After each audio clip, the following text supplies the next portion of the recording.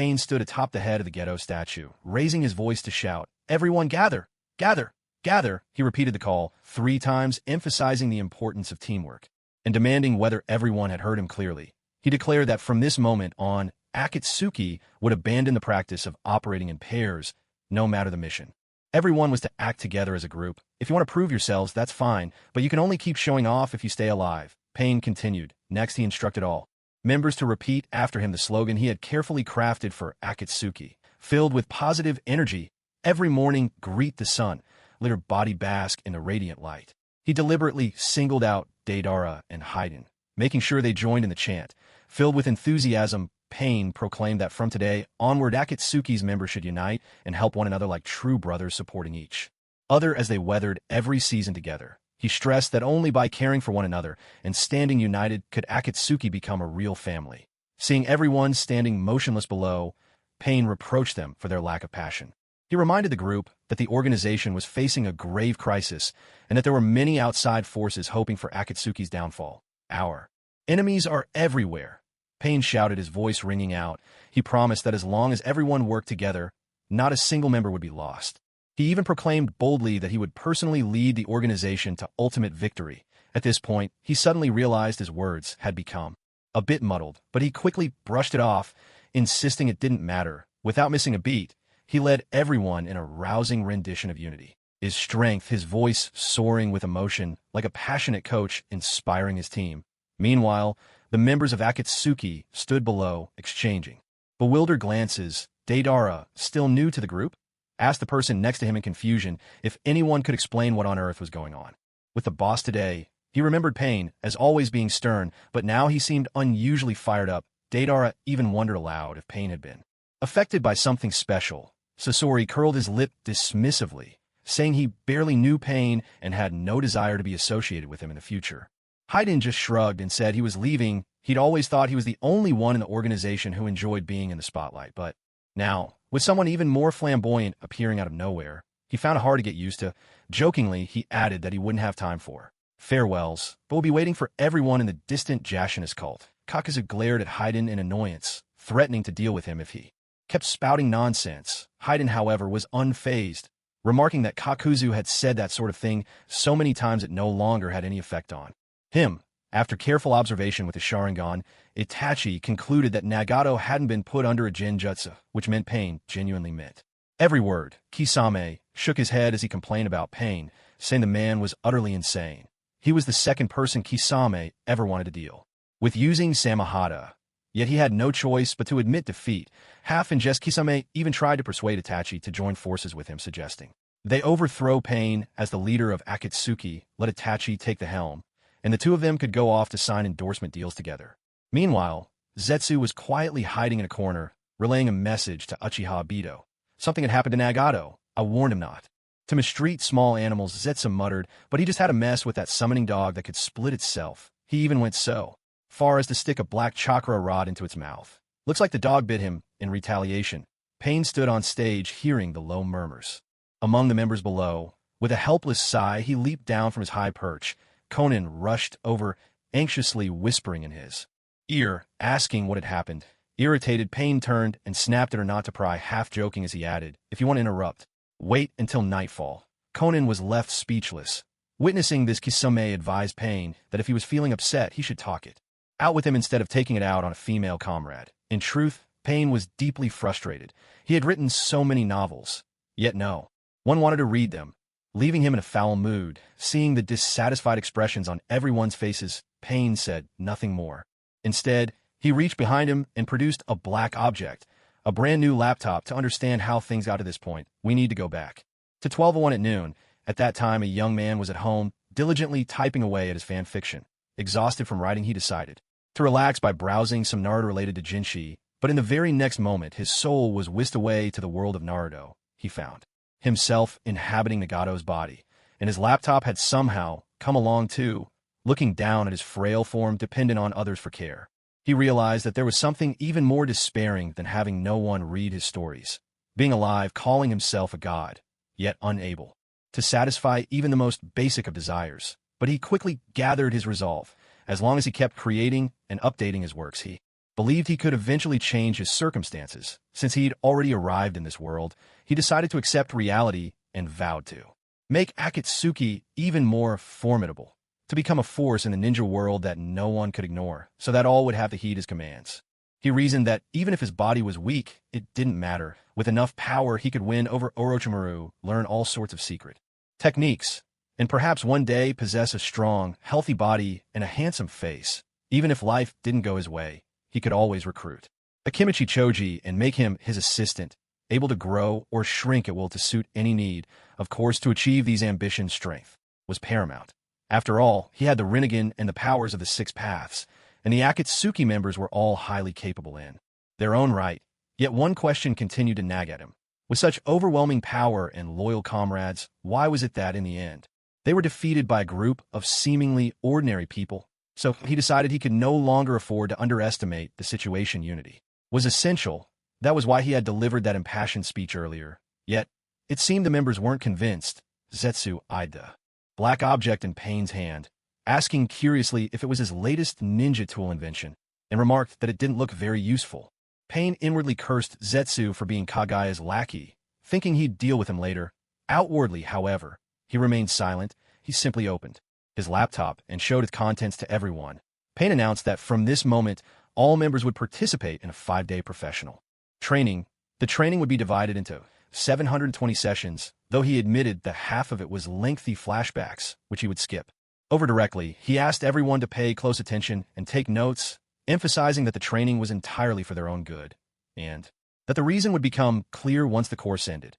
As a longtime writer of Naruto fan fiction, Pain had already downloaded all 720 episodes of the anime onto his laptop, so there was no need to worry about the internet for now. The only thing that concerned him was the power supply. If the laptop died halfway through, that would be a real problem. After a moment's thought, Pain's eyes lit up with inspiration. He turned to Kakuzu and asked him to take off his shirt. Kakuzu paused, shooting a dangerous look at Pain and demanding to know what he was planning. Pain explained calmly that there was no need for concern. He just wanted to borrow the lightning-natured heart inside Kakuzu's body to charge the laptop. He added that with all those black threads in Kakuzu's body, rigging up a makeshift charger shouldn't be an issue. Even with Kakuzu's formidable constitution, such continuous drain would be difficult to endure. By the end of the 5-day training, Kakuzu's lightning heart was completely destroyed, reduced to a puddle of black liquid. Despite losing a heart, Kakuzu uttered not a word of complaint, for he had witnessed something during the training that left him truly shocked. So, this is how miserably I'll die. When he saw himself being defeated by Naruto's Raisen Shuriken and finished off by Kakashi, Kakuzu was left speechless. He wasn't alone. Every member was silent, having watched their own fates unfold. In the anime, Pain observed the group's silence and, expressionless, spoke up. Now is not the time to dwell on how you die. There's a far greater boss behind our organization, who has been plotting in the shadows for years. His goal is to resurrect his mother, using us all as nourishment. You all saw it just now. At these words, everyone turned to look. Zetsu was quietly burrowing his aloe-like hair into the ground. Haiden shouted, "He's trying to escape. Stop him." Deidara grinned and said, "Don't worry. There's no way he'll get away." No sooner had the words left his mouth than Deidara detonated the bombs he had planted near Zetsu, blasting Zetsu high into the air. Sensing danger, Zetsu tried to figure out a way to escape, but a powerful force of gravity pulled him right in front of everyone. It was Pain's almighty pull. Kakuzu shouted, "Everyone attack together. Let's teach this guy a lesson. To think he's lived even longer than me. How infuriating." As he kicked, Deidara yelled, "Wait, don't kill him. I want to end his life myself, with my art." For the first time, the members of the organization banded together to gang up on a comrade, and Pain watched with a satisfied smile. This is our team's first true collaboration. I'll remember this day. Soon, everyone was out of breath from kicking and leaned against the wall, gasping for air, waiting for Deidara to deliver the final artistic blow. With a thunderous explosion, Zetsu's body vanished in an instant, leaving not even a trace behind. Only a plume of thick, swirling smoke. Rising into the air, Pain looked around at the group and said, "It's good to let off some steam, but there's no need to get too serious. Our path is still long. The one we destroyed today was just White Zetsu, Black Zetsu, and Fly, who clings to Uchiha Obito, are still waiting for us. The mission remains daunting. You've all seen with your own eyes how each person's story ends, and you've witnessed the ultimate downfall of the Akatsuki. I don't expect you to write down your reflections. I just want to tell you all, as long as we stand united, the future will surely change." At this point, Pain's gaze settled on Uchiha Itachi. Their eyes met, neither saying a word, a faint awkwardness drifting through the air. The train members all understood that Itachi was different. He was not a true rogue ninja, and he still held feelings for the Hidden Leaf Village. Pain spoke up, Itachi, we all know your past. Now, please share your thoughts. Everyone turned to look at Itachi, in unison, waiting for his response, their hearts pounding with anxiety on his behalf. In the earlier review, they had glimpsed Itachi's past, his spirit of sacrifice, his tragic fate, and the deep, complex love he bore for his younger brother, all of which had touched them deeply. This was a man worthy of trust. More than that, Itachi was an exceptionally powerful force within Akatsuki, and no one wanted to lose him. Seeing that Itachi remained silent, his loyal supporter Kisame stepped forward and said, Boss, I think there's still a chance Itachi will stay. Give him some time to sort out his feelings. Trust me, whatever's troubling him, I'll help him work it out, Deidara added. Itachi, from today on, you're not my rival anymore. You're my big brother. Itachi let out a gentle sigh and began to speak, his voice calm and steady. After watching all 720 episodes, I already have my answer. My self-important little brother has truly let me down. Actually, even without me, seeing Naruto's ability to touch others with his words, I believe Sasuke would have been just fine. It's time for me to let go. From now on, I will no longer live for the village, nor for my younger brother. I will live for myself and for the organization. Itachi's words filled everyone present with a deep sense of sorrow, and many eyes grew red with emotion. Sasori emerged from his puppet. Hiriko walked over to Itachi and gave him a hug. Itachi, how I wish I had an older brother like you. Itachi gently patted Sasori's crimson hair and replied, You too are a child who has suffered a cruel fate. If you don't mind, from this day forward, I will be your real older brother. You have never known familial love. Let me try to make up for that. But, Sasori, I can't shake the feeling you might actually be older than me. Haiden looked at the heartwarming scene before him and couldn't help but sigh. He turned to Kakuzu and said, Kakuzu, I always thought you were just like me, cold and unfeeling. But after hearing your story, I understand now. You're just someone forced by circumstance. From now on, I'll have even more respect for you. Kakuzu nodded and said, From this moment on, besides money, there will be nothing between us. We are all family now. Kisame, you have always had to kill your own comrades. That must have been painful for you. From now on, let those pains stay in the past. Together, let's create a new era for the shinobi world and show everyone what it truly means to be a ninja. Deidara spoke up excitedly. That's right, Sasori. Everyone is family now. The warmth of home is something we all need to protect together. Seeing everyone's spirits rising, Pain smiled slightly and spoke out loud. Now, this is what a family should be. It moves me deeply to see that you all understand my intentions. Kisame, too, was moved. Boss, you've always borne so much pain. Your willingness to use your own suffering to change the world. That's a great thing. From now on, we'll follow your lead. Whatever path Akatsuki takes next, no matter how difficult, we'll stay with you to the end. At those words, everyone fell silent, their eyes turning to Pain, waiting for his decision. Slowly opening his eyes, Pain spoke with unwavering resolve to ensure that future generations never have to endure the pain we have suffered. I have decided. We will conquer all nations and unite the shinobi world. Only true unity can erase conflict and division and bring lasting peace. The shinobi world has long been ruled by the 5 great nations. On the surface, it seems calm, but beneath the currents of strife run deep. As long as there are clashes of interest, war will erupt, and the small countries will always be the victims. I no longer wish to witness such tragedies. Join me, all of you. Let's overthrow the 5 great nations. We will unify laws, language, and standards and build a world without division.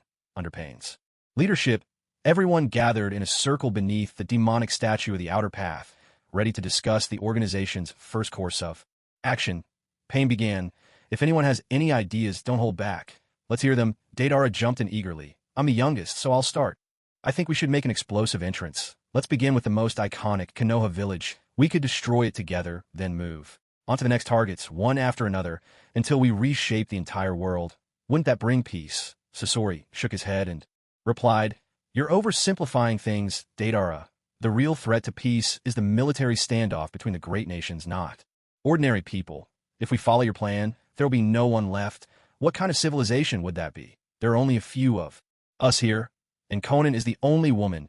Do you really think we could repopulate a nation ourselves? Haiden smacked his lips and chimed in. That's easy. We just need to capture a few thousand women. With our stamina, it shouldn't take more than a few years to get the population up to 10,000. Pain cast a meaningful glance at Konan and saw the discomfort written on her face, without hesitation.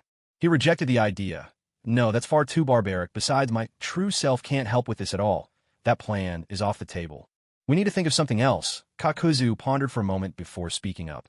Then perhaps we should do what I used to, assassinate the so-called righteous leaders of every nation, those who are actually corrupt. Without their leaders, they couldn't continue their evil deeds. Konan shook her head.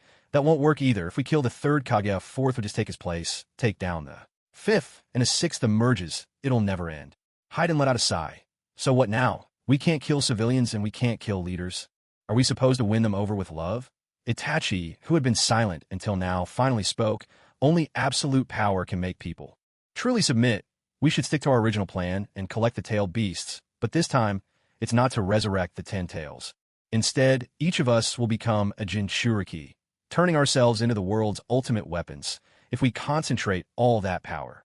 Within Akatsuki, controlling the other great nations will be simple. They'll have no choice but to yield. Pain nodded in agreement. Exactly, that's what I've been thinking too. We need to gather the tailed beasts as quickly as possible. Battling the Jinchuriki will also raise Akatsuki's reputation. As long as we stay united, no one can stand in our way. Uchiha Itachi continued. Besides, right now Konoha's main character, Naruto, Uzumaki, and the other key figures haven't grown strong yet. They pose no threat to us. The sooner we act, the better. This will be our first mission, Deidara exclaimed excitedly. Understood. Now that sounds like a solid plan. Tomorrow, Sasori and I will head to Konoha and bring back the Nine-Tails Jinchuriki. Deidara had only recently joined the Akatsuki, and he hadn't had many chances to display his art. So when opportunity arose to face a Jinchuriki, he immediately volunteered to take on the mission. Pain waved his hand, urging patience. Deidara, don't be so hasty. It's not that I don't trust you. You saw the training session just now. Those were hard-learned lessons. From now on, no matter the mission, we act together. No one goes it alone. By the way, he continued, can any of you tell me roughly where we are in the timeline right now? I've only just arrived in the shinobi world, and I'm not entirely familiar with the current situation. Kisame replied. Our organization has been lying low for 3 years. Now at last, it's time to make our move. Pain nodded in understanding. I see. So this is right. At the beginning of the Shippuden storyline, correct? Konan chimed in.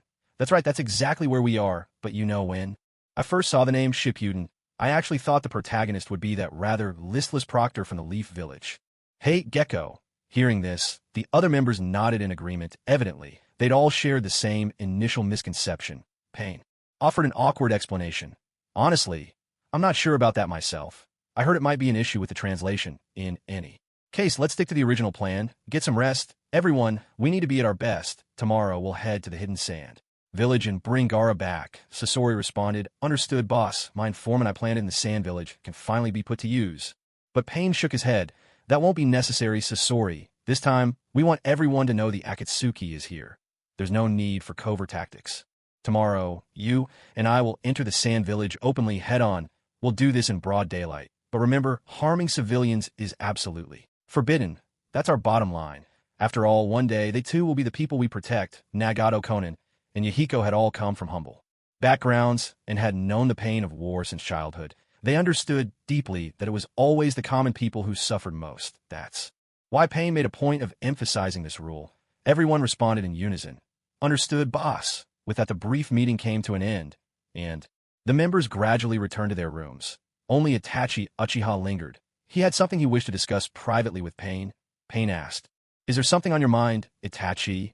Itachi replied, If the chance arises, I hope to bring my younger brother Sasuke into the organization as well. After watching all 700 episodes, I've come to see the true nature of the third Hokage and Danzo. They're not men to be trusted. Pain considered this for a moment before replying, Sasuke is probably still training under Orochimaru right now. I respect your wish. If he ever chooses to join us, he'll be welcome, but you must realize there's a deep rift between you two. If the conflict between you and your brother isn't resolved, that misunderstanding will be hard to erase. Should it come to that, know that I'll stand by your side. Between you and your brother, I truly hope it is you who can become part of our family. Itachi nodded and said, Don't worry, I know my boundaries. Also, there's one more thing you should bear in mind. Unifying the ninja world is important, but we can't afford to let our guard down against Zetsu and Tobi. Their ultimate goal is the infinite Tsukuyomi, and if they succeed, the consequences would be even more terrifying than war. Itachi's concerns were not without reason. Zetsu had been plotting for thousands of years, and now, thanks to Nagato, his plans had been completely thrown into disarray. Zetsu would never accept this so easily. After all, resurrecting his mother Kage was his one and only goal, the core of his beliefs. Pain spoke up, "Don't worry, as long as we prevent the 10 tails from being revived, we shouldn't have any major problems. We can continue collecting the tailed beasts while keeping a close watch on Zetsu and Obito's movements. If we spot any sign of them, we must eliminate them as soon as possible to prevent future trouble." Having said this, Pain turned to look at the Ghetto statue, his expression growing even more grave. Maybe I should just destroy the Ghetto statue right now. It's the form the 10 tails takes after losing all its chakra. If we erase the statue, the 10 tails can never be revived. Ouch, that hurts. Go slower. Konan, it's almost done. Hang in there, just a little longer. It'll be over soon. With a soft gasp from Konan, Nagato gently lifted his hand from her head. She took a deep breath and said, "Nagato, you're getting better and better at this. All that practice really paid off. Honestly, it felt great this time. That stubborn bit finally got cleared out by you." Nagato replied, "Of course, if I can't even clean your ears properly, what kind of man would I be?" He set the earpick aside, and seeing Konan's satisfied look, a knowing smile played on his lips. It had only been a day since he arrived in this world, and yet, one of the daily routines between Nagato and Konan was her asking him to clean her ears. On reflection, it made sense with days so long and uneventful. You had to find some way to pass the time. Well, as long as she was happy, he didn't mind helping out, even with something like this. Nagato understood that Konan did it partly to encourage him to move around more. After all, if you stayed inactive for too long, your body would become stiff. Konan sat up beside him, slipping on her signature black cloak with red clouds, and spoke softly. "I never imagined our story would replay before our eyes, as if it were a memory being rewound. That thing you called a laptop, what exactly is it? I can't believe it can record and even read things about the future. It's incredible. When you first took it out, I thought it was just an ordinary brick." Nagato replied, "In short, it's a good thing. Everything it shows really happened to us. Our decision to fight this time is truly for the sake of the organization." Konan nodded and said, "I've always believed in you. Your decision is Yahiko's decision, and it's also mine." Nagato smiled softly. "All right, as long as you trust me, that's enough, Konan. I have a small suggestion. I don't mind helping you clean your ears in the future, but could you stop taking your clothes off every time? Cleaning ears really has nothing to do with undressing." "Does it?" Konan asked. "Oh, I don't like it." Nagato replied with a wry smile. "It's not that I don't like it. You know the state my body's in. Aren't you just testing my self-control on purpose? Do you have any idea how hard it is for me? I can barely hold it together." Konan turned away shyly and let out a soft huff. "I'm trying to motivate you without a little excitement. How will you recover sooner? I'm giving you something to fight for." She paused, then her tone changed. "Enough of that. The organization still has tasks waiting for me. I'll head out first." Nagato watched Konan leave, her graceful figure lingering in his mind. Only one thought remained in his heart. "Once I finish these organizational duties, I must go find Orochimaru." The next morning, on the border of the Land of Wind, near Sunagakure, atop a stone platform, stood a row of men clad in identical black cloaks. Each bore striking hair colors and painted nails, their gazes unwavering. They were the Akatsuki, renowned as the strongest alliance in the world. Gazing at the familiar village in the distance, a glimmer of tears flashed in Sasori's eyes. Perhaps the warmth he'd felt recently was too much, leaving him momentarily unable to compose himself. Deidara teased quietly, "Brother Sasori, I've always heard that Sunagakure is surrounded by endless desert. Seeing it today, it's true. Growing up in this environment, and yet your skin is so fair. Honestly, I'm jealous," Sasori replied coolly. "That's my art. No matter how harsh the outside world is, as long as I hide inside Hiriko, there's nothing to fear." Deidara would. "You like me to make one for you as well?" Deidara waved his hands quickly. "No thanks, Sasori. I don't want to end up shorter." Sasori frowned slightly. "Are you mocking my height? This is how I was born. It has nothing to do with my art." Pain cut in enough. Bickering. "Do you remember the slogan I taught you yesterday?" The members replied in unison, "We remember." Pain nodded. "Gather around and follow the routine we practiced yesterday. We're about to set out." The group formed a circle with Pain at the center, raising their right hands high above their heads. Pain led the chant. "Come on, get into the spirit and shout with me. We are brothers bound as one. We shall never be parted. With you, every season is warm. Everything we do is for the path of shinobi and for justice. For world peace as a family. Let's charge forward together." With these rousing words, everyone unleashed their full strength, surging towards Sunagakure at top speed. High atop Sunaгаkure's city wall, several chunin on sentry duty were leisurely sipping tea when, all of a sudden, a cloud of sand rising in the distance caught their attention. Garde spoke with confusion. What's going on? The weather report didn't mention there would be a sandstorm today. Garby observed for a moment, then shook his head and said, no, this doesn't look like ordinary sand. It seems like a group of people is running out there. Garde took the binoculars, still puzzled. How could that be? The captain didn't mention any visitors. This morning, who would come to such a desolate place? As soon as he finished speaking, he raised the binoculars, and his expression changed dramatically. He cried out in alarm, that's a red cloud in black cloaks. Quick, use the radio to notify the captain. The Akatsuki members are here. Hurry. At that same moment, inside the Kazekage's office, Gaara was gazing out at the village, now shrouded in yellow sand, his expression melancholy. He murmured softly to himself, these elders have been working against me in secret ever since I became Kazekage. One day, I'll deal with them myself. Just then Kankuro burst into the room, panic written all over his face. Gaara, something's happened. The Akatsuki are here. Gaara remained calm, responding slowly. So, they've finally come. I knew this day would arrive. Tell me, which two have come this time? Kankuro replied, anxiously, you know, it's not just two. This time, there's a whole group. A rare look of surprise crossed Gaara's face. A group? That's impossible. They always work in pairs. The intel from Konoha shouldn't be wrong. Kankuro hurried closer, grabbing Gaara's arm, urging him with desperation, little brother, don't hesitate any longer. You're our Kazekage, and the village is precious. Jinchuriki, they're coming for you this time. The hidden sand can't afford to lose you. Please get to safety. Leave the rest to me. Gaara shook his head and refused. No. If I choose to hide, the village will fall into chaos. I must take responsibility. As soon as he finished speaking, his body dissolved into countless grains of sand and vanished from the room. Not long after, atop the hidden sand's wall, a swirl of sand gathered and formed Gaara's figure. Kage-sama, you're here. Look, the enemy is approaching the village gate, a guard reported anxiously. Gaara fixed his gaze on the distant Akatsuki members, his expression resolute. Raising both hands, he declared firmly, don't worry, as long as I'm here, this is my village. I won't let them break through. Ninja art. Quicksand waterfall flow.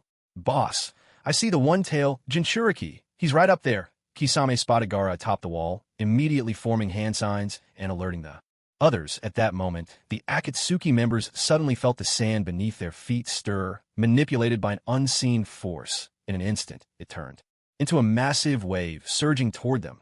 Haiden yelped, seriously? Just our luck. Isn't this quicksand? I remember our geography lesson said that. Only happens in deserts. Kakuzu shot back irritably, don't be stupid, this is obviously ninjutsu. Haiden, one day when I've saved up enough money, I'll show you what it really means to use your brain. Pain, leading the charge at the very front, shouted loudly, this is our first group operation. There's no need to get too caught up in teamwork. Just show your true strength. Whoever catches the one-tailed beast first will become its Jinchuriki. At that moment, Kisame was focused intently on weaving hand signs. Deidara Lafa, brothers, looks like this one-tail Jinchuriki is as good as mine. Don't forget, in the original story, I was the one who captured Gaara with my own hands. With those words, as a wave of sand surged toward him, he quickly released several clay centipedes, blasting the oncoming sand into countless fragments. See you at the finish line, everyone. Kisame, meanwhile, continued focusing on his hand signs. Sasori released his third Kazekage puppet and said coldly, kid, the sand village's Jinchuriki should naturally be caught by me. Don't even think about competing with me. Without hesitation, he unleashed his technique. Magnet release. Iron sand drizzle. At the same time, Kisame was still deep in concentration, forming hand signs. Itachi Uchiha closed his eyes slightly, his body enveloped by a crimson aura of chakra. If we're going to make a name for ourselves, we need to show our real power. Let's let them see just how formidable we are. With that, he summoned the mighty Susanoo. At last, Kisame finished his hand signs and grinned. I'm a shark, not some dried-up fish. Sure, the desert isn't my natural environment, but I can still put on a show. He glanced at the others. A sand-based tailed beast isn't really my thing, so you can go fight for the Jinchuriki. I'll just stir things up for fun. He immediately unleashed his jutsu. Water style. Exploding water colliding wave. Kakuzu frowned. You're all so eager to show off still. Too young. None of you understand what it means to be truly steady. With that, he unleashed the wind mass from his body, firing a powerful blast at the rushing sand. Wind style. Pressure damage. Haiden complained, hey, all of you can use ninjutsu. Did you ever consider how a guy like me, who can only use curses, feels? Weren't we supposed to all get along? Somebody help me block this sand coming my way. He barely finished when a masked creature with water attributes suddenly appeared by his side, shielding him from the sand flow. Water style, water wall barrier. Haiden was so moved he nearly burst into tears. Kakazu, you really do take the best care of me, Konan. Summoned a flurry of explosive tags, plastering them onto the surging sands. She turned to Pain and said coolly, I wonder would becoming a Jinchuriki make one physically stronger? Nagato, why not let your real body give it a try? If it works, maybe we'll have more to do than just picking our ears in the future. Ninja art. Dance of the Shikigami. Pain replied, well, when you put it that way, it does make some sense, but my target isn't the one tail. Let's put this matter between us on hold for now. With that, he unleashed his Shinra Tensei. At this moment, Gaara watched as the overwhelming tide of sand he had unleashed was effortlessly neutralized by the members of the Akatsuki, and he was deeply shocked. It wasn't just him. Every sand ninja present understood the truth. Any one of these opponents could have broken through the Kazekage's jutsu on their own, yet they had chosen to act together. The message was clear. They didn't see Gaara or the hidden sand village as worthy adversaries at all. To them, they were nothing more than playthings. Furious, Gaara shouted, you think this is over? Take another of my attacks. Sand burial. Seeing Gaara suddenly prepare another technique, the nearby ninjas quickly try to stop him. Kazekisama, please calm down. Sand burial only works if the enemy is trapped and buried in sand. But look at them. They're still moving freely across the desert. This move won't work under these circumstances, Gaara replied. With some frustration, I know, but I'm so used to following up sand waterfall flow with sand burial. This time is different, Kazeka-sama. Please think of another way. The anxious ninjas urged him. Kankuro hurried over and stood beside Gaara. Gaara, let me help you. Has Temari returned yet? Gaara asked. Not yet. She's probably still in the Leaf Village, overseeing the Chunin exams. Kankuro answered. I see. Gaara nodded, then looked up at the sand ninjas gathered atop the city walls. With determination, he called out loudly, everyone, give it your all. Together, we can stop them. As long as we stand united, we can defeat the Akatsuki. Understood, the ninjas responded in unison. Their morale soared, and their eyes grew resolute. In an instant, countless jutsu were unleashed from atop the walls. Wind, earth, fire, lightning, water. Every element, along with the powers of bloodline limits, painted the sky a burning red. All these attacks surged toward the members of the Akatsuki, seated atop his clay bird. Deidara marveled, spectacular. I've never witnessed such a scene before. I'm really glad I joined the Akatsuki. Kisame called out, Deidara, you'd better get off that bird. Look, everyone else is running on the ground, and you're just flying up there by yourself. That's not how we do things. Itachi Uchiha said calmly. Kisame, we're a team now. There's no need to draw lines between us. Let's focus on handling the attacks coming our way. Kakazu remarked, honestly, we don't even need to do anything. The leader is already making his move. As they spoke, Pain had already risen into the air, his body surrounded by a fierce energy that formed a massive barrier. Against such overwhelming power, any resistance was futile. In a cold, steady voice, Pain declared, almighty push. With a thunderous roar, Pain's power exploded outward, erasing every trace of the ninjutsu in the sky. In a blink of an eye, all of the sand ninjas' attacks were wiped away, leaving nothing behind. These people are simply not human. Witnessing this scene, some of the sand village's ninjas lost all hope and collapsed to the ground in despair. We can never hope to defeat the Akatsuki. This is nothing short of divine power. Kage, please. You must go. You are our village's final hope. As long as you remain alive, there's still a future for us. Kankuro, don't hesitate any longer. Take the Kazekage and leave. Now. As the crowd urged Gaara and Kankuro in panic, Kankuro, drenched in cold sweat, spoke in a trembling voice. I'm afraid it's already too late. At that moment, all the members of Akatsuki were already standing before them in perfect formation, gazing down coldly at everyone with an air of superiority. Ninjas of the Sand Village, we are Akatsuki. Now, you will face our judgment. Sometimes the outcome of a battle isn't decided by numbers, but by the strength of one's presence. The scene before them was the perfect example. Each member of Akatsuki exuded such intense killing intent. It was as if 8-tailed beasts had appeared at once. Some of the weaker-willed sand ninjas even fainted outright, collapsing to the ground where they stood. 2 of these members could easily destroy an entire nation, let alone all of them together. Pain looked at Gaara with icy eyes and spoke in a low voice. Gaara, come with us. If you choose to obey me, I will spare the Sand Village. What kind of joke is that? Kankuro shouted loudly, forcing himself to sound calm. So many of you against just Gaara. What kind of skill is that? If you've got guts, come at me instead. Haiden shrugged, replying with a dismissive sneer. Hey, do you even think before you talk? Who's got more people here? Us or you? Besides, if you want to take us on, we're not stopping you. Did you just call me old man? Do I really look that ancient to you? Kankuro clenched his teeth, fury flashing in his eyes as he waved his hand, the puppet crow long. Hidden beneath the earth, shot out like a shadow, Black's secret technique. Hidden machine poison needles, a hail of poisoned steel needles, flew from Crow's mouth, all aimed straight at Haiden. Haiden didn't dodge at all, and the needles pierced him through, turning him into a pincushion. Seeing this, Kankuro burst out laughing. That's one down. So this is the strength of Akatsuki, every one of those. Needles is tipped with deadly poison. You'll be dead in less than a minute. But Haiden's next move left Kankuro in utter disbelief. Expressionless, Haiden plucked the needles from his body one by one, grumbling impatiently. Man, you really don't hold back, do you? Do you? Know how much it hurts to get stuck with this many needles at once? How is this possible? Why aren't you even affected? Are you immune to poison? Of course I'm afraid of poison. Look, my fair skin's covered in little red spots now. Definitely an allergic reaction.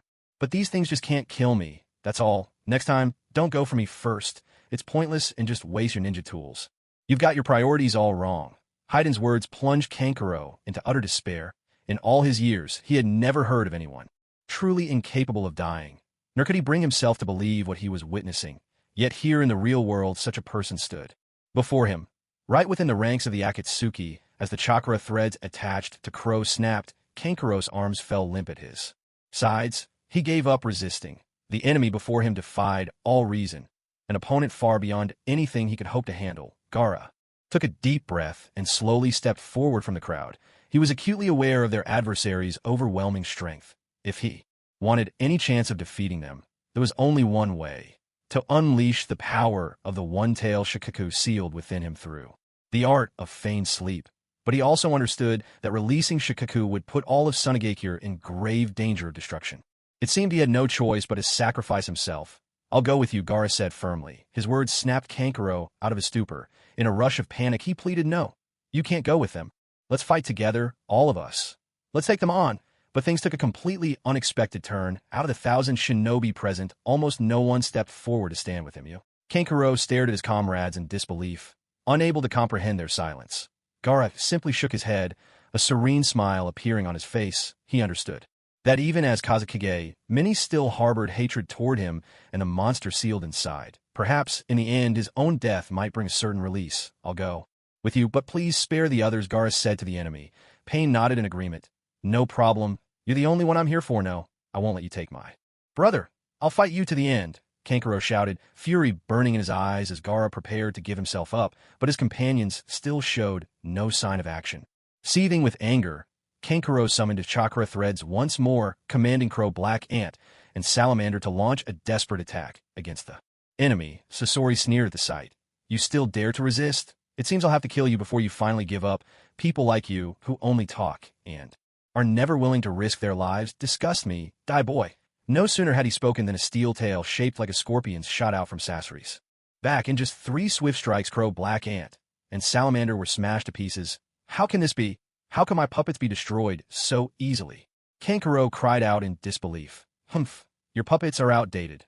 Now, let me show you my new masterpiece, Sasori answered coldly. The steel tail continued its assault before Kankuro could react, slamming into him with brutal force. He crashed to the ground, losing consciousness. Seeing this, Gaara shouted in anger, didn't you promise not to harm anyone else? If you keep this up, I'll drag you all down with me. Kakuzu rolled up his sleeves, sneering coldly. Oh, planning to resist, kid? I don't really care either way. Kakuzu, enough. Pain stepped in to stop him, fixing his gaze on Gaara. You've seen for yourself. My companions all have strong personalities. None of them are easy to deal with. If you don't want to see more people hurt, just come with us. And so, Gaara was taken away by the Akatsuki.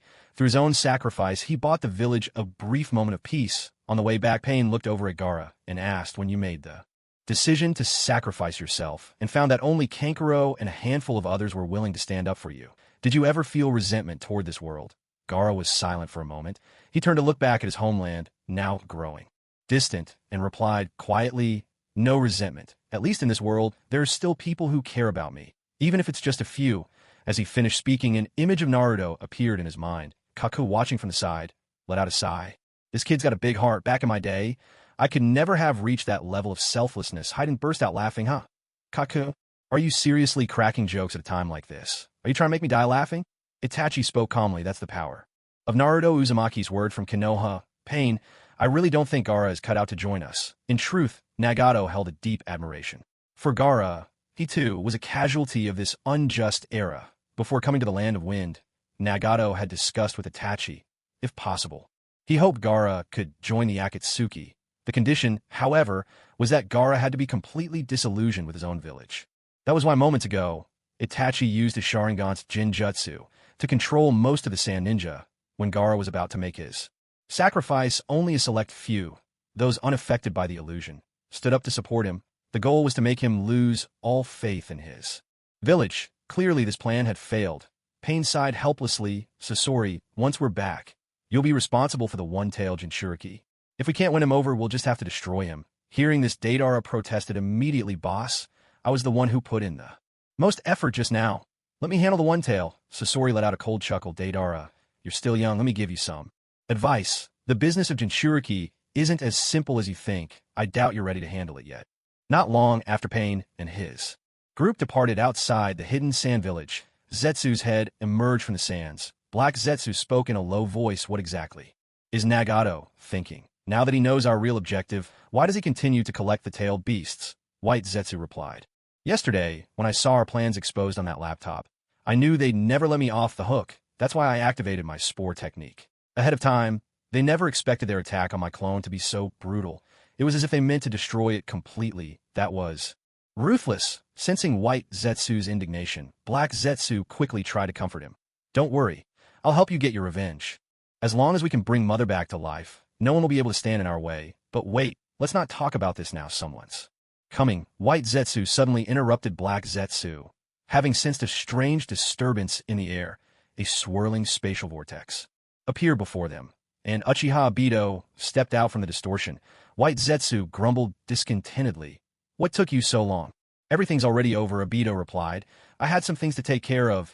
Tell me, did they really take the one tail away? Black Zetsu pressed him. What urgent business could be so important? Look at you. You don't seem to care about the mission at all. We used to have control over the Akatsuki, but now everyone's gone. What's your plan for the future? Seeing Black Zetsu growing agitated, Obito retorted at once. Calm down. While everyone was out, I went back to the Akatsuki base to check if there were any abnormalities with the demonic statue of the outer path. Besides that, I wanted to find that troublesome laptop. I need to know exactly what they saw. At that, Black Zetsu and White Zetsu both tensed up. They knew that the laptop must never fall back into Obito's hands. Now he was their only remaining partner. If he discovered their true intentions, not only would reviving Mother be impossible, even bringing Uchiha Madara back would become much harder. White Zetsu hurriedly asked, so, did you find it? Obito sighed. I looked everywhere. The hall, the bedrooms, the storage room, the armory. I even searched Konan's room from top to bottom. The only thing I found was this. As he spoke, he pulled a set of white, rather provocative swimwear from his pocket. Black Zetsu was momentarily stunned and stared at Obito. I'm not surprised you found that in her room, but why did you actually bring it out? Obito was caught off guard by the question and fell silent for a moment before muttering to himself. Yeah, why did I bring it? Maybe I was just curious. White Zetsu couldn't help but snicker. That swimsuit. Konan in a swimsuit. The image is just too vivid. Black Zetsu shot White Zetsu a warning glance, then turned to Obito. Since he didn't find it, just let it go. That laptop is a strange thing. White Zetsu quickly chimed in. It seems to need some kind of power. Called electricity, it's dangerous. Last time, it even damaged Kakuzu's lightning-style heart. Looks like only someone who can use lightning release can make it work. Then White Zetsu asked Black Zetsu, can you use lightning release? Black Zetsu shook his head. No, I can't. What about you? White Zetsu shook his head as well. I can't either. Black Zetsu turned to Obito. You can't, right? In that case, there's nothing more we could do with it.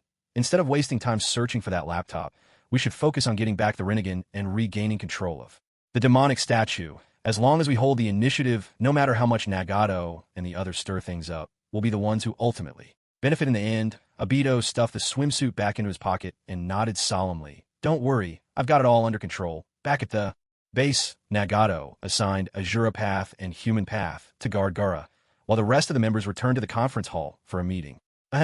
Everyone quiet down. I have something to say. Pain's Deva Path cleared his throat and stepped forward to address the group. We've just completed the Akatsuki's first team operation. What are your thoughts? Sasori replied. It was boring. Deidara chimed in. Pointless.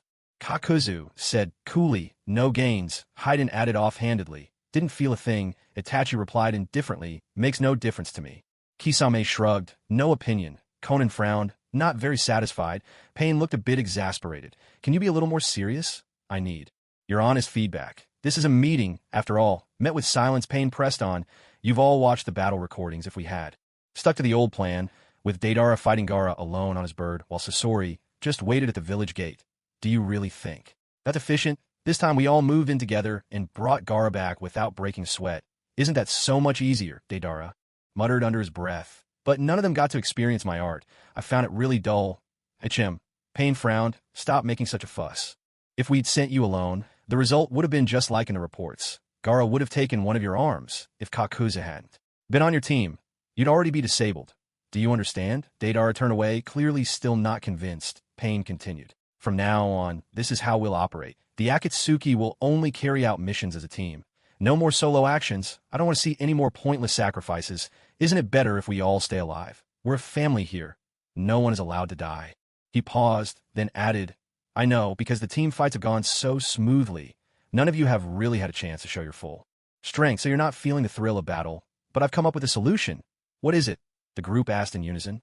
For future missions, you can choose to challenge an enemy one-on-one. But all members must be present. If anyone's life is ever in danger, everyone else must immediately step in to help. Is that clear? Hayden, excited, shot his hand up. Haha, I get it. So, if I'm dueling someone one-on-one, and they're about to chop off my head, you'll all rush in and take care of my opponent, right? Pain nodded. Exactly. Hayden, you're actually making sense for once. Hayden held his head high, brimming with pride. Of course, I've always been quick-witted. So does everyone agree with this plan? Pain turned to the group. They exchanged glances and then nodded silently. In agreement. All right, since this issue has been resolved, I'd like to take a bit more of your time to discuss something else I've been considering. Pain continued. Although our team achieved results in the earlier battle, the process was extremely chaotic and there was almost no coordination. Now, I'd like to share some combat experience that's been summarized in my era. Kisame Hayden, you too excel at defense. So from now on, you'll be responsible for the top lane, taking turns as the main force. Itachi, your abilities are versatile, and you have a strong sense of the overall situation. So the jungle role will be yours. You'll support all the lanes as needed. Deidara, Kakuzu, your ninjutsu has great range and excels at dealing area damage while consuming relatively little chakra. You'll take charge of the mid lane, rotating in as needed. Sasori Konan, you're responsible for the bottom lane. Sasori with your poison and hidden weapons, you'll handle the main offense. Konan, you'll assist, using your paper jutsu as much as possible to shield Sasori from enemy abilities. As for myself, I will focus on ensuring your safety. I do not permit any of you to fall in battle. Hidden Leaf Village Intelligence Division, a brown eagle landed steadily on the stand. Here so early. Where did it come from? The member in charge of receiving external intelligence was startled the moment he saw the eagle. Isn't this Heimaru, the fastest eagle from the Sand Village? Something urgent must have happened. Go alert the Cypher Squad now. Before long, the Cypher Squad captain burst through the door, his voice tense. A level 1 emergency transmission. Are you certain? Yes, it's this one. Please come take a look. The captain stepped forward to confirm, and his expression changed dramatically. This is bad. Something must have happened in the Sand Village. Begin deciphering immediately. The situation was dire, and the decoded information was quickly delivered to Tsunade. Tsunade let out a deep sigh.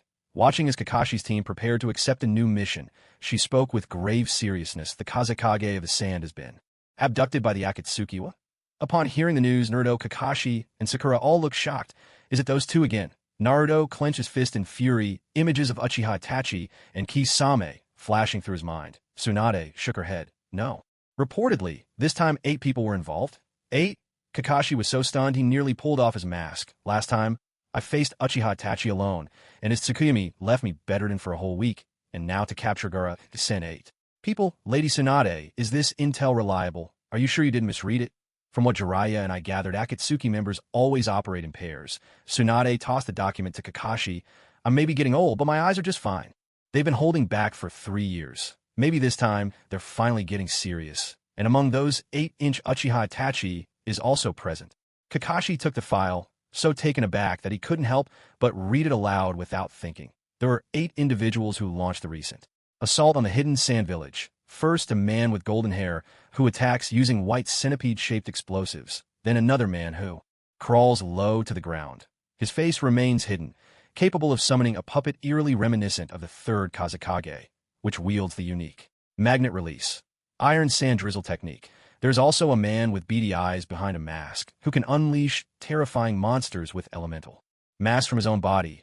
Uchiha Itachi is among them as well, summoning a crimson giant wielding blades to protect himself. Kisame Hashigaki requires hand signs to unleash his water release techniques. There's a white-haired man who hasn't shown any ninjutsu so far but seems immune to poison and injury, even claiming he cannot die. A blue-haired woman commands swarms of explosive tags and can manifest angelic wings made of paper. Finally, an orange-haired man with a Rinnegan. So far, the only observability is that he can repel any attack. Listening to Kakashi's hesitant report, Sakura's voice trembled with fear. Aren't these people all monsters? Tsunade frowned, biting her lip as she spoke. These abilities were deduced by the Sand Shinobi through combat analysis. Everyone must remember them well. Damn it, I never imagined we'd face the Rinnegan, Tsunade muttered. Sakura asked, "What is a Rinnegan?" Kakashi set down the file in his hand, still shaken. The Rinnegan is said to be the greatest of the three great dojutsu. Legend has it they belong to the Sage of Six Paths, the forefather of the ninja world. So few people have ever seen them that they were thought to be a mere myth. Yet it seems the Rinnegan truly exists, though the full extent of its abilities remains unknown. After hearing this, Sakura turned to Tsunade, but Tsunade could only shake her head. She too knew little about the Rinnegan. As the room fell silent, Naruto, who hadn't spoken until now, finally exploded with emotion. His bloodshot eyes wide and furious, he shouted, "Hey, all of you! Is this really the time to get bogged down in details? Gaara's been taken. Granny Tsunade, send people after them now. I have to go." Rewritten version, I once faced Uchiha Itachi alone, and his Tsukumi illusion left me bedridden for an entire week. But now, 8 members of the Akatsuki have appeared to capture Gaara. I could hardly believe it, and asked Lady Tsunade, "Is this information reliable? Are you sure there's no mistake?" Both Jiraiya and I have received intel that the Akatsuki always operate in pairs. Tsunade handed a file to Kakashi, her voice unwavering. "I may be getting older, but my eyes haven't failed me yet. They've been lying low for 3 years. This time, it seems they mean business. And among those 8, Uchiha Itachi is one of them." Kakashi took the file and read through it carefully, his shock evident in his expression. Almost involuntarily, he began to read the contents aloud. There were 8 attackers involved in the raid on the hidden sand village. A blonde man, capable of controlling explosive devices shaped like giant white centipedes. A man who crawled on the ground, his face hard to discern, able to summon a puppet resembling the third Kage and unleash a unique magnet release. Iron Sand Rain Jutsu.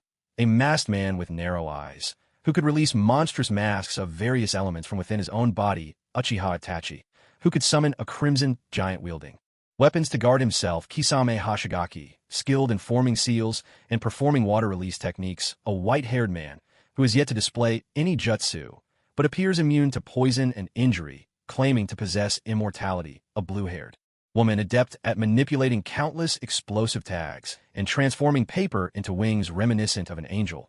And finally, an orange-haired man with the legendary Rinnegan, whose known ability is to repel any attack that comes his way.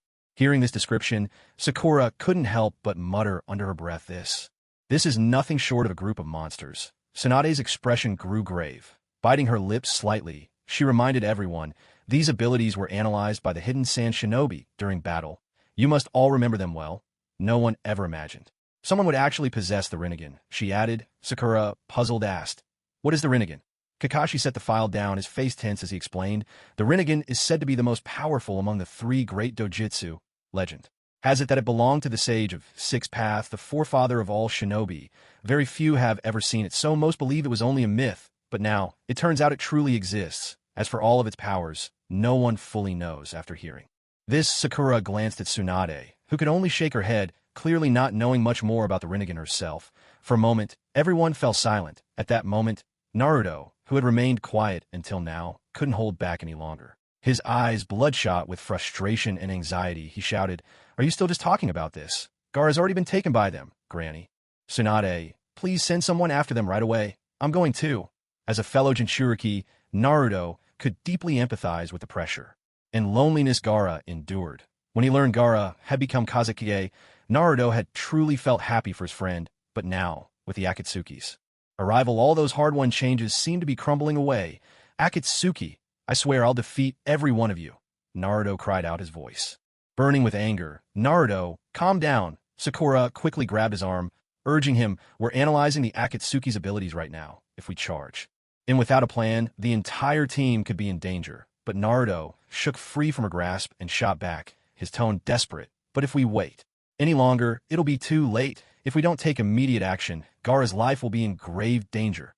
That's enough. Stop arguing, Tsunade slammed her hand on the table and spoke sternly. Team Kakashi, you are to head to the hidden sand village at once and investigate the situation. I'll arrange for follow-up support. Understood. Everyone responded in unison, just as Naruto and the others were preparing to depart. Jiraiya entered the room. I'm coming with you, he announced. My intelligence network has already detected abnormal events in the sand village since the Akatsuki are moving as a group. This is no trivial matter. Naruto, I can only be at ease if you're by my side. Jiraiya's decision to join the team was partly to protect Naruto, but more importantly, he wanted to confirm some information about the Rinnegan to see if it was connected to a student from his past. However, he kept this thought to himself for the moment.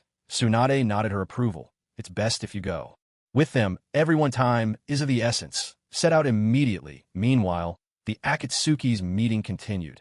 After Pain finished presenting his proposal, a heavy silence fell over the group. Many members didn't fully understand what he meant. Mid lane, jungle, what are those? Someone asked in confusion. Seeing the blank looks on everyone's faces, Pain explained patiently. Let me walk you through the theory first. In a few days, we'll conduct a practical exercise. Then it'll all make sense. Kakazu spoke up with his analysis. Leader, if your information is accurate, the hidden sand has probably already asked the Leaf for help. Teams Kakashi and Guy could arrive at any moment. The Nine Tails, Jinchuriki and Naruto will be there as well. We can use them as opponents for our practice. Sasori, however, offered a different opinion. Not necessarily. The only reason they found us last time was because Kankuro from the Sand Village took a piece of my cloak back with him. This time, we haven't left any clues behind. There's no guarantee the Leaf will be able to track us. Hide and dismiss their concerns. Doesn't matter whether they come or not. At least we don't have to spend 3 days extracting tailed beasts anymore. Since things are quiet tomorrow, why don't we just head straight to the Leaf? The last fight was barely a warm-up. Pain addressed them all. Remember, the true purpose of collecting the tailed beasts is to prevent Zetsu from reviving his mother. Our ultimate target is still Zetsu. Tracking down Tobi and Zetsu remains the key. For now, we don't need to concern ourselves with the Nine Tails. After all, Naruto is both the protagonist of this story and the most unpredictable ninja in the entire shinobi world. He deserves our respect. To avoid any unexpected trouble, I don't want any of you taking risks against him. If he were to master Sage Mode, because of us, things could get complicated. Tomorrow, if Gaara hasn't changed his mind, I'll extract Shikaku from him and use a sealing technique to transfer the One Tail into Sasori. That's all for today. Meeting adjourned. Once I was just an ordinary young man in the real world, but now, in the world of shinobi, I am known as Nagato. I have become him, a man with a frail body and crippled legs, yet endowed with special ocular powers. Here in this world, all I can do is idly gaze at Konan in the dim room, and from time to time, help her clean her ears. Beyond that, for the moment, I am powerless. But the world outside is a different story. Through the 6 paths of pain, I can shape the situation, seize control, and pursue my own ambitions. Ever since I arrived in this world, I resolved never to let the members of the Akatsuki die in vain. I will lead them to greatness. That greatness is nothing less than the unification of the entire shinobi world. Just like my ancestor, Qin Shi Huang, I believe that only by bringing the shinobi world under one nation can war be truly ended. If that happens, there will be no more twisted ninja or new Akatsuki rising from the ashes. Though internal strife may be hard to avoid completely, I trust that in time, people will come together, united by belonging to a single country. This nation will be called Akatsuki, as Nagato carefully cleaned Konan's ears. His mind wandered deep into thoughts of his ideals. Konan, noticing his absent-mindedness, asked with curiosity, "What's wrong? You don't seem as interested in watching me today. When you can only look for so long but never truly reach out, it's bound to get dull," he replied. "But I never said you couldn't come closer. It's you who's holding back," she said gently. "I know, Konan. To be honest, I'm not sure how open-minded people in the shinobi world are. In my original world, even if a man's body was less than able, a woman could help him take care of certain personal needs in other ways." She frowned, puzzled. "What do you mean? I don't quite get it. Could you spell out?" He hesitated, then spoke in a low voice. "It's just, well, the organ you usually use to eat with. Sometimes, in certain situations, it could be a big help to me." "Do you understand what I'm saying?" Conan's brow furrowed even more. "What are you trying to say? If you have something to say, just say it. Don't dance around the Subject, you're being tedious. Seeing Nagato's continued awkwardness, Konan quickly lost her patience. I'm leaving. If you have something to discuss, let's talk. Tomorrow. The sun's already up, and we wasted the whole night doing nothing. How dull. Your technique isn't as practiced as last time. This ear cleaning was uncomfortable. You'd better practice more while I'm gone. Meanwhile, deep in the forests outside the Land of Fire, a group was racing through the trees at breakneck speed. They had run all night without a single pause. In their ranks were Jiraiya, Kakashi, Sakura, and Naruto, and another woman whose face was tense. With worry, Temari. Not long ago, their paths had crossed in the jungle, when Temari learned that her younger brother Gaara had been captured. By the Akatsuki, her heart nearly broke. Over the years, her relationship with her younger brother had only just begun to improve. They were at their happiest, but fate struck so suddenly. Lord Jiraiya, Temari asked, her face clouded with worry. In these past years, have you discovered the real reason? The Akatsuki is gathering the tailed beasts. Seeing the sorrow in Temari's eyes, Jiraiya understood her fears were for her brother's safety. He offered her a gentle reassurance. Don't worry. Gaara will be all right. The Akatsuki only wants the tailed beast inside him. They won't go so far as to kill him. Jiraiya kept his tone light, trying not to deepen her distress. In truth, he himself didn't know the Akatsuki's true intentions for collecting the tailed beasts, but he was certain of one thing. They must not be allowed to succeed. Whatever their goal, it was a grave threat that had to be stopped. Nagato, I truly hope that the one with the Rinnegan isn't you. If it really is you, then, as your teacher, I swear I'll bring you back to the right path. After all, you are the child of prophecy foretold by the great Toad Sage. Even now, Jiraiya still believed Nagato was the child of destiny, despite the rumors that Nagato, Yugito, and Konan had all perished. The desert is just ahead. Follow me. I know a shortcut. After leading them through the forest, Temari leapt to the front of the group, guiding the way. All right, thank you. After a long and exhausting journey, they finally arrived at the hidden sand village. Temari, you're back at last. Lord Kage, the guard at the gate, nearly broke down in tears at the sight of her. Jiraiya quickly stepped forward, gripping the guard's arm with urgency. The woman with blue hair who uses paper jutsu, and the man with the Rinnegan. What do they look like? Tell me quickly. Headquarters has already made sketches of them. You can see for yourself, the guard replied. At these words, Jiraiya dashed into the village without another moment's hesitation. Wait for us, Lord Jiraiya. The rest of the team hurried after him. Guided by the sand ninja, Jiraiya and his companions made their way to headquarters. There Jiraiya reached for the illustrations of the Akatsuki members, his hands trembling. The last glimmer of hope faded from his eyes. Konan. Yugito. It's really you, he murmured. Kakashi, noticing Jiraiya's distress, quietly asked, Lord Jiraiya, do you know them? Jiraiya gave no reply, remaining silent. Seeing this, Kakashi asked no further questions. Maki, who had come to greet Temari, spoke anxiously. You're finally back. Kankuro has been poisoned by the Akatsuki. Please, come quickly. What?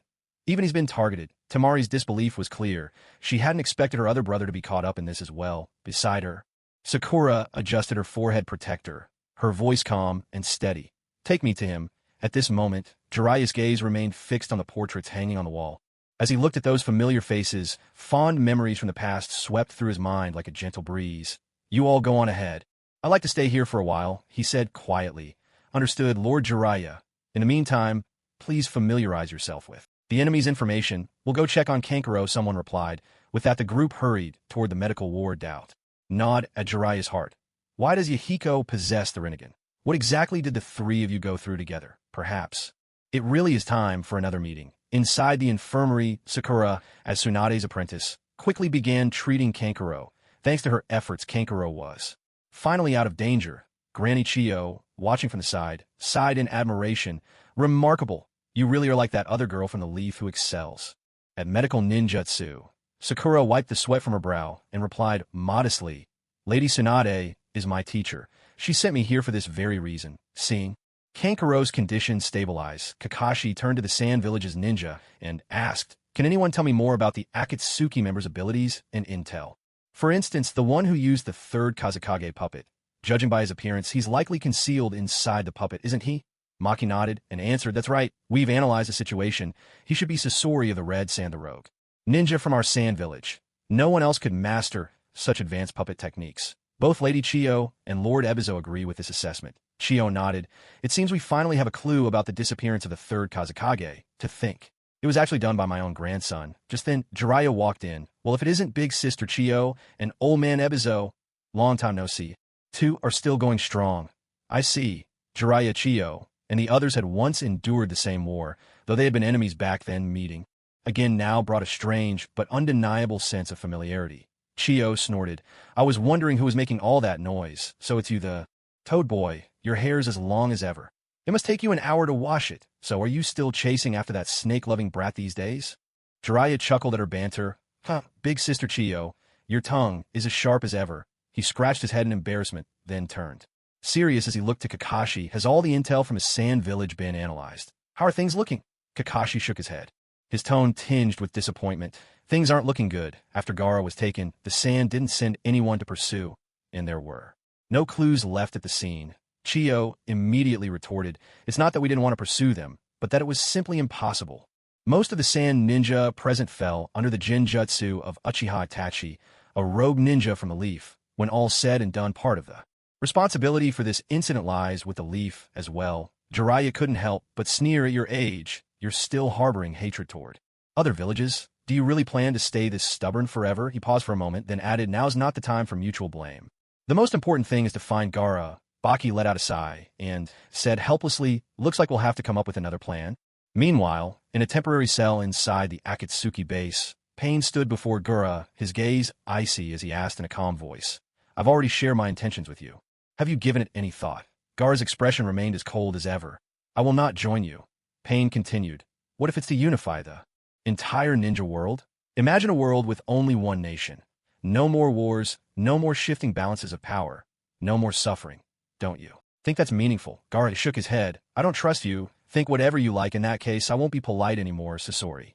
Come in. Inside the conference room, the Sand Village Council and Jiraiya's group had spent the entire day searching for solutions. But to no avail. Eventually, Naruto could no longer contain his emotions. He stood up and strode toward the door.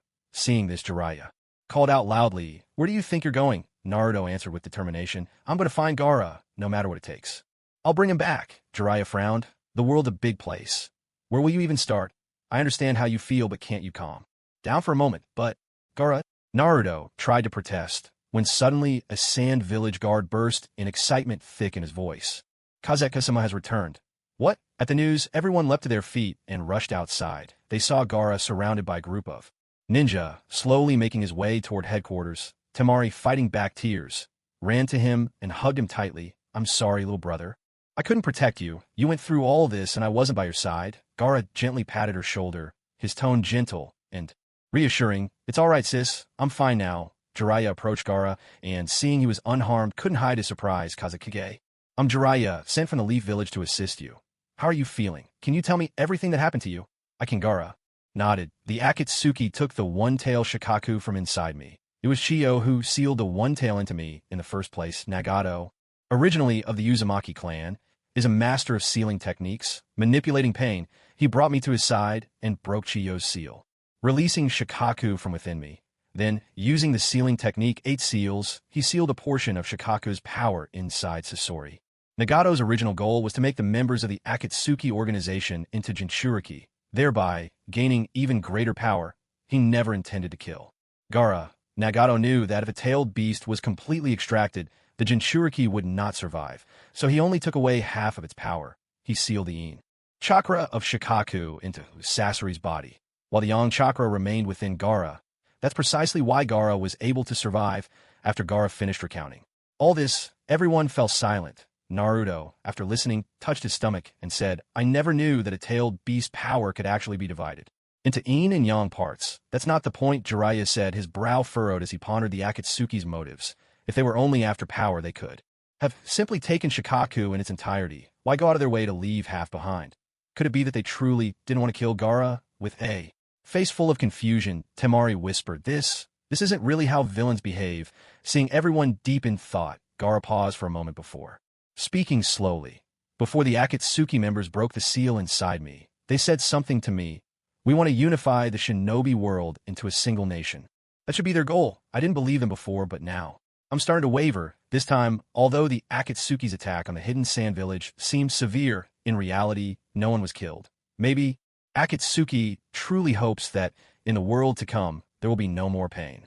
In the pitch-dark room, Nagato sat alone in his designated wheelchair. The only source of light was the laptop in front of him still, playing episodes of Naruto. By his side, Kakuzu's lightning mask stood obediently in place, endlessly charging the computer. As for its new heart, Nagato hadn't bothered to ask Kakuzu whose body it had been taken from. That evening, Konan returned as usual before Nagato could say a word. She had already slipped out of her black cloak adorned with red clouds and draped her delicate body over his. Let's continue, Konan said, her blue eyes unintentionally glancing at the scene playing on a laptop. What is coincidence if not this? The screen was filled with Tsunade's generous assets. Nagato. Konan glared at him in jealous anger, noticing the subtle rise below his waist. So love really does fade, doesn't it? After all these years, you've never reacted this way to me. Now I see. It's Tsunade that old woman you're attracted to. Nagato hurried to explain. You've got it all wrong. It was seeing you that made me react like this. Impossible. All these years, ever since you were drained by the demonic statue of the outer path, things have been like this between us. I've never seen you get excited before. Seeing Konan's furious expression, Nagato found himself at a loss for words. Perhaps the old Nagato had grown indifferent, but not me. I've only been here a few days. How could I not react? He desperately wanted to explain himself to Konan, but he knew she'd never believe him. Ugh. I can't go on like this even one more day. In a moment of resolve, Nagato summoned the 6 paths of pain on the spot. Seeing this, Konan pouted and protested half-heartedly. You're calling them again, aren't you? How many times have I told you? Their bodies are too cold. I don't feel a thing. Once in a while is fine, but all 6 at once is just too much for me. What have you two been up to? Is your private life really this eventful? Nagato's mind couldn't help but wander at Konan's words. Huh. So that's not what you meant? Then why did you call them here? Nagato cleared his throat awkwardly, pushing aside the images in his mind. I can't stand being cooped up in this dark room any longer. We're leaving, right now, to find Orochimaru. What for? To rebuild my body and regain my strength. The members' unity and tactics were now more or less settled. Sasori had just become the One-Tails Jinchuriki and would be spending some time practicing tailed beast transformation as shown on the laptop. That meant Akatsuki wouldn't be making any big moves for a while. During this period of rest, seeking out Orochimaru to reconstruct his body was the best possible plan. Nagato had originally planned to rest for the night and set out the next day, but now, spurred on by Konan, he had completely lost his composure. He couldn't wait a moment longer. Wait for me, Konan. When I return, I'll show you a side of me you've never seen before, Nagato declared fiercely. All right, go on. I'll be waiting, Konan replied, her cheeks tinged with a rosy blush, eyes brimming with anticipation. On a night shrouded in darkness, with the wind howling through the skies, the 6 paths of pain stood atop a cliff. Behind them, the Azura path carried Nagato on its back. Nagato issued a cold command. Let's go. We can depart now. Everyone glanced at each other in confusion. Go where? We don't have any intel on Orochimaru's base. Damn it. You're right. How could we forget something so important? Nagato slapped his forehead in frustration. It'd be such a hassle to send people searching now. We need to think of another way. The human path spoke up. Our minds are yours to command, so you'd better come up with a plan. I've got it. If we can't find him, let's make him come to us. We'll head to Tenchi Bridge. The Battle of Tenchi Bridge, a legendary conflict in the shinobi world. It was during this very battle that we first witnessed the terrifying power of Naruto's tailed beast transformation and realized just how formidable and twisted Orochimaru's scientific prowess truly was. But this time, we won't be seeing any of that. The secret meeting between Sasori and the spy Kabuto, lurking near Orochimaru, would go completely unnoticed by Konoha. But Nagato knew all about it. If they wanted to find Orochimaru, this was the best way. Tenchi Bridge. Orochimaru. The one person you least expect is coming for you. Several days passed in the blink of an eye. Land of grass, Tenchi Bridge. As gusts of cold, eerie wind swept over the bridge, a mysterious figure clad in a gray cloak strode calmly to the center, waiting in silence. The Preda path huffed. Kabuto's still keeping up the charade. The animal path added, we have to play along, or Orochimaru will never show himself. The Naraka path nodded in agreement, then donned the Hiriko puppet borrowed from Sasori. Damn, this thing really doesn't fit my build. So uncomfortable. Human path. How about we switch? The human path shook his head. No way, I have a fear of dark and closed spaces. This one's all yours, Nagato interjected. Hurry up and get moving. Don't keep Kabuto waiting too long. What if he runs off? The truth was Nagato just didn't want to wait any longer himself. Rebuilding his body and winning over Konan was a matter of utmost urgency. With a sigh, the Naraka path squeezed his bulky frame into the puppet. The Azura path glanced at Nagato, puzzled. By the way, aren't we technically all the same person? Why we talk to ourselves so much? It's exhausting. Nagato pressed a finger to his lips. Don't let the readers hear that I'm padding the word count here. A series of clear, crisp chimes rang out. Kabuto slowly lifted his head and looked at Scorpion, who was approaching at a measured pace. With respect, he said, "It's been 5 years. Lord Scorpion, how have you been?" The Hell Realm Path crouched inside Hiriko, already irritated, and when he heard Kabuto making pointless small talk, his anger flared up instantly. "If you have something to report, spit it out. I'm busy here." Kabuto smiled in a way that held deeper meaning. "Lord Scorpion, your impatience hasn't changed a bit. I see. Is someone waiting for you?" Sensing the chakra scalpel Kabuto kept hidden behind his back, the Hell Realm Path snorted coldly. "No, it's not someone waiting for me. I'm the one waiting." Suddenly, there was a disturbance in the grass at the end of the bridge. Instantly alert, Kabuto leaped beside Scorpion, eyes fixed on the shadows. With vigilance, but out hopped a wild rabbit. "Oh, it's just a rabbit. That gave me a scare for nothing." Kabuto let out a sigh of relief. Humph. He's quite the actor, but seriously, what's taking Orochimaru so long to show himself? The Hell Realm Path was starting to lose his composure at that moment. Our main character finally made his entrance. In a sudden flash, a man with long hair, cascading to his waist, appeared behind Kabuto. Striking a flamboyant pose, in a low, husky voice, he murmured, "This sounds interesting. Mind if I join your conversation?" Orochimaru's entrance was nothing short of spectacular. "Kabuto, I didn't expect you to be in contact with Scorpion behind my back. You've really let me down." As the two continued their little performance, the Hell Realm Path finally snapped. "Orochimaru, enough with the act. Aren't you tired? Target spotted. Everyone move in." "Yes, sir." Orochimaru hadn't even finished his dramatic moment when 5 more figures suddenly appeared on the bridge. Well, Orochimaru, we meet again." Orochimaru, a scientist who devoted his entire life to mastering every ninjutsu after tireless efforts.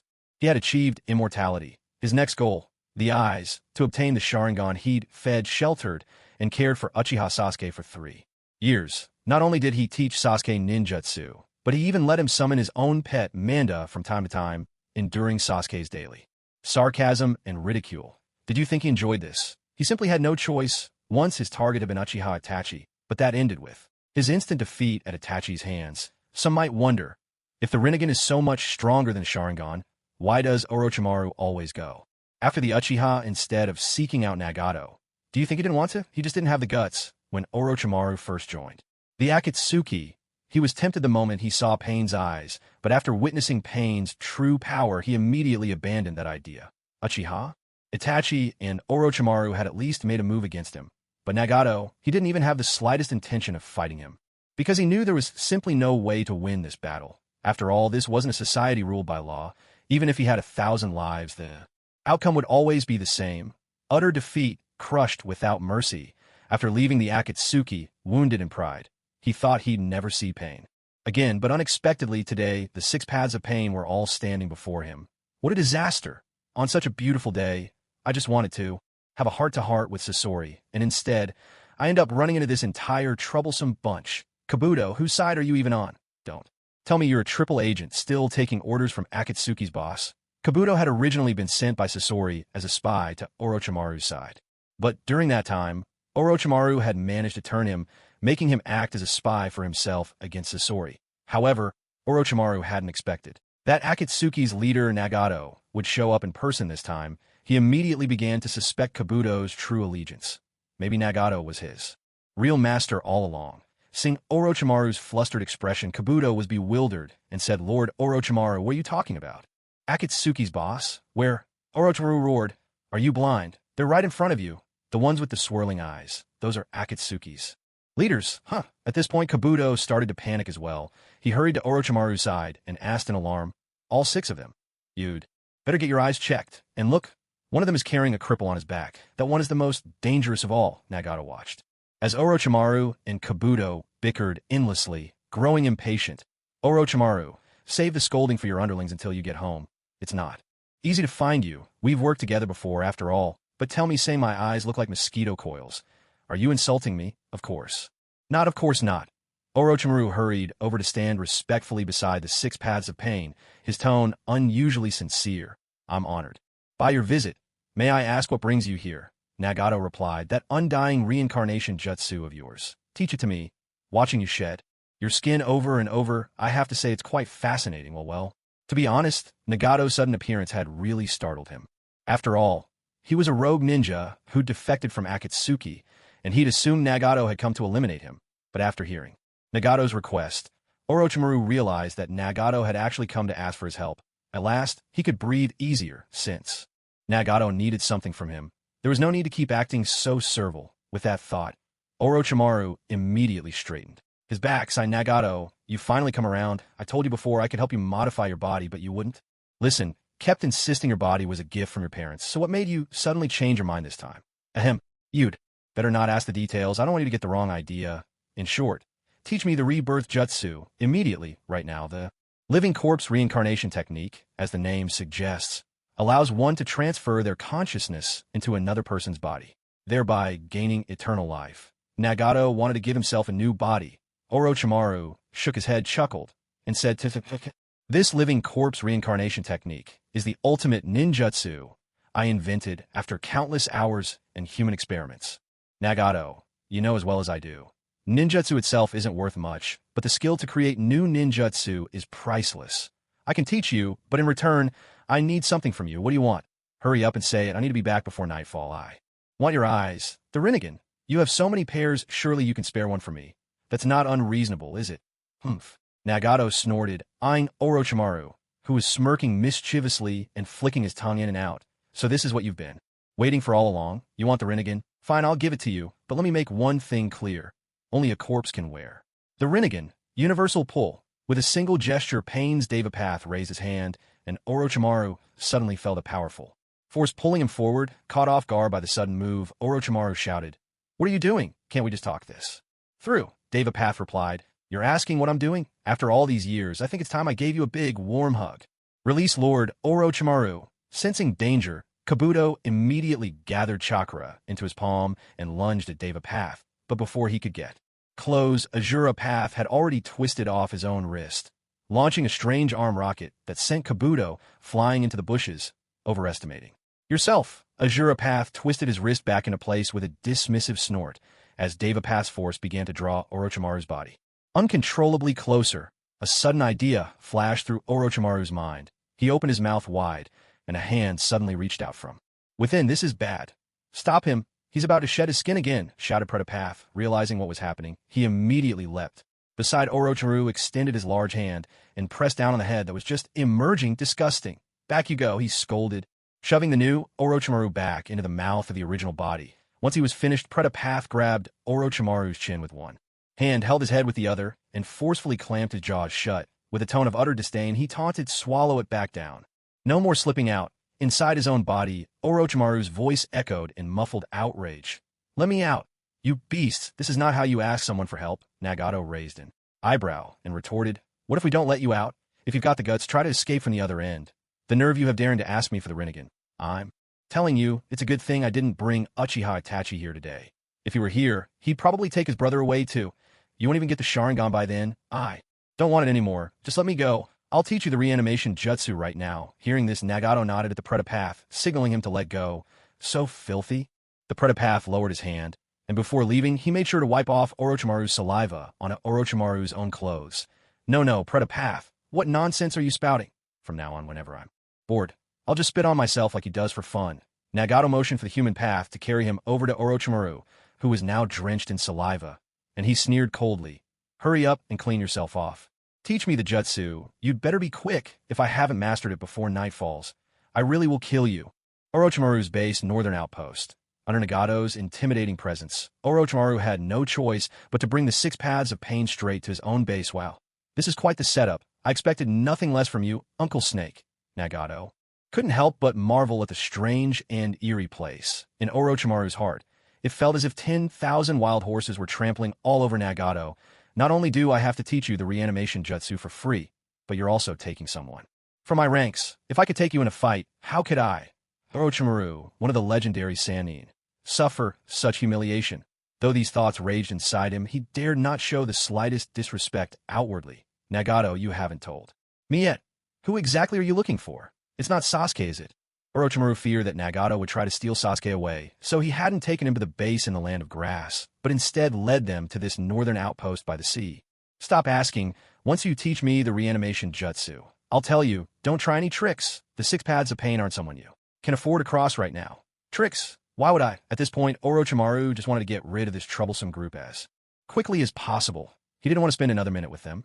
Once they entered his office, Orochimaru pulled out a scroll and handed it to Nagato with exaggerated respect. This is the jutsu you wanted. You can practice here. Looks like it's about to rain. And I suddenly remembered I left laundry out of my old home, so I'll leave you be. As for the people in this base, take whoever you want. Goodbye. With that, and before Nagato could reply, Orochimaru dissolved into countless white snakes and scattered in all directions. The 6 paths of pain immediately assumed battle stances, poised to chase after Orochimaru. Nagato, weary, waved his hand lightly. Don't bother, he's slippery as an eel. Just let him go. The animal path spoke up, but aren't you worried this scroll could be a fake? Nagato sneered. Relax, he wouldn't dare. He wouldn't risk offending me over a measly jutsu. Stand by my side. All of you, I'm about to begin learning. If anyone dares disturb me, kill them on the spot. Yes, sir. Nagato slowly unrolled the scroll, his Rinnegan carefully studying the secrets within. He couldn't help but sigh in admiration. Truly worthy of being called the greatest scientist in the ninja world. No one else could have developed this jutsu. Judging by its principles, it's absolutely genuine. Excellent. Konan, just wait for me, soon I'll show you that I can do much more than just ear cleaning. Half a day passed, and Nagato finally mastered the technique of impure world reincarnation. The next step was to find a perfect physical vessel. Let's go, we'll take a look around and see if we can find a strong man the human path. Gently helped Nagato to his feet, hoisting him onto his back. Together with the other 5 paths, they made their way toward the door. Wait.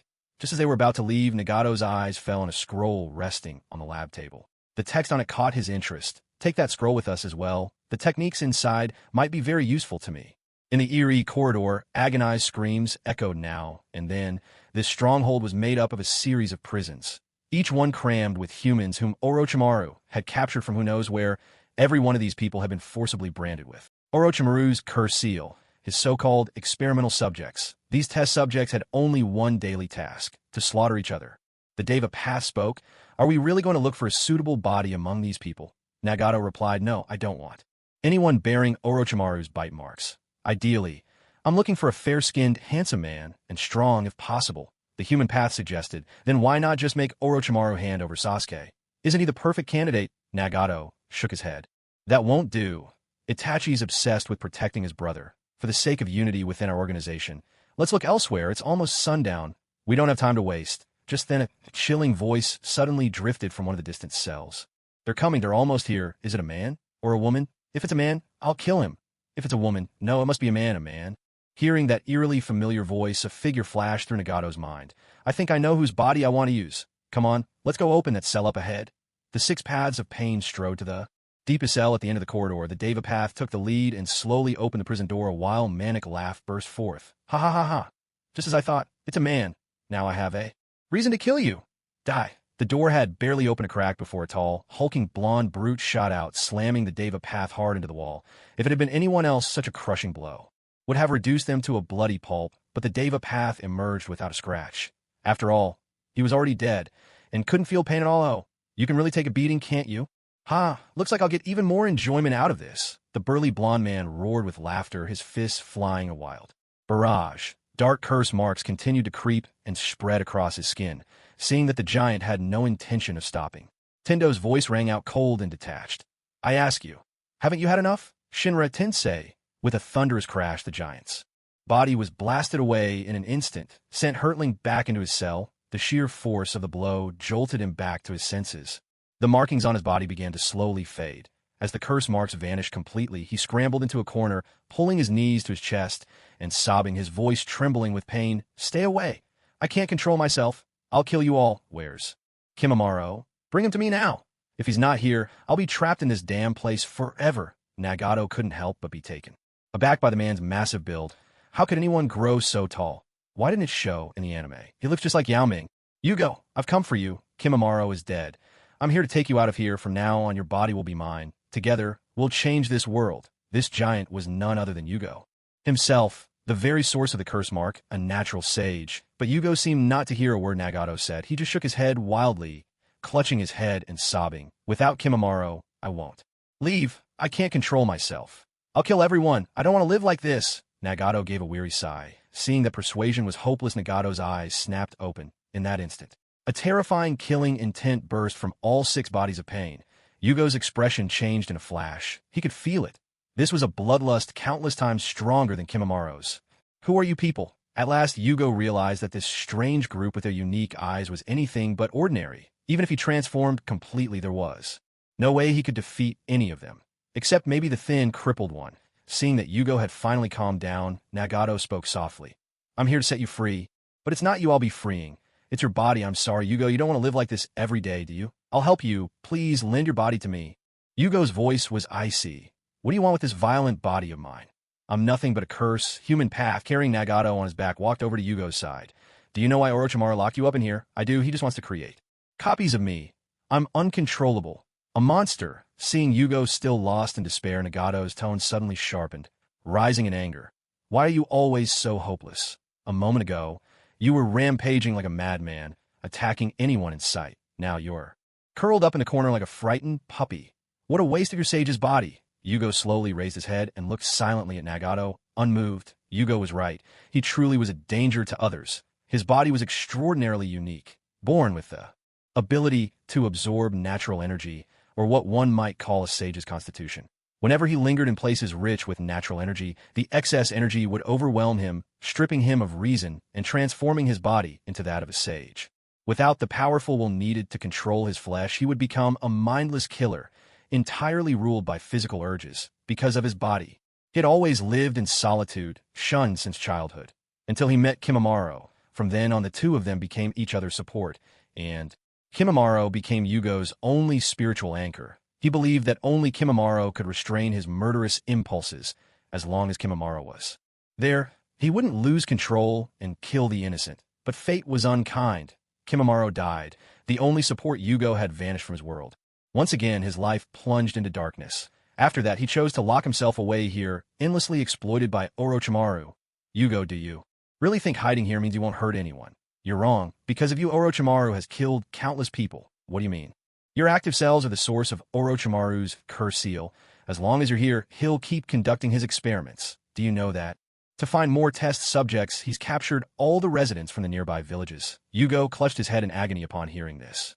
No matter what I do, I end up hurting others. Maybe my very existence is a sin. Please, I beg you, just kill me. I know what you're capable of. I can feel your murderous intent. You're even stronger than Kimamaru ever was. Yugo crawled over to the human path, gripping his legs desperately and shaking them, pleading for release, longing for an end to his torment. He was a kind soul at heart, yet fate had cursed him with this body. Why in the world of shinobi were so many lives tinged with tragedy? Nagato looked at Yugo's despair and let out a heavy sigh.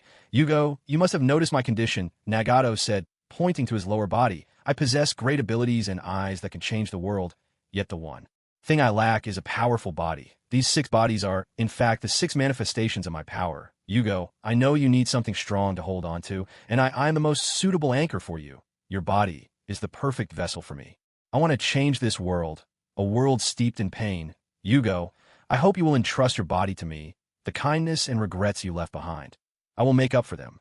Listening to Nagato's words, Yugo felt a warmth blossom in his heart. He believed what Nagato said. With the strength these people displayed, they could have easily defeated him and taken his body by force.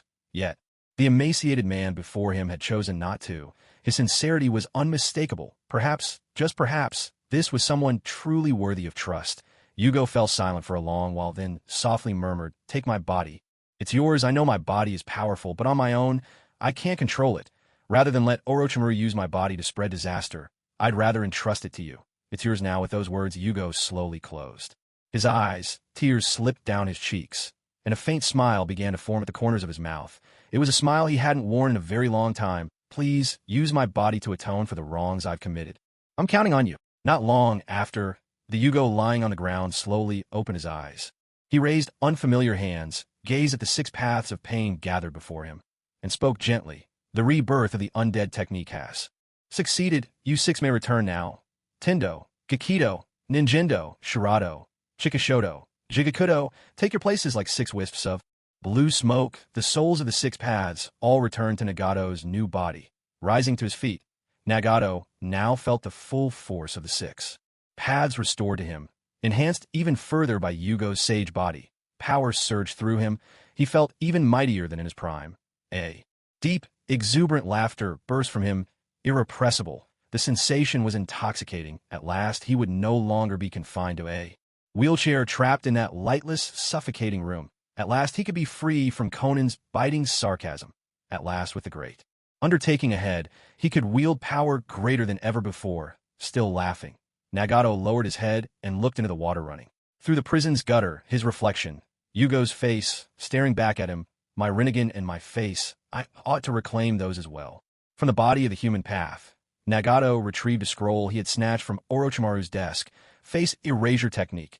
This was a jutsu to alter one's appearance, and the essential material was real human skin. He unfurled the scroll and began studying it intently. It was a B-rank ninjutsu, and Nagato quickly mastered its contents. Once he had learned it, he tossed the scroll aside, then unflinchingly removed the eyes, facial skin, and hair from his former body. Immediately, he used the face erasure technique, flawlessly recreating his own features on Yugo's body. He gazed once more into the water, examining his reflection. Indeed, nothing looks as right as my own face. Nagato let out a faint, satisfied chuckle and turned to leave. Leaving Orochimaru's base behind, he slowly rose into the sky. Looking down upon everything below, a sense of dominion welled up inside him. Like a king surveying his realm, the tormented monsters in the base, longer need to tear each other apart. The god will free you from your suffering. Nagato raised both hands, his gaze cold and unfeeling. Shinra Tensei, under a blinding divine light, the entire base began to explode from its center, the destruction racing outward and swallowing everything in its path in an instant. It was just like the scene when Konoha was obliterated in the anime. Nagato showed no mercy, unleashing every ounce of his power. He wanted to see for himself just how devastating his ultimate Shinra Tensei could be. Not only Orochimaru's base, but the entire island was utterly destroyed. This was the true power of a god. Konan, open up. I'm home. Nagato, feeling giddy with excitement, pounded eagerly on the little house's door. His body was practically buzzing, as if he'd just downed a bowl of invigorating herbal soup. Yet no matter how long he knocked, there wasn't a sound from inside. Konan, your warrior has returned. Are you asleep? I'm coming in if you don't answer. Nagato pushed open the door. The room was pitch black, and aside from the familiar wheelchair, there was nothing else inside. How odd. Where did she go? Don't tell me she's still at the base. The Akatsuki never works overtime. Nagato pondered for a moment, then decided to head back to the Akatsuki base to look for her. He placed Yugito's body beside the wheelchair, then turned and set off toward the base. In the distance, beneath a barren stone mountain, the furious roars of a beast echoed through the valley. The source of the uproar was Scorpion, now in a state of partial-tailed beast transformation. He was shrouded in a terrifying cloak of red chakra. But unlike Naruto and the others, his body, having long been transformed into a puppet, showed no exposed flesh. Haiden lounged lazily atop the mountain, watching Scorpion go berserk at the bottom of the gorge. Bored, he chewed on a leaf and muttered, "Big bro Scorpion really isn't the sharpest tool in the shed. After all this time, he still can't fully control his tailed beast form. If I were him, I'd never let that happen." Kakuzu replied, "Relax. You probably couldn't even manage a half-transformation. On that front, I have complete confidence in you." Haiden grinned. "Kakuzu, I've got you figured out. You talk tough, but when it comes down to it, you're actually the one who spoils me most. I always knew you cared about me." Kakuzu shot back, "Say something that's sappy again, and I'll really kill you." Haiden burst out laughing. "Look, he's mad. Did you guys see that? He's totally losing it." Kisame intervened. "All right, cut it out. We've been out here helping Scorpion train for ages. Is tailed beast transformation really that hard? I never imagined Scorpion would struggle this much." Deidara sighed. "Ugh. The mighty image I had of Scorpion Senpai just crashed in an instant. It's all his fault I've been bored for so long. And our leader too. Konan, where did he even go? Why aren't they back yet? Maybe we shouldn't wait for Scorpion and the boss any longer. Let's just head to the land of lightning and capture the two tails ourselves." At that moment, Uchiha Itachi's crimson eyes flickered subtly. He fixed his gaze on the bottom of the ravine and said calmly, "It looks like Scorpion has succeeded." Upon hearing this, everyone turned to look down into the valley. They saw that Scorpion's cloak of red chakra had faded away. Pale yellow sand now swirled around him, shimmering under the moonlight. His skin was covered in wave-like black markings reminiscent of the One-Tail's appearance. Scorpion flexed his body, feeling the surge of chakra from his transformation, and shouted excitedly up at the others atop the ridge, "Hey, toss a few kunai or shuriken down here. I want to test out my new powers." "Kunai? Shuriken?" Kakuzu scoffed at the suggestion, turning to Haiden. "What proper ninja even uses those?" "Do you?" Haiden shook his head and glanced at Deidara. "I haven't touched those things since I grew up. What about you, Deidara?" Deidara grunted, I only carry explosive clay. Who even bothers with kunai anymore? Are you looking down on me, or something? With that he looked over at Kisame. Kisame just spread his hands, indicating he had none either. Seeing this, Deidara called down into the ravine. Scorpion, can you stop messing around? We're Akatsuki, you know. Wouldn't using kunai and shuriken be kind of embarrassing? You wait. Itachi interrupted him, cheeks flushing slightly as he reluctantly pulled 3 kunai from behind his back. In a soft voice, he admitted, I have some.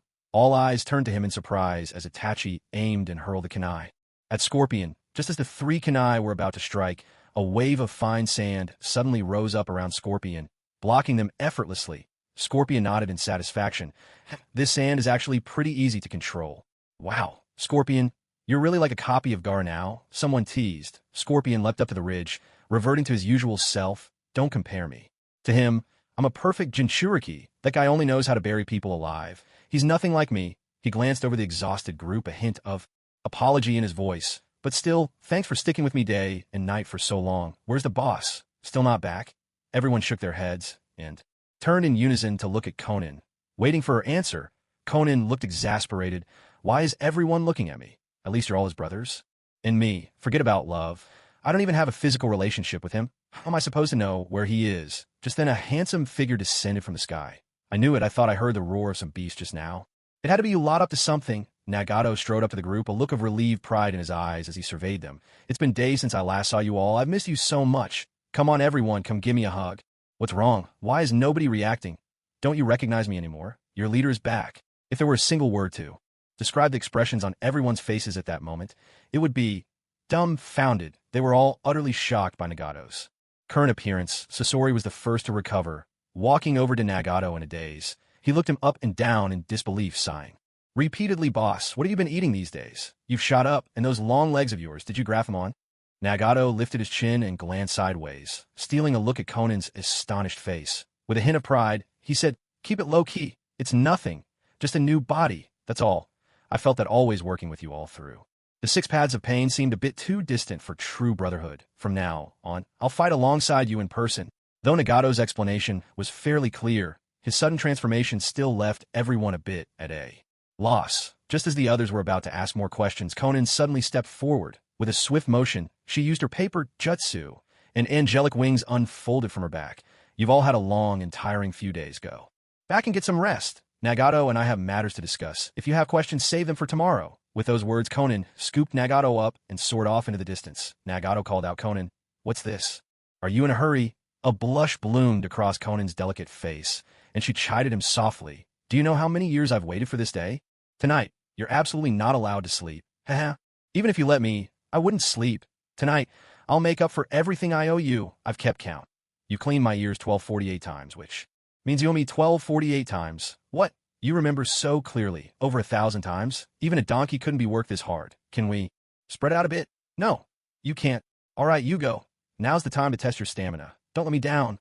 In the land of fire, inside Tsunade's office at the Hidden Leaf Village, Tsunade sat at her desk, frowning as she pored over Kakashi's teams. Mission report, Kakashi's squad and Jiraiya had taken a trip to Sunagakure, but aside from saving Kankaro's life, they hadn't accomplished much of anything. They didn't even manage to get a glimpse of an Akatsuki member. There was nothing to be done.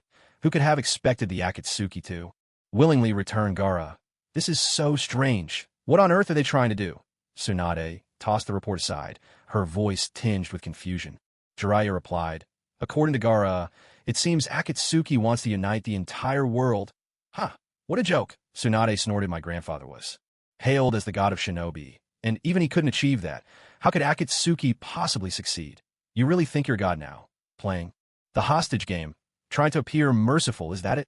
I don't care what the Kage is thinking. As far as I'm concerned, Akatsuki will always be my enemy. Always. Seeing that Tsunade was truly angry, no one else dared to interrupt, afraid she might take out her frustration on them. Since everyone fell silent, Tsunade continued, what happened in Sunagakure?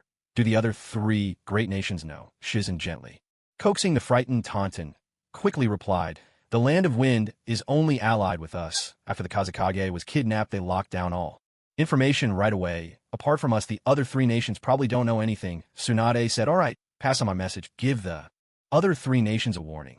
Tell them Akatsuki will be making moves soon, and they'd better keep a close watch on their own tailed beasts.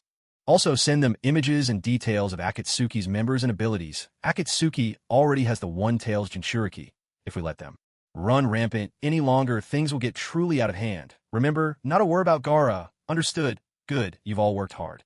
For a long time, go back and get some rest. Not long after, in the land of lightning, Kimobikure, the Reikage glanced at the message. Tsunade had just crumpled it into a ball and tossed it straight into the wastebasket. 800 years without a word. And now at last she sends a message. I thought she might want to arrange a marriage alliance. Turns out it's only to warn me about Akatsuki. That old woman, wasting her energy on useless things. Dare we send a reply to the Hokage? Tell her to mind her own business, unless it's about a marriage alliance. Don't bother me with anything else. Dare we pick the crumpled note from the bin, read it carefully, and said with a serious face, Lord Reikage, we haven't encountered Akatsuki ourselves, but their abilities described here are outrageous.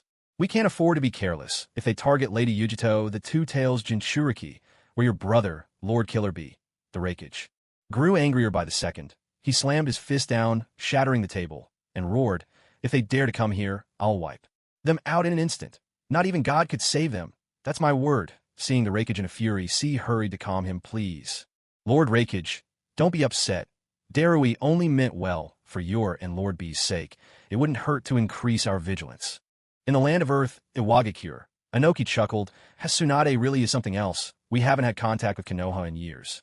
And now that she's in charge, she acts like the head of all 5 nations, ordering me to keep an eye on her tailed beasts. She really doesn't show respect for her elders. Karatsuchi snatched the letter from Anoki's hand, curiosity lighting her eyes. Hey, old man, if you can't take this, maybe it's time you retired. You can't hog this position forever. Let's see what this big-chested woman has to say. Oh, the Rinnegan, the Akatsuki actually has the legendary Rinnegan. The person in this portrait looks so cool. If what Lady Tsunade said is true, Grandpa, tomorrow I'm going to live with Rashi, the 4-tails Jinchuriki, and Han, the 5-tails Jinchuriki. Maybe I'll get a chance to meet the Rinnegan myself. Akatsuki laughed heartily. Kuratsuchi, stop joking around. You know Lord Tsuchikage and Rashi have never gotten along. If you went with him, that Tsuchikage would be furious. For your grandfather's sake, you'd better stay here and behave. In a land of water, Kirigakure village, Chojuro asked Lady Mizukage, what did the urgent message from the Hokage say? Meitarumi let out a sigh, gently setting down the paper in her hand. He's warning us to be wary of the Akatsuki. There's a chance they might try to capture our tailed beasts. Ao, upon hearing this, instinctively touched his right eye, his borrowed Byakugan, and said, we've had deep grudges with Konoha for years. I don't think the Hokage's words are trustworthy. Meitarumi shot him a sharp look. Listen, it's a warning, not a command. Whether we act on it or not is up to us, but extra caution won't hurt. Chojuro, I'm putting you in charge of guarding the 3-tails Isabu in our neighboring village, and the 6-tails Jinchuriki, Utakata, especially. The 3-tails, keep a close eye on it for me. Why yes, understood. After receiving the Hokage's message, the 3 great nations each responded in their own way, but deep down they all became more vigilant. Another 10 days and nights passed, deep in the jungle inside a small, dimly lit room, under the constant urging of the Akatsuki members waiting outside. Nagato and Konan finally emerged, their clothes tattered and their faces weary. The other members exchanged knowing glances, but there were still a few who didn't quite get it. Upon seeing their condition, Deidara cried out in surprise, Whoa, boss, why do you look like your old self again? What on earth are you 2 up to? You're both skin and bones. And Konan, what's with your face? It's so red. Kaku, who had long since seen through worldly matters, quickly covered Deidara's mouth. This is grown-up business. Minors shouldn't ask too many questions. Sasori, Itachi, and Kisame all turned away in silence, not wanting to get involved. Hiding, grinning mischievously, couldn't resist poking fun. 10 days, a whole 10 days. You 2 must have had your fill by now. If we don't get to work soon, I'm quitting Akatsuki. Even someone as resilient as Jūgo with his sage-like physique couldn't withstand Konan's relentless energy. Nagato, coughing weakly, hobbled forward with Konan's support and addressed the group in a barely audible voice. Tomorrow we set out for the land of lightning. We're going after the 2-tails and the 8-tails. Get ready. I'll also have Yugito accompany you all in my stead. Haiden, hearing this, feigned ignorance and teased, Oh, what's going on? Didn't we agree before that for the sake of brotherhood, you'd join the battle with your true self? What now? You found yourself a sweetheart and you're ready to toss brotherhood aside. At this moment, Nagato felt utterly drained, and with the last ounce of strength he had, he retorted, Let's see you go non-stop for 10 days straight. See if you can handle it. Anyway, my real body needs a few days of rest. You guys go on ahead without me. That's all. Everyone disperse. I'm heading back in, Konan. Don't go. I think I can still keep going. Another day passed. The skies were clear, the sun was shining, and birds sang among the fragrant blossoms. Nagato rose early, enjoyed a hearty bowl of beef tendon rice that Konan had prepared with care, washed it down with a nourishing goji berry infusion, and stepped outside full of energy. Although he'd insisted yesterday that he was fine, the truth was that before Konan could even take off her clothes, he had already collapsed into a deep sleep. He slept through an entire day and night, and, thanks to Konan's attentive massages and care, both his body and spirit had finally recovered. Outside, the members of the Akatsuki had already been waiting for quite some time. Ever since Nagato became domesticated, they rarely visited their own base, knowing full well that if they wanted to find him, this was the only place to look. Nagato declared, Let's go. Set out for the land of lightning. Haiden called out, Hey, let's get one thing clear this time.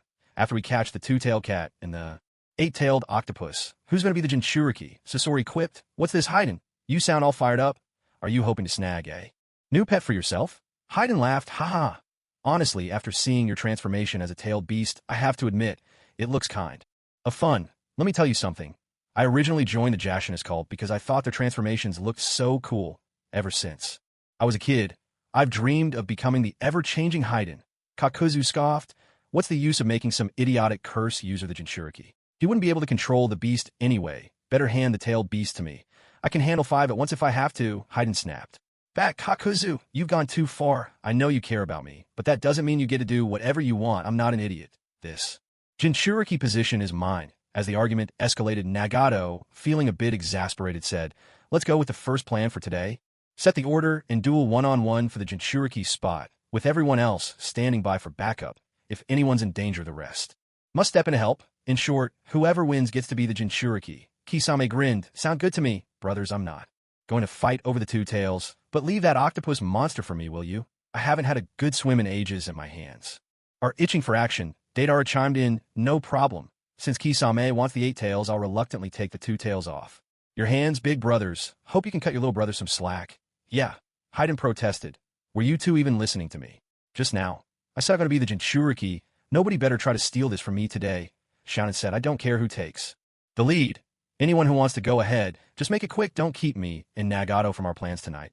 As she spoke, her alluring gaze drifted again and again toward Nagato.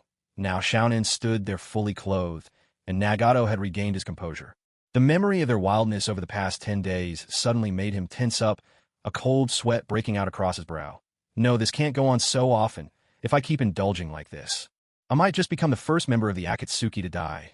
Of all things, because of a woman. Imagine the great god with the Rinnegan, ending up a cautionary tale for dying in bed. If word got out, where would I ever put my handsome face? Suddenly inspired, Nagato declared, Everyone stop fighting. I've got a great idea for a game. We'll use it to decide the order. How do we do that? Someone asked. Have any of you ever heard of the legendary game? Knock 7. With Nagato's patient explanation, the members finally understood the rules of the game. 5, 6, clap, 8. After a whirlwind of rapid counting and laughter, the order of battle was settled at last. First and second up, Deidara and Kisame. Deidara cheered, I'm first up. The two-tailed cat demon is mine to take on first. Haiden, honestly, I can't believe you messed up at 28. Why didn't you clap? Blushing, Haiden grumbled, I got careless. Who'd have thought you still have to clap after 27? Kisame chuckled, with your intelligence. It's a miracle you even remember about 27. Not bad this game. I say we use it to decide the order from now on. Haiden wailed to Kaku, why are they picking on my intelligence? Kakuzu, aren't you going to say anything? But Kakuzu only strode down the road, his face stormy, ignoring Haiden completely. Itachi spoke up, Haiden, don't bother Kakuzu right now. Let him be. He lost the game at 14. After all, I'd guess he's traumatized by it now. Nagato announced, now that we've set the order, that's how we'll proceed. It wouldn't be wise for all of us to storm the land of lightning at once. We'll go in groups. Deidara, Kisame, remember, one-on-one. Doesn't mean you get to act recklessly. Wait until everyone's in position before you engage, understand? Got it, boss, they replied. Land of lightning, village hidden in the clouds. Yugito Ni was in her personal quarters, immersed in her rigorous training. This was the residence she'd begged the Raikage to arrange for her. No one else lived nearby. There were no neighbors at all, in truth. The entire area belonged to her alone. After all, she was a Jinchuriki, a being both feared and shunned by the villagers. Loneliness was an inseparable part of the Jinchuriki's fate, a burden she had no choice but to bear, since inheriting the tailed beast at the age of 2. She understood this better than anyone. At that moment, she was striving to perfect her transformation into her tailed beast, pushing herself toward complete control. Although she had learned to cloak herself with her tailed beast chakra, she still couldn't communicate with it as freely as Killer Bee did, bantering, joking, and treating it like a friend. Without that level of control there remained the risk that the beast could overwhelm her mind, driving her into a berserk frenzy. This was something she desperately wanted to avoid. The Reikage had asked her to return to the village many times, but she had always turned him down, and this was the reason. She wanted to wait until she could control her tailed beast perfectly before she faced the world again. Otherwise, she feared she might end up causing trouble for others. What a remarkable woman she was. Not only beautiful, but kind-hearted and proud, with a solitary strength. And yet, despite her perfection, today, she was destined to meet her end here.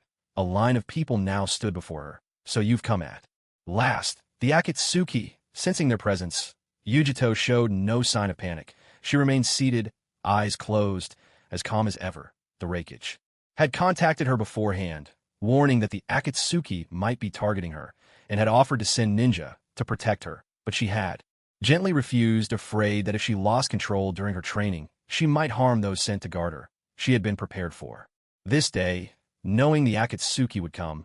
Haiden couldn't hold back any longer. I can't stand it.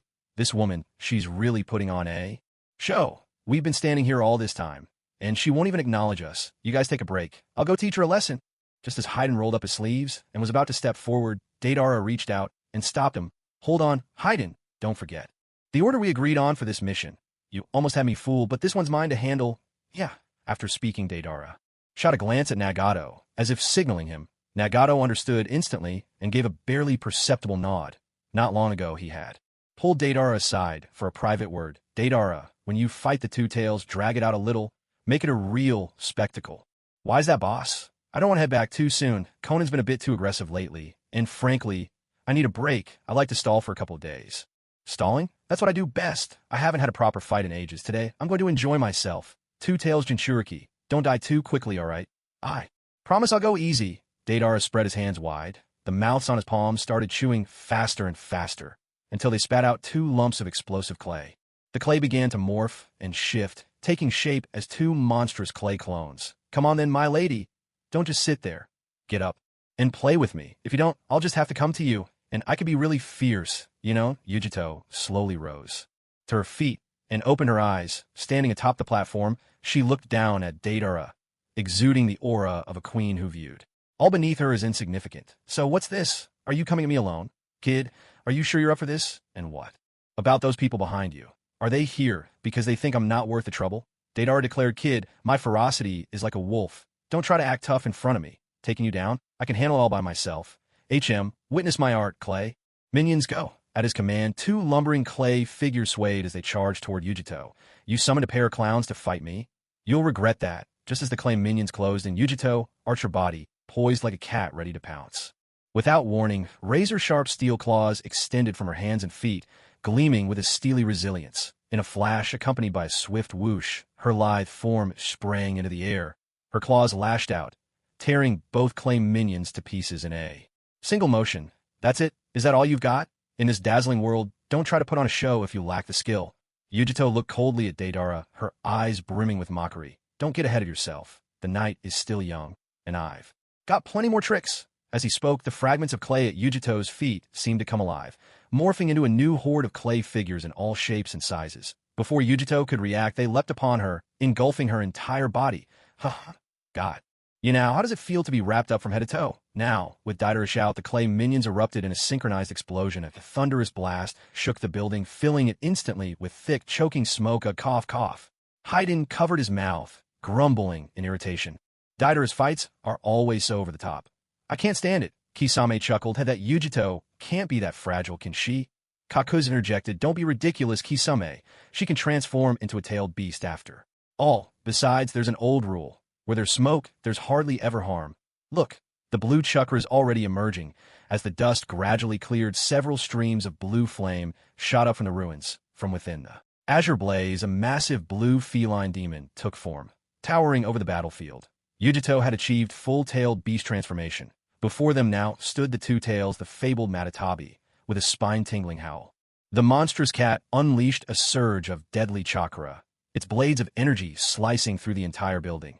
The two tails' murderous intent burned as fiercely and boundlessly as the blue flame surrounding her. Well, Deidara felt the searing heat and terrifying aura radiating from the two tails, but there was not a trace of fear on his face, only a hint of disappointment. You went tailed beast mode so quickly. I was hoping for a human versus human fight, but you insist on making this human versus beast. If you're taking this seriously, then I won't hold back either. Hichem, the two tails spoke in a voice both cold and thunderous now. That you've seen this form, none of you should dream of escaping. I've long heard of Akatsuki's crimes, and today, I will erase your name from the shinobi world. At this moment, her anger had reached its peak. The cat demon opened its maw wide and instantly spat out a massive blue fireball, hurling it straight toward Deidara. Oh, spitting fire, are you? Deidara's gaze grew cold as he watched the blazing sphere hurtle toward him.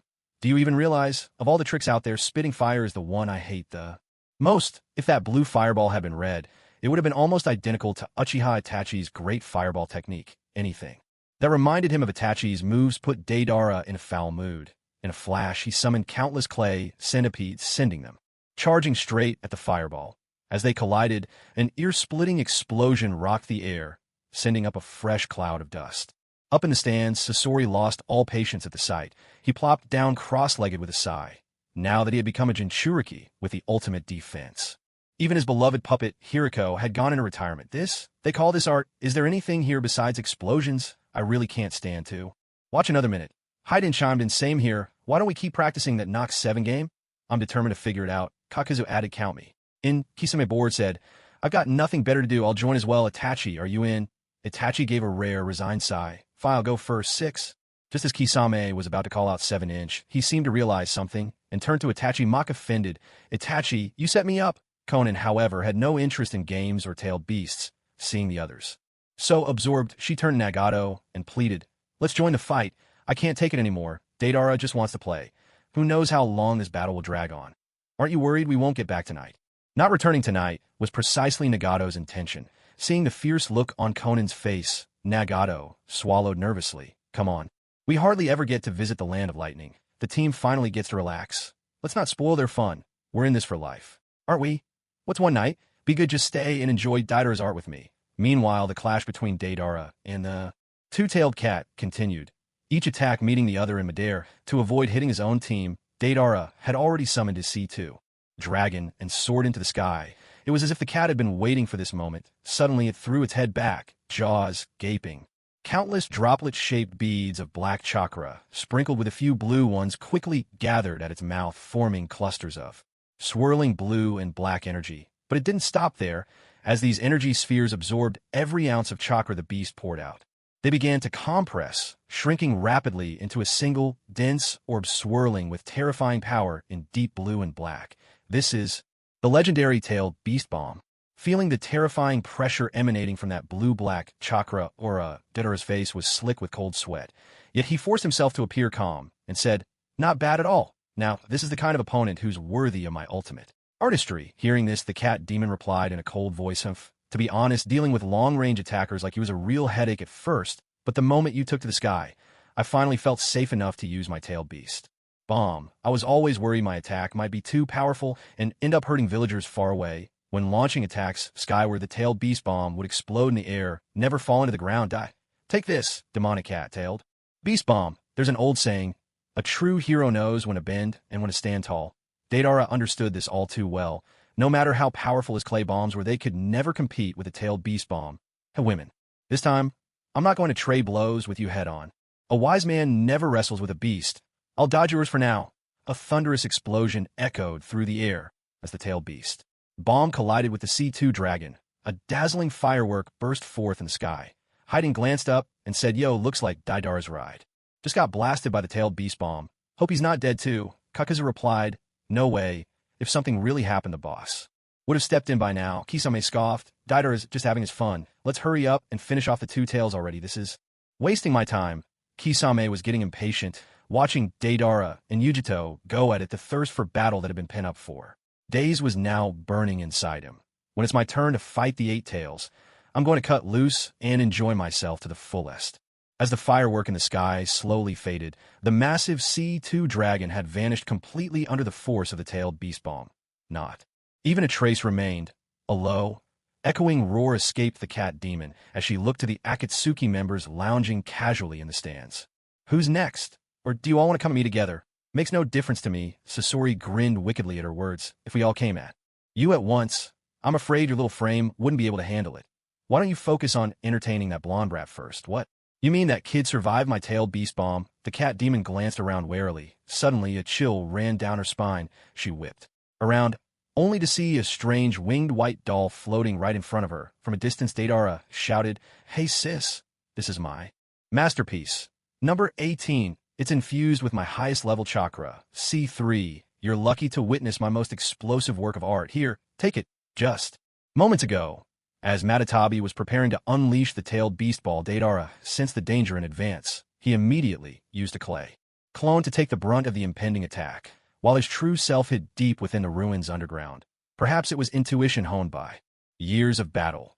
But the moment Yugito saw the C3, she knew its destructive power was enough to flatten everything in the area in an instant.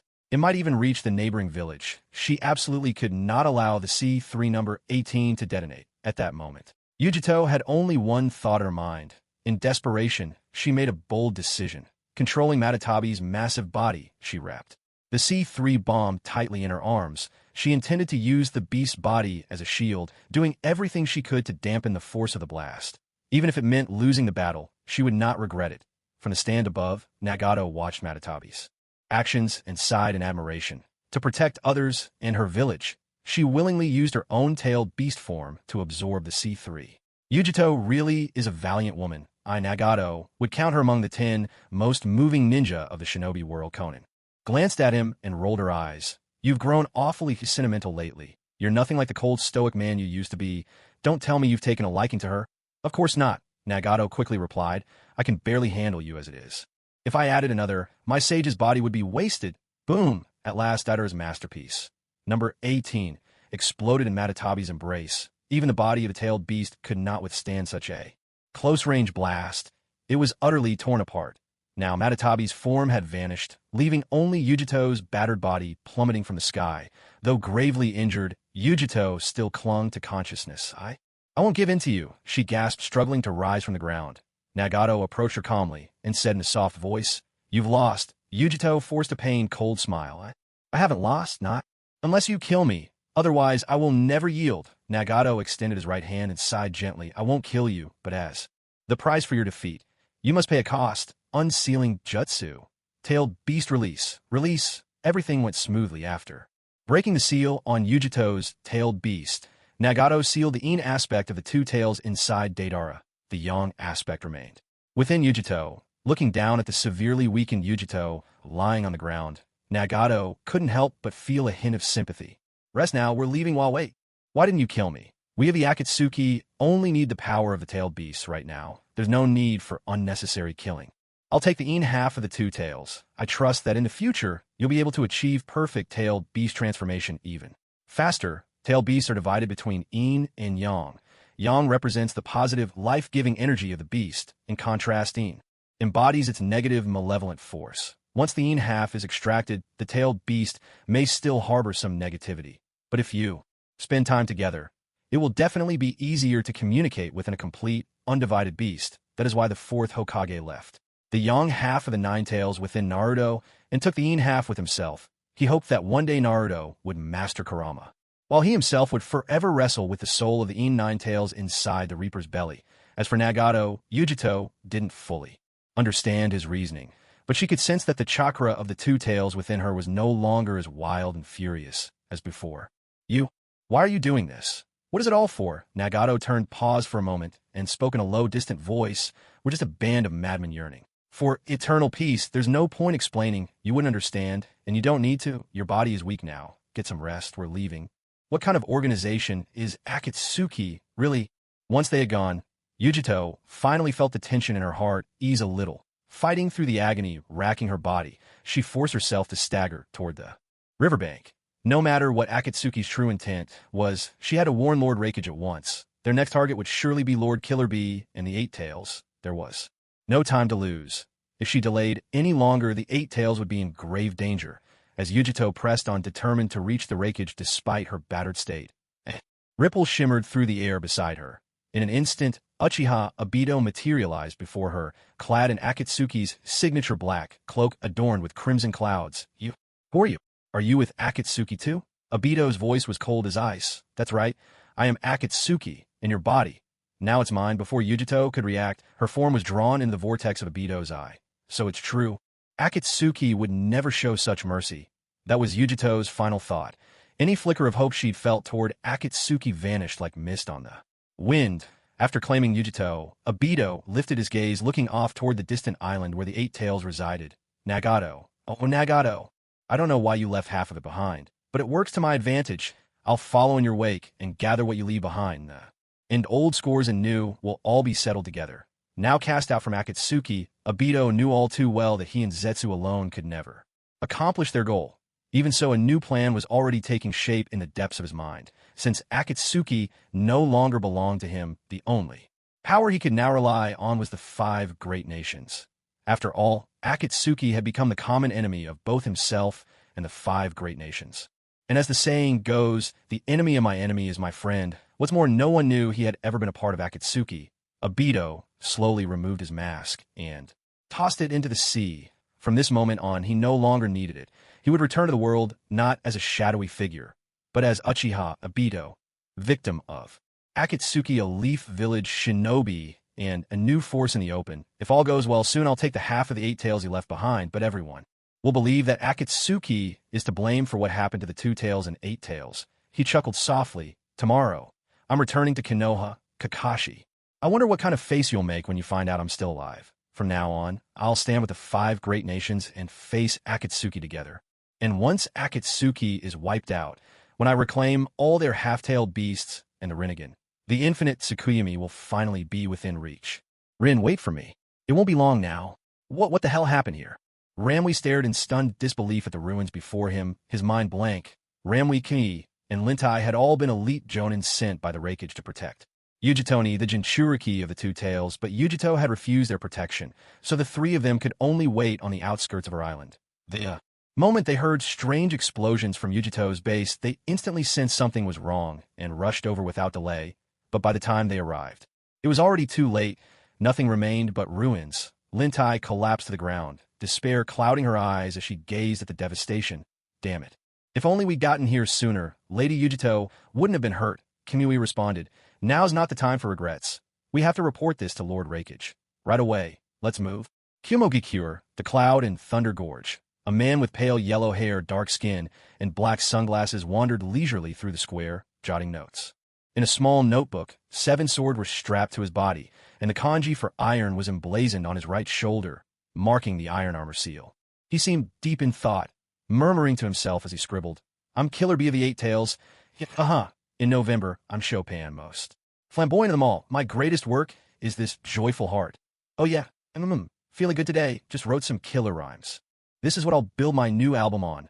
Thank you very much." It was clear Killer Bee was in high spirits. He'd already sold concert tickets to his own students, and the launch of his new album was just 2 days away. Suddenly, as if sensing something, he let out a quiet sigh, closed his notebook, and turned to look beyond the square.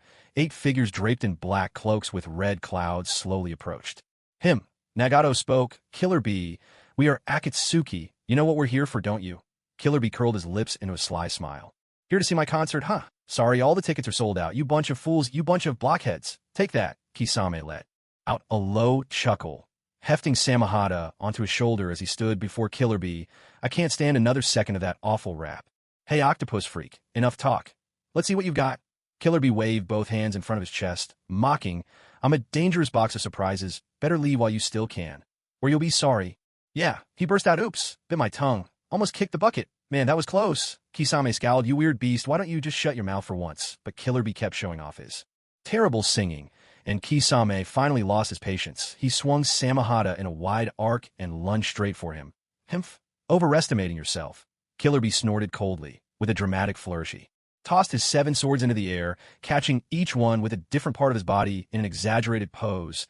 Twisting his body, he dodged Kisame's attack at lightning speed, fatso surprisingly nimble. Kisame cursed, swinging at him again.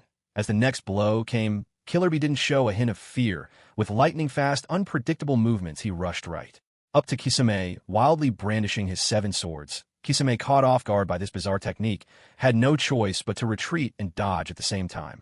Spin and jump. I closed my eyes, never stopping, never slowing down, Killer Bee sang, attacking seamlessly as if he had all the time in the world, perfectly embodying the word leisurely. If this keeps up, I'll end up losing big time. This freak's taijutsu is no joke, Kisame thought. Grimly, seizing a moment when Killer Bee's attacks slackened, Kisame leapt aside, slammed Samahata into the ground, and rapidly formed Hand Seal's water style, Great Waterfall Jutsu. A torrent like an ocean wave burst from Kisame's mouth, flooding the plaza in an instant, and forming a massive, oval-shaped water prison. Killer Bee barely had time to react before he found himself trapped inside. It was as if the other Akatsuki members had anticipated this. They'd already retreated to a distant hillside, watching Kisame's performance with idle interest. Kakuzu muttered, Kisame's fighting style is so flashy. Isn't he worried about drawing other hidden cloud ninja here? Deidara waved him off. Relax. The Jinchuriki always hide out in the remote outskirts far from the city. There's not a soul around. No one will find us. Kisame's been holding back for so long already. Let him have his fun now. All right, Nagato said. Deidara, how's your body holding up since becoming the Two-Tails Jinchuriki? Any adverse reactions? Deidara replied, I'm fine, boss. I'm as tough as ever. If Sasori could handle it, it should be even easier for me. Once we get back, I'll definitely master a perfect transformation with the tailed beast. Even faster than he did. Believe it, Haiden exclaimed. Look, Kisame's transforming. Itachi Uchiha remained silent when 2 equally matched ninja clash. Any factor can tip the scales and shift the course of battle. At that moment, Kisame seemed utterly in his element. Like a shark in the water, he fused his body with his great sword Samahata, transforming into a shark-like being, almost a fish man. In this form, he called himself the tailless tailed beast, Shark Kisame. When a shark finds its prey, it doesn't kill at once. It takes its time, savoring the thrill of the hunt. Little octopus, I'm going to make you suffer slowly, until you beg for mercy. In the Rakich's office at the Hidden Cloud Village, Ramwi and his companions burst through the door, faces pale, as they shouted, Lord Rakich, something terrible has happened. What's going on? Compose yourselves and stand up straight when you speak to me. Lady Yugito is missing, and her base has been reduced to rubble. It's very likely the work of Akatsuki. What? Rakich's face turned grim, his powerful frame trembling. No, my brother's in danger too. Darui, alert everyone. Gather the whole force and head to the Thundercloud Gorge. With that, Rakich smashed through the window, leaping out into the open. Little brother, hold on. I'm coming to save you. Inside the massive water prison Kisame created in Thundercloud Gorge, Kisame bared his serrated shark teeth and sneered, the stronger my opponent, the stronger I become. Go on, unleash your full-tailed beast form. I know you can control it perfectly. Show me what you're capable of. Let's see if you can push my limits. Killer Bee summoned the red chakra cloak, shrouding himself in the beast's power. Against you I don't even need to go all out. You bastard. Kisame grinned. The longer this drags on, the stronger I'll get. I don't get tired and I don't get hurt. If you're so stubborn, I'll just force it out of you now. Here I come. Killer Bee glanced around, bubbles streaming from his mouth. Damn. And I'm a rapper, my lung capacity strong, but I can't last forever underwater. First, I've got to break out of here. Yo, let's go. Just as he finished, Kisame lunged at him, and Killer Bee spun away, swimming hard for the edge of the watery prison. At that moment, Eight Tails spoke up from within.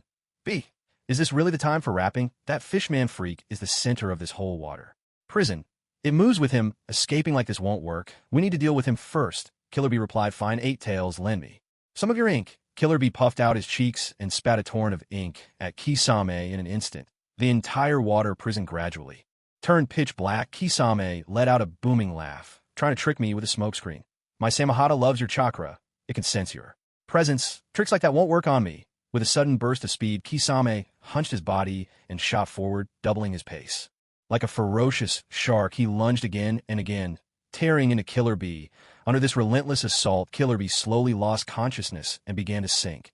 So you're not as tough as you seem. Well then, I'll just graciously accept your chakra.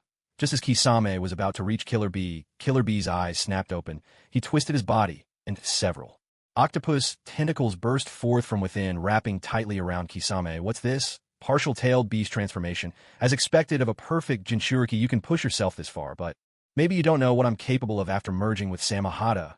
The eight tails suddenly felt its chakra, being siphoned away by Kisame steadily and without end. He's absorbing my chakra. Damn it, I can't touch him. The eight tails quickly released its grip, and in Killer Bee's mind, it shouted, "Bee, transform fully now. If you don't, we'll never break free from this water prison." Up on the hillside, the Akatsuki members were still playing their game of Clap 7. Only Nagato and Itachi kept their focus on the battle below. Itachi spoke quietly. "From the looks of things, Kisame should come out on top." Nagato replied, "I don't know if it's just my imagination, but it feels like a lot of chakra is heading this way." Ever since acquiring Yugo's sage body, Nagato's ability to sense energy had grown tremendously. Hearing this, Itachi closed his eyes for a moment, then snapped them open, his Sharingan scanning the surroundings. Itachi said, "It seems this fight is about to draw a crowd. Soon, this place will be teeming with people. Enemies will come at us from every direction." Nagato mused, "Oh, is the Raikage bringing reinforcements? Makes sense. We've stirred up quite a commotion in the Hidden Cloud Village. But Kisame rarely gets to enjoy himself, so I'd rather no one spoil his fun. All right. Everyone, we've got company." Nagato called out. "Haiden, you take the east side of the water prison. Deidara Sasori, you're on the west. Itachi, you handle the south. Konan, you're on the north. As for me, I'll take care of the skies above." Meanwhile, the Raikage was leading a squad of Cloud Ninja at top speed toward the Valley of Clouds and Lightning. At last, the valley came into view. "Lord Raikage, look, there's a massive sphere of water over there." Raikage nodded, his eyes blazing with fury as he growled, "That must have been created by the Akatsuki. Looks like my brother is fighting them right now. Everyone, move out. Surround that water sphere. If you see anyone suspicious from the Akatsuki, don't waste your breath. Just take them out." "Yes, sir." At last they arrived. Standing before them were two figures, Kakuzu and Haiden. Haiden grinned. "Hey there, everyone. My buddy's having fun with the eight tails right now, so don't even think about getting into the east side of that water prison. By the way, totally off topic. Anyone interested in joining the Jashin cult?" Raikage snorted, "Humph, a couple of worthless pests. I'll make short work of you." Just as Raikage was about to make his move, Darui stepped in to block him. "Lord Raikage protecting. Lord Killer Bee is our top priority. Leave these two to us. You take the others and get into the water sphere as quickly as you can." Though Raikage was seething with rage, his brother's safety mattered most. He gave a terse nod and dashed off in another direction, leading the rest of his team. Upon reaching the west side, Raikage prepared to break through the water prison, but suddenly a puppet clad in a black cloak appeared and blocked his path. "If you want to break through, you'll have to get past US first." Deidara and Sasori slowly emerged from the shadows, my partners, having a blast fighting inside. I really don't want anyone interrupting him. Omui and Achui, leading a squad of Cloud Ninja, stepped in front of Raikage and shouted, "Lord Raikage, leave these two to us. Please hurry and rescue Lord Killer Bee." Once again, Raikage gathered his men and rushed south. As expected, he found Uchiha Itachi standing there alone, calm and silent. Upon seeing him, Raikage spoke in a low voice, the Sharingan. "You must be Uchiha Itachi." At that moment, Omoi and Karui drew their silver blades and stepped forward. "Lord Raikage, let us handle Itachi. Please save our master. We're counting on you." Omoi and Karui were Killer Bee's students. Upon hearing something had happened to him, they were more anxious than anyone. Raikage said nothing, but instead shouted to the large group of ninja behind him, "Some of you stay here to help Omoi and Karui. The rest of you, head to the north side of the water prison. There should be more Akatsuki members there. Move out." "Yes, sir." Without delay, the group split up. Some stayed behind while the others dashed north. Omoi called out, "What about you, Lord Raikage?" Raikage scoffed. "Me?" Raising his head, he looked up at Nagato, who hovered above, overseeing everything below. With a menacing tone, he said, "If I don't deal with those Rinnegan eyes up there, I doubt I'll ever get inside this water prison. The rest is up to you, that one in the sky. He's mine." With a thunderous crack, lightning surged around Raikage, covering his entire body. His blonde hair stood on end, and his muscles bulged rapidly before their very eyes. This was the signature technique of the Raikage line, the lightning release armor. After activating his body, the Raikage leapt high and charged straight at Nagato. "The Rinnegan, I swear I'll take you down." Well, if it isn't Lord Raikage himself. "All this rage is bad for your health. No matter how loud you shout, you won't beat me, because I am a god." Cloud Lightning Gorge, Eastern Battlefield, facing the white-haired man before him, who wielded a massive blade and bore the characters for thunder and water on his left and right shoulders. Kakuzu spoke in his usual low tone. "I know who you are. You're Garui, the one with the bloodline limit. Storm release." Kakuzu was always the most attentive when it came to those high-level dossiers. The moment Darui appeared, he recognized him immediately. Darui was taken aback. "Oh, we've never met before. Have you heard tales of me?" Kakuzu replied. "Not really, but your face is written all over with stories." "Haiden, I'll take care of this one. You handle the leftovers behind him." Haiden let out a cold laugh and drew his blood-stained triple-bladed scythe from his back. "Fine, I won't fight you for this one. But remember, the boss said to wrap things up quickly. Don't forget that." Kakuzu shrugged off his shirt. "Don't worry, I know exactly what I'm doing." Haiden snorted. "What? Taking off your shirt now? Aren't you afraid of the shirtless curse?" Kakuzu paid Haiden no mind. He bent forward, and with a piercing, agonized scream, for black earth grudge fear creatures tore out from his body. "Hey, Storm Kid, if you're not coming at me, I'll make the first move." Kakuzu taunted. Darui stared in shock at Kakuzu and the four monsters flanking him. Growing up as a proper shinobi, he was used to nothing more than trading shuriken or exchanging some jutsu with his opponents, summoning monsters from your own body. He had never witnessed anything so bizarre. Is this even a ninja? Damn, this guy's a full-on monster. Before Darui could react, the water and lightning earth grudge fear creatures had already rushed him. Lightning style, false darkness, water style, water curtain. Damn it. Darui quickly pressed his hands together at his chest, clenched his fists, and called out storm style. Laser circus. This was a jutsu born of both lightning and water styles. From his joined hands, beams of light shot forth in all directions, neutralizing Kakuzu's lightning and water attacks one by one. Phew. Thank goodness I was quick on the draw. Dealing with these monsters is a real headache. Just as Darui took a moment to wipe the sweat from his brow, Haiden suddenly swung his scythe at him. Darui dodged Haiden's strike in the nick of time, jumped aside, and complained, "You guys have no sense of honor. Weren't you supposed to be dealing with my teammates back there? You." But when Darui turned to look behind him, he realized to his horror that all his comrades were already gone. Behind him stood only the fire-natured and wind-natured grudgeful spirits. Darui could hardly believe it. Could it be? Don't tell me. Haiden leisurely hefted his scythe onto his shoulder and strolled over to Kakuzu's side. "You guessed right. All your companions have already been dealt with by us." At these words, Darui's rage exploded, his anger almost tangible. "Damn you, you scum. I'll kill you all," Haiden retorted. "Hey, we didn't really want to hurt them. They tried to sneak into the water prison while you were fighting us. I warned you. Don't disturb my brother. You wouldn't listen, so I had no choice but to offer them up to Lord Jashin." By now, Darui's eyes were burning red with fury, and without another word, he charged at the two, sword swinging. "Enough of your nonsense, die." Kakuzu and Haiden exchanged a helpless glance. "Well, looks like we'll just have to play with you a bit longer." At the western battlefield of the Cloud Thunder Gorge, facing the large group of hidden cloud shinobi before him, Daidara's eyes flickered with a mischievous glint. Without hesitation, he sat himself down on the ground. Sasori, puzzled, asked, "Daidara, what are you doing?" Daidara replied, "I'm throwing in the towel. These lightning-style ninja are the natural enemies of my explosive clay. I don't want to lose to them, so I'm just not going to fight." Sasori, "Big bro, give me a chance. Let me admire your art for a while." Sasori snorted. "Fine, suit yourself. I'll play with this lot myself." Seeing this, Samui and her brother Atsui couldn't help but mock that blonde brat's hiding out.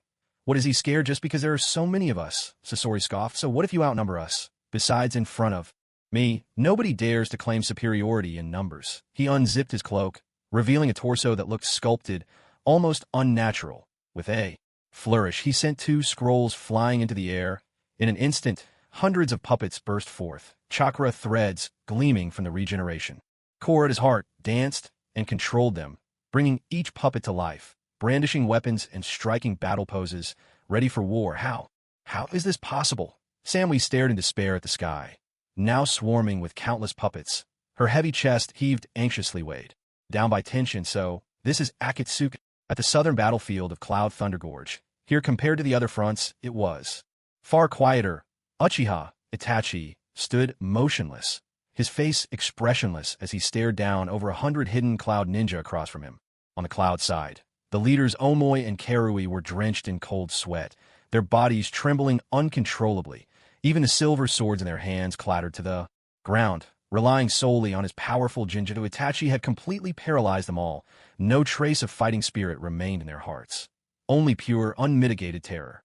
Cloud Thunder Gorge, northern battlefield. Xiaonan floated in the air like an angel, her white wings fluttering as she looked down indifferently at the ninjas below, now wrapped in her paper sheets and mummified. "So this is the power of a great nation.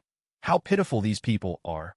She sighed, then slowly lifted her gaze to Nagato, who hovered above the water prison. The showdown between Nagato and the Raikage had yet to begin, for reasons he couldn't quite explain. Though anxious to save his brother, the Raikage dared not make a rash move before Nagato. Perhaps it was the Rinnegan. Before seeing those eyes for himself, the Raikage had scoffed at the stories, but now, standing face to face, he could truly sense the terrifying and mysterious power of the Rinnegan. Nagato remained motionless, and the Raikage hesitated to strike first. Nagato spoke in a low, distant voice. "What's the matter, Lord Raikage? Aren't you going to make your move?" Feigning arrogance, the Raikage shouted back. "You're young.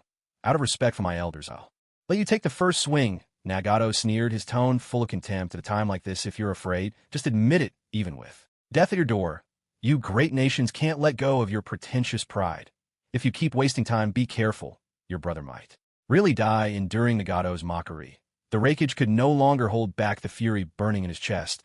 With a thunderous roar, he shot forward like a bolt of blue lightning, instantly appearing before Nagato.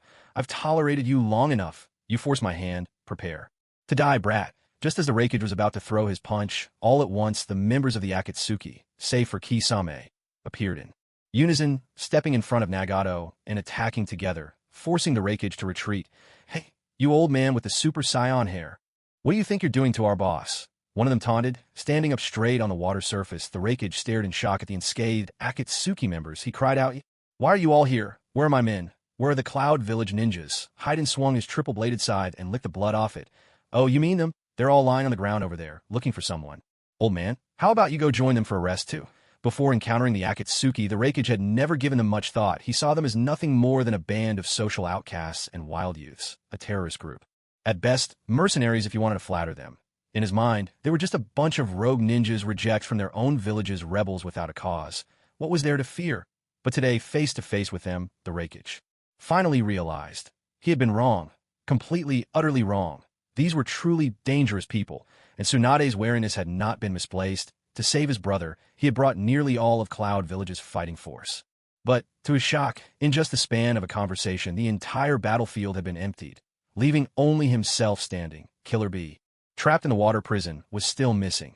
His fate unknown. The man before him, eyes glowing with the Rinnegan, remained an enigma. His intentions unclear. Even more unsettling, the other members of Akatsuki had effortlessly slaughtered his subordinates and now stood before him, posing in scathe, as if mocking his helplessness. Since becoming the fourth Raikage, he had never faced a crisis quite like this one. The legacy built by his predecessors. He feared it might all be destroyed by his own hand today. Though he had already braced himself for the worst, he was not ready to give up. He was, after all, the one who inherited the great name. Even if it meant death, he would die with honor on the battlefield and leave something behind for the ninja world. "You villains of the ninja world, even if I die, I'll take a few of you down with me." The Raikage bellowed to the heavens, lightning surging fiercely from his body as he unleashed every ounce of his power. "Come on then, I'll avenge my fallen warriors." Just as he steeled himself, ready for a desperate last stand, the water beneath his feet suddenly began to tremble violently. Nagato's gaze shifted toward the prison, his brow creasing in concern. "This isn't good. Killer Bee is transforming. His tailed beast power is breaking the water prison apart. Everyone scatter." No sooner had he spoken than several massive octopus tentacles punched through the watery barrier, shattering the prison in an instant. All of Cloud Lightning Gorge seemed to be drenched in a heavy, inky rain. In his tailed beast form, Killer Bee spotted the Raikage and burst into song with excitement. "Yo, big bro, did you come to rescue me? Two brothers united can cut through steel. Let's take on that shark face guy together." The Raikage flickered in front of Killer Bee in a flash. "They're after you. Go now. I won't let you die here too." Killer Bee replied, "Big bro, what are you talking about? As long as we fight side by side, who in this world could ever beat us? You're not leaving?" Fine," the Raikage said, then turned back to your normal form. "I got some tactics to discuss with you." Hearing this, Killer Bee withdrew the giant octopus back into his body and leaned an ear close to the Raikage's lips. "What's the plan, big bro? Tell me." But the Raikage said nothing.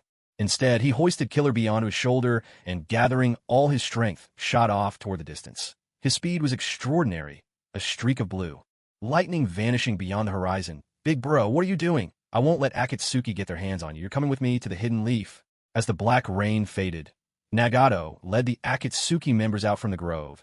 Nagato glanced down at his clothes. "Looks like I'll have to wash this outfit again when we get back." Konan smiled. "No need. I can take care of it for you." Haiden piped up with a grin. "Sister Konan, when did you get so considerate? How about you help me with mine too?" Konan shot him an exasperated glare. "Get lost." Haiden let out a long sigh. Things really do feel different once you've slept together. Kisame followed the scent and found Nagato and the others asking back when I was in the water prison. I thought I saw you guys fighting someone. Who was it? Itachi replied. The Raikage brought a group to stir up trouble, but we took care of them. Now only the Raikage is left. What about you, Kisame? Did you get the 8 tails? Kisame shook his head. Killer Bee's chakra vanished. My Samahata can't track him. He must have escaped. Nagato nodded. Yes, I saw it too. The Raikage already took him and fled. He's too fast. We couldn't catch up. What? Kisame grumbled in frustration. I wasn't even warmed up yet. And they already ran off? At that moment, Konan quickly interjected. Well, if they got away, there's nothing we can do about it. It's almost dark. Let's head back. We'll deal with the 8 tails another time. Konan had wanted to return for a while now. She just wanted to lie down in bed and not think about anything else. Kakuzu added, the Raikage must be hiding the 8 tails somewhere. Maybe we should destroy the hidden cloud village. Force him out. Hey, are you just trying to pick a fight with me on purpose? Konan snapped, her voice sharp. Our ultimate goal is to build the nation of Akatsuki, not to go on a killing spree. Kakuzu, are you losing it again? Nagato gazed at the distant spot where the Raikage had long since vanished and let out a heavy sigh. It's getting late. Deidara just captured the 2 tails. If he doesn't practice controlling the tailed beast, there could be trouble. At this point, searching for the Raikage and the 8 tails is like looking for a needle in a haystack. There's no sense wasting effort. Let's head back. Hearing this, the group exchanged glances, then could only nod in reluctant agreement. After the Akatsuki members departed, Uchiha Obito slowly emerged. There's something off about Nagato, he mused. He's always in that wheelchair, but who would have thought he'd be so tall standing up? Lost in thought, Obito landed on the battlefield. He let out a low sound of surprise as he noticed the ground was littered with Cloud Ninja, all barely clinging to life. Though they were still alive, most had utterly lost the ability to fight. What was this bunch thinking? They actually left everyone alive. That's not like them at all. The Cloud Shinobi who fought Uchiha Itachi had been immobilized by his golden binding illusion. Unable to move, but their lives were spared. Konan, too, had simply wrapped her opponents in paper, restraining them without taking their lives. On the side of Sasori and Deidara, Sasori had used hundreds of puppets to leave their opponents half dead, but still breathing. Only with Kakuzu and Haiden did things take a darker turn. Aside from Darui, nearly all the Cloud Ninja they faced had been killed. The undying duo remained as bloodthirsty as ever. Obito coldly surveyed the devastated battlefield, his voice low and menacing as he muttered to himself, I don't know why you two decided to change your ways, but I'm not about to let you rewrite your own stories. Trying to redeem yourselves? It won't be that easy.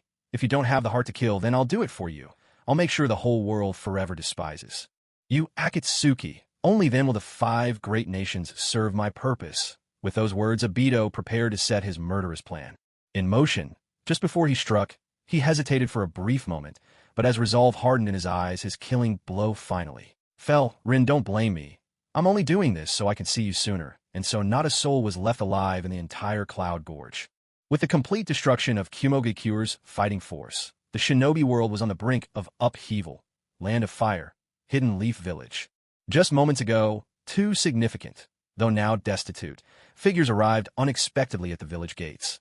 The 4th Raikage and his younger brother, Killer Bee, the 8 tails Jinchuriki. At this moment, the brothers paced anxiously outside Konoha's entrance. There was no helping it. Konoha had strict rules. Without an appointment, no matter who you were, you had to request permission from the village leadership before entering. Before long, Tsunade and Jiraiya strolled out from within the village, taking in the Raikage's disheveled appearance. Tsunade couldn't help but mock, well, look who it is. Isn't this the so-called real man Raikage, who once tried to arm wrestle me and play dirty?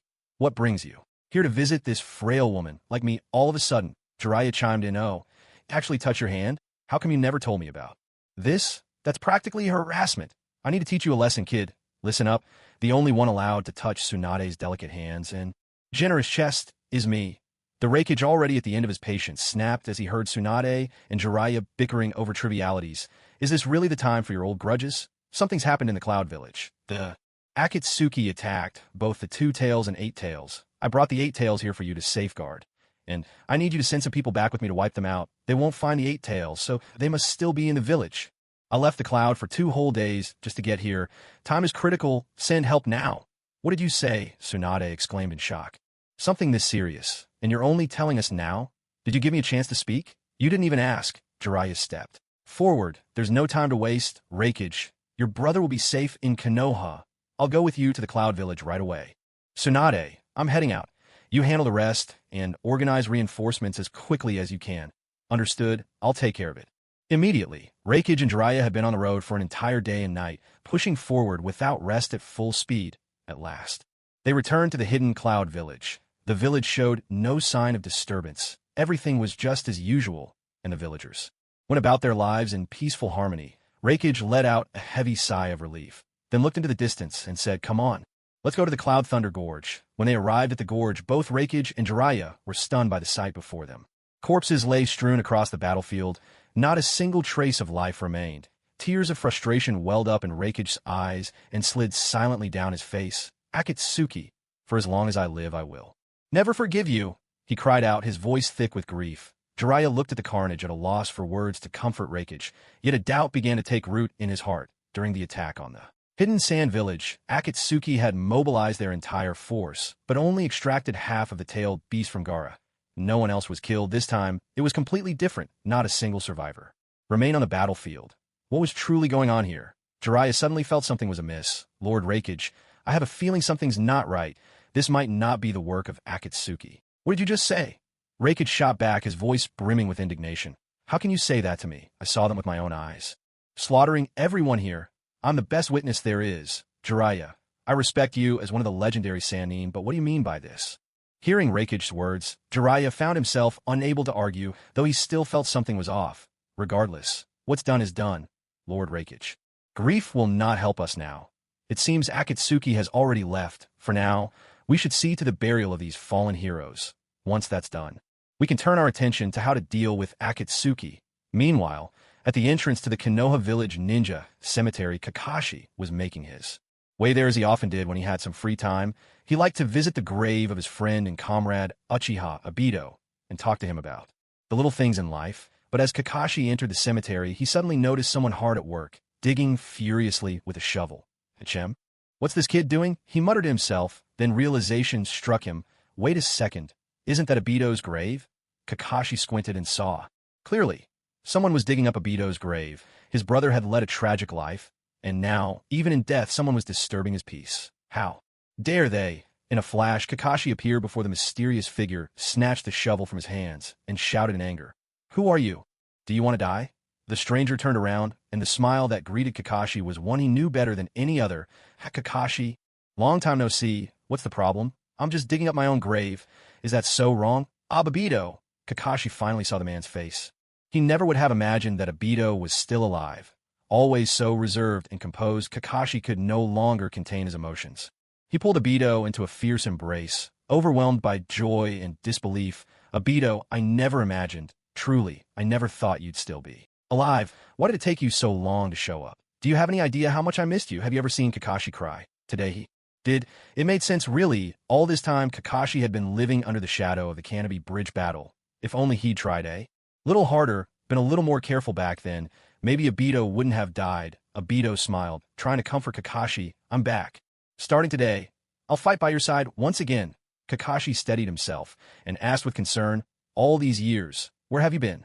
"And your eye?" When he saw the scar on the right side of Obito's face, Kakashi couldn't help but feel a pang in his heart. The painful memories rose up before his eyes once more. Obito broke free from Kakashi's embrace, and just like when they were kids, burst out laughing. "I was lucky. I was saved by a master. My life and my right Sharingan were spared.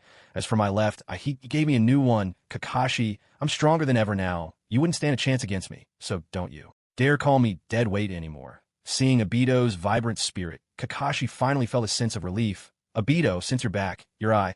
Let me return it to you." Kakashi pulled off his mask, revealing his left eye, ready to give it back to Obito. But Obito stopped him with a goofy grin. "Just leave it on your face. I gave it to you as a birthday present. There's no way I'd take it back. Enough about that. Where's Rin? How's she been lately? Hurry, take me to see her." The moment Obito spoke Rin's name, Kakashi felt a tremor in his chest and slowly lowered his head. "Rin is dead. I know, and I also know it was you who killed her," Obito screamed silently in his heart. But on the surface, he said nothing of the sort. For the sake of his plan, he had to keep up the act. "Why did Rin die?" Obito asked in feigned shock. "I'm sorry, Obito. I failed to protect her, Rin. I was the one who killed her. Just a few days left until my 100,000-word debut. So excited. I really hope everyone will like this book. Akatsuki, after returning to base for a few days. With the help of the members and the notes on his laptop, Deidara successfully tamed the two tails. Thus a perfect two-tails Jinchuriki was born, Deidara gazed happily at the pale blue, translucent chakra swirling around him and taunted Sasori. Hey Sasori, why do I suddenly feel like I'm even cooler than you? Sasori turned away in a huff, saying nothing. Often, when someone chooses not to explain or confront something but instead avoids it, it means they've tacitly admitted it. That's exactly what Sasori was doing now. When he witnessed Deidara's astonishing transformation, he found himself utterly captivated by Deidara's beauty. The thought of his own tailed beast form, shrouded in nothing but yellow sand, sparked a sudden sense of dissatisfaction deep within him. But regret was pointless now. He was from a village hidden in the sand, and in this lifetime, sand would always be his only companion, he sighed. Quietly, inside Scorpion's mind, the shadowy version of One Tail grumbled, Scorpion, what's with that expression? Are you embarrassed by me? Or something, Scorpion replied. How could you possibly understand the pain in my heart? I used to be Akatsuki's #1 heartthrob, short maybe, but otherwise nearly perfect. Ever since I got stuck with you, though, it feels like all the light has faded from my life. The shadowy One Tail snorted. You don't know how lucky you are. Let me tell you, Lord Shikaku is powerful. I'm the first-tailed beast, one, you get it, among all the tailed beasts. I rank #1. Scorpion muttered, all right, if you just stop talking, no one would mistake you for a mute. Just then countless sheets of white paper gathered, and Conan's figure slowly emerged in the hall.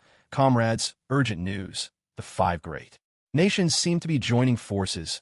A ripple of surprise ran through the members. None of them had expected the 5 great nations, each so disdainful of the others, to ally so quickly. At that moment Nagato's brow furrowed, not because of the alliance itself, but because he sensed something suspicious behind it all. Since taking over Akatsuki, Nagato had only led his members into battle twice.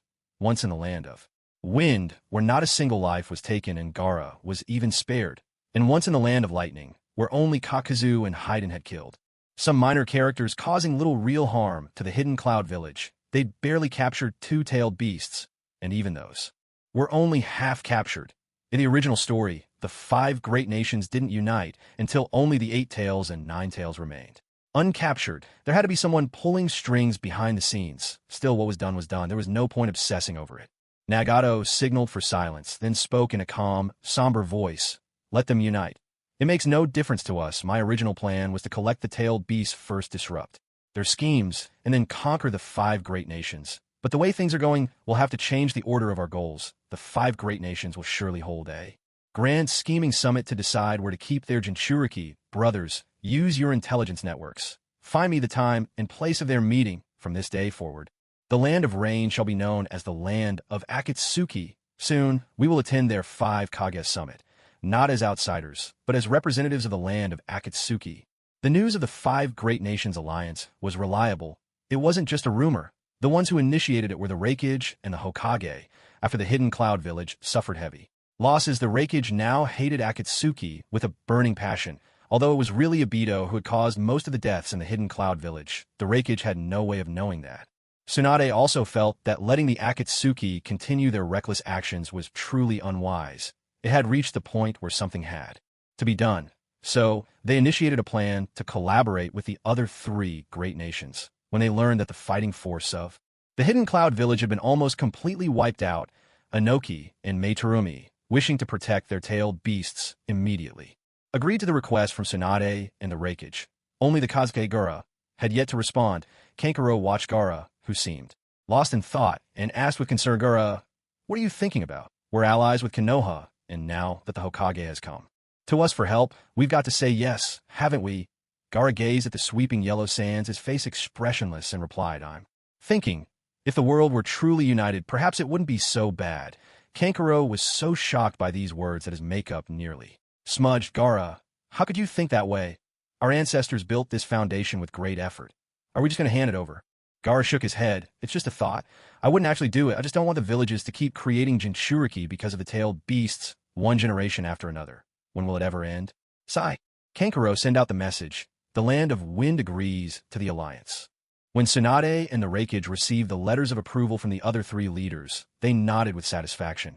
No matter how powerful Akatsuki is, if they stand against the world, they're destined to vanish. I refuse to believe it. With the strength of the entire world combined, could we really lose to just 8 of them? Just as Tsunade, Jiraiya, and the Reikage were discussing their next steps, a knock sounded. At the door, who is it? It's me, Kakashi Hitaki. Oh, come in. Kakashi pushed open the door and walked in with another person following behind. Tsunade raised an eyebrow at the unfamiliar face. Kakashi, who's that behind you? Uchiha Obito, Uchiha, Tsunade, Jiraiya. And the Raikage were all stunned by the name. Jiraiya stood up and looked Obito up and down, asking in disbelief, he was Minato's student too, wasn't he? I thought he died on the battlefield. And your eye? Kakashi nodded. That's right, the Sharingan I have. It was a gift from him. With a great war looming and a dire need for talented shinobi, it was undoubtedly a boon for Konoha to suddenly have another Uchiha. But Tsunade did not let excitement cloud her judgment. She fixed her gaze on Obito and asked in a low voice, Obito, after all these years, why have you only now returned to Konoha? As expected, it wasn't going to be that easy, Obito thought to himself with a cold, silent laugh. He then answered aloud, that's because after I recovered, I've been with the Akatsuki all this time. Obito's words struck the room like a sudden clap of thunder, sending shockwaves through the office. The Raikage strode right up to Obito, his voice booming with anger as he demanded, you say you're with the Akatsuki? That can't be. I fought the Akatsuki before and never saw you among them. Yet standing before the Raikage's imposing presence, Obito remained unfazed. Please calm down, Lord Raikage. That's because I've already left the Akatsuki. Then, amidst the suspicion of the onlookers, Obito began to spin his tail. He painted himself as someone raised by the Akatsuki, valued by them, because he was a Uchiha. They'd shaped him into a cold-blooded assassin. Yet in his heart, he had always belonged to Konoha. He claimed he had planned to stay undercover within the Akatsuki until the time was right to break free on his own terms. After hearing Obito's story, Jiraiya was far from convinced. He pressed further, what exactly do you mean by the time is right? A sly smile played on Obito's lips. You still don't believe me, do you, Lord? Jiraiya, when I say the time is right, I mean I've finally uncovered the Akatsuki's true purpose for gathering the tailed beasts. And what purpose is that? They intend to resurrect someone who? Uchimadara. Resurrect him? Not a chance. Shizen moved the meeting forward and informed the other three great nations immediately. Go now, Yes. Tsunade sat fuming at her desk, her ample chest heaving with each pounding heartbeat. The Raikage, feeling awkward, turned his face away, sneaking sidelong glances at her. Once the Akatsuki are wiped out, I'm going to marry this fierce woman, he vowed silently to himself. As a burly, iron-willed man, the Raikage had secretly fallen for Tsunade ever since their arm wrestling match. Women with large chests weren't hard to find, but a woman who had both strength and curves, one who could outmatch him physically, was rare indeed in the shinobi world. Only Tsunade fit the bill. Only a woman this strong is worthy of being my wife, he thought, lost in his daydreams about Tsunade. While the Raikage fantasized, Jiraiya wore a grave expression, deep in thought, though he was known as the most perverted man in Konoha. Jiraiya never let distractions interfere with serious matters. He didn't even spare a glance at Tsunade's alluring figure. Instead, his mind was consumed by memories of Yugito and Konan. He couldn't fathom why the Akatsuki would want to resurrect Uchimadara. It made no sense. Watching his grand disciple Obito speak, Jiraiya wasn't sure whether to believe him or not. If I get the chance, I must meet them face to face and get to the bottom of this. Land of Rain, Amigakure, it could now just as well be called the land of Akatsuki, ever since they prepared to receive the declaration of war from the five great nations. The Akatsuki had moved their base here. Nagato and Konan had upgraded from small dark room to a large suite with an ocean view. Another day dawned beneath endless storm clouds. Konan stood by the window, listening quietly to the rain outside as she waited to sample Nagato's newest abilities. 2,000 words are omitted here. After those 2,000 words, Konan lay nestled beside Nagato, her mind replaying the bashful moments from earlier. In a gentle voice, she said, Nagato, these days have been the happiest of my life. How do you manage to surprise me with new skills every day? Perhaps it was the passage of time, or maybe it was the endless trials he had endured, but Nagato felt as though he'd finally adapted to Yugo's body. The boundless potential of this vessel had been awakened, fully brought to light by Konan's passion. Nagato stroked Konan's cheek lightly. In his mind, he replayed the Tokyo hot scenes with meticulous attention, then leaned close and whispered into her ear, there are plenty of avant-garde tricks left, as long as you're willing to join me. Anything is possible. Konan's cheeks flushed crimson, and she buried her face in Nagato's arms, feigning annoyance as she said, my paper butterflies haven't been idle either. I believe we'll have news very soon. Nagato playfully pinched her nose and praised her impressive, balancing life and work so well. You truly are my woman. Giggling, Konan batted her sparkling blue eyes and teased, since I'm so capable and you've had enough rest, don't you think I deserve a little reward?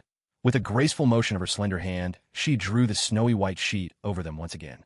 Their joy lingered until dusk. As twilight descended, a paper butterfly fluttered gently to the bedside, coming to rest on Konan's smooth back, lifting her head.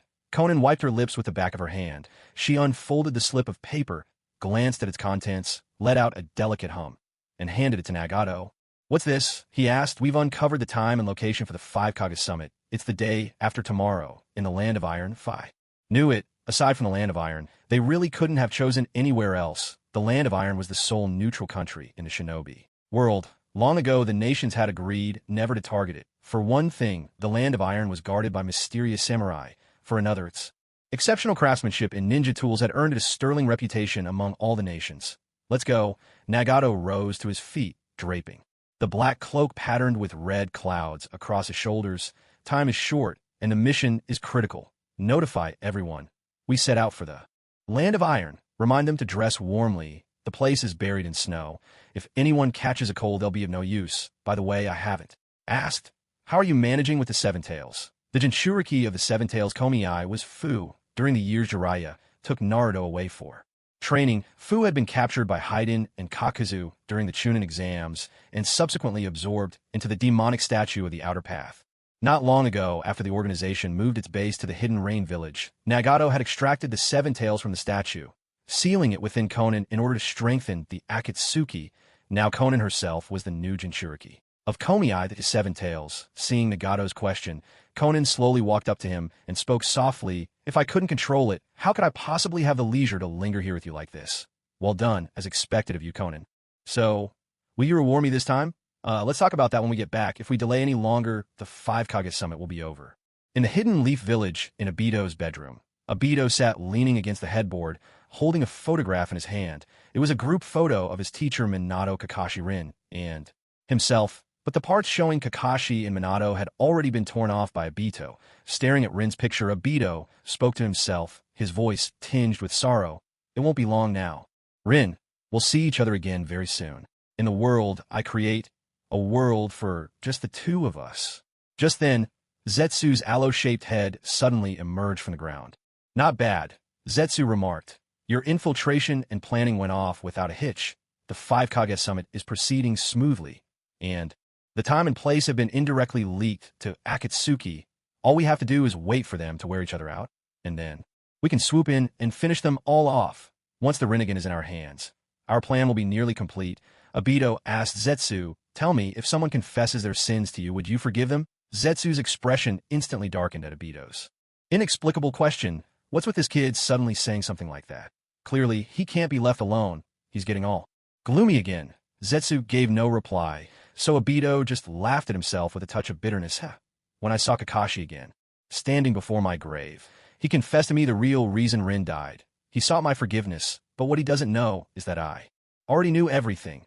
I even knew that it was Rin's choice. She chose to die by the hand of the one she loved to protect the leaf. Watching Kakashi seek my forgiveness, I almost found it funny, because I never hated him at all. He spent his whole life living under the shadow of Rin's death and mine, never even realizing that it was this very village, or maybe this whole world, that brought us to this point, and still he works tirelessly, giving his all to this absurd world. Don't you think he's a fool, Zetsu? Rin died for this village. She died to protect this world, but why? Why did my Rin have to bear that burden? She was just a child back then, forced to make such a choice. It's not fair. This world is not fair. It was this world that drove Rin to her death." Watching Obito, still lost in his melancholy, Zetsu was left completely speechless, but he was used to it by now.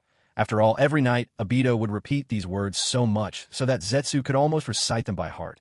"White Zetsu. Haha, Obito. You finally remembered me, did you? What can I do for you?" "Your transformation jutsu. It's time to put to good use. I want to stir things up between the 5 great nations and the Akatsuki, spark a little more chaos." Obito Uchiha, ever the master strategist, was plotting his next ruthless move, ready to plunge the world deeper into turmoil.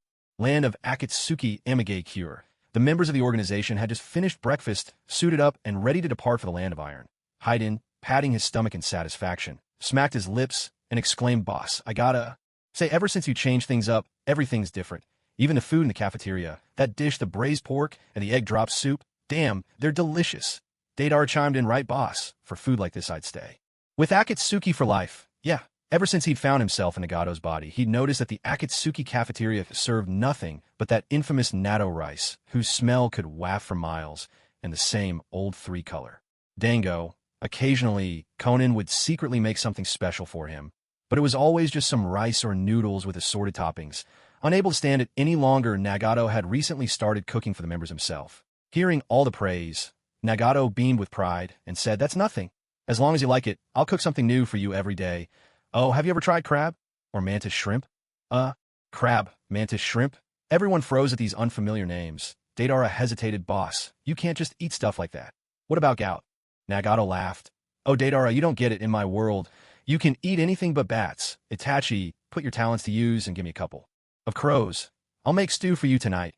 And Kisame, any unruly sharks among your lot, grab a few for me, and I'll show you what real shark fin tastes like." At these words, Itachi and Kisame stiffened. They exchanged a nervous glance, shivering as they stood up and muttered, "Since it's raining today, maybe we should go for a walk, clear our heads."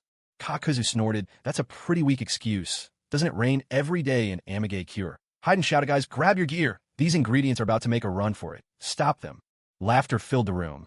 Watching his teammates enjoying themselves, Nagato couldn't help but smile with satisfaction.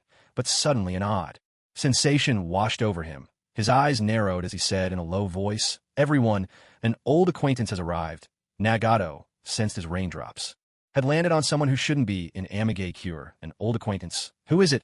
"Orochimaru." Deidara immediately sprang to his feet, shouting angrily, "That traitor, neither man nor beast dares to show up on our turf. Brothers, don't fight me for this. I'll blow that turncoat to pieces myself." "Humph." Nagato placed a steady hand on Deidara's shoulder and shook his head. "Don't get worked up, judging from his movements. He'll be here soon enough. Let's just wait for him." Nagato truly couldn't figure out what Orochimaru was after. Could he be here to ask for Yugo's body back? Impossible. He wouldn't dare. It seemed he'd have to talk to him and find out before long. Orochimaru strolled in at a leisurely pace. Faced with the members' cold, hostile stares, his voice remained hoarse as ever. So many familiar faces. "Comrades, I hope you've all been well," Sasori replied. "I was fine until I saw you. Now suddenly, I feel a bit nauseous." Orochimaru smirked. "Sasori, we were partners once. Do you really have to be so cold to me? Besides, do you even have a stomach left?" Kakuzu growled. "Can't you just shut up? Every time I hear that half-dead voice of yours, I feel like killing someone." Orochimaru spread his hands wide. "Go ahead. I don't mind. I have plenty of lives to spare. I could even donate two to you. It's no trouble for me." Itachi interjected. "How is my brother doing lately?" Orochimaru replied, "Quite well, actually. He has quite the appetite, but I have enough resources to manage for now." Kisame's eyes narrowed. "Orochimaru, you had the guts to come here today, are you looking for trouble?" Orochimaru extended his long tongue and licked his lips, his voice sly. "The 5 great nations are about to wage all-out war against you. I just dropped by to check in, and to have a little chat with Nagato about something else." Nagato's expression darkened. "Don't tell me you're really here to ask for Yugo's body back." A cryptic smile played across Orochimaru's lips as he looked first at Nagato, then at Konan. "Yugo's of no use to me now. Seems he's no longer a virgin. Half his sage energy has already been siphoned by Konan. Even if you handed him back, I wouldn't want him." Nagato was taken aback. Well, sharp eyes, you could even tell that." Orochimaru let out a peal of laughter. "With all my years of human experimentation, I only need a glance to judge someone's condition." Nagato, Konan, you two have been keeping busy lately, haven't you?" At these words, Konan quickly turned her blushing face away. Nagato noticed and cleared his throat. Embarrassed, ahem. "Orochimaru, what is it you really want to say? Don't tell me you want to join the war." Orochimaru shook his head with an enigmatic smile. "I didn't start this war, so I won't take part. But if there's profit to be made, that's another matter entirely. Nagato, I'd like to offer you a gift as a token of my good faith for future cooperation." "A gift? You'd give me something for nothing? Ha, you're still coveting my Rinnegan, aren't you?" Nagato stood up, voice cold and warning. "Orochimaru, gifts can be given, but don't expect any favors from me. Don't test my limits. If you dare mention the Rinnegan again, I swear I'll make you wish you were dead." Under the oppressive gaze of Nagato's Rinnegan, Orochimaru couldn't help but shiver. Forcing a calm facade, he said, "I heard this place will soon become the land of Akatsuki. If you want to rise as the 6th great nation, you'll need ample territory, so I'm offering you my land of grass." The land of grass bordered the land of Akatsuki, and if the two merged, the territory would indeed expand significantly. Nagato asked, "And what's your condition?" "I don't believe you're doing this out of kindness." Orochimaru hesitated for a moment before finally revealing his true intention. after you destroy the Land of Fire. I hope you let me be the Hokage of Konoha. The Land of Fire will still be yours. Surely that's not asking too much. Nagato simply shook his head and stepped down from the platform. Orochimaru, I hadn't planned on seeking you out, but you've delivered yourself right to my door. Everyone take him! At Nagato's command, every member closed in surrounding Orochimaru. Startled, Orochimaru demanded, What are you planning to do? I'll take your land of grass. But as for your condition, I refuse. If you agree, I'll let you go. I'll come to your place tomorrow for the handover. If you refuse, then don't bother going back. You might as well stay here and help me fish for sharks. At that, Kisame slapped his forehead and exclaimed, That's right. Why didn't I think of this get-rich-quick scheme? Orochimaru is an endless supply of bait. He's got 1,000 bodies. He can spit one out whenever we need. With just one Orochimaru, we can catch a shark every time. As long as he's here, we'll never have to worry about shark fin soup again. Boss, let's keep him. As long as they didn't use his own sharks, Kisame would go along with anything. He'd been fretting over what to do if the boss asked for his sharks. But now that Orochimaru had walked right into their trap, Kisame wouldn't let him go. Orochimaru was utterly crushed, his spirit broken, as he shouted in despair, This immortality of mine wasn't meant for this. You heartless bandits! At that moment, he truly regretted coming back to this den of thieves. The thought that he of all people would be bullied by the very colleagues he once looked down upon filled Orochimaru with rage. But all he could do was grit his teeth and endure, if not for Nagato's presence. Did they really think he'd give in? There's a saying, Look at the owner before you hit the dog. Today, for your boss's sake, I'll let you off. Keep the green hills, and there will always be wood to burn. The wheel of fortune turns. One day you're up, the next you're down. Once I get Sasuke's Sharingan, I'll settle the score with each of you. After a fierce internal struggle and some physical torment, Orochimaru finally gave in. He had no way out, with these 8 fierce and intimidating men about to feed him to the fish. Who wouldn't panic? It wasn't the act of being fed to the fish that frightened him, but rather the thought of being fish food for an entire lifetime. What's worse, it seemed that Uncle Snake's life would never end. Wouldn't that mean he'd be forced to scrape by inside a shark's mouth again and again for all eternity? In that case, what meaning could immortality possibly hold? Wouldn't it be better to die once and for all and be done with it? Brave warriors, I wish you a smooth journey to the Land of Iron. I await your triumphant return, and when that day comes, I promise to personally present you with the national seal of the Land of Grass as a token of welcome. It's getting late, and I have other matters to attend to, so I'll take my leave now. No need to see me out. Really no need. Watching Orochimaru slink away, dejected and defeated, Kakuzu actually managed a rare smile. Who would have thought someone would come offering us territory first thing in the morning? It's a good omen for our campaign. Kisame grinned. Itachi, why didn't you have Orochimaru send your brother back with him? Itachi replied, In the end, Sasuke will kill him and inherit his power. For now, let Sasuke gain some experience under his tutelage. Nagato spoke. Let's go, it's time to set out for the Land of Iron. The 8 founding heroes of Akatsuki's new nation traveled north, heading for the Land of Iron. Land of Fire, Hidden Leaf Village. Summoned by Tsunade, Kakashi brought Naruto to her office. Granny Tsunade, what do you want with a lowly genin like me this time? I'm really busy, you know. Naruto grumbled a moment. He stepped inside, his impatience plain as day. Tsunade's voice thundered as she scolded Kakashi. Why did it take you so long to bring him here? With a helpless smile, Kakashi replied, Please don't be angry, lady. Tsunade, I searched all over the village for him, which took some time.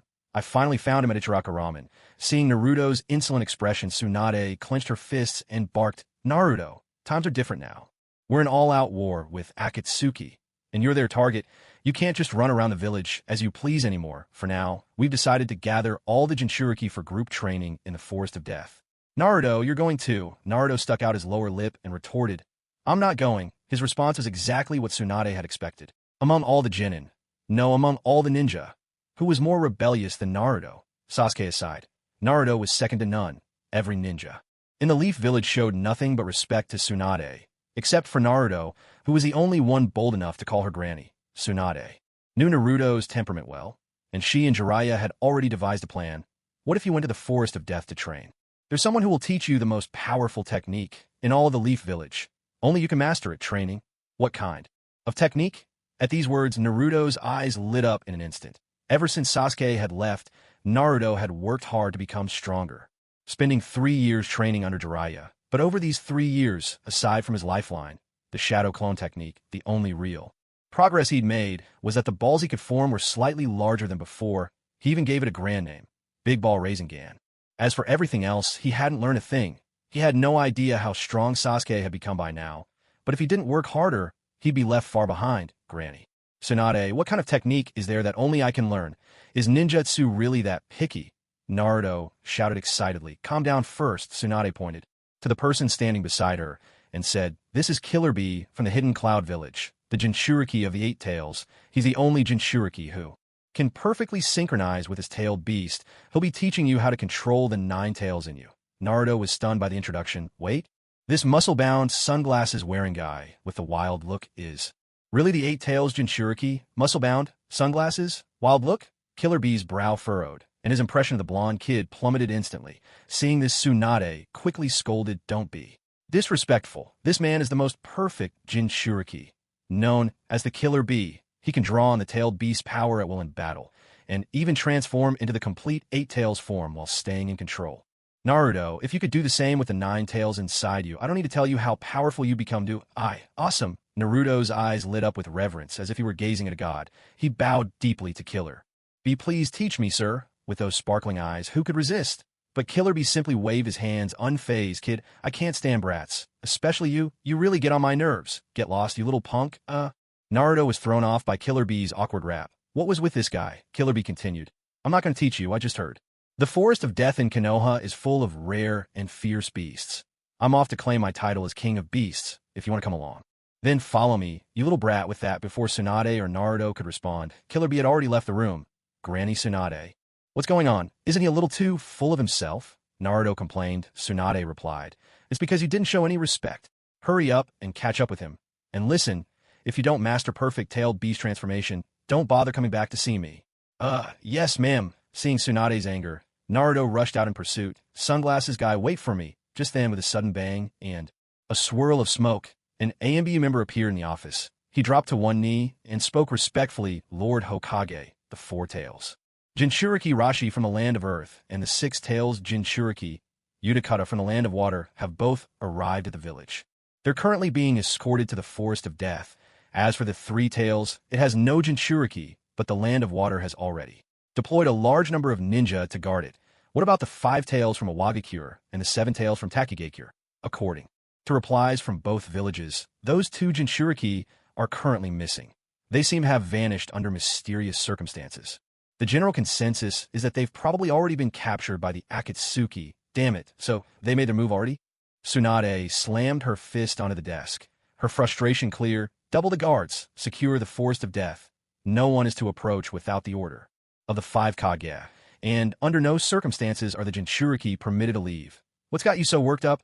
Jiraiya strolled in a playful note in his voice. You should be on your way to the land of iron by now. The Raikage has been waiting for you at the village gate for quite some time. Tsunade stood up, pulling on her green jacket with a grave expression. While I'm away, the village is in your hands. And so are the Jinchuriki. Don't worry. Jiraiya broke into a hearty laugh. With me here, no one is getting into that forest of death.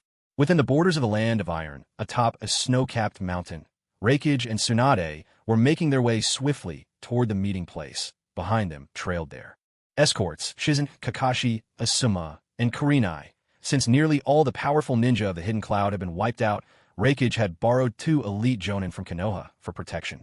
Just then, a pale hand suddenly reached out from underground and brushed against Tsunade's foot. Ah, who's there? The cold, unexpected touch made Tsunade stop in her tracks and glared down at the ground, eyes blazing. Seeing this, Raikage quickly asked Tsunade, why did you stop? It felt like someone touched me. What? Who's got the guts for that? And where did they touch you? Where are they now? Tsunade scanned the area intently, but after a long moment, she still couldn't sense anyone suspicious. What's going on? Was it just my imagination? She muttered to herself then. Addressed Raikage and the others. It's nothing. Maybe just the wind. My feet are really sensitive, so I get startled easily. Let's keep moving. We don't want to delay the real business. Once the group had gone some distance, Zetsu slowly emerged from the ground. Black Zetsu asked, so, did you manage to absorb Tsunade's chakra? White Zetsu replied. I did, but she's quite something. I only touched her for a moment, and she reacted instantly. Black Zetsu snorted. That's to be expected. It was her foot, after all. You know how it is. Enough chit-chat.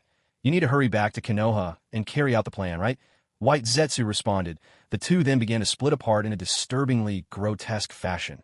Black Zetsu's body suddenly began to split open from the skull. When the transformation was complete, White Zetsu slowly morphed into Tsunade. The resemblance was uncanny. Every detail of the body was brought to life with perfect precision. White Zetsu's transformation technique was entirely different from that of ordinary ninja. By absorbing another chakra, he could replicate it exactly, making even the most familiar companions or sensory-type ninja unable to see through the disguise. Black Zetsu said, "Go. I'm leaving the infiltration of the Forest of Death to you." White Zetsu replied, "Then I'll leave the 5 Kage summit here in the hands of you and Toby." Amidst a ferocious blizzard, the Akatsuki team pressed on without pause, racing at full speed toward the venue. Ugh.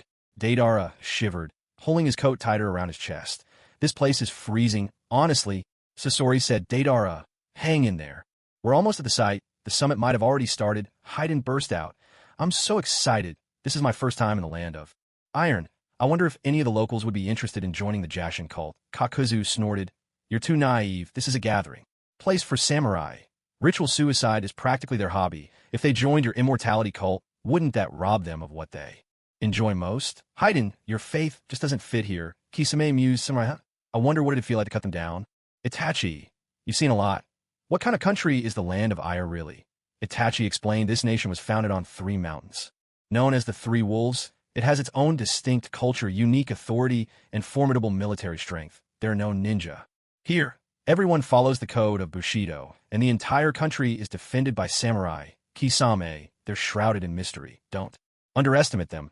Pain gave a slight nod, adding, "With the 5 Kage summit happening, the land of iron will have tightened security. Let's keep a low profile for now. We'll wait until all 5 Kage have gathered before making our move. Remember, keep your emotions in check. Try talking to them first. Let's see if we can win them over with." "Reason," Kisame chuckled. "Hey boss, diplomacy isn't exactly Akatsuki style." Pain replied, "No harm in trying something new. Who knows, if they're moved by my charisma and offer to join us willingly, wouldn't that be ideal? Besides, it's not like I've done anything too extreme, just borrowed a couple of tailed beasts to play with, and only half of each at that compared to the original story. I'm practically gentle." Konan urged. "Let's go. The summit should be starting around now." Pain quipped. "Konan, you're always in such a hurry when we're out in the field, yet in bed, you always complain that I'm too quick." Konan was right. The 5 Kage summit had indeed begun. Inside the Iron Country headquarters in the conference hall from the Land of Wind, the 5th Kage, Gaara, arrived with his attendants Kankuro and Tamari. From the Land of Water, the 5th Mizukage Maidurumi attended, accompanied by Chujuro and Ao. Representing the Land of Earth was the 3rd Tsuchikage Inoki, with his aides Kuratsuchi and Akatsuki. The Land of Lightning sent the 4th Reikage, whose attendants were Asuma and Kurinai, both borrowed from the Hidden Leaf. Finally, the Land of Fire's 5th Hokage lady, Tsunade, appeared with Kakashi and Shizune at her side. As the lights shimmered, 5 hats, each symbolizing the authority of a nation's leader, were placed upon the table. Sitting at the very center, an elderly man with heavy bags under his eyes slowly began to speak. In response to the call of the Hokage and the Reikage, the 5 Kage have gathered here today. I am Mifune, commander of the Iron Country. I hereby declare the 5 Kage summit officially open. No applause followed, nor any conversation. The leaders of the great nations simply stared each other down in silence, each waiting for the other to speak. The tension in the air was palpable, and Mifune could only sigh inwardly, cursing to himself. These sly old foxes, why won't any of them say a word? Are they really expecting me, an outsider, to liven things up? Such is the way of the powerful. They're always sparing with their words. Watching the others maintain their airs, Gaara let out a gentle sigh and spoke up, breaking the silence. "Since all of you are holding back, and since I'm the youngest here, I suppose I'll begin there. Maybe a generation gap between us, but I hope you'll understand what I have to say." Inoki responded with a cold snort. "A brat who hasn't even grown all his hair is the Kazekage now? The Land of Wind must have truly fallen. I'm old enough to be your grandfather, and yet you speak so brazenly in front of your elders. If I recall, your father was the 4th Kazekage. He certainly had his own way of raising children." Hearing Inoki's words dripping with scorn, Kankuro, waiting behind the scenes, was instantly furious. If Temari hadn't held him back, he would have stormed forward in outrage. Maidurumi interjected. "Lord Tsuchikage, perhaps you could hold your tongue for now. Let the Kazekage finish before offering your opinion." Gaara continued, "You've probably heard about how I was previously captured by the Akatsuki. Oddly enough, they didn't seem to harbor any particular malice toward me. Perhaps their gathering of tailed beasts is actually for the sake of this world. As for what happened in the Hidden Cloud Village recently, while it's unfortunate, I don't believe it was their doing. That's all I have to say. Please continue." The Reikage seated beside him couldn't contain his anger any longer. "I don't care what you think. I care what I think. Those brutes attacked right on our doorstep, and you're making excuses for them. Kage, I now suspect. You're in league with the Akatsuki, otherwise, how could you return unharmed after they took you away? I want to hear your explanation. Meanwhile, on the rooftop above, the members of the Akatsuki landed, soundlessly, their feet barely making a whisper, and Nagato's signal. Everyone concealed their presence, blending into the shadows. Peering through the gap at the 5 Kage inside, Deidara spoke in a low voice. Boss, it looks like it's starting. I didn't expect we'd see Inoki so soon. Haiden said, now that everyone's here, let's head in too. Time to tell them.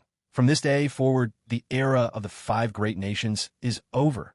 Nagato shook his head, a hint of curiosity in his tone. No rush. Let's listen in first and see what they're planning to discuss. Nagato wanted to know why the 5 great nations were so quick to unite. After all, Akatsuki hadn't done anything drastic lately. He was eager to hear the Kage's conversation and get to the root of it all. Watching the fierce and imposing rakeage, Gaara let out a long sigh. Think what you will, I'm just stating the facts as for how this meeting ends. It's not up to you or me alone. Let's hear what the others have to say. Humph. The rakeage merely snorted and sat back down. In the past, he might have flown into a rage already, but things were different now. He was a commander without an army. All of Kimogakure's fighting strength had vanished, and even his own bodyguards had to be borrowed from Konoha. Penniless, even a hero could be brought to his knees. Now, he didn't even have a penny to his name, so all he could do was swallow his pride and endure. Seeing this, Mifune cleared his throat and spoke up. The Kazekage is finished. The floor is yours.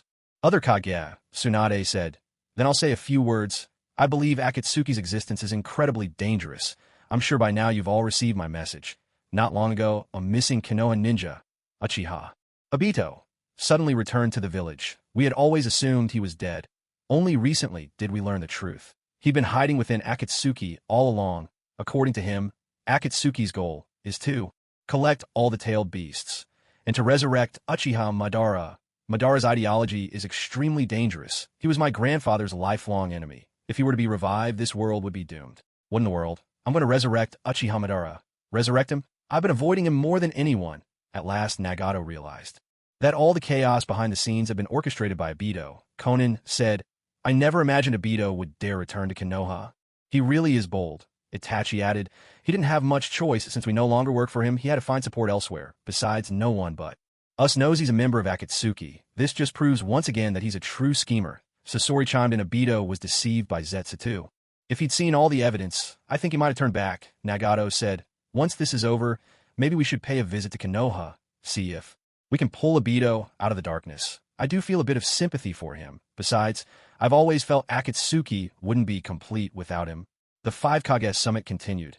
After listening to Tsunade's remarks, Inoki spoke up. I know about Uchiha Madara. I met him once before. He truly is dangerous. Tsunade, are you certain about this information? Tsunade replied, this is what Obito said. While there's no solid evidence yet, I have a strong feeling it could be true. Otherwise, why would they be gathering the tailed beasts? To keep them as pets. Inoki responded, in the land of Earth, we now have only one Jinchuriki left, Rashi, the host of the 4 tails.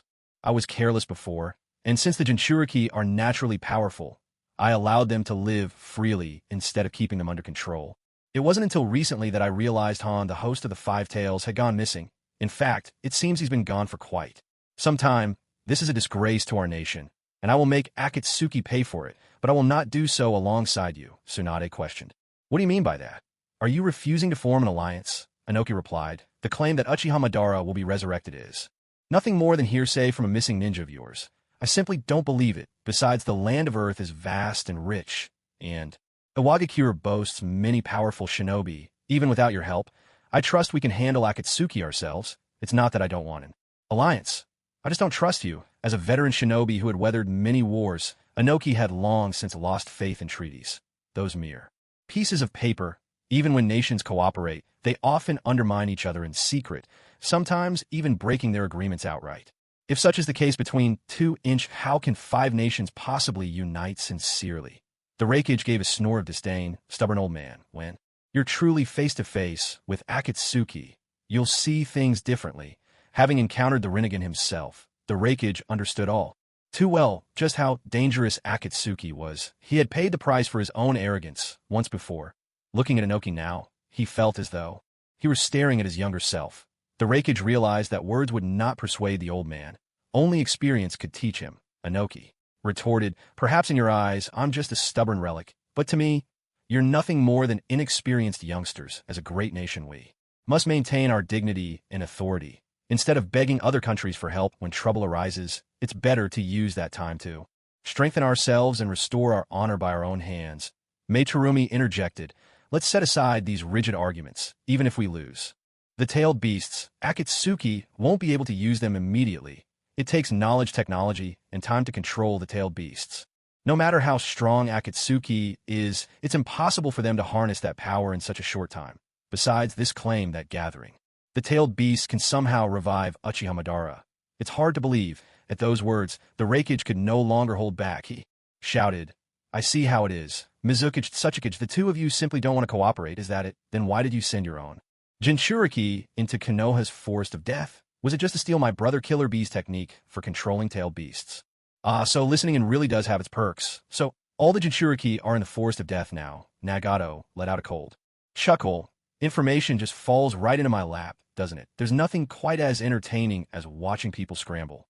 The Raikage continued, I don't care what you all think. That group of demons from the Akatsuki, mark my words, I will tear them to pieces. Not only did they take away Yugito ni from the hidden cloud, they slaughtered every single ninja in my village. Not one was left alive. When you finally cross paths with those degenerates, you'll pay dearly for your arrogance. What? Upon hearing the Raikage's words, the Akatsuki members were completely thrown off. When did we ever capture Yugito ni? Since when did we wipe out every ninja from the hidden cloud? This is absolute nonsense. We're not taking the blame for that. At this moment, the Raikage was still fuming, his words thundering through the room.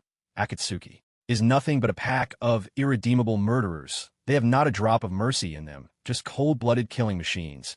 And the worst of the lot is the one with the Rinnegan. The Rinnegan was once the eye of the Sage of Six Paths, meant to bring peace and tranquility to the ninja world. And he uses those eyes to consort with criminals and commit every atrocity imaginable. Don't we have a duty to rid the world of such monsters? Even the gentlest soul would be driven to fury by such baseless accusations.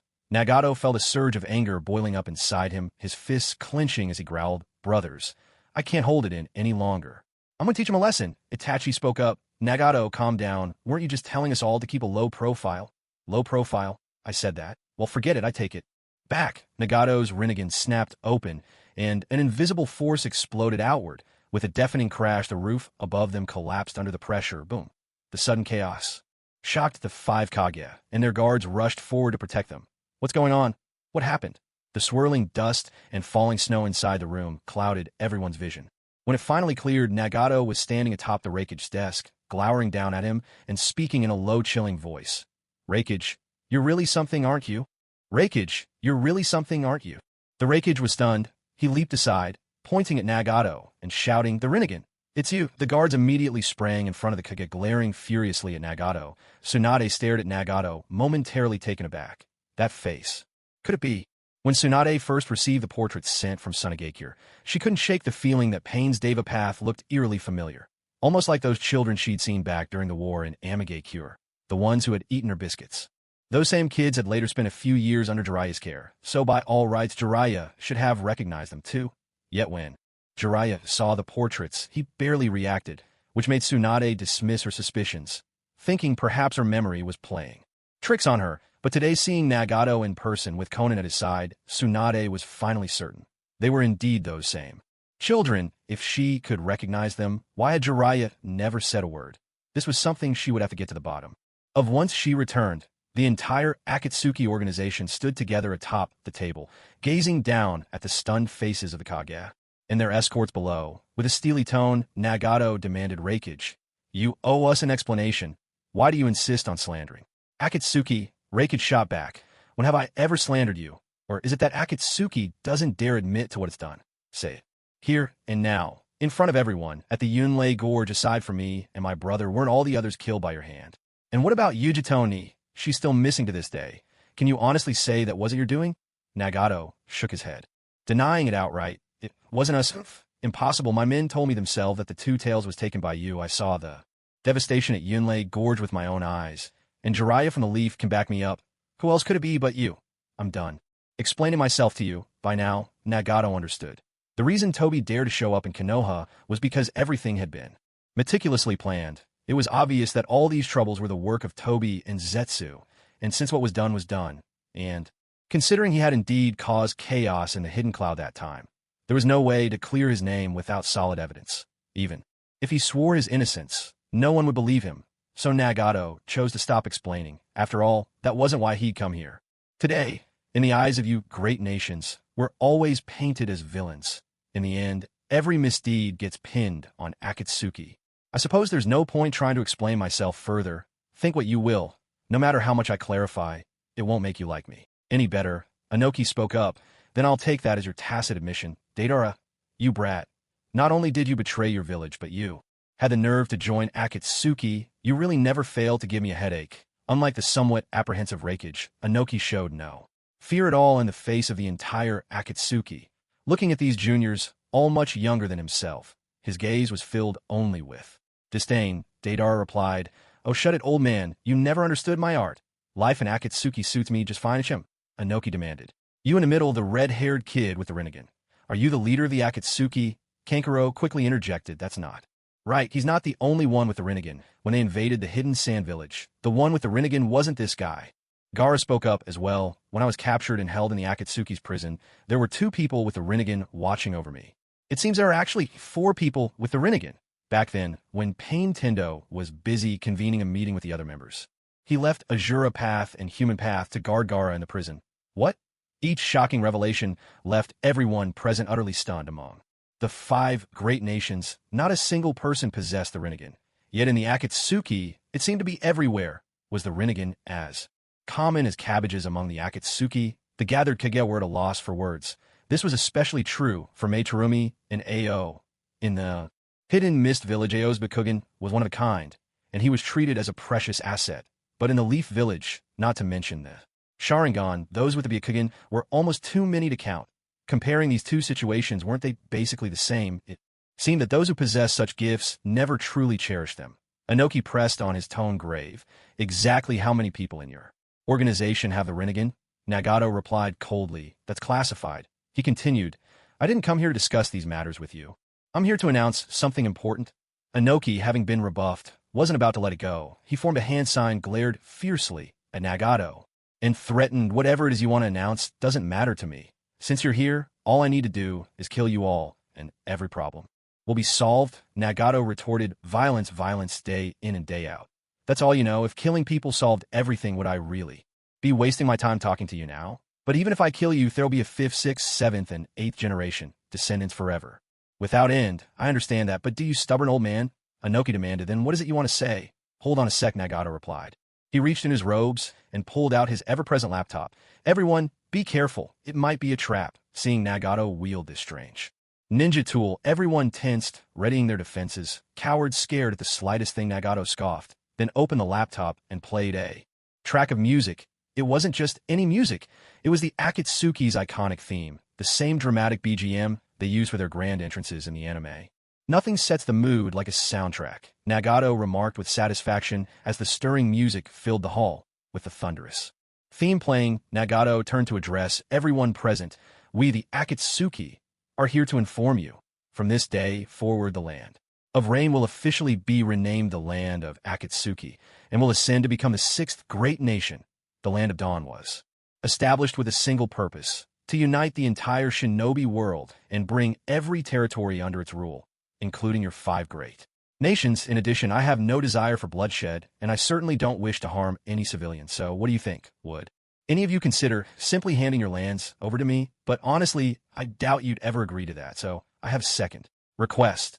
Hide your civilians well. I don't want any of them caught in the crossfire when we come to claim your territories. After all, they'll soon be my people too. Well then, why don't you take a moment to discuss among yourselves and come up with an answer? I'll give you a little time to think it over." Down below, the 5 Kage and their guards fell into silence. It wasn't fear that gripped them, but utter stupefaction, as if they'd been turned to stone. This brat, what makes him so arrogant to dare say such things in front of the 5 Kage?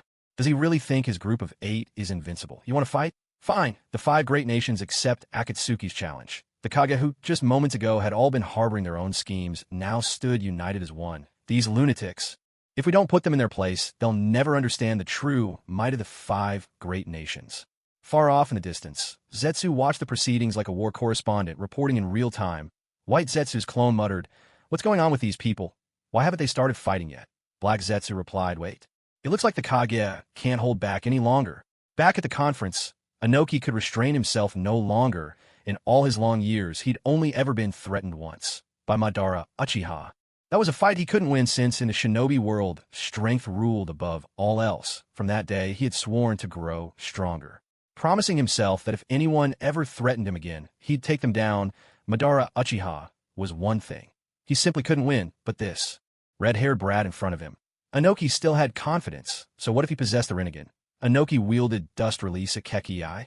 Toda, even more formidable than any bloodline limit. "You insolent child, I'll show you what happens when you overstep your elders. Watch. As I end you in an instant." Dust Release, detachment of the primitive world technique. Inoki pressed his palms together before his chest, forming a small, transparent cube of energy between them. As the cube gradually expanded, the next moment it suddenly engulfed all the Akatsuki members, locking them firmly in place. The Akatsuki members, having seen his techniques before, recognized this as Inoki's signature move, and the most troublesome one at that. Troublesome, yes, but all the members remained calm and composed, showing not a hint of panic. Because they knew this technique was useless against the Rinnegan. Nagato's eyes flashed with fury, and a surge of immense power erupted from him. Shinra. Tensei, the cube that had trapped the Akatsuki members, was hurled away in an instant, dissolving without a trace. So this is the power of the Rinnegan. Inoki let out a cold snort, though he was not overly surprised. If we can't even manage this, then we don't deserve to call ourselves the foremost among the 3 great eye techniques. Kisame said, "Boss, we're here, trying to negotiate calmly with him, but he insists on fighting. Looks like as always. Strength will decide the outcome. Just give the word." I can hardly hold myself back. The moment Kisame entered and saw Chojuro carrying one of the 7 ninja swords, the Hiramakiri, his fighting spirit began to stir. The previous wielder of Hiramakiri had been his old colleague, Mangitsu Hozuki, to inherit such a blade. Chojuro surely wasn't just anyone. As a senior, Kisame was eager to test Chojuro's mettle right away. Seeing Kisame preparing to attack, Chojuro hastily drew Hiramakiri and called out to the group, "That man with the samahata on his back and shark gills on his face. He's Kisame Hashigaki. His chakra rivals that of a Jinchuriki, and his sword samahata can even fuse with him." "Everyone be on your guard," Inoki responded. With a sneer, "Of course I know that, but with the 5 Kage gathered here, I don't care if he's a shark or a sea base. It won't help him." Rakage, cracking his knuckles as he strode beside Inoki, added, "Back in the Valley of Clouds and Lightning, he trapped my brother in a water prison. Seems today, I finally get my revenge." "Inoki, didn't you just say you didn't want to work with us? What changed your mind?" Inoki huffed, "This alliance is only for today. Once we finish them off here, don't bother this old man again unless it's absolutely necessary." Haiden chimed in, "Hey, another brawl? Haha, let's see.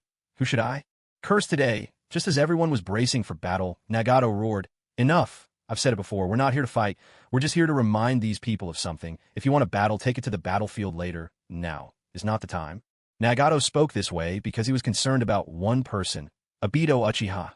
Moments ago, he learned from Tsunade that Obito had returned to the Hidden Leaf. He also knew the other nations had hidden the remaining Jinchuriki in the Leaf's Forest of Death. With the 5 Kage summit underway, and Tsunade here, the Leaf was leaderless.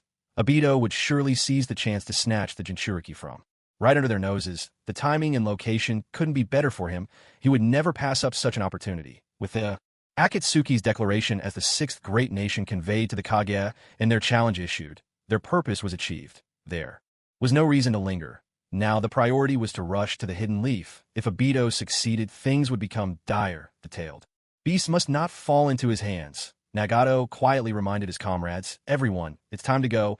We're heading to the Forest of Death in the Hidden Leaf." Deidara was a bit speechless. "I was just getting in the mood, boss. Can't we stay a little longer? I want to have some fun with the old man." "Ichem," Kakazu snapped, "Enough, Deidara. Follow the organization's orders," Sasori commented. "If we just walk away like this group might not let us go so easily," Itachi offered. "How about I take care of the cleanup?" Kisame interjected. "No, please, Mr. Itachi. I'm riding high on adrenaline right now. Let me give them a spectacular final act." Haiden chimed in, "My techniques are pretty straightforward, so I'll sit this one out and leave the spotlight to you." Konan added, "Since this is a formal challenge, we can't do it without paper. I'll donate some to them and write the words challenge letter on every single sheet, Nagato declared. Enough arguing. Deidara, it's your turn this time. Show them your new technique. Deidara burst out laughing. No problem at all. With a wild laugh, he stepped out from the group and shouted, take this. Maybe the others didn't get it, but Inoki Kuratsuchi and Akatsuki knew Deidara all too well. Kuratsuchi warned everyone, be careful. Watch your surroundings. Deidara is about to set off an explosion. At her words, everyone braced themselves in a defensive stance. But after a long moment, nothing happened. The area remained eerily quiet. Noticing the accusing looks from everyone, Kuratsuchi blushed at her mistaken alarm. She pouted at Deidara, half angry and half teasing. Deidara, what's going on? Are you changing your style? Where's your explosive clay? Where's your art? Before she could finish complaining the sight before her left, Kuratsuchi utterly stunned. Deidara now looked like a character straight out of an anime, his whole body enveloped in a pale blue cloak of two tails chakra, seamlessly fused with his own. He radiated an intense, blinding light. The Reikage erupted in anger. You Akatsuki have the nerve to claim you had nothing to do with Yugito Ni's disappearance? I don't even need to investigate. You've exposed yourselves, the five Kage. All understood. Deidara had achieved perfect control over the two tails form. Meitarumi exclaimed, impossible. It's only been a few days since they captured the two tails. How can he already wield the tailed beast's power so flawlessly? Inoki fixed Deidara with a dark, furious stare. Deidara, you've fallen so far. I never thought you'd go so far for power that you'd become a Jinchuriki. Although Inoki appeared furious. Inwardly, he was delighted. In time, if he could persuade Deidara to return to a Wagakure, the two tails would belong to the land of Earth. Such is the cunning of the older generation. Even at a time like this, they still think of their own village's interests as long as Deidara was willing to come home.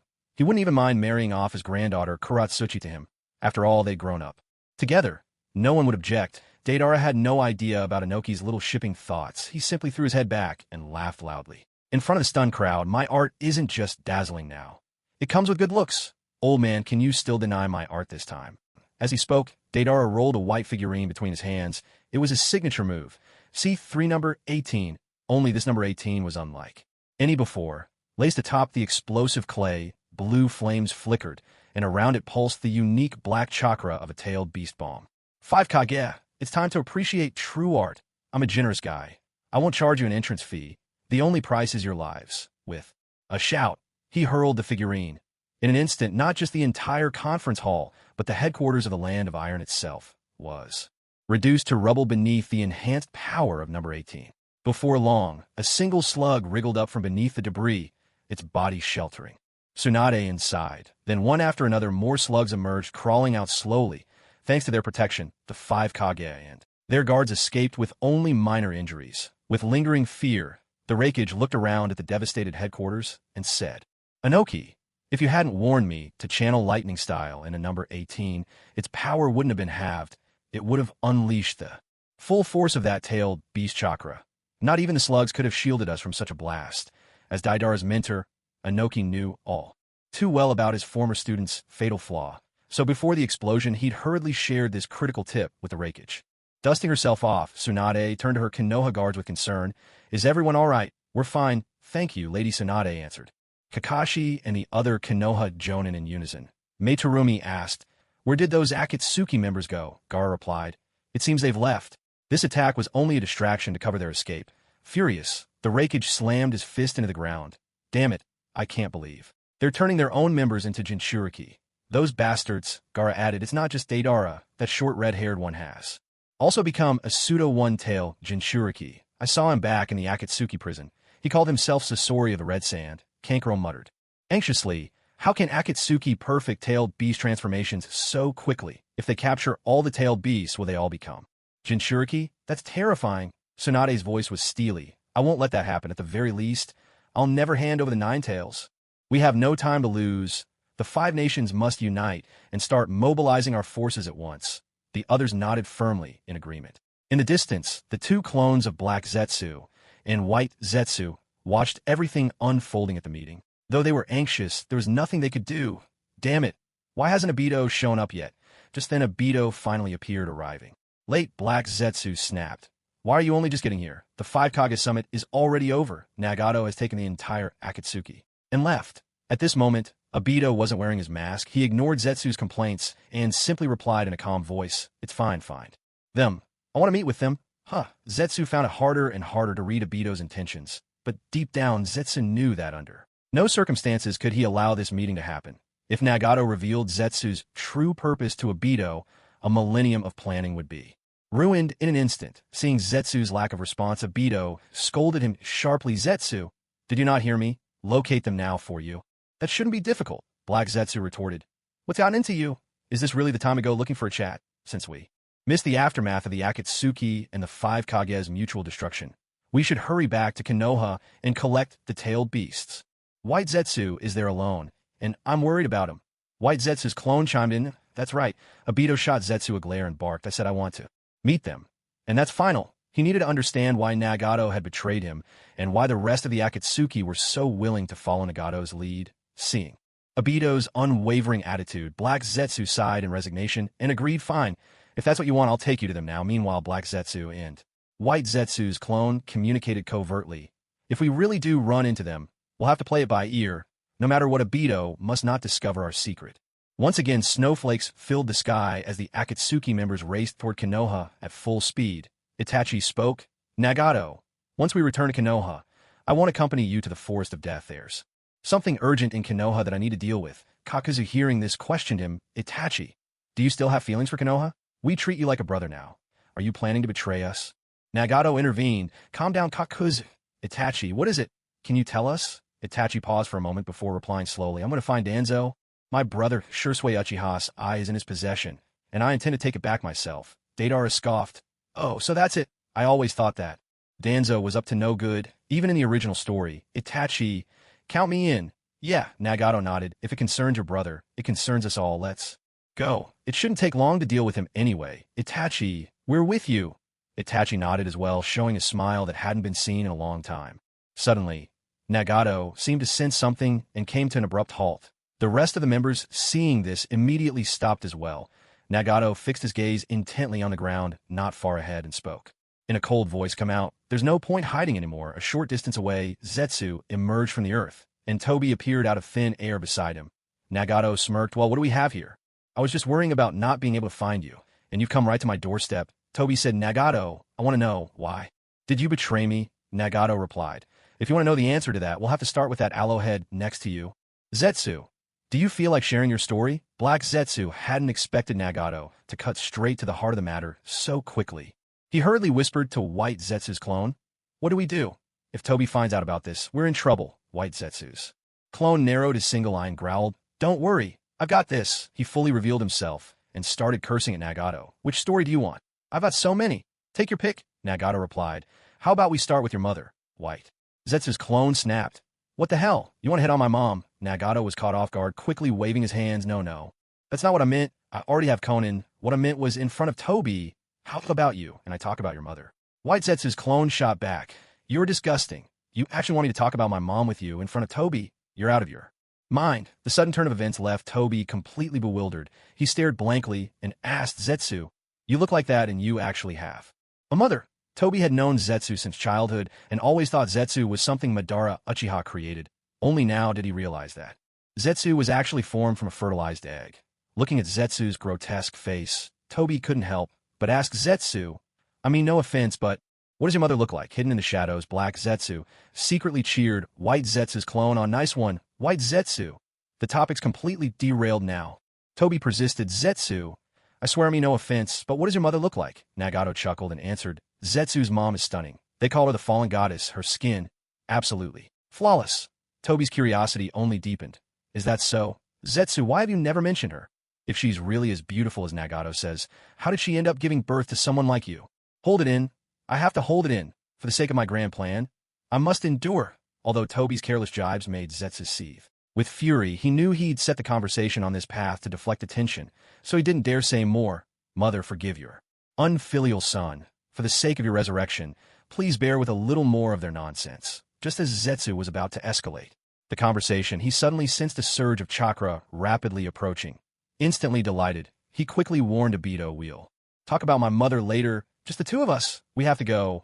The 5 Kage and their guard are closing in. You're not wearing your Mask, if you're recognized, everything we've done will be wasted. He wasn't lying. The 5 Kage were on their way back to the village, and this was the only road they could take. Obito's expression changed as he turned to Nagato and declared, Nagato, we're not finished with this conversation. With that, he vanished into his Kamui space. Zetsu, too, slowly melted back into the earth below. The members of Akatsuki, seeing Zetsu trying to escape, were about to intervene, but Nagato stopped them at once. Stay calm. The 5 Kage are almost here. There's no need to waste time on it now. Let's head for Konoha. Konoha Village, Land of Fire, the root base of the Umbu. At this moment, Danzo stood on the podium, leaning on his cane, giving a stern lecture. So much has happened in the ninja world. Yet that Tsunade girl hasn't reported a single thing to me. She must truly look down on me. He snorted. Fortunately, my information network is unrivaled. It's possible I already know more than she does. Such a stubborn competitiveness, despite his age, he still loved to measure himself against others. After a moment, Danzo calmed himself before asking, what's the situation? In the Forest of Death, Aburame, Torian replied, Lady Hokage has already ordered strict security there. Only the 5 Kage and Jiraiya are allowed inside. Our members cannot enter at the moment and can only observe from a distance. So far, we haven't received any updates from them. Danzo scowled. Tsunade is a fool. Right now, Rashi of the 4 tails, Utakata of the 6 tails, Killer Bee of the 8 tails, and our own Naruto the 9 tails are all in. Konoha, what an opportunity! If we could seize them, the Land of Fire would undoubtedly become the greatest nation in the ninja world. Making her Hokage is ruining Konoha's future. He paused, then asked, who's in charge of guarding the Forest of Death this time? Can't we use the mind-body switch technique to control him? Yamanaka-fu responded. Lord Danzo, this won't be easy. The person in charge of the guards this time is Lord Jiraiya himself. If I tried to use the technique on him, he'd probably notice him.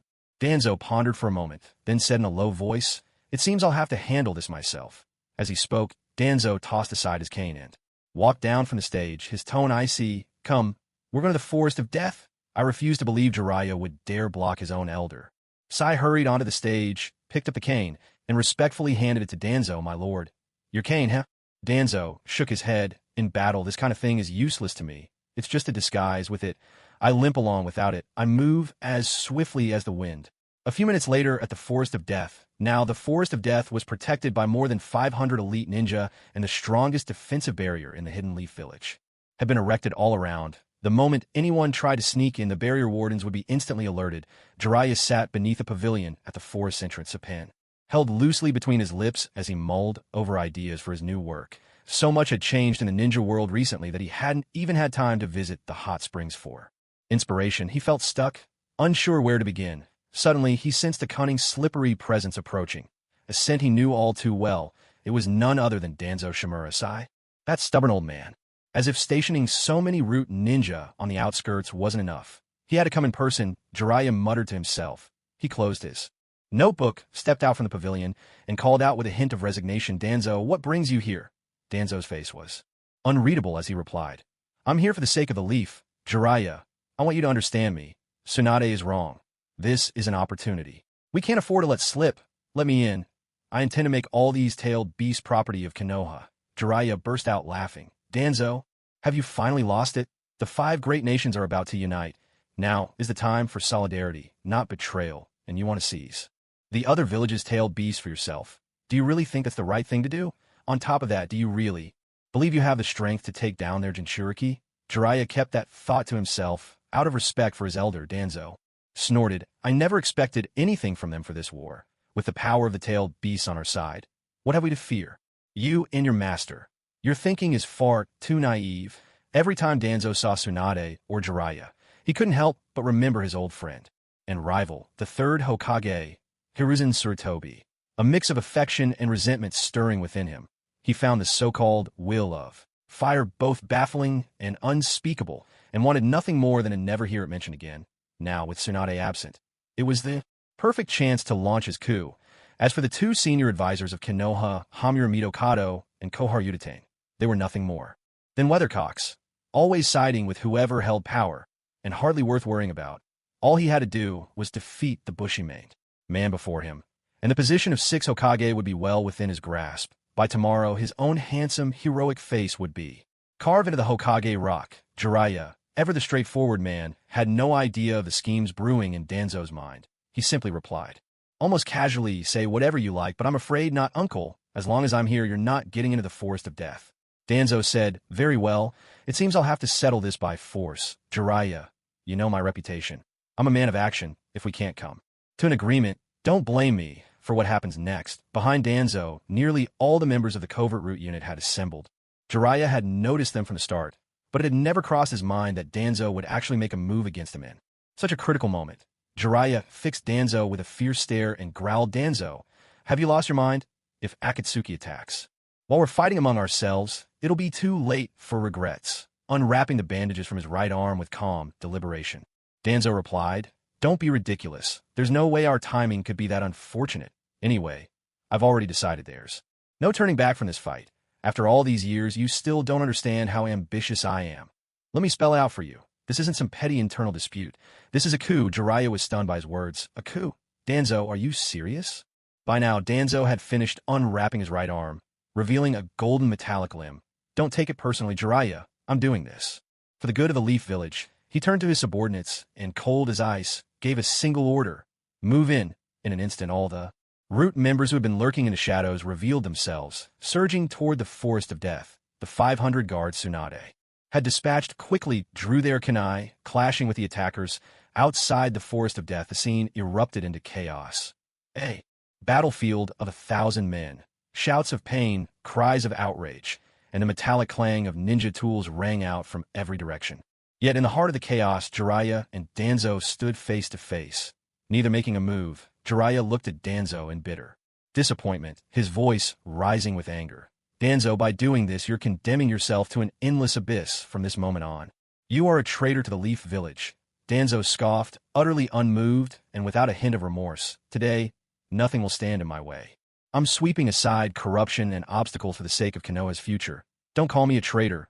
Tomorrow, I will be the 6th Hokage. Seeing that words were useless, a deadly intent finally flickered in Jiraiya's eyes. Very well, you're my elder, so I'll let you strike first. Danzo retorted, you think I don't want to go first? Hold on, there's just one last screw on my right arm. With that, another 10 seconds passed. As the final screw hit the ground, the metal locks on Danzo's arm fell away, and a mass of Sharingan eyes was revealed. Jiraiya's brow furrowed at the sight, and he demanded sharply, how did you get so many Sharingan? Tell me, where did they come from? A sense of foreboding rose in Jiraiya's heart. Perhaps there was more to the Uchiha clan's destruction than anyone had realized, and Danzo was at the heart of it all. Before Danzo could make his move, Jiraiya had already assumed a fighting stance. Danzo, I'd intended to spare your life once all of this was over. After all, no matter what else can be said, you've contributed greatly to Konoha over the years. Your methods were questionable, but your crimes weren't unforgivable. But things are different now. The Uchiha are our family in Konoha too. And you dare to harm them like this, I'll strip away every sordid secret you've kept hidden. Ninja art. Toad oil bullet without giving Danzo a chance to react. Jiraiya spat out a stream of toad oil infused with chakra, sticky and highly flammable, pinning Danzo firmly in place. No sooner had this technique ended than Jiraiya launched his next attack. Fire style. Flame bullet. A torrent of blazing fire erupted from Jiraiya's mouth, igniting the toad oil that coated Danzo, engulfing him in flames and reducing him to nothing but ashes. The battle ended so abruptly that Jiraiya was left with a nagging sense of doubt. Yet the ashes on the ground were unmistakably human remains, not the product of a shadow clone or any substitution technique. How could that old man die so quickly? Did I overestimate him? Jiraiya muttered to himself. Suddenly, Danzo's sinister voice rose from behind him. Kid, you don't play fair. Weren't you going to let me attack first? Wind style. Vacuum wave. A razor-sharp blast of wind, like the swipe of an invisible scythe, shot from Danzo's mouth. In the blink of an eye, Jiraiya dodged while the wind blade sliced through the root shinobi and Konoha's elite who were clashing behind him, cutting them clean in two. Humph, you're pretty fast, Danzo sneered, utterly unfazed by the deaths of his own men. Puffing out his cheeks, he unleashed several more wind blades at Jiraiya, who was now airborne. Wind style, vacuum serial waves, forced into the air to evade Danzo's earlier attack. Jiraiya now faced a barrage of wind blades. Realizing he couldn't dodge them all, he quickly formed a massive Rasengan, meeting each blade head-on and neutralizing them one by one. Phew, that was close. Having countered Danzo's assault, Jiraiya landed steadily, letting out a breath of relief. But in those few short seconds, Danzo's shadow loomed before him. They were so close, barely a hair's breadth apart. that a single misstep would have brought their faces together. Before Jiraiya could react, Danzo swung his arm in a swift motion, aiming straight for Jiraiya's throat. "Kid, try this on for size," sealing Jutsu. Curse of binding. Jiraiya knew this technique well. Once the target's throat was locked, a curse seal would be inscribed, leaving the victim completely immobilized. No, I can't let myself be caught by this technique. A sudden idea struck Jiraiya. His hair began to grow at a visible speed, quickly enveloping his entire body, leaving Danzo with no way to attack him. Danzo paused for a second, then leapt backward, calmly praising. As expected of Hiruzen's disciple, "Your repertoire of jutsu is truly impressive." Jiraiya slowly returned his hair to normal, his expression grave as he stared intently at Danzo. His mind was still caught up in the recent battle, unable to understand why Danzo was still alive. "I was certain I killed him. How could he have come back?" Though both Jiraiya and Danzo were ninja of the hidden leaf, with Danzo even being Jiraiya's senior, Jiraiya actually knew very little about him. He only knew that Danzo specialized in wind release and sealing techniques. Everything else about his abilities remained a mystery. It was hardly Jiraiya's fault. Danzo had always worked from the shadows, hiding himself too well. "If that's the case, I'll have to analyze his techniques as I fight," Jiraiya resolved, steeling himself. He was just about to form hand seals when a powerful, commanding voice suddenly rang out. "What are you doing? Stop this at once." This voice was unmistakable. Every ninja in the Leaf Village recognized it. The moment it echoed across the battlefield, everyone froze in place. Following the sound, they saw a woman with light blonde hair and an imposing presence striding confidently between Jiraiya and Danzo.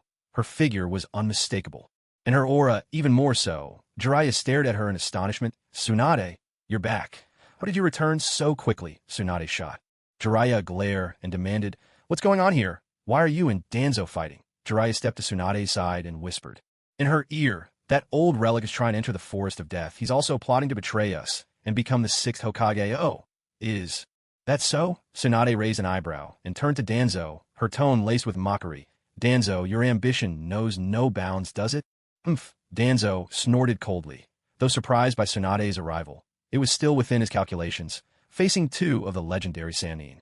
He didn't believe he would lose. Tsunade surveyed the battlefield, her eyes taking in the fallen and wounded, all of them Leaf Ninja. Her anger flared. "Do you have any idea what time it is? Is this really the moment for infighting? We need to preserve our strength and prepare for the coming war." "Danzo, listen to me. As long as I'm back, you can forget about becoming Hokage." "And Jiraiya, you too." "Danzo just wants to check on the Jinchuriki in the Forest of Death. Why are you so opposed? After all, he is a high-ranking member of the Leaf. If we deny him even this much authority, of course he'll start harboring thoughts of rebellion." "Danzo, come with me. I'll take you inside." Myself, Tsunade's words left not only Jiraiya, but even Danzo momentarily stunned. What's going on? What's gotten into her today? Why is she being so agreeable toward me? This girl is definitely not acting normal, but if she can get me into the Forest of Death, I don't care. Tsunade, no. You absolutely cannot bring Danzo inside. Tsunade's actions left Jiraiya utterly stunned. After working together for so many years, he had always believed that he and Tsunade were perfectly in sync. Most of the time, a single glance was enough for them to understand each other's intentions, but today Tsunade felt like a completely different person. Not only did she avoid eye contact, she even went so far as to help someone who was her political adversary. What on earth is going on? You're not some airhead woman, just because you're well endowed. Jiraiya strode up to the gate of the Forest of Death and blocked their path with his body. Tsunade snapped, her voice sharp. "Jiraiya, stop making trouble. Don't you understand I'm doing this for the greater good? I'm trying to stabilize morale. If we start fighting among ourselves now, we'll only become a laughingstock for the other shinobi villages." Jiraiya wasn't about to back down. "Speaking of other villages, where's the Raikage? Wasn't he supposed to come back with you? And what about Shizune and Kakashi? Why didn't they return with you?" The more he spoke with her, the more Jiraiya felt that something was off about Tsunade. Tsunade shook her head and explained patiently, "You know, the Hidden Cloud suffered heavy losses recently. It wouldn't be appropriate for the Raikage to linger in Konoha. He needed to return home and reassure his people. I wasn't comfortable sending him back with only Kurenai and Isuma, so I asked Kakashi and Shizune to escort him as well." Her explanation was flawless. Not a single crack to be found. Yet Jiraiya still couldn't bring himself to trust her. Just then, a Byakugan user from the Hyuga clan quietly approached Jiraiya and whispered, "Lord Jiraiya, I checked Lady Tsunade's chakra with my Byakugan.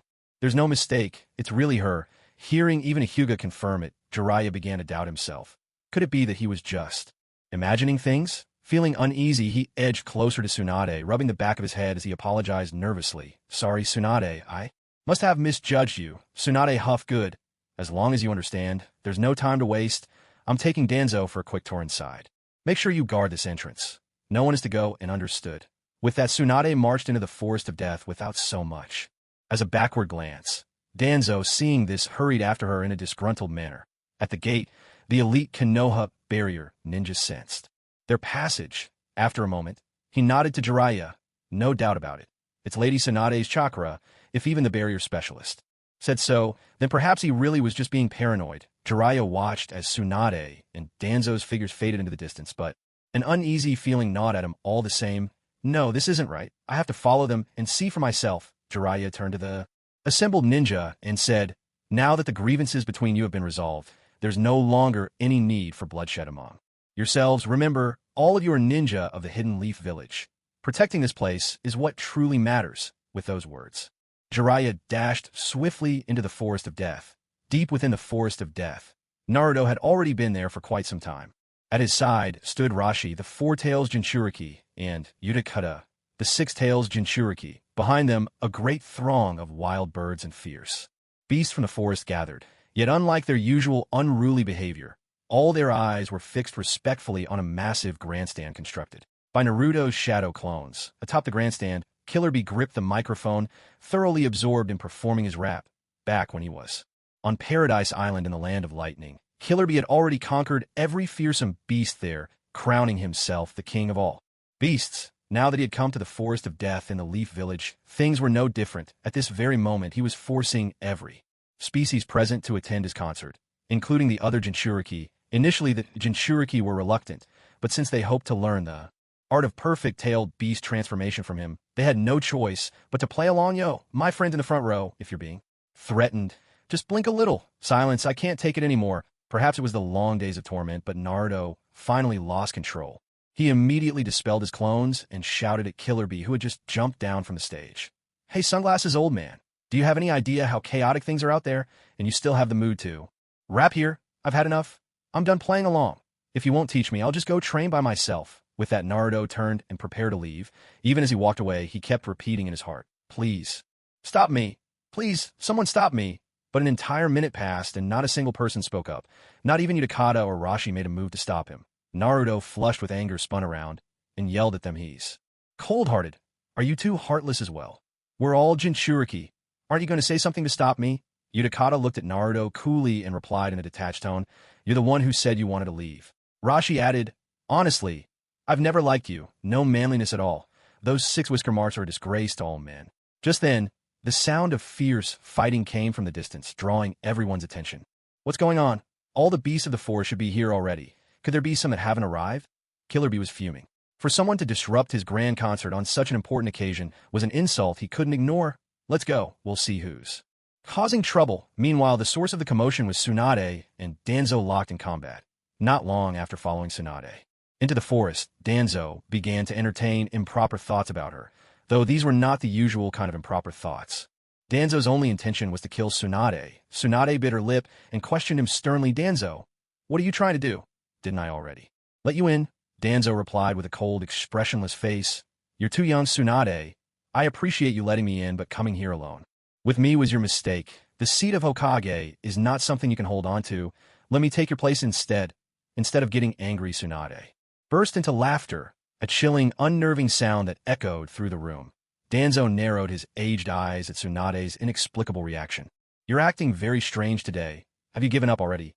Well then, I suppose I'll let you live a bit longer. Tell me what happened at the 5 Kage summit, and then I'll let you die. A sly, eerie chuckle escaped Tsunade's lips. Heh. Danzo, you old relic. How about we work together? Being Hokage is dull. I can help you become the ruler of the entire shinobi world. As she spoke, Tsunade's figure slowly shimmered and transformed, revealing the form of White Zetsu. The sudden transformation left Danzo momentarily stunned. Who are you? Danzo's suspicions were immediately aroused. I knew it. If you were really Tsunade, there's no way you have brought me in here. His gaze turned icy as he demanded, who are you? He had never met White Zetsu before. Staring at this bizarre creature, who looked like some kind of mutated plant, Danzo grew intensely cautious. The fact that this being could imitate Tsunade so perfectly, Even fooling the Byakugan and the security seals meant he was no ordinary foe. Danzo didn't dare strike rashly. It was more important to figure out this person's true intentions. Noticing Danzo's wary stance, White Zetsu continued, "My name is Toby. I know everything about you, and I'll tell you everything about myself too. Just listen, and you'll understand. This all starts with the source of chakra, the Ten Tails. Danzo, you must have heard of the Sage of Six Paths, right? The god of shinobi also had another identity. He was the Jinchuriki of the Ten Tails, and now I'll tell you even more. Ever since the Akatsuki strayed from his original plan, Zetsu found himself left with only Uchiha Obito at his side. But after spending time with Obito, Zetsu realized there was a problem. Obito was a risk. His heart was consumed by his obsession with Rin, and he was prone to emotional outbursts. If Nagato ever made things public, Zetsu was certain Obito would immediately turn traitor. So he set his sights on Danzo. Danzo was different. Zetsu had watched all 720 episodes and knew exactly what kind of person Danzo was. His obsession wasn't love, nor friendship. It was the village. Danzo's sole aim was to make Konoha stronger, to unify the shinobi world under its banner. No matter how many sacrifices it took, no matter what the cost, he would not hesitate, cold and ruthless. That's the kind of man he was, full of grand ambitions, yet never holding the ultimate power to decide his own fate. This was the pain that haunted Danzo his entire life. But Zetsu needed someone just like him.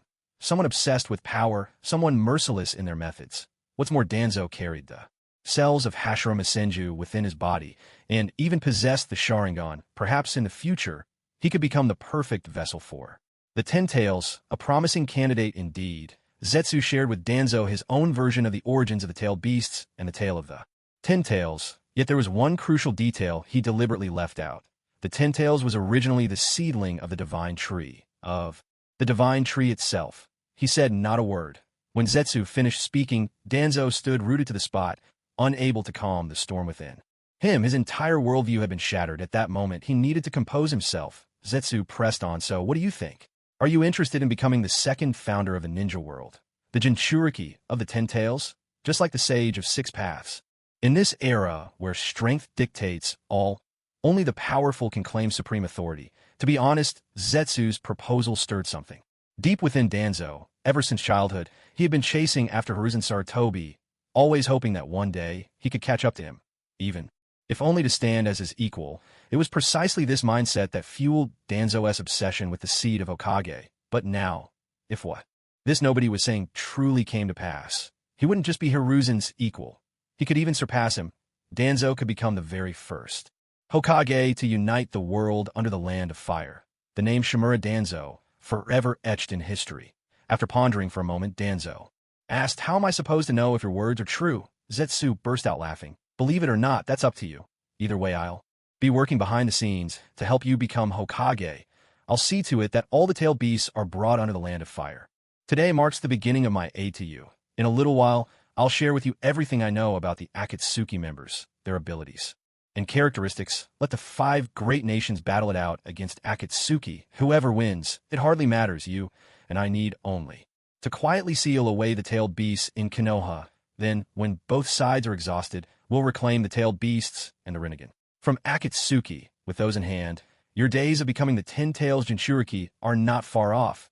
At this point, Zetsu suddenly sensed something, and once again transformed into Tsunade's appearance. In a quiet voice, he warned Danzo, "Someone's coming. Not far away, killer." B came running at full speed. Soon after, Naruto, Yugito, Rashi, and a throng of animals followed close behind.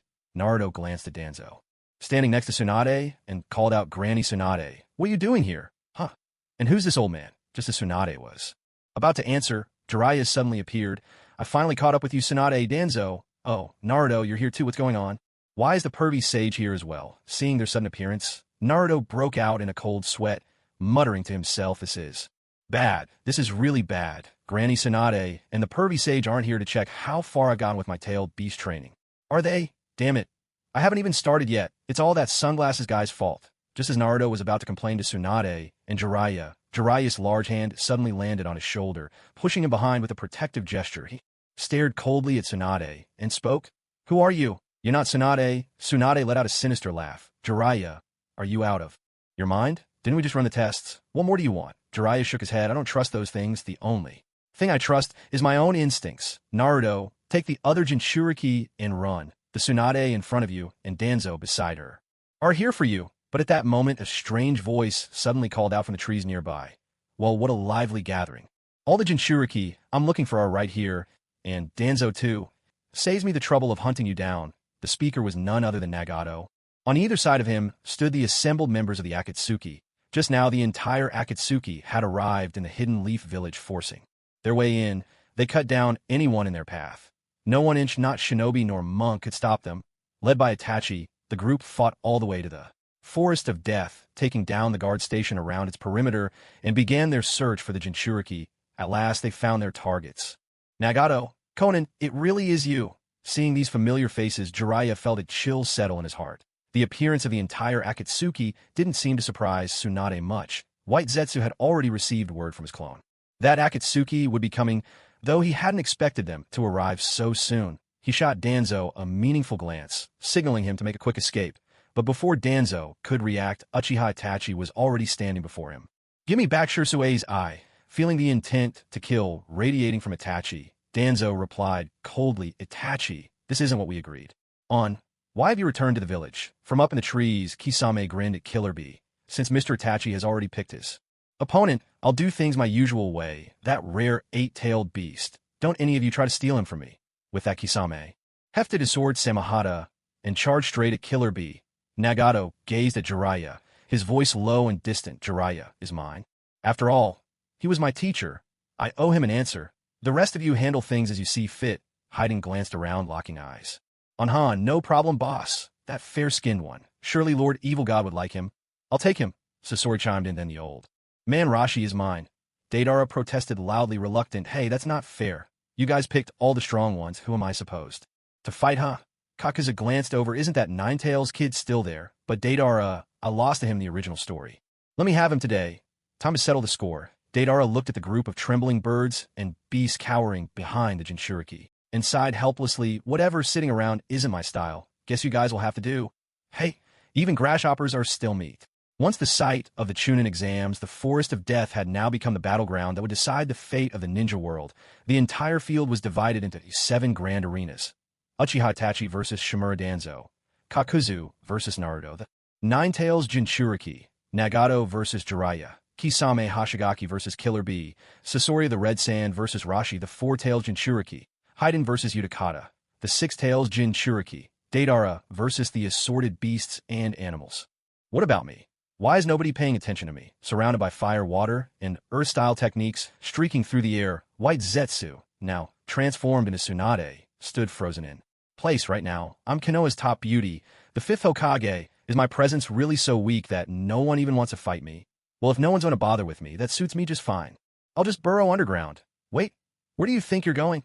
Do you really have a nerve to call yourself a #1 beauty in front of me? Conan's voice rang out from behind. She teased Tsunade. I never thought you'd come back so quickly. She hadn't realized the Tsunade in front of her was actually Zetsu in disguise. Tsunade sneered coldly, her body slowly sinking into the earth. Today, I won't be keeping you company. Huh? Konan stared in bewilderment as Tsunade vanished right in front of her eyes, muttering to herself. What's going on? Since when did Tsunade know Earth-style Jutsu? And as the Hokage, she just ran off like that. That's too much. How can a Kage from one of the great nations just flee like this? I won't let you get away.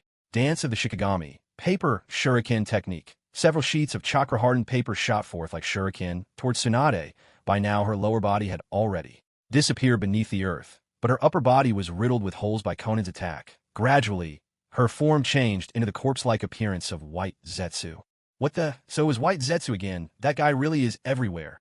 Meanwhile, on Jiraiya's side, he faced his former student with a face full of disappointment and sighed, Nagato, I never imagined you'd fall so far. You, enough. Before Jiraiya could finish, Nagato cut him off. I am Nagato, but not the one you once knew. First of all, cut the chatter. I'm not here for a lecture. I came to lead my brothers in a battle. And another thing, I'm certain that in this lifetime, I am without a doubt the prophesied child that the great Toad Sage spoke of. There's no mistake. Master, maybe you don't understand me now, but one day you definitely will. So, could you just step aside from the battlefield and let me take these Jinchuriki with me? Don't worry, I won't harm them. I just want them to play along with me for a day. Tomorrow, I promise I'll bring them all back. What do you say? After hearing Nagato's words, Jiraiya was left utterly stunned. What does he mean he's not the Nagato I know? And how does he know about the child of prophecy? But that isn't even the main point. The real question is, why should I let him have his way? This is happening in the Hidden Leaf, and as one of the legendary Sannin, how could I just stand by and do nothing? Arrogant. Not only has he failed to learn anything good, he's picked up the bad habits of street thugs as your master. It's my duty to set things straight, even if it means facing you myself. Seeing the murderous glint in Jiraiya's eyes as he glared at him, Nagato could only sigh in exasperation. Jiraiya, honestly, you're lucky it's me. If it were the old Nagato, he absolutely would have killed you before long. If you insist on fighting, don't blame me for going all out. I have just one goal: to make sure none of my members die, and that we all reach heights you can't even imagine. Anyone who stands in my way, no matter who they are, I'll take them down. As he spoke, Jiraiya had already formed a Rasengan and suddenly appeared before Nagato. Do you really think you can kill me, you foolish student? Just as the swirling sphere was about to slam into Nagato, Jiraiya was struck by a sudden crushing force that made it impossible for him to breathe.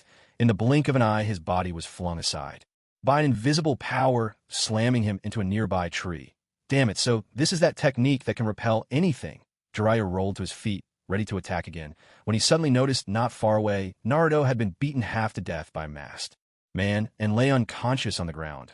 With Naruto in danger, Jiraiya couldn't afford to worry about himself. He prepared a rush towards Kage, who was about to strike at Naruto, but at that moment, a powerful gravitational force interrupted him. He turned to see Nagato, arm outstretched, watching him coldly. At his peak, Nagato wielded the full power of the Six Paths, bolstered further by Yugo's sage body. No matter how strong Jiraiya was, he could never defeat him. Nagato was absolutely confident in that. He would not give Jiraiya the slightest chance to enter sage mode. As Jiraiya's body was being dragged toward Nagato, he quickly used the Wild Lion's main technique, sending his hair snaking out to wrap around a giant tree, anchoring himself in place. The colossal roots and stems of the trees in the Forest of Death were vast beyond imagination. Yet even their size paled in comparison to Nagato's strength. With a surge of power, the giant tree was uprooted completely. As the mighty tree crashed down, Jiraiya's body was finally drawn into Nagato's grasp. From the sleeve of Nagato's robe, a black rod slowly emerged. The sharp sound of flesh being pierced filled the air. Bright red blood welled from Jiraiya's waist, staining the ground beneath their feet. I'm sorry, master, Nagato whispered. Though I respect you deeply, I am Akatsuki from the heavens. Watch me. Watch how I reshape the fate of the ninja world. Elsewhere, on another battlefield, Haiden lay sprawled atop his ritual circle, his skin darkened with curse markings. Nearby, Yugito's dying body was slumped on the ground.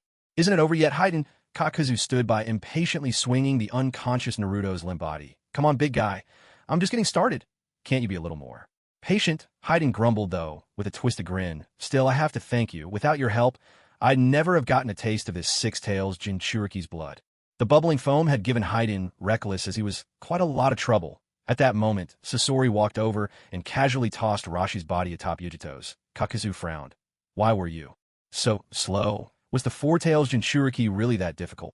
Sasori shook his head. I wanted to test the limits of my tailed beast transformation, so I toyed with him a little longer. How's it going on the boss's side? From his perch atop a tree, where he'd already finished his fight and was pretending to nap, Deidara suddenly chimed in. It's wrapping up soon, didn't you see that guy, Jiraiya? Blood was spurting out his side like a fountain. Now only Kisame and Itachi are left. Once I'm done blowing up these beasts, I'll go give them a hand.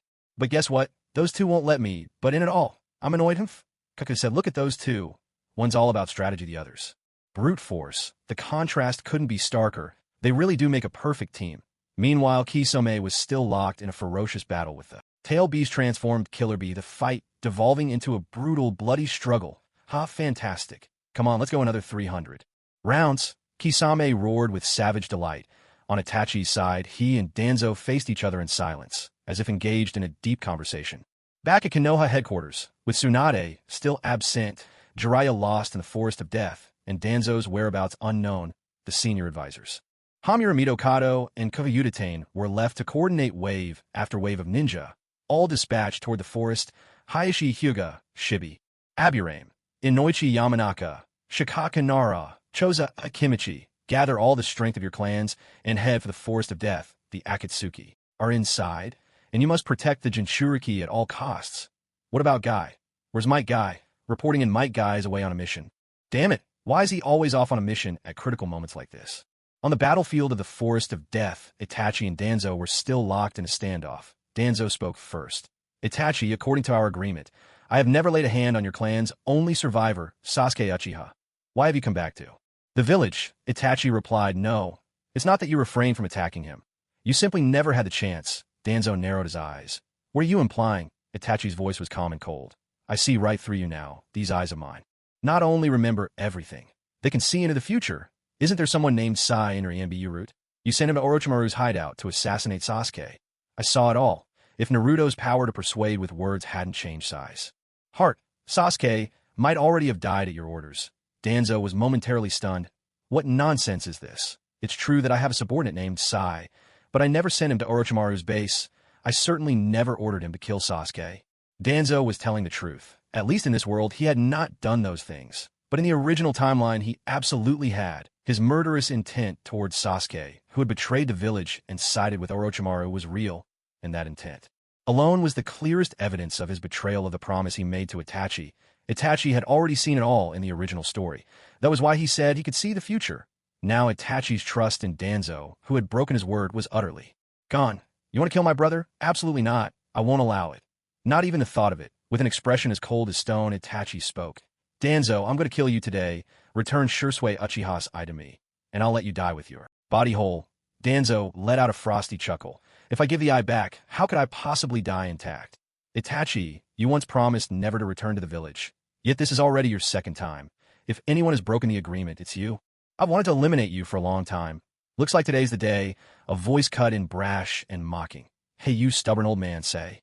That again? Who's finished here? Go on, try laying a finger on Itachi. I dare you. Nagato, leading the members of Akatsuki, strode up to stand beside Itachi. Draped over their shoulders were the bodies of four-tailed beast hosts. Even Killer Bee had been taken down by the Akatsuki's combined might. At this, even Danzo, who always wore the face of death itself, began to show signs of panic. The Rinnegan. Is that really the Rinnegan? Even with death looming over him, he could not let go of his obsession with Nagato's Rinnegan. Nagato clapped Itachi on the shoulder and said, Itachi, go ahead. There's no point wasting words on someone like him. If he dares resist, the brothers behind you will join in to help.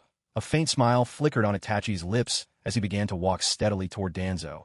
Finally, losing his composure, Danzo shouted in desperation, Itachi, you're a shinobi. You're a leaf shinobi. I always believed in your potential. Are you really going to become a traitor to the leaf, you?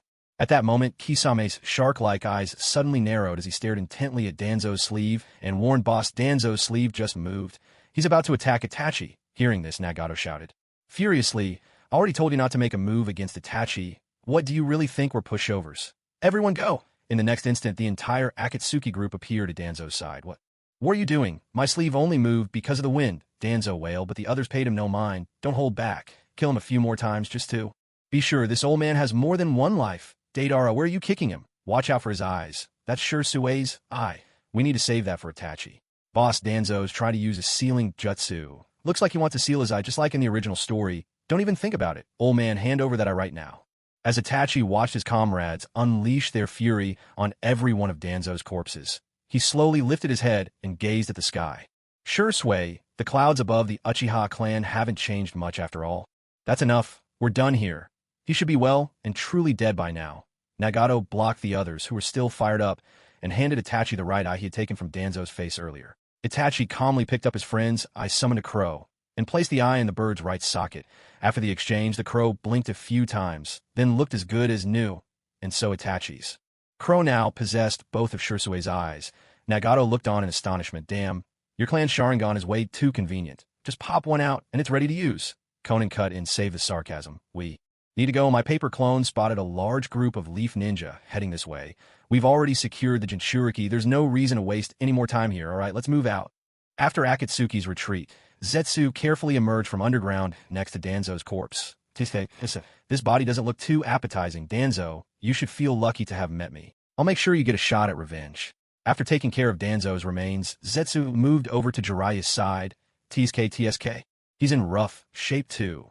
His kidneys are completely shot. Without his weapons, who knows how many masterpieces the ninja world will miss out on now. Just as Zetsu was about to deal with Jiraiya's body, he suddenly sensed a surge of chakra approaching. Time to split. This body isn't worth taking. As Zetsu slipped back underground, the Leaf's backup ninja finally arrived. Just a little too late, they quickly spotted Jiraiya lying on the ground. Lord Jiraiya, Narashikaka leading the squad, immediately rushed to Jiraiya's side and pressed his ear to the old man's chest. Thump thump. Thump thump. There's still a heartbeat. Medical team, hurry, bring Lord Jiraiya back. The medical team rushed over and carefully lifted Jiraiya onto a stretcher. Looking around at the devastation, Shikaku felt a wave of despair well up inside him. He turned to Hayashi Hyuga and asked, "How is it? Did you spot the Jinchuriki or any members of Akatsuki?" Hayashi swept the area with his Byakugan, his gaze darting swiftly from one point to another. After a moment, he shook his head. "This is troublesome." Shikaku sighed heavily. "Lord Jiraiya is gravely wounded, and the Jinchuriki have disappeared. If the four great nations start asking questions, how are we supposed to explain any of this?" Long after the battle in the Leaf Village had ended, Tsunade the Raikage and their escorts finally made it back. "What did you say?" The Raikage roared after hearing the Gate Ninja's report. "All the Jinchuriki were taken by Akatsuki. Are you telling me my brother is among them?" He glared furiously at Tsunade. "Tsunade, maybe entrusting the Jinchuriki to you was a mistake from the very beginning. I never asked you to." Tsunade shot back. "Raikage, don't forget, you're the one who sent your brother here. There's no point in us arguing now." Though anger burned inside her, Tsunade knew words would do no good. This wasn't the time for blame. The Raikage, too, understood. He had witnessed the violence of these enemies firsthand. With no choice, he let out a weary sigh and asked, "Where's Jiraiya? Wasn't he supposed to be guarding the Forest of Death?" "Lord Jiraiya is badly injured. He's in the infirmary fighting for his life." "What? Why didn't you tell me this sooner?" Without another word, Tsunade bolted into the village, her heart pounding. Inside the infirmary, Jiraiya lay on a hospital bed. Slowly, he opened his eyes. Seeing him awaken, Shizen cried out in delight, "Lady Tsunade, Lord Jiraiya is awake." Tsunade hurried to Jiraiya's side, her voice soft but anxious. "Jiraiya, how are you feeling?" "And Naruto? Where's Naruto?" Everyone turned away, unable to meet his gaze. No one answered. Their silence spoke volumes. Jiraiya understood at once. Asked nothing more. Forcing a faint, bitter smile, he looked up at Tsunade, her face glistening with sweat. "I'm fine, Tsunade. Thank you for all the trouble you've gone through for me." Tsunade shook her head. "It's my fault. I should have sent more ninja to help you, no? This isn't something that can be solved by sheer numbers. Their power is simply overwhelming." Shizen gently helped Jiraiya sit up against the headboard. After a pause, he continued, "We need to find a way to separate them, pick them off one by one. If we let Akatsuki continue moving as a group, even if the best ninja from all 5 nations united, we'd still be no match." Tsunade and the Raikage listened in grim silence, fists clenched, frustration etched on their faces. They had no words to refute him.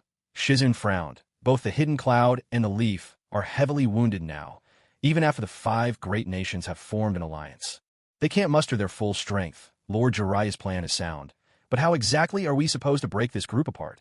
That was indeed a thorny issue, as everyone sat there stumped and at a loss. A sudden knock came at the door. "Hokage-sama, the leaders from the land of water, the land of earth, and the land of wind have all arrived.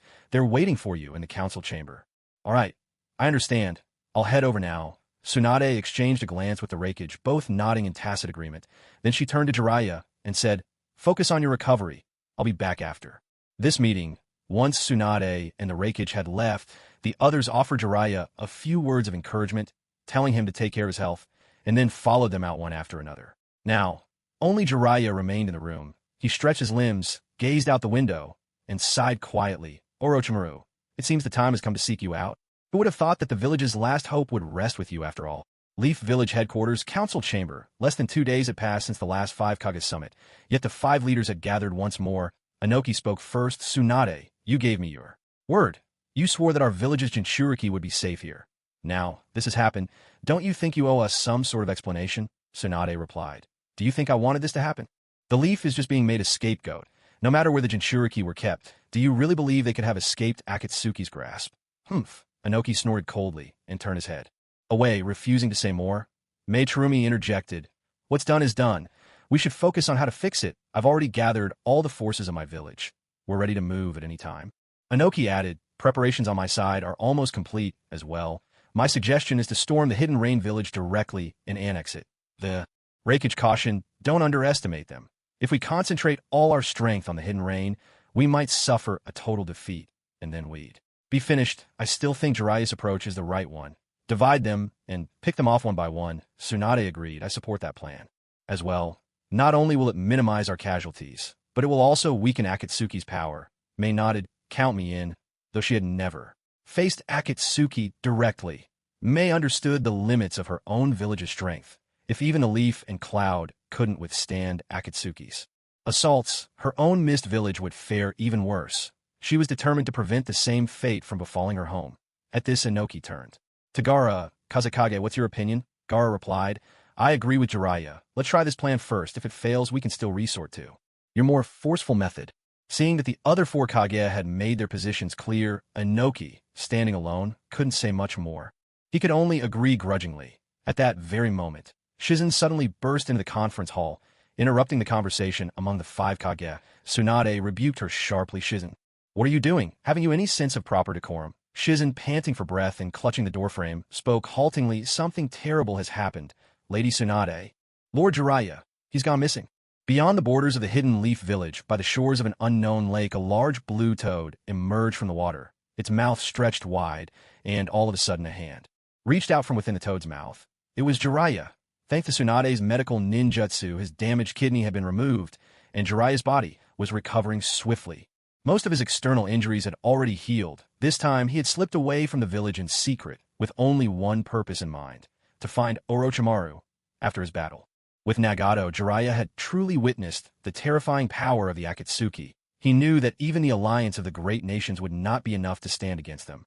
Even if they managed to break the Akatsuki apart, each member would still pose a formidable threat. He desperately needed to secure a trump card for any unforeseen crisis that might lie ahead. Of course, this was a last resort.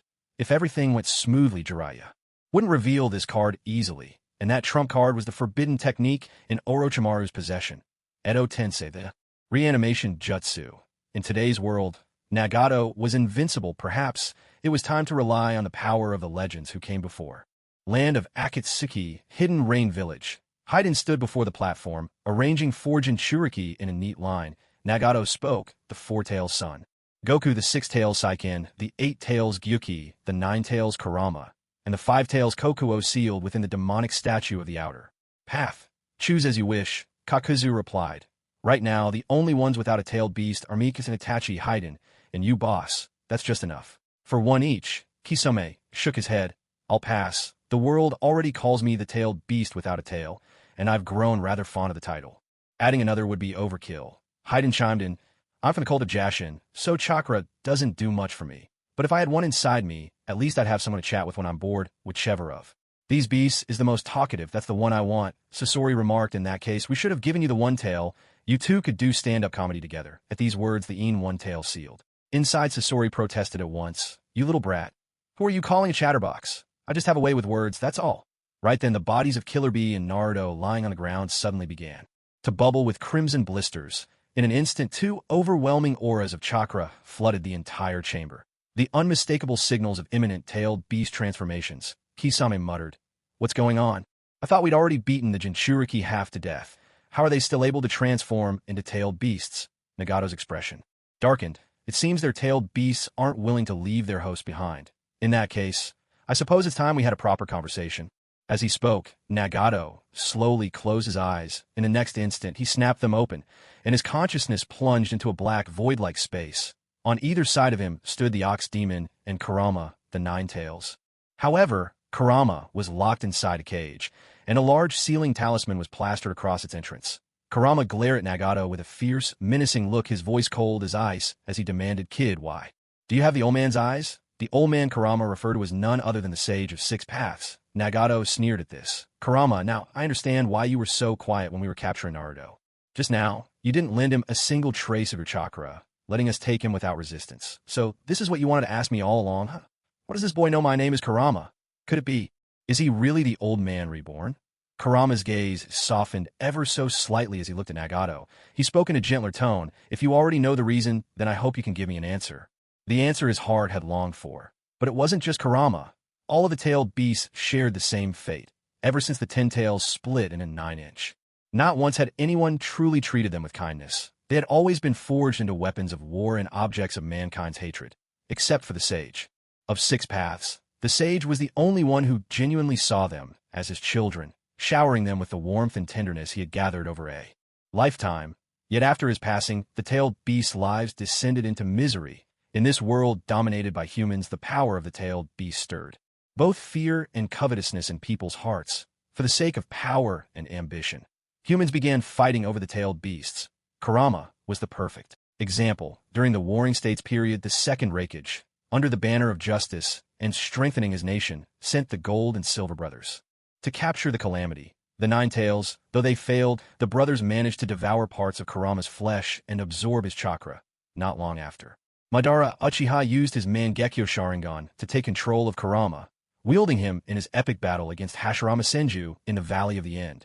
After Hashirama's victory, in order to contain Kurama, he sealed the Nine Tails inside his wife, Mito Uzumaki. Everyone branded the tailed beasts as terrifying monsters, disasters upon mankind, calamities to be feared. But when had the tailed beasts ever attacked humans unprovoked? It was always humanity who set things in motion. Human greed, desire, and cold indifference had made the tailed beasts lose all faith in this world. And still the nations would not let them go, fighting over them, sealing them away, all just to bolster their own military power. Never once had anyone asked how the tailed beasts felt, so they were doomed to live forever trapped inside one Jinchuriki after another, generation after generation. In this eternal prison, freedom and indulgence became nothing but unattainable dreams. But today, the Rinnegan had appeared within Naruto's body. Kurama was well aware of everything that had recently transpired. He wished to confront Nagato directly, to ask him about his true intentions behind gathering the tailed beasts. After all, Nagato possessed the Rinnegan that had once belonged only to the Sage of Six Paths. Nagato paused for a moment, then smiled and said, "Kurama, my goal is to create a new world, a world where the tailed beasts are free to exist in the world. As it stands, you are nothing more than prisoners. With such a vast world, is there truly no place where you can belong? I intend to gather all of you, whom the world calls weapons of war, and with my power, combined with yours and Akatsuki's, we will unite this fractured world. In the end, I will release you all. You deserve your freedom, and it will be within the world I create, a world with only one nation. That nation shall be called Akatsuki." Kurama and Gyuki exchanged glances, stunned, unable to regain their composure for a long while. After a moment of silence, Kurama quietly asked, "Are you truly serious?" Nagato smiled again and replied, "If you wish to know whether I'm serious, just watch what I do next. For you it makes little difference whose belly you're trapped in. Why not stay with us for now? Soon enough, your own eyes will see the answer." Not long after, Nagato's consciousness returned to reality. The red bubbles of chakra enveloping Naruto and Killer Bee gradually faded away. Nagato opened his eyes slightly and let out a breath of relief. Konan approached him with concern. "How did it go? Did the tailed beasts give you trouble?" Nagato turned, gently cupping her cheek, and replied softly, "It's all right. Everything has been resolved." With that, Nagato walked to the front of the room and looked out over the crowd, his gaze unwavering and resolute. "Let's begin. Soon, each of you will become a Jinchuriki, and I believe your transformations will be smooth. The tailed beasts will not trouble you. In return, we must work for the hope of the tailed beasts as well. You could also say for the hope of Akatsuki." Uchiha Itachi spoke coolly. "What about Naruto? We know he only carries half of the Nine Tails. If we extract it, he'll die." Nagato glanced at Naruto, who lay on the ground. He fell silent for a long while before speaking in a low voice. "There's no other way.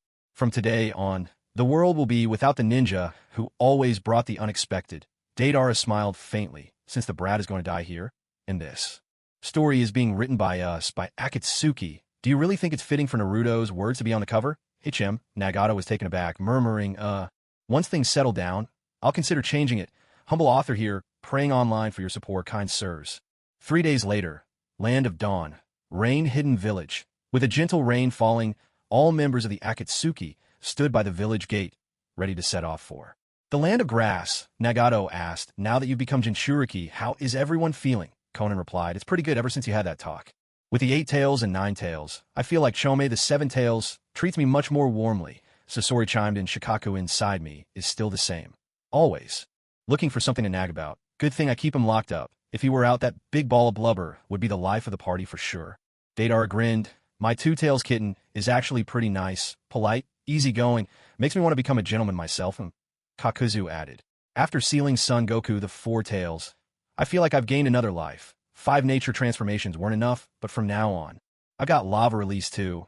Hide and burst out, getting corroded by the 6-tailed slug is wild, man. What a rush. I can't wait any longer. I just want to find someone to curse so they can experience it with me." Itachi said quietly, "My 5 Tails, Mu Wong, is quite similar to me, calm, and composed like a true gentleman. It's a shame he doesn't have a younger brother, Nagato smiled. Looks like you're all getting along well. My Kurama is a bit different, aloof as ever. He hasn't spoken a word to me, just keeps lying there, deep inside Nagato the Nine Tails. Huffed in annoyance. If you want me to treat you better, keep your promises. It's been 3 days when you're not rolling around with Konan. You're sneaking extra supplements. Can't you show a little ambition? Nagato blurted in shock. What the Kurama? You're spying on me too. You peeping maniac, Kurama scoffed. Is it spying when I open my eyes and all I see is you two? You think I want to watch, with all that rackets?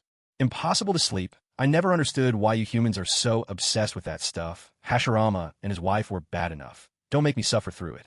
Again, Nagato stifled a laugh and teased, Kurama, just curious. Between me and Hashirama, who's better at it? Kurama shot Nagato a disdainful glance. He can. Turn that thing into wood, can you? Do you know how hard his wood release is? Nagato was petrified on the spot, seeing his strange expression. Konan asked in confusion, Nagato, what's wrong? Nagato snapped back to reality and quickly replied, Oh, nothing at all, Konan. Let's not follow Hashirama's lead. He cheats. Konan looked even more puzzled. Hashirama. Learn what from him? The rest of the group hadn't heard Nagato and Kurama's private conversation. Nagato gave an awkward laugh. I've just been so tired lately, talking nonsense all the time. Don't mind me, Kisame the Tailless. Jinchuriki, who had been silent until now, sneered. Ever since you guys became Jinchuriki, you've developed this habit of zoning out for no reason. One moment you're laughing, the next you're furious. I just know you're chatting with your tail beasts. Honestly, if you keep this up, it won't be long before you all go insane. The rest of the members hearing this turned their heads away in embarrassment and fell into an uneasy silence. Nagato waved his hand dismissively. All right, enough about that. Kisame, the 3 tails and 8 tails still haven't been claimed. Aren't you going to pick one? I really think they'd both suit you. I bet they'd like you too, since you could give them their own ocean to play in. At the moment, the 3 tails Isabu was still drifting in a lake in the land of water. The 8 tails Gyuki, on the other hand, had holed himself up in isolation, feeling downcast. He was close to Killer Bee, and since none of the Akatsuki had chosen him, he'd sunk into a bit of funk. Kisame shrugged. No thanks, I'm not exactly running short on chakra. If you don't know where to put them, why not just recruit a couple more members? Nagato let out a helpless sigh. You lot already keep me busy enough. If I add any more, I'll never keep up. Let's leave it for now. Time to move out. Our next stop is the land of grass. Meanwhile, within the borders of the land of grass, relying on his vast network of informants, Jiraiya had finally tracked down Orochimaru's hideout. In truth, he'd always kept close tabs on Orochimaru's movements. Much the same way Naruto always kept an eye on Sasuke. Gazing up at the Yellowstone mountain before him, Jiraiya sighed. Orochimaru, so this is where you've chosen to live.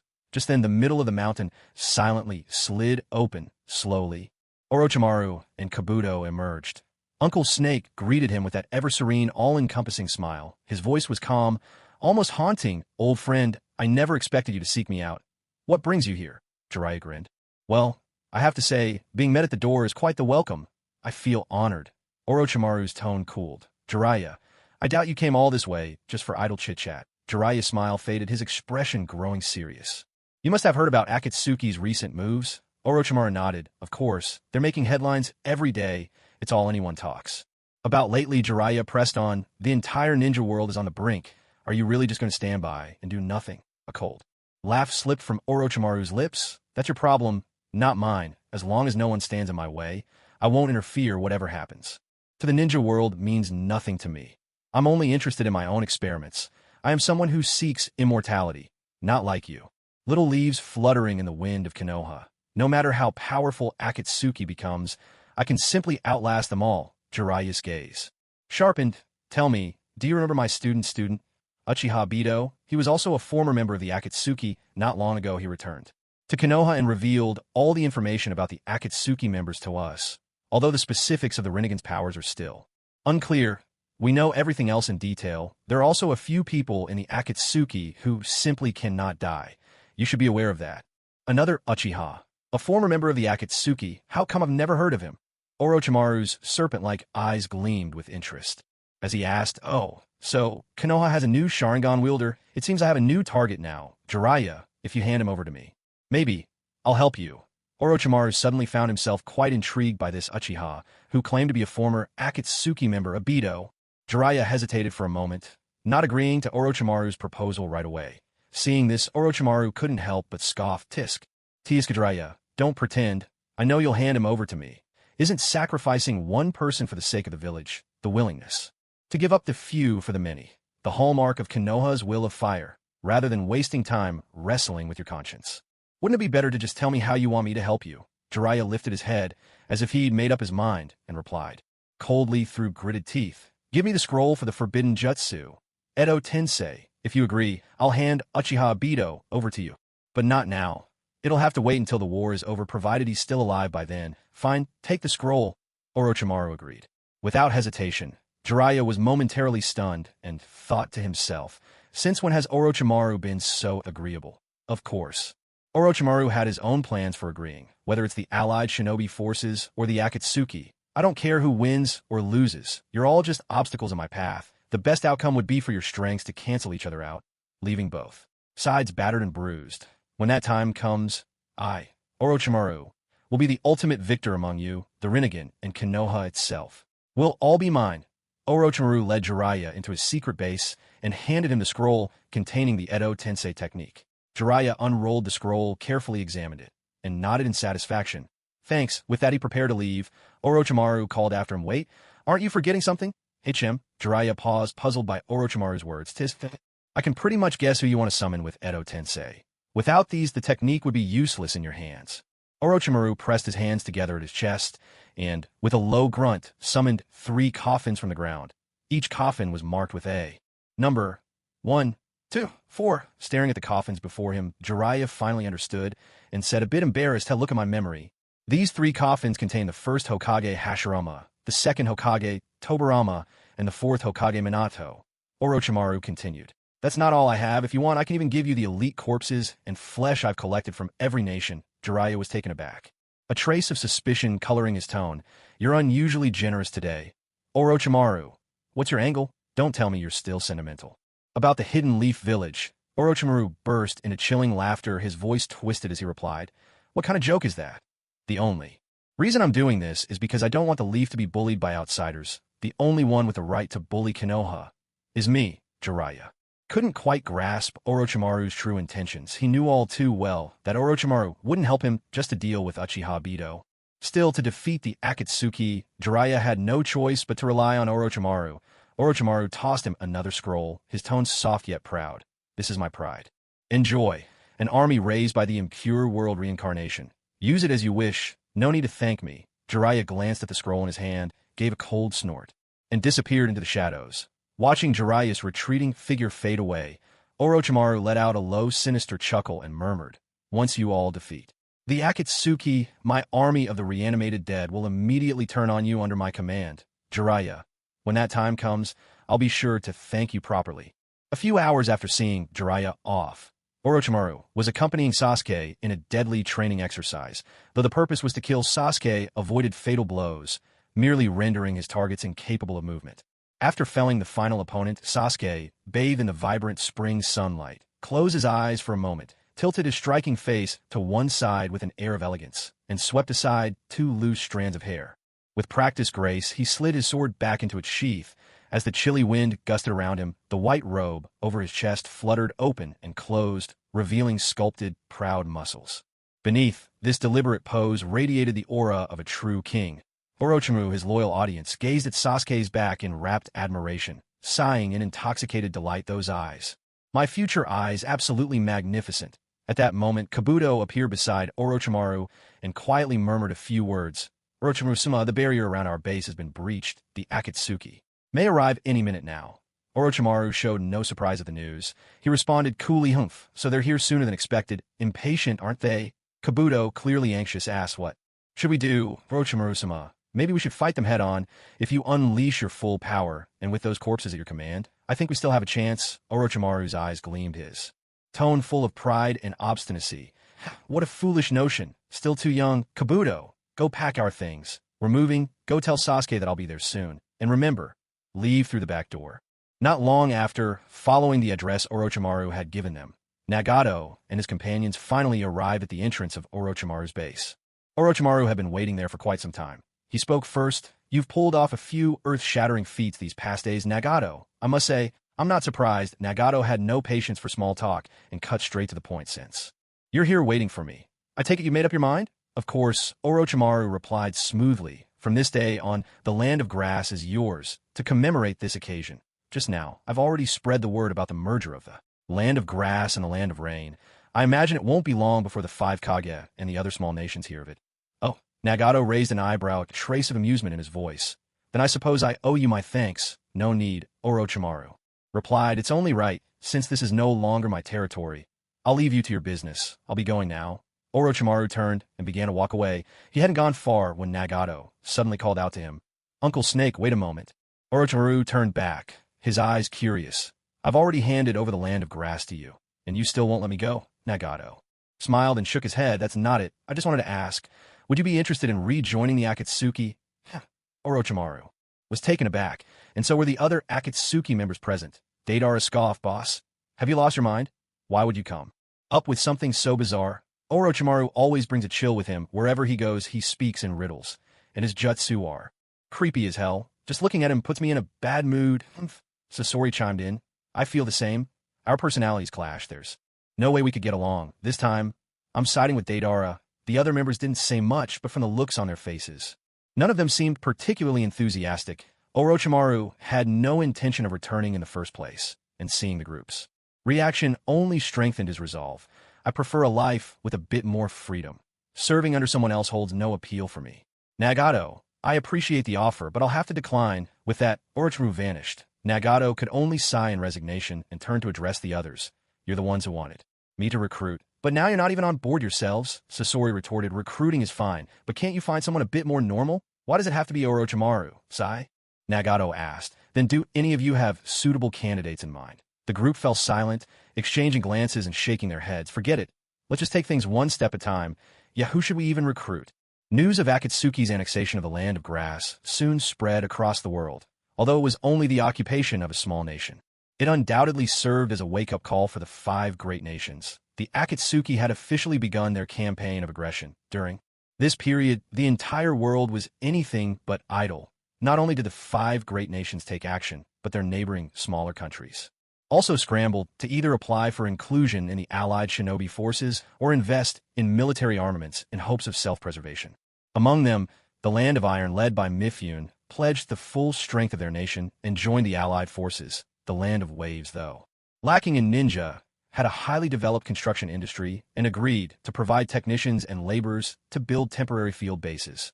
The Land of Craftsmen, while offering no troops, promised to supply the coalition with the finest ninja tools and war supplies. Other nations, such as the lands of islands, waterfalls, frost, hot springs, and rivers, contributed only money in return for the coalition's protection. Refraining from committing any military forces, the only remaining nation, the Land of Rice Fields, had yet to make a move. After all, it was Orochimaru's domain, the birthplace of the Sound Village. It was unlikely they would join the allied forces or cooperate with Akatsuki. With the support of the smaller nations secured, it became the coalition's responsibility to act in return for the funds and resources they had accepted. The lords and leaders of these countries all demanded military support from the allied forces to guard against Akatsuki's invasion. But even though the allied forces were vast, if they split their troops among so many countries, their strength would be scattered, reinforcements would be slow, and there was a real risk that Akatsuki could defeat them one by one. This was the dilemma the 5 Kage faced now, whether or not to dispatch troops to protect the smaller nations. Each Kage found themselves at a loss, unable to reach a satisfactory conclusion, and so they merely exchanged uncertain glances. At that moment, Shikara, Konoha's chief strategist, suddenly stepped forward to share his opinion. During the 5 Kage summit, Lady Tsunade briefed me on the conversation with Akatsuki. Akatsuki mentioned something that day. Hide your civilians well, isn't that right? The assembled Kage nodded in agreement, indicating for him to continue. Shikaka went on. I believe Akatsuki's words are credible in their previous attacks on Sunagakure, Kimagakure, and even our own Konoha. While our ninja did suffer casualties, the civilians were left unharmed. If Akatsuki refrains from killing civilians of the great nations, then it stands to reason they will not harm those of the smaller nations either. Therefore, I don't think we need to deploy forces to protect the small countries. We only need to gather their lords and leaders and ensure their safety. Even if Akatsuki seizes these small nations, it won't matter, as long as we prevail in the final battle and wipe them out. These countries will naturally be restored. For now, Our priority is to reassure the small country leaders, explain our thinking to them, and urge them not to fret about temporary losses. The allied forces will help them reclaim what's theirs. Inoki was quite satisfied with Shikaku's proposal and praised him. This is a good plan. Let's just inform those daimyo directly. After all, they have no choice but to rely on our allied forces now. Even if they're reluctant, I'm sure they'll agree. Tsunade added, that settles this issue. Now comes the real headache. How do we defeat them? Meitarumi spoke up. Except for the 3 tails in the land of water, the Akatsuki have already captured all the other 8-tailed beasts. We witnessed in the 5 Kage summit how they can achieve perfect tailed beast transformations in such a short time. I fear that all 8 of them are now Jinchuriki. The 5 Kage all understood. Akatsuki was already an overwhelming threat, and now with 8-tailed beasts on their side, even if the Kage joined forces, they might not stand a chance. Feeling the heavy atmosphere settling over the room, Inoki suddenly burst out laughing. When the enemy advances, we counter. When the flood rises, we build a dam. Justice will never lose. In the end, don't lose heart. When the time comes to fight, we'll find a way. For now, the priority is to locate them as quickly as possible and split up their forces. Having weathered many wars, Inoki knew this was the toughest and most uncertain battle he'd ever faced. Yet as a veteran leader, he could show no weakness. He had to keep morale steady. If he crumbled, the allied forces of the 5 nations would be doomed. Looking at Inoki's confident, hearty expression, deliberate as it was, the other Kage understood, he was bolstering their spirits. After all, if even their leaders believed they would lose, how could they face the countless shinobi ready to risk their lives for this war? With that thought, the 4 other Kage's expressions grew resolute, the oppressive mood lifting from their faces. In sharp contrast to the tension among the 5 Kage, things were quite relaxed on Nagato's side. At that moment, he was leading his entire group in conversation at the daimyo's residence in Sunagakure, the daimyo of the land of grass. His belly protruding, stood eagerly beside Nagato, overflowing with gratitude. Lord Nagato, it's such a blessing to have you here at last. Our country is free from Orochimaru's torment. So many of our villages have lost people to his abductions. He's a rogue ninja from Konoha, and I've protested to them so many times, but Konoha never sent anyone to help. They just let Orochimaru do as he pleased. I've long seen through the ugly face of the land of fire, but you, Lord Nagato, you are the true benefactor of the land of grass. To repay you, our country will henceforth become a vassal of Akatsuki. I'll offer you yearly tribute. Nagato's response was cold and unyielding. No, I don't need your tribute. What I require is for the land of grass to disappear from the map permanently. Upon hearing this, the feudal lord immediately collapsed to the ground in terror, frantically shouting, "Take them! I'll give you all my villages. Just please don't kill me. I beg you." Nagato chuckled and shook his head, saying, "What are you thinking? Get up. Did I ever say I wanted to kill you? Life will go on as it always has for you and your people. My aim is unification, not senseless slaughter. All I ask is that you and your subjects submit to me from today onward. Orochimaru will no longer trouble you, and now you and your people are citizens of the land of Akatsuki. For the time being, you'll continue to manage this land. Once I have unified everything, I will provide you with a new system of governance. Remember this. If anyone like Orochimaru appears again, persecuting and endangering the common people, let me know. I will see that justice is done. In a moment, ninja from our hidden Akatsuki village will arrive to help maintain order here. Make sure you receive them properly." With that, Nagato rose from his seat and swept out of the room, his robes billowing behind him. In Konoha village, inside Obito's bedroom, Zetsu watched the long silent Obito, then asked softly, "Do you think the 5 great nations can be relied upon?"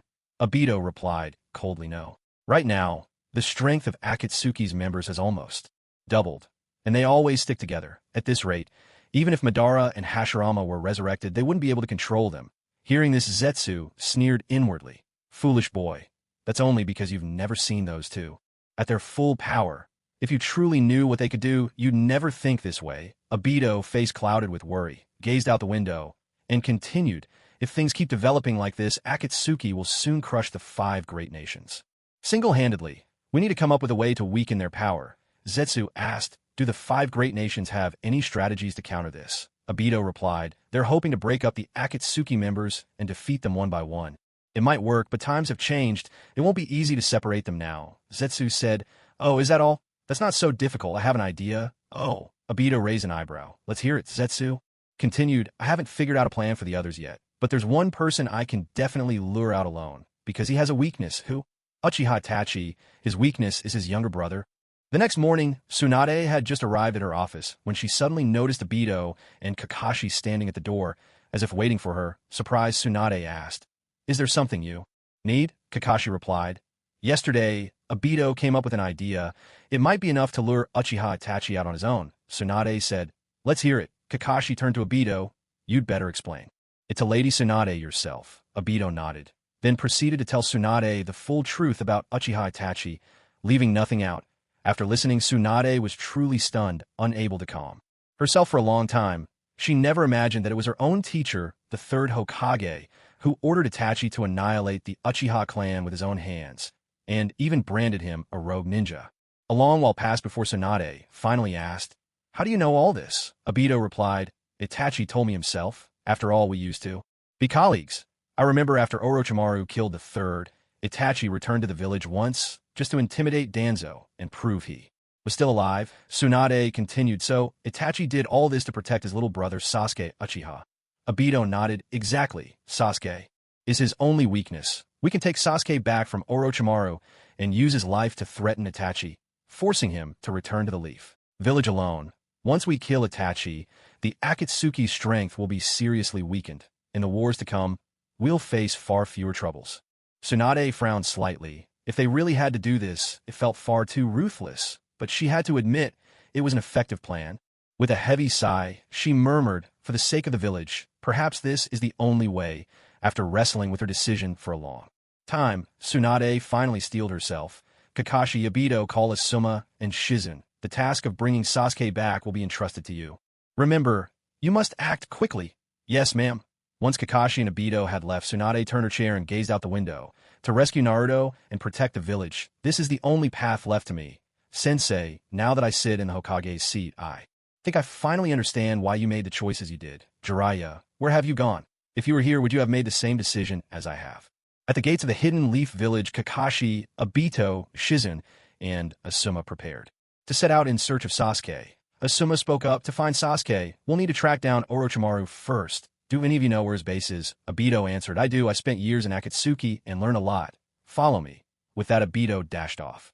Ahead, Kakashi was about to follow when Asuma suddenly grabbed his shoulder, his tone grave. "Kakashi, can we really trust Obito?" After all those years missing, Obito had suddenly returned, and now they were heading out together on a top-level mission.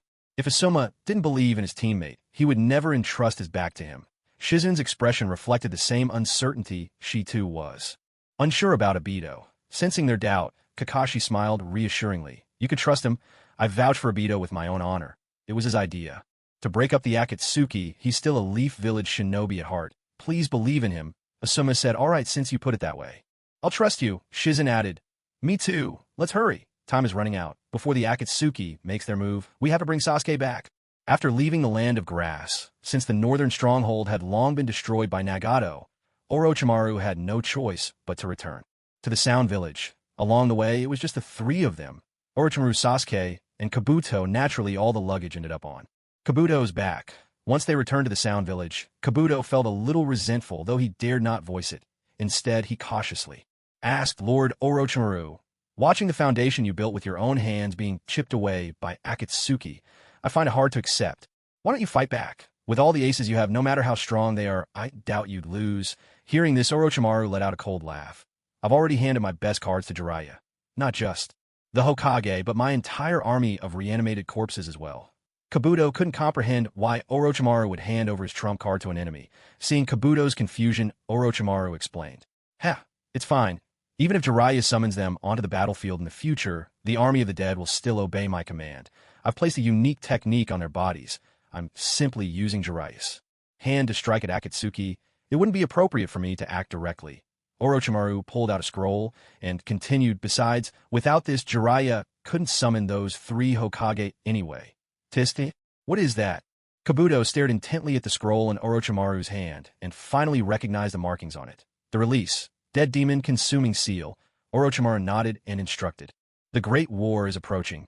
We must make haste as well. Kabuto, go to the Uzumaki clan's mask hall outside Konoha and bring back the mask described in this scroll. With it, both my hands and the souls of the four Hokage will return." At last, Kabuto understood Orochimaru's plan and praised him as expected of you, Lord Orochimaru. This is a masterful move. I bet when the time comes, Jiraiya will bring out the third Hokage's body. Long buried in Konoha for use, we were just worrying about how to get hold of it. With a proud tilt of his head, Orochimaru said. With satisfaction, go Kabuto. Make it quick. Now is the best time. Konoha won't be paying attention to the Uzumaki clan's mass call. Outside the village. Not with the war imminent. Yes, I'll go right away. Kabuto nodded emphatically, then vanished from sight. Once Kabuto had left, Orochimaru turned and prepared to return to his room for a nap, along with his hands.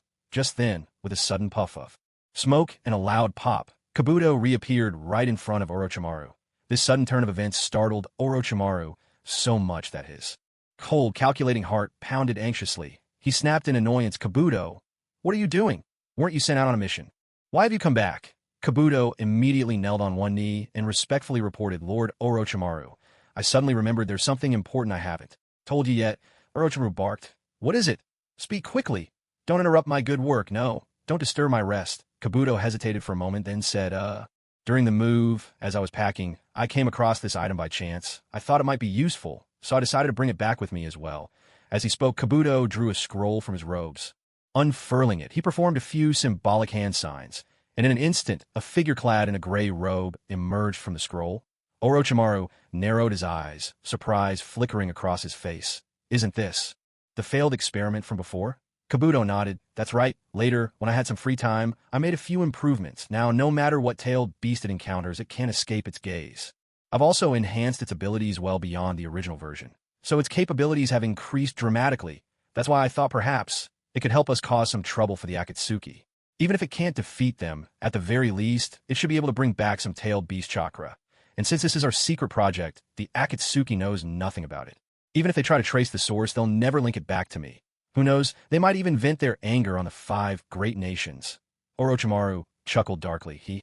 Kabuto, as always, you're truly devious. He nodded approvingly, gazing with satisfaction at his protege, who had so perfectly inherited his legacy. Then he continued, if I recall correctly, after Nagato left the land of grass, he headed toward the land of rivers. TSK. Kabuto, you go on with your mission. Leave this one to me, understood? Kabuto bowed once more and vanished without a trace.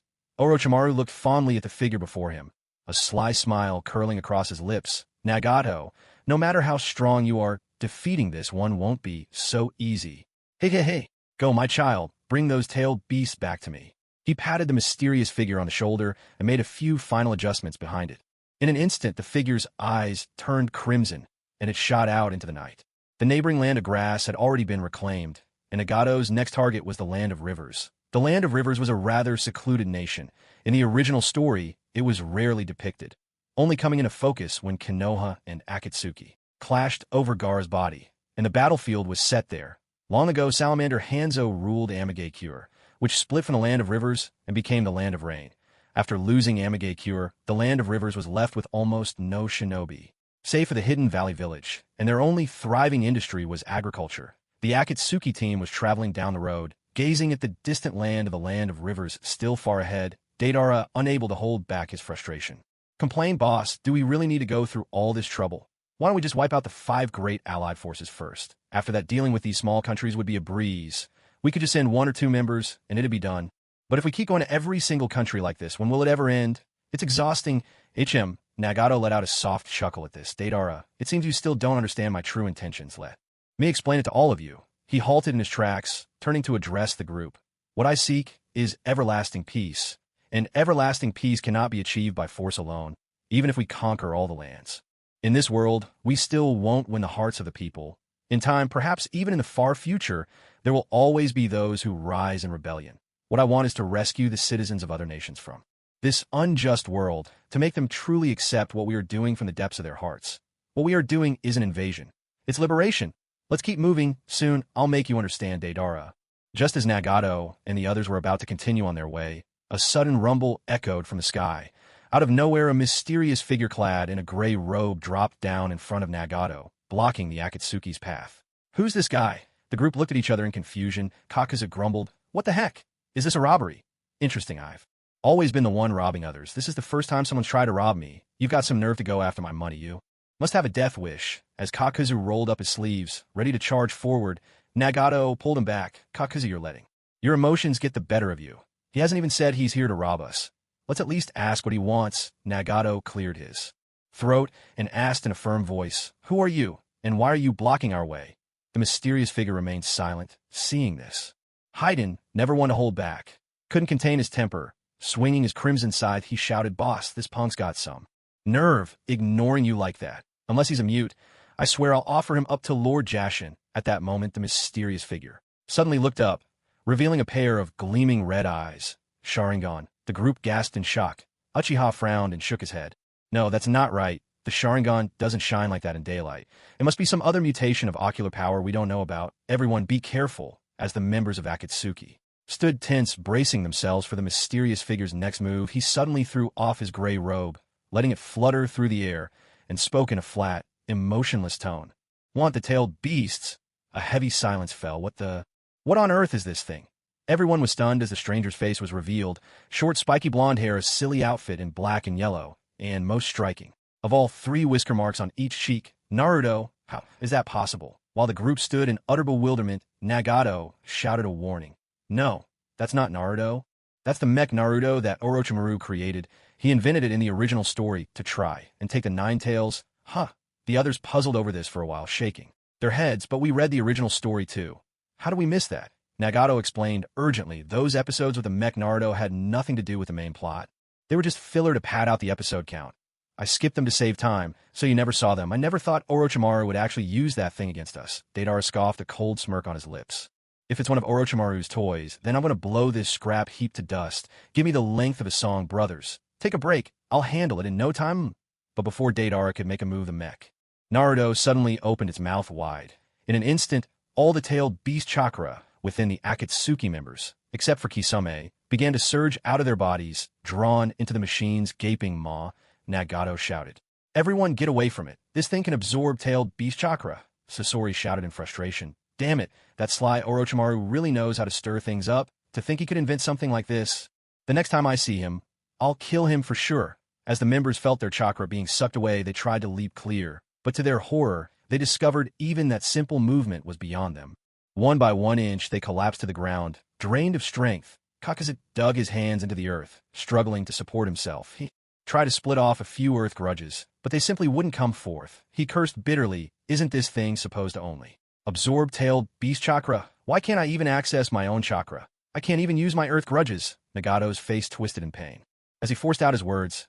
"I don't know either, but that's how it worked in the original story. When Naruto's chakra kept getting drained, the Rasengan he managed to form was only the size of Itachi's favorite, a 3-color dango. Looks like even our own chakra is affected." Deidara thrust his hand into his pouch, yanking out a lump of explosive clay. Without even bothering to mold it, he hurled it straight at Mecha Naruto. "Go to hell, you monster, HM!" Just as the clay was about to land beside Mecha Naruto, Deidara shouted, and the clay detonated instantly, sending up a great cloud of dust and smoke. The outcome, as one might expect, was obvious. Wherever there's smoke, no matter the story, there's never any real harm done. As the haze cleared, Mecha Naruto emerged utterly unscathed. It crouched low, crawling slowly toward the group. With every inch it drew closer, the amount of chakra it absorbed increased dramatically. On its forehead protector, numbers flashed like a digital display, ticking rapidly with each burst of light until 4 digits settled into view. 7610. Haydn stared. "What does that mean?" Kakuzu rolled his eyes. "Idiot. It's just the way Naruto's name is pronounced. 7, not 6, are you?" 10 to Haydn read aloud, smacking his forehead as realization dawned. "Oh, come on. It just says Naruto." Sasori cut in. "This isn't the time to be nitpicking. We need to figure out how to shake this thing off. It can't keep draining our chakra." Deidara groaned. "Damn it, this is the first time being a Jinchuriki has ever felt like a curse." "Hey, where's Kisame?" "Kisame, bro. He's not a Jinchuriki." Mecha Naruto shouldn't be able to touch him. "It's him." At this, everyone turned to look for Kisame. Sure enough, he was lounging off to the side, grinning mischievously like an uncle enjoying the show. Haydn shouted, "Hey, Kisame, what are you doing just standing there? Help us out. Come on, take that thing down already." Kisame chuckled darkly. "Ha, I can't help it. Watching you bunch, usually so full of yourselves, finally getting knocked down a peg. It's just too satisfying." Haydn snapped, "The hell's wrong with you? At this rate, we're done for." Kisame shrugged. "You always say you couldn't die. Now's your chance to prove it. Let's see if you can survive being dried up." Haydn glared. "Kisame, if you keep joking around, I swear if I make it through this, I'll curse you the first chance I get." Nagato called out, "Kisame, help." Us already. I can't take much more of this. Kisame turned his head away. Nope. Even Itachi, struggling under the strain, managed to speak. Kisame, now is not the time for stubbornness. Hearing Itachi's voice, Kisame hesitated for a moment, but still turned away. Defiantly, nope. I wouldn't miss this for the world. You have no idea how long I've waited for a chance to see you all like this. I'm already thinking about how I'll tease you about it later. The demon shark simply refused to obey. Nagato turned to Itachi and said, Itachi, quickly. Use your Sharingan to control the Mecha Naruto in the original story. Your eyes worked on it. As for the logic behind that, Kishimoto never bothered to explain. Hearing this, Itachi's eyes widened, and he poured all his strength into casting a Jinjutsu on Mecha Naruto. But as the seconds ticked by, nothing happened. It's not working. Useless. Itachi shook his head in frustration. Deidara chimed in, boss, are you sure you remember it right? How could Itachi's Sharingan possibly work on a pile of scrap metal? Nagato paused for a moment, gritting his teeth. I've watched Naruto so many times. There's no way I'm mistaken. Looks like Orochimaru's upgraded it. I thought it was strange from start. This thing used to only absorb one person's chakra, but now it can drain all 7 of us. Orochimaru must have tinkered with it again. Perhaps the demon shark had seen enough. With a cold snort, he hefted Samahata onto his shoulder and strode slowly up to Mecha Naruto, his voice low and eerie. I didn't expect your chakra-absorbing ability to be even stronger than my Samahata. You've put up an impressive fight, managing to defeat all 7 members of the Akatsuki. You'll have something to brag about in the underworld. With that, the demon shark swung Samahata with all his might. Mecha Naruto dodged swiftly, leaping aside. As the distance grew, the chakra absorption finally broke off. Once they regained their strength, the group wasted no time scattering and keeping a safe distance from Mecha Naruto. Kisame, he's all yours now. We'll be waiting for your good news. Don't let your guard down. If I can't beat a pile of junk like this, I don't deserve to be called the tailed beast, Kisame replied coldly, his eyes never leaving the machine. Suddenly, Mecha Naruto's form began to change. Its limbs split into 4 wheels, a glider wing extended from its back, and its head split apart, revealing a ring of spinning blades. Deidara's eyes went wide, sparkling like 2 red hearts. He shouted in excitement, no way this is... Frankie, still a teenager, Deidara was endlessly curious about anything new. Whenever he had free time, he'd bug Nagato for a look at his laptop to watch videos. Nagato's computer wasn't just full of Naruto clips, but also had the latest episodes of One Piece. Over time, Deidara had become a devoted fan, with Frankie as his favorite character. After all, what rebellious teenage boy doesn't love a cool giant robot? Of course, the laptop also contained other, more secret videos. Since Deidara was still young, Nagato kept those hidden away, saving them for private viewings with Konan, strictly for research and inspiration. Of course, Kisame grinned wickedly at the scene. This is just like the Azura path from the 6 Paths of Pain. Not bad. Looks like this thing is worth a good thrashing. Before Kisame could make a move, Mecha Naruto had already soared into the sky. Its abdomen suddenly opened up, and aiming at Kisame on the ground, it unleashed a barrage of powerful bombs like a bomber plane. A thunderous roar shook the battlefield, each explosion echoing across the landscape. Deidara could no longer contain himself. He was utterly enthralled, lost in the beauty of this picture-perfect scene of war. Unable to stop himself, he exclaimed, Sasori, did you see that? Now this is what I call true art. Sasori merely grunted in response, despite the wild bombardment. The bombs were, of course, useless against Kisame. Without hesitation, Kisame performed a water release technique, channeling chakra into his throat and unleashing a massive torrent from his mouth. The water surged forth, forming a great dragon that crashed towards Mecha Naruto in the sky. Haiden, witnessing the spectacle, shouted excitedly, nice one, Kisame. Blast it until it rusts. Kakaza nodded in approval. All that scrap metal on its body. I can salvage it. Maybe I'll make a few bucks at the junkyard. Sasori shot him a look of disdain and said with obvious contempt, do you really have to be that petty? Is even that small change worth your trouble? Kakazu replied, you don't manage the account, so you wouldn't understand, big or small. Money's money to me. As the members exchanged their thoughts on life, Mecha Naruto suddenly burst through the water dragon, landing at high speed on the ground. It retracted its glider wings and the wheels beneath its feet. Its upper body gradually straightened, shifting into an upright, humanoid stance. Then 2 tufts of hair atop its head shot up, transforming into twin beams of light that solidified into glowing swords in its hands. With blades at the ready, Mecha Naruto faced off tensely against Kisame. So you want to test your sword skills against mine? This could be interesting, Kisame sneered. Mecha Naruto lunged at Kisame with surprising speed and agility for a machine, its twin lightsabers flashing. As it aimed strike after strike at Kisame's vital points, as a member of the legendary Seven Ninja Swordsmen, Kisame's swordsmanship was unparalleled. With expert precision, he blocked each of Mecha Naruto's vicious attacks, using Samahata, his monstrous sword, seizing the right moment. He brought his blade down in a single decisive slash, cleaving Mecha Naruto clean in two. A shower of sparks and a crackling burst marked the end as the two halves of Mecha Naruto crashed down on either side of Kisame. It looked well and truly finished. What's this? It only took one strike? I thought you'd at least put up a better fight, Kisame scoffed, waving dismissively to the others to come over. Kakuzu was the first to step forward, lifting up Mecha Naruto's corpse, preparing to seal it away in a scroll. Wait, Deidara cried. Out, rushing to stop him. Kakuzu, please. I really love this thing. Can you give it to me? I want to add it to my collection. Kakuzu paused, a sly smile curling at the corner of his mouth. Sure, but you'll have to pay for it. Huh. Deidara protested, his enthusiasm wavering. Why should I? Kakuzu explained coldly. I'm the head of finance for Akatsuki. This is considered Akatsuki's spoils of war, so naturally, I should take charge of it. I'll sell it off, and the money will go into our coffers. I'm just following the rules.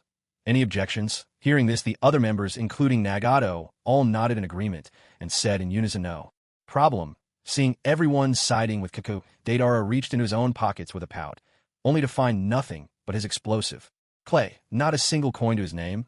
What am I supposed to do if I have no money? Little Deidara was on the verge of tears. Kakuzu remained indifferent. Simple. Pay in 2 installments. I'll deduct 2 months' salary. Deal? It's settled. Deidara agreed without a moment's hesitation, instantly snatching the Mech Naruto from Kakuzu's hands, lifting it above his head, and admiring it under the sunlight with an almost obsessive gaze. Humph. Children really are easy to fool. Kakuzu sighed inwardly. Haiden sidled up to Kakuzu with a mischievous grin and whispered, not bad. That's some classic, getting something for nothing. Just as everyone thought the matter was over, the Mech Naruto's hand suddenly twitched, its palm slowly splitting open. Something fell out. A strange stick. Deidara picked it up, examining it with curiosity. What's this? Why's there a button on it? Nagato's eyes widened in alarm, and he shouted a warning. Deidara, don't touch that button, whatever you do, but it was too late. Driven by curiosity, Deidara had already pressed it. Suddenly, a tremendous tornado swept across the ground. When the dust finally settled, a deafening roar filled the air, and an enormous mech Ninetales appeared right in front of them. Deidara exclaimed, Whoa, this one's even cooler. Sasori commented, Orochimaru really deserves the title Snake Stein of the ninja world. When it comes to creating things, I can't compare. Haiden asked, Hey, does this thing bleed? Kako muttered, What a massive pile of scrap metal. I'm gonna make a fortune. Kisame hefted Samahata and grinned. Looks like I found a new target for some unfinished business. Itachi remained silent. Konan shook her head in bewilderment. I'll never understand why men like such ugly things. As the mech Ninetales appeared, it seemed to pay no attention to them at all, obliterating everything around it as it pleased, wild energy blasts flying from its mouth. Nagato called out urgently. It looks like it's out of control. It's just a mindless destroyer.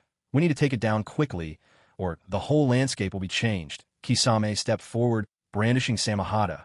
Leave it to me. At that moment, Nagato suddenly heard the voice of the real Ninetales in his mind. I let it slide when you drained my chakra, but now you're copying me with this ugly contraption. I'll settle this myself. Nagato, transform into Ninetales. Let me give this hunk of junk the beating it deserves. I can't take it anymore. Oh. All right. Nagato was overjoyed the moment he heard this. He had been trying to communicate with the Ninetales for a long time, hoping to practice tailed beast transformation, but the Ninetales had always ignored him. Yet now, it was Kurama who took the initiative. How could Nagato let such a rare opportunity slip by? He quickly rose into the air, and as he felt the Ninetales chakra flooding through his body, he let out a powerful shout. Suddenly, a radiant golden Ninetales appeared right in front of the mechanical Ninetales. At this moment, Nagato hovered within the body of the Ninetales, garbed in a golden battle cloak, his entire being enveloped in blazing golden flames. The front of his robe was turned out, revealing rows of black Magatama beads along the collar on either side. Staring in awe at his transformed body and the golden Ninetales enveloping him, Nagato couldn't help but marvel. So this is Kurama mode? Seeing it with my own eyes, and from the first-person view no less, it's just unbelievably cool. But before Nagato could even try to control it, the golden Ninetales had already lunged at the mechanical counterpart and landed a heavy punched straight to its face. The sheer force of the blow instantly knocked the mech's head clean off, sending shockwaves rippling through the air around them, truly worthy of being the mightiest among the tailed beasts, Kurama, the Nine Tails. And this was only half its power. If it were the complete Nine Tails, the devastation would be unimaginable. With its head knocked off, the mechanical Nine Tails lost all strength and slowly collapsed to the ground. The real Nine Tails gazed down at the defeated imitation and sneered coldly. With that pitiful strength, you dare imitate me? You really have no idea what you're messing with, seeing that the Nine Tails was still fuming. Nagato quickly tried to calm it down. How could a fake ever compare to the real thing? Don't get so worked up. Just look at how miserable it ended. Kurama, I never thought you'd be so protective of your copyright. You're almost as strict as the second Hokage, Tobirama. Humph. Kurama didn't bother replying, only letting out a disdainful snort. In the next instant, its body vanished, and Nagato slowly reverted to his original form. Huh, it's over already. Kurama, couldn't you hold on a little longer? You've had your fun, but I barely got started. Silence. Don't repeat the nonsense Konan says to you. Although the Nine Tails' attitude remained as aloof as ever, Nagato was still quite pleased. At the very least, they were talking much more often than before, and he'd even managed a successful tail beast transformation with Kurama. Force perhaps, but still a breakthrough in its own way. After dealing with the mechanical Nine Tails, the Akatsuki Sky Team finally arrived in the Land of Rivers as evening fell. At that moment, the daimyo of the Land of Rivers had just received a message from the allied shinobi forces. The message stated that they would send ninja escorts to bring him to the Alliance headquarters in Konoha for protection, and explained why no troops would be stationed in the Land of Rivers itself. The daimyo, bristling with anger, threw the letter to the ground and shouted furiously, "These hypocritical great nations! I paid their protection fees, I've supplied them with grain, and in the end, all they tell me is that they can only guarantee my personal safety. What about my country? What about my territory? What about the safety of my people? They're shameless. I should never have trusted them." His advisor hurried to calm him, pleading, "My lord, what are we going to do? You have to save me. I've heard that the Akatsuki are nothing but gang of thugs. They loot, burn, and kill without remorse. If the great nations turn a blind eye, my entire family will be doomed." Suddenly, a cold, menacing voice echoed from the doorway. "Hey, who exactly are you calling thugs?" Both the daimyo and maid started an alarm and called out, "Who's there? Who's speaking?" The door creaked open. In the dim evening light, a mysterious group appeared before the daimyo of the Land of Rivers, their eyes shimmering in the colors of the rainbow: red, orange, yellow, green, blue, indigo, violet. "You must be." As the enigmatic figures drew closer, the daimyo and his advisor could finally make out their uniforms and faces. They stood frozen in disbelief. 7 men and 1 woman, all dressed alike, each with their own unique hair, color, and style. Who else in the world could appear in such a fashion? There was no need to guess. It could only be the Akatsuki. Despair flickered in the daimyo's eyes as he murmured, "Lords of the Akatsuki, you're here." Nagato spoke in a chilling tone. "Just now, did you say we're thugs?" No, not at all." Feeling the icy sharpness in Nagato's gaze, the daimyo shook his head frantically, begging for mercy. "Please, don't kill me. I'll give you anything you want. Money, women. Just please. Save your breath. Listen to what I have to say first." Nagato cut him off, his voice heavy. "From today onward, the words Land of Rivers will disappear from the map of the ninja world. Do you accept?" At these words, though resentment simmered in his heart, the daimyo glanced at the row of fierce warriors behind Nagato and shuddered uncontrollably. His voice turned limp as he replied, I agree, I'll leave at once." Smack! Before the daimyo could rise, Nagato pulled 3 books from his robe and tossed them on the floor before him. Nagato said, "No need to leave. You'll continue to govern here, but your only task is to thoroughly study these 3 books for me." "Really? That's easy. Not just 3. 30-inch I could memorize them all," the daimyo exclaimed, snatching up the books excitedly, reading the titles aloud. He said, "The Akatsuki New Dictionary of Summer Script, Handwritten Edition, the Akatsuki Penal Code, People's Edition, the Akatsuki System of Measurement." What does this mean?" Nagato, face expressionless, explained, "Since you've submitted to us, you must adhere to the language and culture of the Akatsuki. Your characters are too ugly and hard to pronounce, all tangled up and awkward. Out with the old. From now on, you're only allowed to use the summer script exclusive to our Land of Dawn. Study that Land of Dawn summer script, new dictionary carefully. Once you high officials have mastered it, you'll teach it uniformly to the people. The Land of Dawn Penal Code. As the name suggests, it's the law. Gather some clever people to set up a legal department and a police department to study this book and enforce its standards from now on. As long as it's within the territory of the Land of Dawn, unless there's an invasion by outsiders. Killing anyone is a crime. The land of dawn units of measurement is also something everyone needs to learn. I remember your country's largest Guin village is famous for its grain industry. From now on, all personally cultivated land will be measured in mu. All the details are in the book C4. Yourself, in short, as long as you obey and carry things out as I say, you'll remain the administrator here. I'll rename this place Chuan Province, and your new title won't be daimyo anymore. Doesn't sound good. From now on, you'll be called governor, do you understand? When Nagato finished, not only the daimyo and his advisor Meidu, but even all the members of the Akatsuki organization were left dumbfounded, all except Uchiha Itachi. Uchiha Itachi understood perfectly. What Nagato was doing was called cultural invasion. He was directly altering a country's culture and traditions. Compared to straightforward military conquest, this strategy was far more ruthless. The daimyo stood there stunned, though he was bewildered at first. He soon caught on and understood Nagato's intentions. It's not scary when a thug's just a thug, but when a thug is cultured. Now that's dangerous, he thought to himself, still having saved both his life and his position. The daimyo was actually quite willing to accept these terms. Compared to the 5 great nations who only took money and did nothing, he much preferred Nagato's way, getting things done without demanding payment. The daimyo nodded. I agree. I'll do my best. I'll start organizing everyone in the land of Chuan to study tomorrow. No, I mean Chuan Province. Listen to me, I still can't get used to saying that. Good. Then get to your business. We'll be staying here for the night and leave tomorrow. 7 single rooms. Make sure the food and drink are top-notch. Hearing this, the daimyo quickly stood up to see them off. Of course, that's easy. Wait, aren't there 8 of you? Won't 7 rooms be too few? Nagato shot the daimyo a glare. I said 7 rooms, so it's 7. Don't argue with that. Nagato led the Akatsuki members out the door. Few. Seeing the Akatsuki leave, the daimyo let out a long, heavy sigh of relief. His advisor, Meidu, hurried over to praise him. Truly worthy of the title daimyo. You were stalling for time, weren't you? Wait here, I'll go. Inform the allied shinobi forces right away and tell them Akatsuki is hiding here. But as Meidu turned to leave, the daimyo grabbed his arm. What's stalling for time? I meant every word I said. The land of Chuan. Let them have it. Huh? What do you mean, huh? If Xiao finds out we've secretly broken our agreement, I'd say our Chuan country wouldn't last a single day. Isn't his proposal pretty good? All we did was change the name. I'm still in charge here. No one's dead. And we haven't spent a dime. Where else could you find a deal like this? This is way better than those 5 great nations who just take your money and do nothing. Just then, the door to the room swung open again. A shadowy figure slowly walked in. Everyone recognized him. It was the same person who had been standing behind Nagato just moments before. Hey, my name's Kakuzu. I'm the Minister of Finance and Taxation for the land of Xiao. Our boss forgot to mention one thing earlier.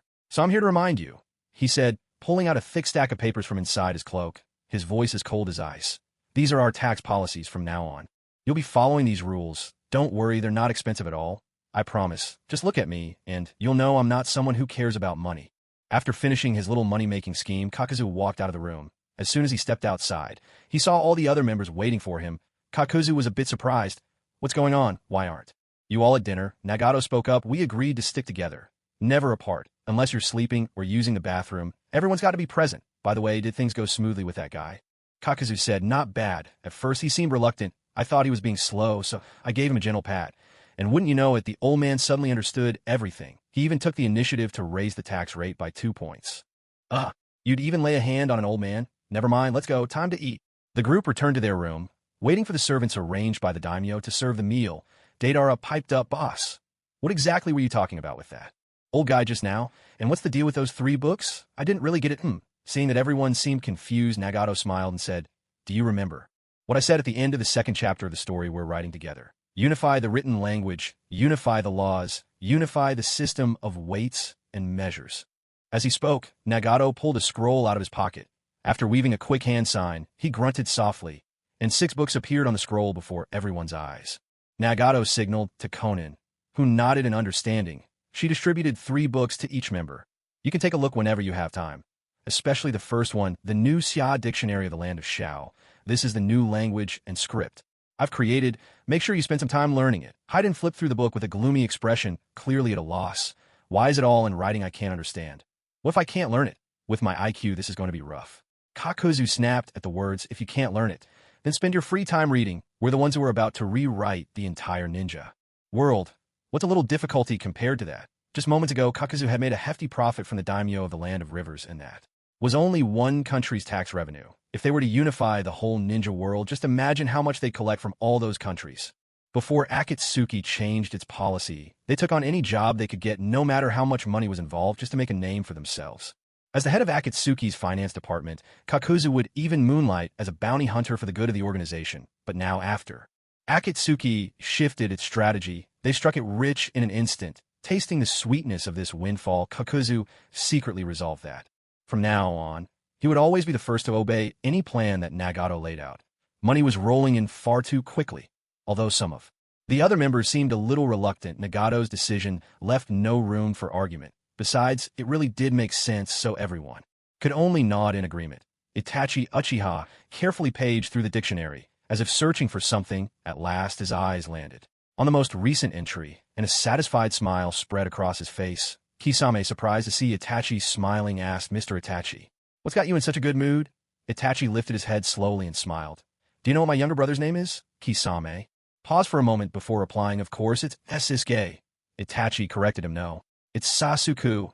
Kisame replied with a sheepish show. "Right." After dinner, at Nagato and Konan's stern urging, the members all carried their dictionaries back to their own rooms. Konan and Nagato themselves retired together to their bedroom. Through the night's wind and rain, dawn arrived. The next morning, Nagato led the members once again to the provincial council hall of the Land of Rivers. The governor had been waiting there for quite some time. As soon as Akatsuki entered, he rushed up to Nagato, singing his praises. "I didn't sleep a wink last night. I spent the whole time studying these 3 extraordinary books. After reading them, I feel completely invigorated. The script of the land of Akatsuki is simply marvelous. The laws are comprehensive, and the units of measurement are so convenient. If only we'd known about this sooner. Our Land of Rivers. No, our province wouldn't have been in such chaos before." Nagato reminded him, "Don't forget, the most important thing is spreading this knowledge. We'll be leaving soon, but I've arranged for Akatsuki Hidden Village Shinobi to come and help you set up the departments of law and police." The governor, thumping his chest in assurance, declared, "Rest assured, I'll give it my full cooperation." Nagato nodded. "Good. Unless something unexpected happens, I'll return for an inspection in due time. If the results are unsatisfactory, I might just relieve you of your post as governor. That's all. Get to work. We Akatsuki are off to the next country." "All right, take care on your way." After leaving Sichuan province, Deidara glanced around, feeling a bit bored, and remarked, "Strange. I thought that old man would have tipped off the 5 great nations. I was even hoping for a big fight this morning.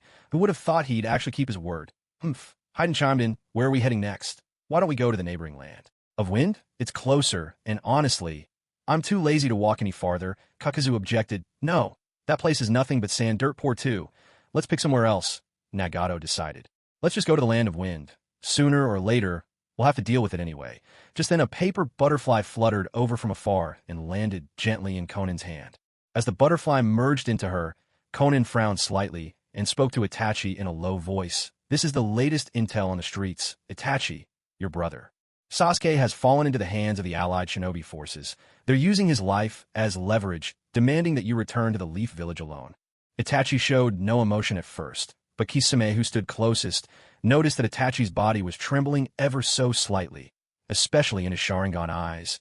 A murderous intent flashed in them, fleeting but sharp enough for Kisame to catch. In that moment, Itachi was truly enraged. Haiden grumbled, "What's going on? They must have realized they can't beat us, so now they're playing dirty, right?" After a moment's silence, Itachi turned to Nagato and said, "I need to return to the Leaf Village. You all go ahead to the Land of Wind. Once I've settled my affairs, I'll meet you back at Akatsuki Village." Kisame protested. "With something this serious happening, why should we still head to the Land of Wind?" "Itachi will go to the Leaf with you." Konan quickly warned, "No, that's not an option. The allied shinobi forces have made it clear. It has to be Itachi alone. If their sensory ninja discover we're following, they'll kill Sasuke on the spot." Kisame cursed under his breath. "Damn, those 5 nations. Shameless. Using Sasuke to threaten us?" Nagato thought for a long time, his gaze sharpening, and said earnestly, "I'm certain the one behind all this is Obito. It'll be dangerous for Itachi to go alone." Nagato's words rang true. In the minds of the allied shinobi forces, Sasuke and Itachi should be mortal enemies, destined to kill each other on sight, for the Leaf Village to use Sasuke to threaten Itachi. They must have uncovered the truth about him. And in this world, aside from the deceased 3rd Hokage and Danzo, the only one who knew the truth and had just returned to the Leaf was Obito. To understand how this began, we must go back 3 days. Tsunade had agreed to Obito's plan, and so she dispatched Obito, Kakashi, Asuma, and Shizen to Orochimaru's base to search for Sasuke. After they left the village, Kakashi turned to Obito and asked Obito which way to Orochimaru's hideout. Obito said he's as cunning as they come. From what I learned during my time in the Akatsuki, he has 4 bases. We'll have to search them one by one. By the way, there's something I want to ask you, Kakashi replied.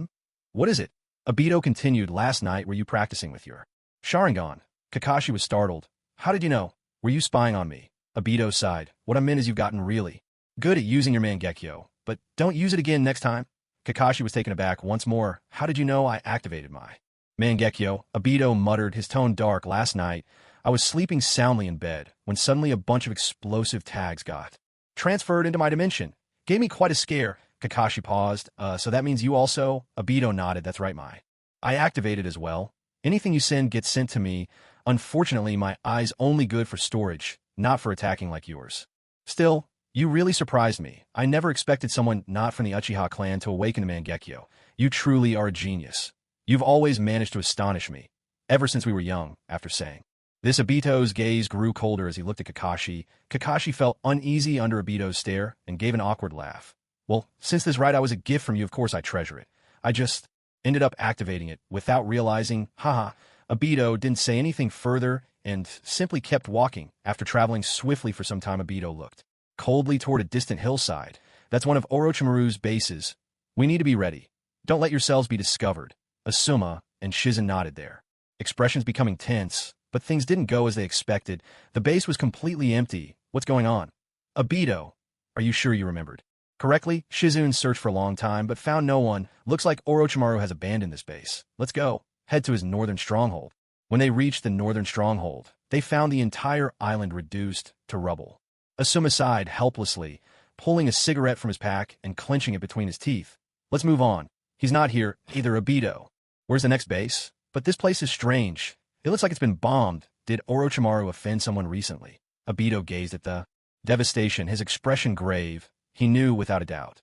This was Nagato's doing. The destruction was concentrated along the island's shoreline. It was obvious. The explosion began at the island's center and spread outward. This was the power of the Deva path.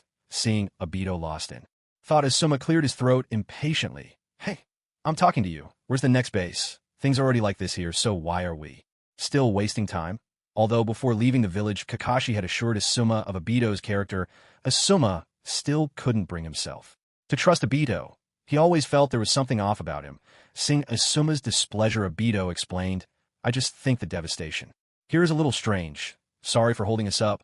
Orochimaru has 2 more bases, one in the land of grass and one in the land of rice fields. But the land of grass is already under Akatsuki's control. Knowing how much Orochimaru hates Akatsuki, I doubt he'd stay there. Let's move.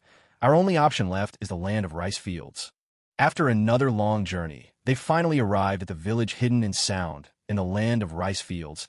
This was the domain of Orochimaru's followers, the Sound Ninja, while Kakashi was still analyzing how to infiltrate the Sound Village. Obito had already grown impatient and dashed straight ahead. Kakashi called out anxiously, Obito, what are you doing? Don't you care about being discovered? By now, Obito had reached the village gates. There's no time to waste. Let's storm in and force Orochimaru to show himself. Damn it. When did he get so reckless? Back when we were kids, I was always the one charging ahead with my Chidori, worried that Obito would get himself into trouble. Kakashi hurried after him, with Asuma and Shizen close behind. The Sound Ninja, wandering the streets, were startled to see a brash young man charging into the village. Who is this fool?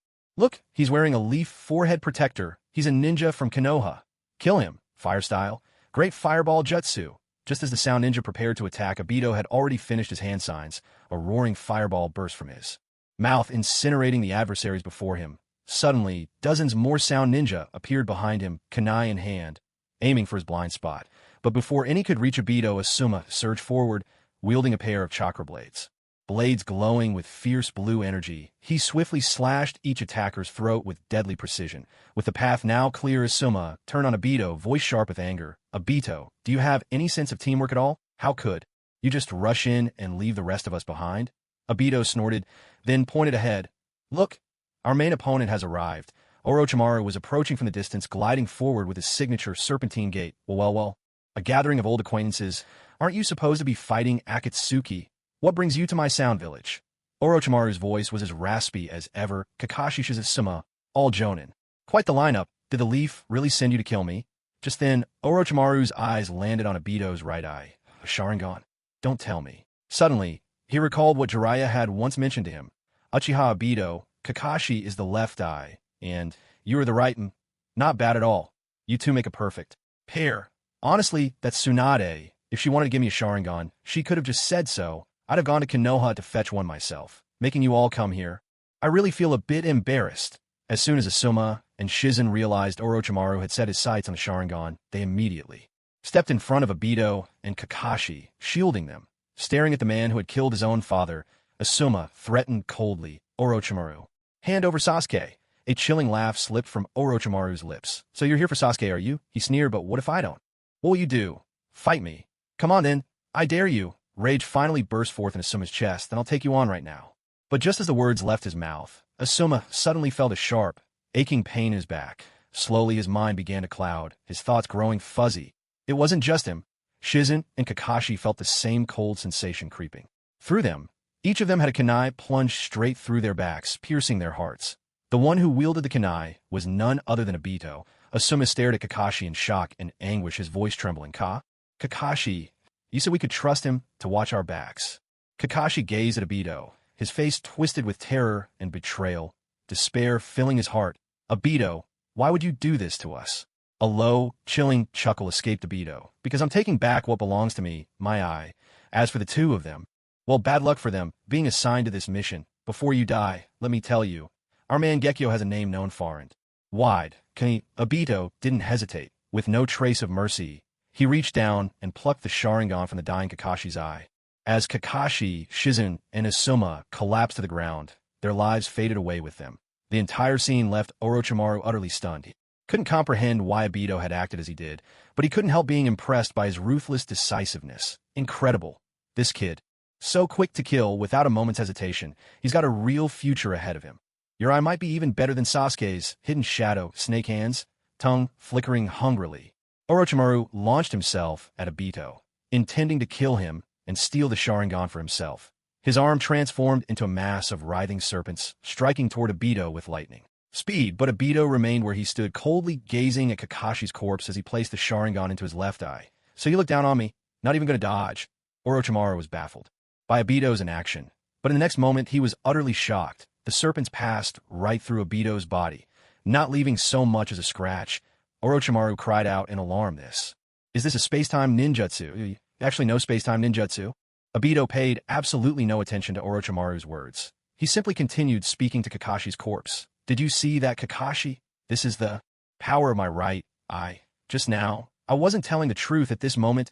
Orochimaru was already beside himself with rage ever since he'd been effortlessly defeated by Itachi. Nothing had gone smoothly for him. It felt as if he'd been tainted by some lingering misfortune. Could this be the curse of the Uchiha clan? He couldn't best Uchiha Itachi. He'd been utterly tamed by him. After much trouble, he'd finally captured Itachi's younger brother Sasuke, but it was as if he'd caught himself a father. Never once did Sasuke show him any respect, and Orochimaru even found himself having to curry favor with his captive from time to time. And now, yet another Uchiha. He'd come here to seize an eye, but this man called Obito didn't even spare him a glance. Uchiha. Did I one of the legendary Sannin owe your clan in a past life? Orochimaru was on the verge of madness. Just as he was about to strike again, he suddenly realized that both his body and the surrounding space had begun to distort and twist. What is this? Orochimaru looked toward Obito in panic, only to see Obito staring intently at him with his Mangekyo Sharingan. Those crimson eyes locked on him with unyielding focus. Damn, this is the power of his eyes. Although Orochimaru possessed a body that could not die, in this moment he felt a surge of fear. He knew all too well this ability was his bane. Just as despair began to set in, Orochimaru's body snapped back to normal, and the space around him returned to its original state. Obito had withdrawn his technique. What do you mean by this? Orochimaru demanded. Obito replied, You're not my target. I'm here only to discuss a partnership. A partnership? Orochimaru echoed warily. What exactly do you have in mind? Obito stepped over Kakashi's body, slowly approaching Orochimaru. His voice was icy as he said, Lend Sasuke to me for a while, and I'll help you wipe out the Akatsuki. They've been quite a thorn in your side lately, haven't they? And if I refuse? Orochimaru challenged. Obito said nothing. He simply turned his head with cold deliberation, locking his burning red Sharingan on Orochimaru, staring at him silently, unblinking. The Snake Master shuddered under that gaze. Instinctively taking a step back, he had already experienced the power of those eyes, and had no desire to test them a second time. On top of that, he had a strong hunch. Those eyes were far from simple. Orochimaru had heard the rumors. Once a member of the Uchiha clan awakened Mangekyo in both eyes, their power would increase dramatically, and their abilities would become all the more terrifying. Part of him wanted to test it out, but his instincts screamed at him, "Don't court death." "Fine, I agree to your terms." After a fierce internal struggle, Orochimaru finally gave his answer. Though the words were against his will the moment he uttered them, he felt as if a great burden had been lifted from his shoulders. Obito said, "Then go and bring Sasuke to me. I'll wait here. And remember, don't try any tricks, Alright, after Orochimaru left, 3 white Zetsu slowly emerged from the ground. Obito asked, "Did you absorb their chakra?" White Zetsu number 1 replied, "We did. Right after you knocked them out with your kunai, while they were still breathing, we each took a bit of their chakra."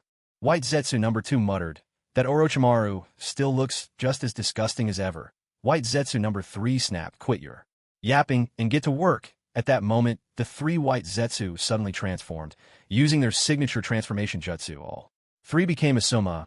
Obito was speechless. "Are you kidding me? Have you all lost your minds? Why did you all turn into the same person?" The 3 white Zetsu glanced at each other, equally baffled. White Zetsu number 1 said, "Well, that's unexpected, you too. Better change back. Let me handle Asuma's disguise." White Zetsu number 2 protested, "No way. Don't think I don't know what you're up to. Let's stop pretending. It's all because of Asuma's wife Kurenai, isn't it? This disguise will last at least a month, and neither of you have the acting chops or the skills for such a tough job. Let me take this one for the team." White Zetsu number 3 declared, "Absolutely not. I'm not giving up on Kurenai." Obito felt a surge of anger rise in his chest. He shouted, "Are you all blind? I've seen Kurenai around lately too. Her belly is already starting to show. She's clearly pregnant." The 3 white Zetsu were stunned into silence. But as fate would have it, among any group of 3 fools, there's always one who's a little smarter. White Zetsu number 3 instantly morphed into Shizen. The other 2 could only shake their heads in resignation. One chose to become Kakashi, the other remained as Asuma. The corpses of Kakashi and the others were dealt with by the Zetsu as well. Not long after, Orochimaru and Sasuke finally arrived. What's going on here?" Orochimaru was taken aback when he saw Shizune and the other 2 looking perfectly fine. "This can't be right with my own eyes. I saw them dead just moments ago.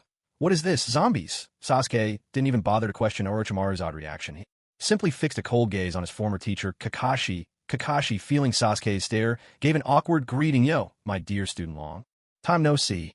Sasuke frowned slightly, suspicion flickering in his mind. Who is this idiot? Yet the chakra was unmistakably Kakashi's. Could he have changed this much in just 3 years? Did he go mad after I left the leaf? Perhaps sensing the doubt in Sasuke's eyes, Kakashi simply forced a sheepish smile and said nothing.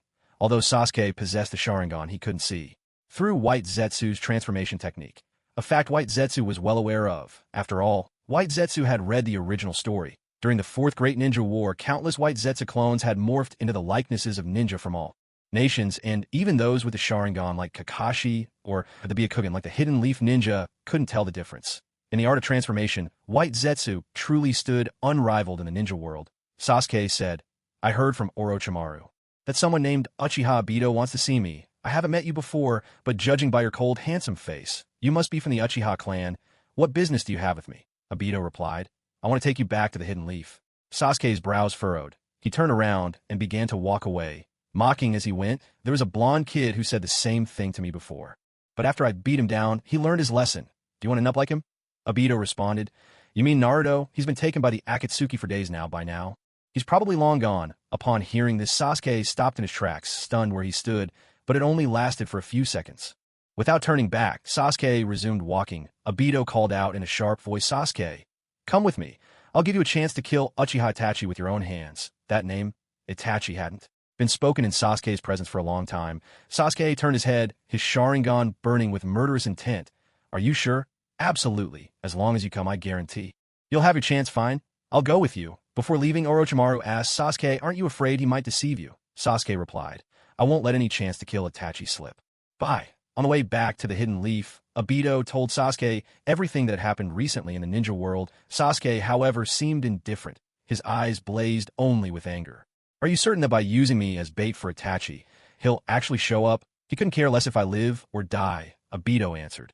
If he truly wanted you dead, you would have been gone long ago. Don't worry. He'll come. When the time comes, you'll understand. Why? I'll make sure you have your shot at him. In the meantime, while you're in the Hidden Leaf, keep your head down and don't cause trouble. Sasuke fell silent. After some time, the group of 5 finally returned to the Hidden Leaf. Tsunade arranged for Sasuke to be placed in prison. Given that he was considered a rogue ninja from the Hidden Leaf, it was inappropriate to let him roam free. Sasuke heeded Obito's advice, offered no resistance, and waited in his cell for Itachi to appear. News quickly spread across the world, pushed by the Five Nations Alliance. Sasuke had been captured and brought to the Hidden Leaf, and only Itachi coming alone could secure his release. This message was carried far and wide, even appearing on Konan's paper butterflies. Once Itachi received the news, he didn't hesitate. With Nagato's approval, he set out alone for the Hidden Leaf. At the gates of the Hidden Leaf Village, Uchiha Itachi appeared in the distance. He was clad in a black cloak patterned with red clouds, his eyes blazing crimson. With the Sharingan, the guards at the gate understood at once. Uchiha Itachi had arrived. News of this reached Tsunade swiftly at that moment. Tsunade was in the sensory division, flanked by members of the Yamanaka clan, led by Yamanaka and Oichi. They were focusing their combined sensory abilities on monitoring the area within 10 kilometers around the village. Lady Hokage, there's only Uchiha Itachi. No other Akatsuki members have been detected. Understood, Tsunade replied with a nod, though her heart sank. While it was good news that the Akatsuki had been split up and Itachi had been lured here, his appearance also confirmed what Tobi had claimed, the truth about the Uchiha clan, as spoken by Tobi, was real. Itachi's solitary arrival was proof enough that his brother meant the world to him. Following Tsunade's orders, the Konoha shinobi did not block Itachi's path. Instead, they lined the sides, glaring at him as he walked toward the Hokage's main office. Tsunade stood at the entrance. Beside her, in addition to Shizen, was Uchiha Sasuke, bound and restrained. Tsunade called out, Itachi, I have to say I admire your courage. To save your brother, you dare to come here alone. When Sasuke saw Itachi, his mind was filled with boundless rage toward his brother. But upon hearing Tsunade's words, he was left stunned. To save me? What do you mean? What are you talking about? Itachi ignored Sasuke's outburst. With a blank expression, he said, I've come. As you asked, now.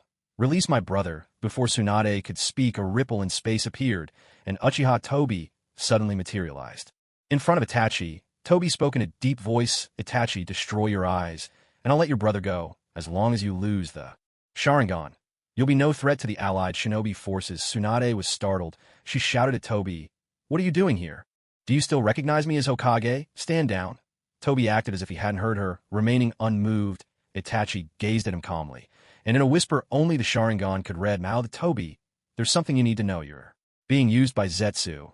In any case, the infinite Tsukuyomi must never be activated. Come back. I can plead with Nagato to help bring Rin back to life. Tobi sneered, replying with the same silent lip movements, Itachi, you still don't understand me. What I want isn't to resurrect Rin. I want to create a world where Rin and I can live happily, free from pain and sorrow. The truth is, I realized it all along. When you all betrayed me, White Zetsu never mentioned the real reason for your betrayal, nor did he share the contents of the notebook, and after the 5 Kage summit, when we met and Nagato called me Tobi, that was when I finally understood. Baiju must have hidden something from me. Maybe inside that laptop lies the truth about both of us, about me and him. Otherwise, you would never have known my true identity or the name Uchiha Obito. But it doesn't matter to me anymore.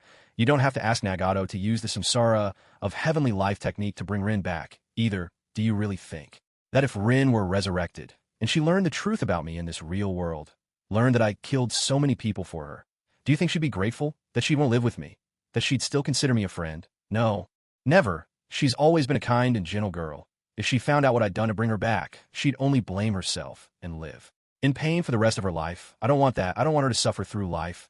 Only in the infinite Tsukuyomi, the world of illusion, can I have the Rin I truly desire. Even if I'm being used by Black Zetsu, it doesn't matter to me anymore. I just want to cast the infinite Tsukuyomi, even if only for a second, so I can enter that world where Rin exists and see her one more time. Itachi was silent for a long while after hearing this. Then in a cold voice he said, you're selfish. Obito burst out laughing. Ha ha! And do you think you have the right to judge me? We're both Uchiha driven mad by love. How are we any different? Back then, you wanted to Protect this broken village so much that you asked me to help you destroy our own clan, leaving only Sasuke alive. Wasn't that selfish too? What's the difference between Sasuke and Rin? If your brother Sasuke had died back then, maybe you would have been the one to cast the infinite Tsukuyomi, and if my Rin hadn't died, maybe I'd be the one giving grand speeches, trying to talk you out of it. We're the same, you and I. The only difference is the one you love is still alive, while the one I loved is gone. Sometimes I wonder, if Konoha were to kill your brother now, would you join me in seeking the infinite Tsukuyomi? Land of Fields' hidden sound village. At this moment, Orochimaru was resting in bed, a faint smile on his face as if he were lost in a wonderful dream. In his dream, he stood on the hillside opposite the Hokage rock, gazing at the 38 massive stone faces with a pair of Sharingan eyes. I've finally outlasted all those show-offs. The 38th Hokage. Here I come. For the sake of my own twisted pleasure, I'll use Edo Tensei to resurrect all 37 previous Hokage and make them fight you. The second phase of my plan to destroy Konoha officially begins. Just as he summoned all his strength and dashed toward the village, Orochimaru suddenly saw the 8 members of Akatsuki waiting for him at the gate. Startled out of his wits, Orochimaru slammed on the brakes with a body technique, his feet screeching to a halt and carving 2 deep grooves into the ground. He shouted in terror, Why are you all in Konoha? How are you still alive? Nagato replied with disdain, Konoha? I haven't heard that name in centuries. If you hadn't mentioned it, I would have forgotten all about it. You really are a relic from a bygone era. This is the capital of the land of Akatsuki now. As he spoke, Nagato pointed upward with his finger.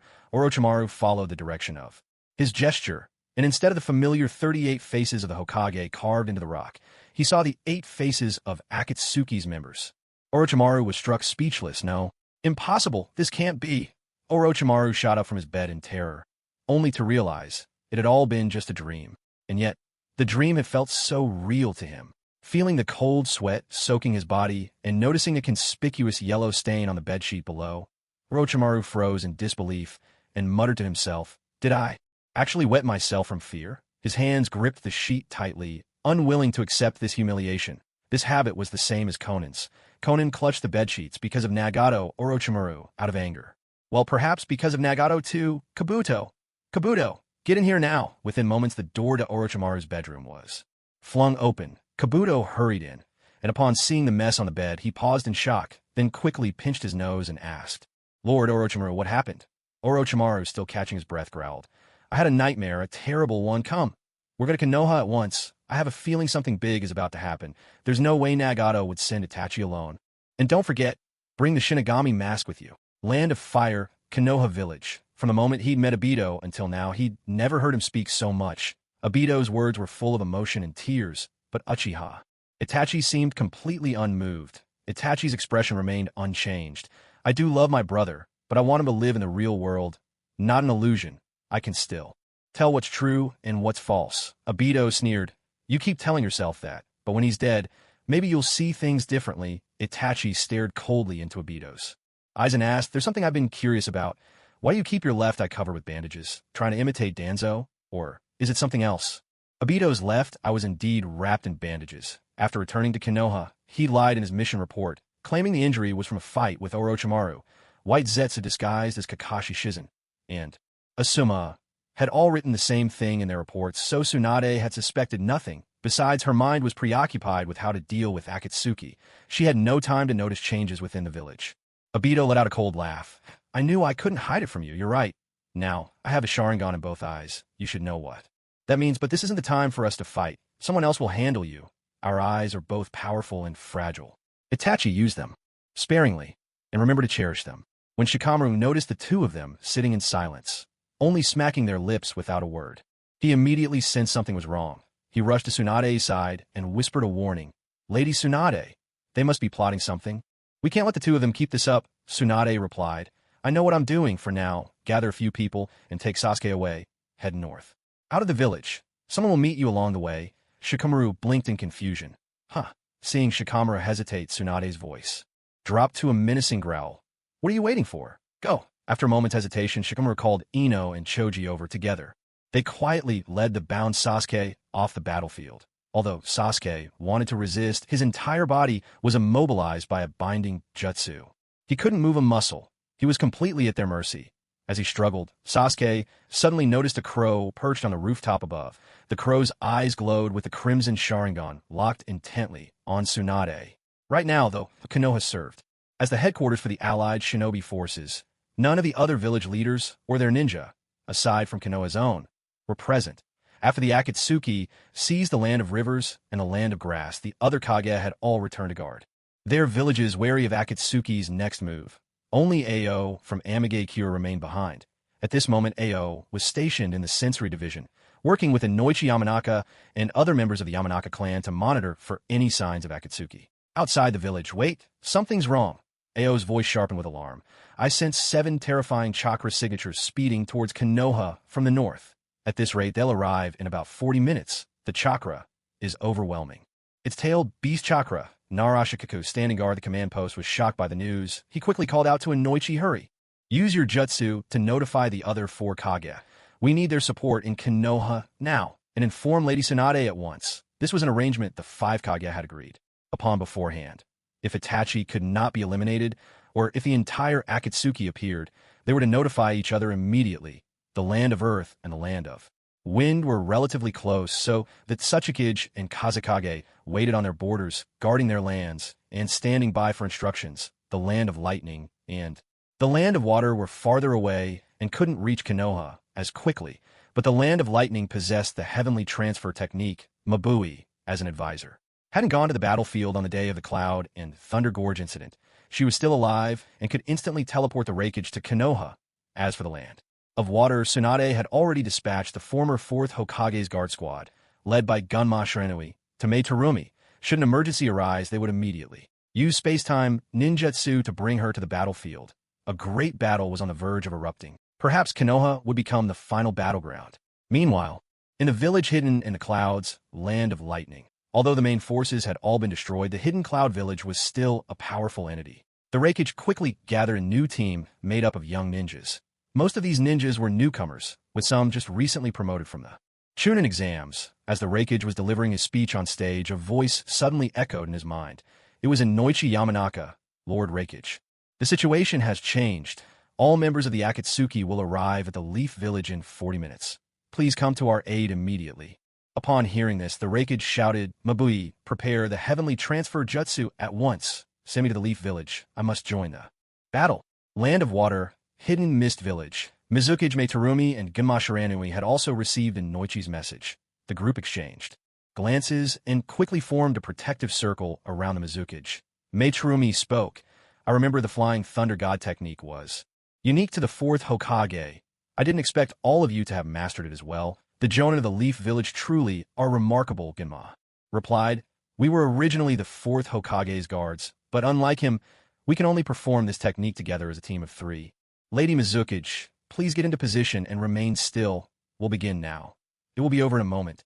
In the next instant, both the Reikage and Mizukage appeared before Tsunade, facing Uchiha Itachi, who stood before them. The Reikage barked at Tsunade before the rest of the Akatsuki arrive. Let's take him down. Meitarumi added, what a pity, a man with such remarkable eyes, but his crimes against the ninja world are unforgivable. No matter how unfortunate it is, he must die. Tsunade said, both of you calm down. Shikaku called you here to deal with the other Akatsuki members. We need to conserve our chakra. As for Itachi, leave him to the ninjas of the Leaf Village. Many Leaf ninjas had long been unable to contain themselves, waiting for Tsunade's command. With a wave of her hand, the ninjas on either side leapt into action. Kiba Inuzuka shouted, Itachi, you traitor, hand Naruto over. Akamaru, let's go. Akamaru barked enthusiastically. Woof. Understood, Fong over. Fong. Akamaru barked twice in response. Woof, woof. All right, transformation time, In an instant, Akamaru transformed to look just like Kiba.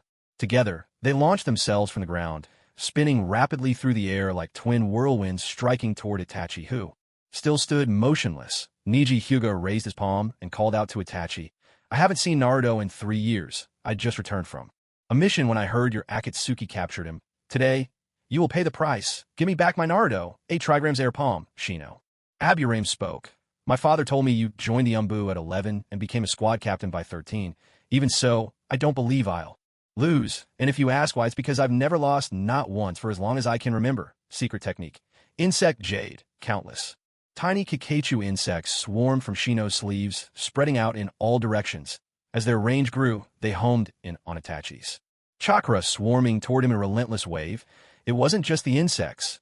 Dozens of long-range ninjutsu attacks, along with kunai and shuriken, all flew toward Uchiha Itachi at once. Attacks came at him from every angle, leaving an ordinary person with no hope of escape. But Itachi remained perfectly calm, without the slightest intention of running. His eyes snapped open, activating the Mangekyo Sharingan. As blood trickled from the corners of his eyes, crimson chakra surged and enveloped his entire body. The red energy expanded, and in an instant a towering, armored half-giant appeared before everyone's eyes. Itachi's Susanoo had awakened. The half-giant's shield deflected every attack from the Konoha shinobi, neutralizing them all with ease. The onlookers gasped in shock. "So this is the red giant from the reports?" Obito called out, "Don't be afraid, everyone. He can't keep this up for long. He's gravely ill, and his eyes have already been overused. As long as we keep up the pressure, he'll collapse before long. He's just one man. We can wear him down." Kakashi chimed in, "That's right, I understand the Sharingan. Don't let up. Don't give Itachi a single moment to recover." Though Itachi's Susanoo was terrifying, with Kakashi's encouragement, everyone's spirits rallied. They immediately prepared for another round of attacks. Blood still streamed from Itachi's eyes as he maintained Susanoo, but he paid it no mind. His gaze drifted over the village that had grown up with him, a place still so familiar, yet also the source of his deepest pain.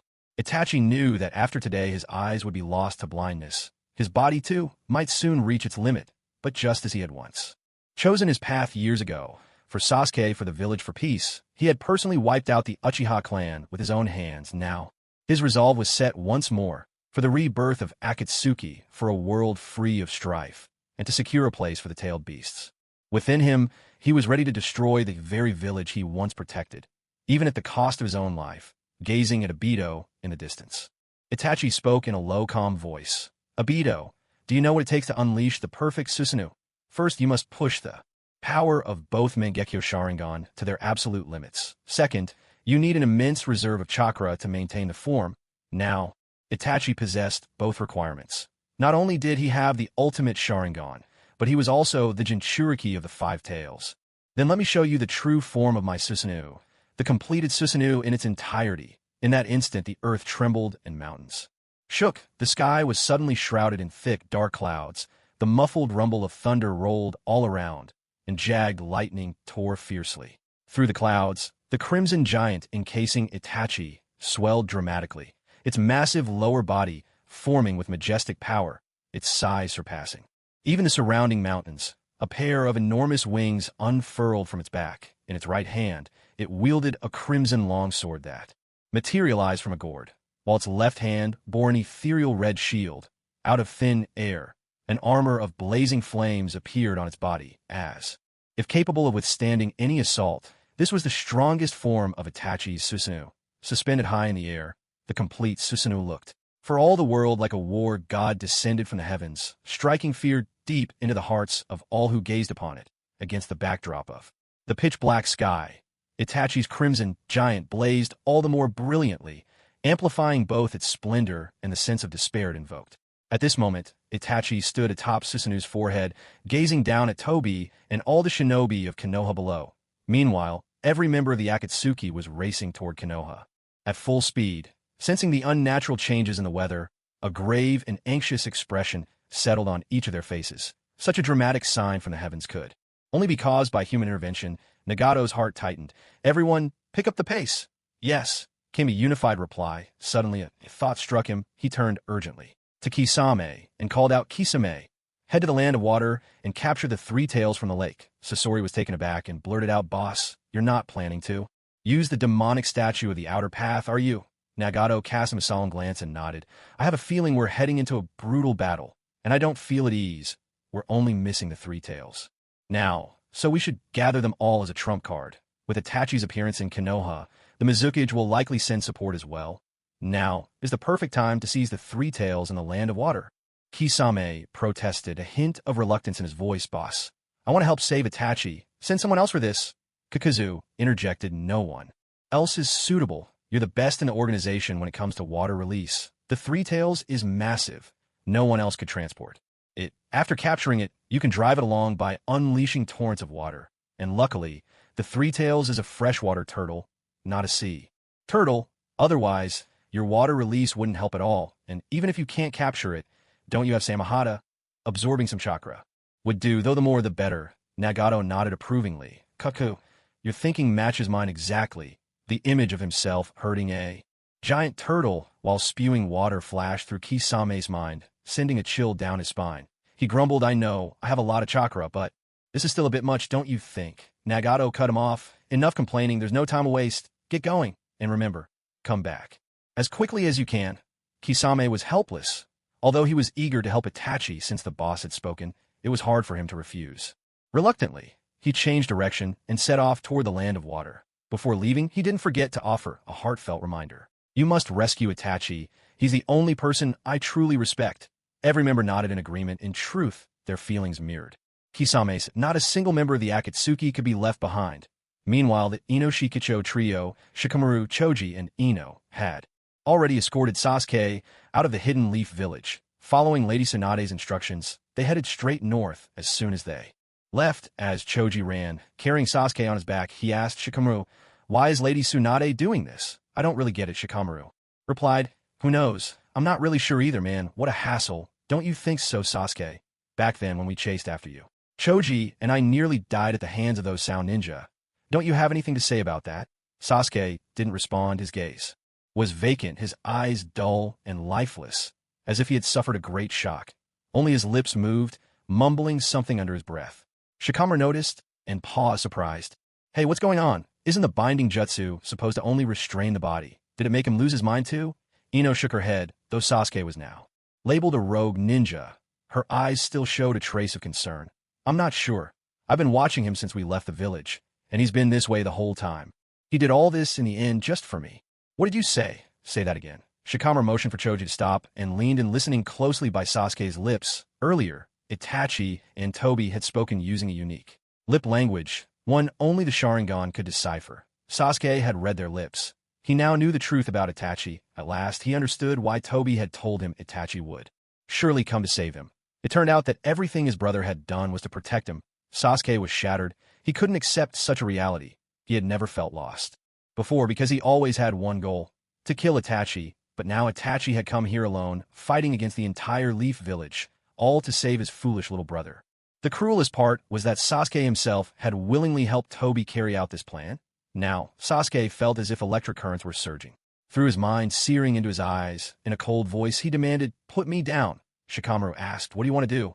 Lifting his head, his bloodshot Sharingan glaring fiercely at Shikamaru, Sasuke shouted, "I said, put me down."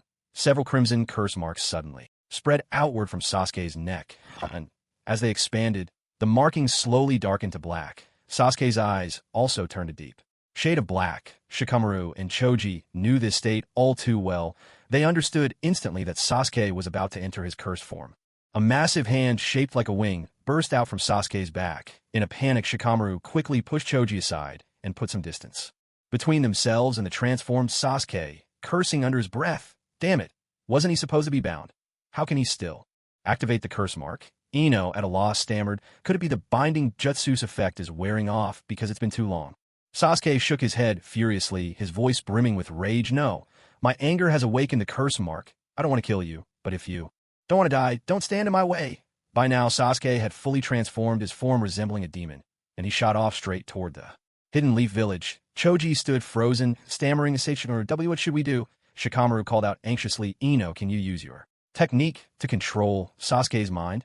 But Ino was paralyzed with fear, staring at Sasuke's monstrous appearance. She was on the verge of despair. Is this really the Sasuke I know? Ino, Shikamaru grabbed her shoulders and shook her hard, snapping her back to reality. Ino quickly pressed her hands together in front of her chest, forming the hand signs for her jutsu. Just as she was about to target Sasuke, a sudden hand chop landed sharply on her neck, knocking her unconscious. The members of the Akatsuki had appeared behind them. Before Shikamaru and Choji could react, they too were struck down and collapsed one after another. Watching Sasuke disappear into the distance, Nagato barked, "Move!" After him, quickly. Kakuzu asked, "What about these three brats, if I remember right? This Shikamaru kid was pretty clever in the original story. If we keep his head, we might fetch a good price for it someday." Haiden grinned, wickedly brandishing his triple-bladed scythe. "Nothing stings like a fair comparison." In the original, this braid-wearing brat made me look like a fool. I'll kill him myself and offer him to Lord Jashin. Nagato snapped, enough bickering. Itachi's still fighting them on his own. Outside the Hidden Leaf Village, on a distant hillside facing the Hokage Rock, Orochimaru and Kabuto appeared, staring at the crimson giant looming within. The village, Orochimaru's face darkened as he pondered silently. Suddenly, Zetsu emerged from the ground at his feet, teasing, disgusting Orochimaru long time no see. Kabuto, startled by the sudden appearance of this stranger, moved to attack, but Orochimaru held him back with a single gesture. Kabuto, don't be rash. He's an old friend of mine, a former colleague. Zetsu, with his eyes narrowed, Zetsu sneered, meeting you again. I find I still can't stand you. You're utterly repulsive. Orochimaru let out a cold laugh. The feeling is mutual. I met with the Akatsuki a few times recently, but you were never there. What's the matter? Have you left the organization too? I was forced out. Orochimaru, I've come to you this time because I want your help to bring someone back to life who? No sooner had he spoken than a coffin suddenly burst up from the ground. Zetsu used tendrils to pry open the lid. Orochimaru peered inside, and the sight made cold sweat break out across his body. Orochimaru gasped in shock. Where on earth did you get his corpse? Zetsu chuckled. If you could get your hands on Hashirama Senju, why couldn't I obtain Madara Uchiha? Madara Uchiha, a name that resounded through the older generations of shinobi. He was once one of the most formidable figures in the entire ninja world. Now, with Madara's body right before his eyes, Orochimaru trembled with uncontrollable excitement. After all, Orochimaru was an oddity among shinobi. He cared nothing for lust or riches, but was utterly obsessed with bodies and corpses. He circled the coffin, scrutinizing it intently. Fixing his gaze on Madara's withered form, Orochimaru exclaimed, no wonder I scoured every grave in the land and never found Madara. Zetsu, so it was you who robbed his tomb.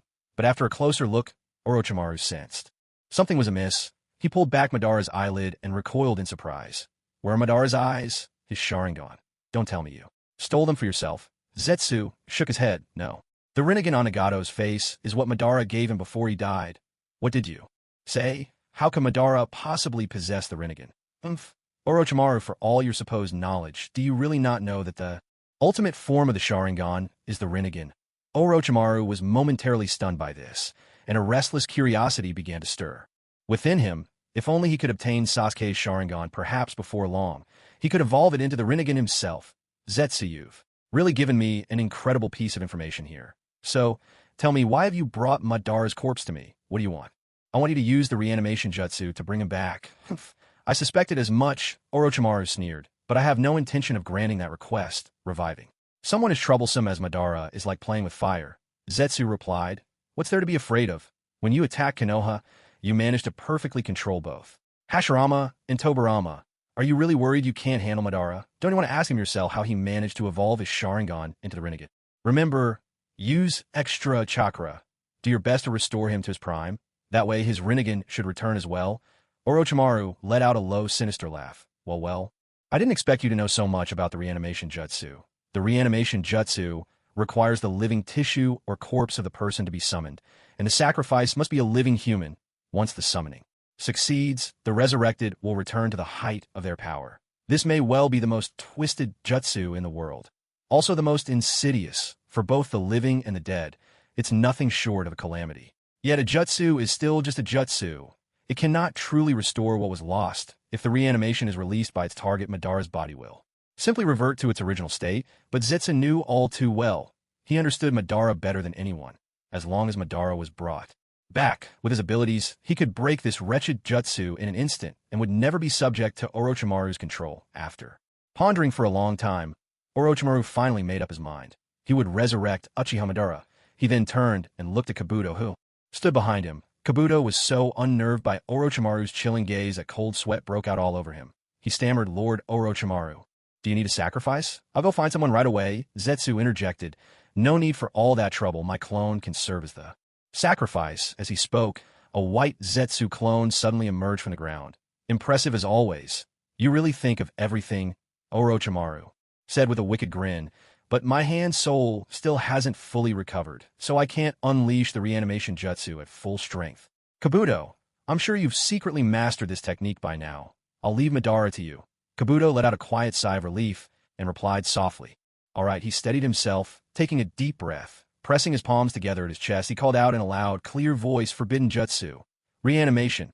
In that instant, countless filthy motes of dust surged forth, engulfing the white Zetsu clone. The dust scattered, then coalesced atop Madara's corpse. The very next moment, a hand stretched out from inside the coffin.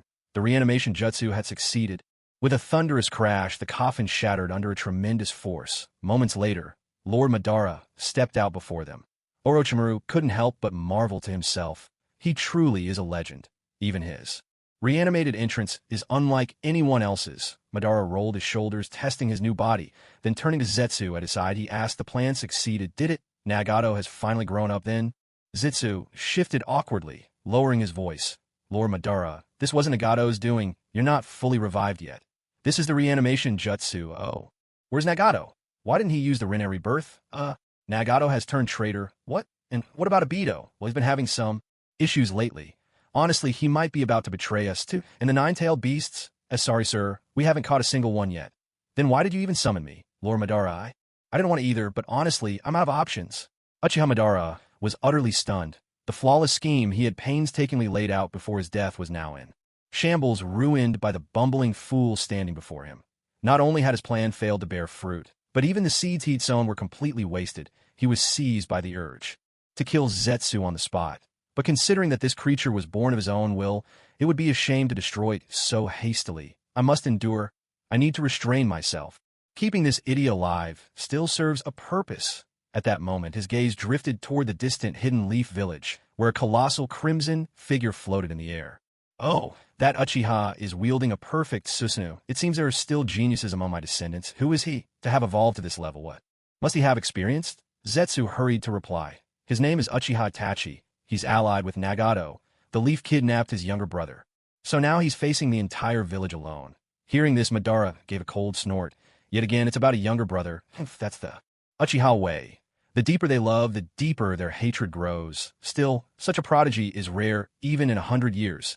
If he were to receive Hashirama's cells, perhaps he'd have the potential to awaken the Rinnegan. At this, Orochimaru's excitement became palpable. So the key to awakening the Rinnegan was to possess the power of both the Uchiha and Senju clans. Orochimaru's sinister chuckle slithered through the air, unsettling. Madara, who frowned, and who is this ambiguous wretch? Ambiguous wretch. White Zetsu, who had always disliked Orochimaru's appearance, couldn't help but stifle a laugh at Madara's description. Black Zetsu immediately admonished him. "White Zetsu, this is hardly the time for jokes. Lord Madara, let me bring you up to speed on the state of this era." After Zetsu finished briefing Madara on the overall situation, he advised Lord Madara, "I believe our top priority should be to reclaim the Rinnegan. With it, we can summon the demonic statue of the outer paths. Must I walk this old path all over again?" Madara sighed in resignation, then ordered, "Take me to Nagato." Black and White Zetsu nodded in agreement. Silently syncing their thoughts, Black Zetsu, "I'll escort Madara to retrieve the Rinnegan. You go to the Leaf and assist Obito. Without the power of the circle, Obito stands no chance against Uchiha Itachi." White Zetsu, "Understood. Incidentally, I recall there's someone in the Leaf called Yamato who can use would release. Perhaps Fly can make use of him. He should still be in the Umbu. It might take me some time to locate him." A rain of blood. Above the Hidden Leaf, crimson rain cascaded from the sky. Under Kakashi's command, the village's shinobi charged at Itachi without regard for their own lives, throwing everything they had into the fray. But in the end, they were hopelessly outmatched. That day unfolded just like the night the Uchiha clan was massacred. The streets were littered with the bodies of fallen shinobi and stained with fresh blood. Yet Tsunade stood aside, unmoved. At that moment, Shikakanara rushed out from the sensory unit. When he saw the devastation before him, he was shocked and immediately hurried to Tsunade, urging her, "Lady Tsunade, and you too, Lady Mizukage and Lord Raikage. Uchiha Itachi's power is overwhelming. If you don't step in now, every last one of Konoha's ninja will be wiped out." Madarumi, the Mizukage, replied helplessly, "We want to help, but the Hokage won't allow it. She told us to trust in the shinobi of Konoha." "Trust? This is no time for trust. If this continues, Konoha will be finished. Lady Tsunade, as the 5th Hokage, it is your duty to protect this village. I cannot accept the decision you're making now." Upon hearing this, Tsunade's eyes flashed with anger as she growled in a low voice, "This is the best decision. This is only one member of the Akatsuki. If we must intervene personally for just 1 inch, what will we do if they all appear? If our chakra is depleted, who will be left to defend the village?" Seeing the look on Tsunade's face, a chill ran deep into Shikaku's heart. No, you're not Lady Tsunade. Lady Tsunade would never say something like this. No one who inherits the will of fire could ever speak such words. Hearing this, the Raikage turned to Tsunade, his voice laced with suspicion. I sensed something was off earlier. By rights, you should have summoned Akatsuki like you did at the Land of Iron, healing the ninja as you fought, but today you've been cold and indifferent. The Mizukage nodded in agreement. Tsunade snorted. Say whatever you want. I am who I am. If you want to fight, go ahead. I'm utterly disappointed in Konoha shinobi. They can't even handle a single rogue ninja. At last Meitarumi could no longer restrain herself. As a fellow woman, I misjudged you. As a Kage, you cannot give up on your own shinobi. You're unworthy of the title. Right now, you're no different from the fourth Mizukage of my own country, Yugura, who drove us all to despair. The Raikage spoke up. Enough talk with her. Let's go. Even if we're from different villages, we're united as the 5 great nations. Alliance, the Konoha shinobi are my subordinates too, and I won't allow another one to be hurt. Mizukage, I'll take the lead, you cover me. Understood, but whatever you do, don't let Itachi's sword touch you. That blade must be the legendary Tatsuka blade. Anyone struck by will be drawn into a dreamlike illusion, their power sealed forever. And that shield should be the Yata mirror, formless, able to transform at will, and said to block any attack. I know all that. Don't worry, as long as I push my body to its utmost limits. I can match the speed of Konoha's yellow flash. Remember, our target is Itachi himself. Got it. In the blink of an eye, the Raikage let out a thunderous shout, transforming his lightning-release chakra into electricity that crackled and danced across his entire body. Without hesitation, he raised his elbow and aimed it straight at the top of Susanoo, where Itachi's true form was hidden. Kid, take this. Lightning release. Liger Bomb. While Itachi was still busy attacking other shinobi, the Raikage suddenly flashed before him in a burst of lightning speed, his elbow striking the apex of Susanoo with tremendous force. At that very moment, the Mizukage quickly formed hand seals, fearing that the Raikage might be harmed by the red flames surrounding Susanoo. She unleashed Water Release, Water Dragon Bullet, coordinating her attack perfectly with the Raikage. A tremendous crash echoed through the air, with both speed and power pushed to their limits, momentum and weight peaking. The force of their assault was clear to all. The armor shielding Itachi within Susanoo was struck directly by the Raikage, and faint cracks began to spider across its surface, the surrounding shinobi, witnessing this, finally felt a spark of hope. Overjoyed, they exclaimed, amazing. As expected of the Raikage, he managed to crack Itachi's armor with a single blow. Even Itachi was secretly taken aback, surprised that the Raikage's attack could be so powerful enough to fracture even his Susanoo. The Raikage leapt back to his position, curled his lip in frustration, and muttered, damn, I put everything I had into that Liger Bomb, and all I managed was a few cracks.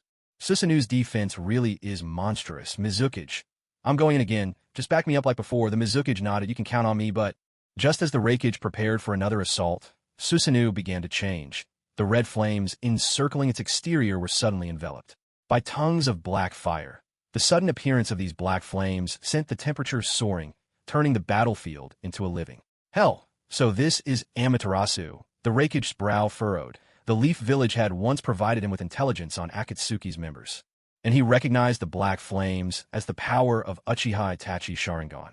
This fire was inextinguishable, its heat and destructive power immense. Until its target was utterly consumed, it could not be put out, only sealed away by special jutsu. Who would have thought Itachi would use this black fire to shield himself? Nearby, Obito watched with a cold, low chuckle. Yes, just like that, Itachi, keep pushing your eyes to their limit.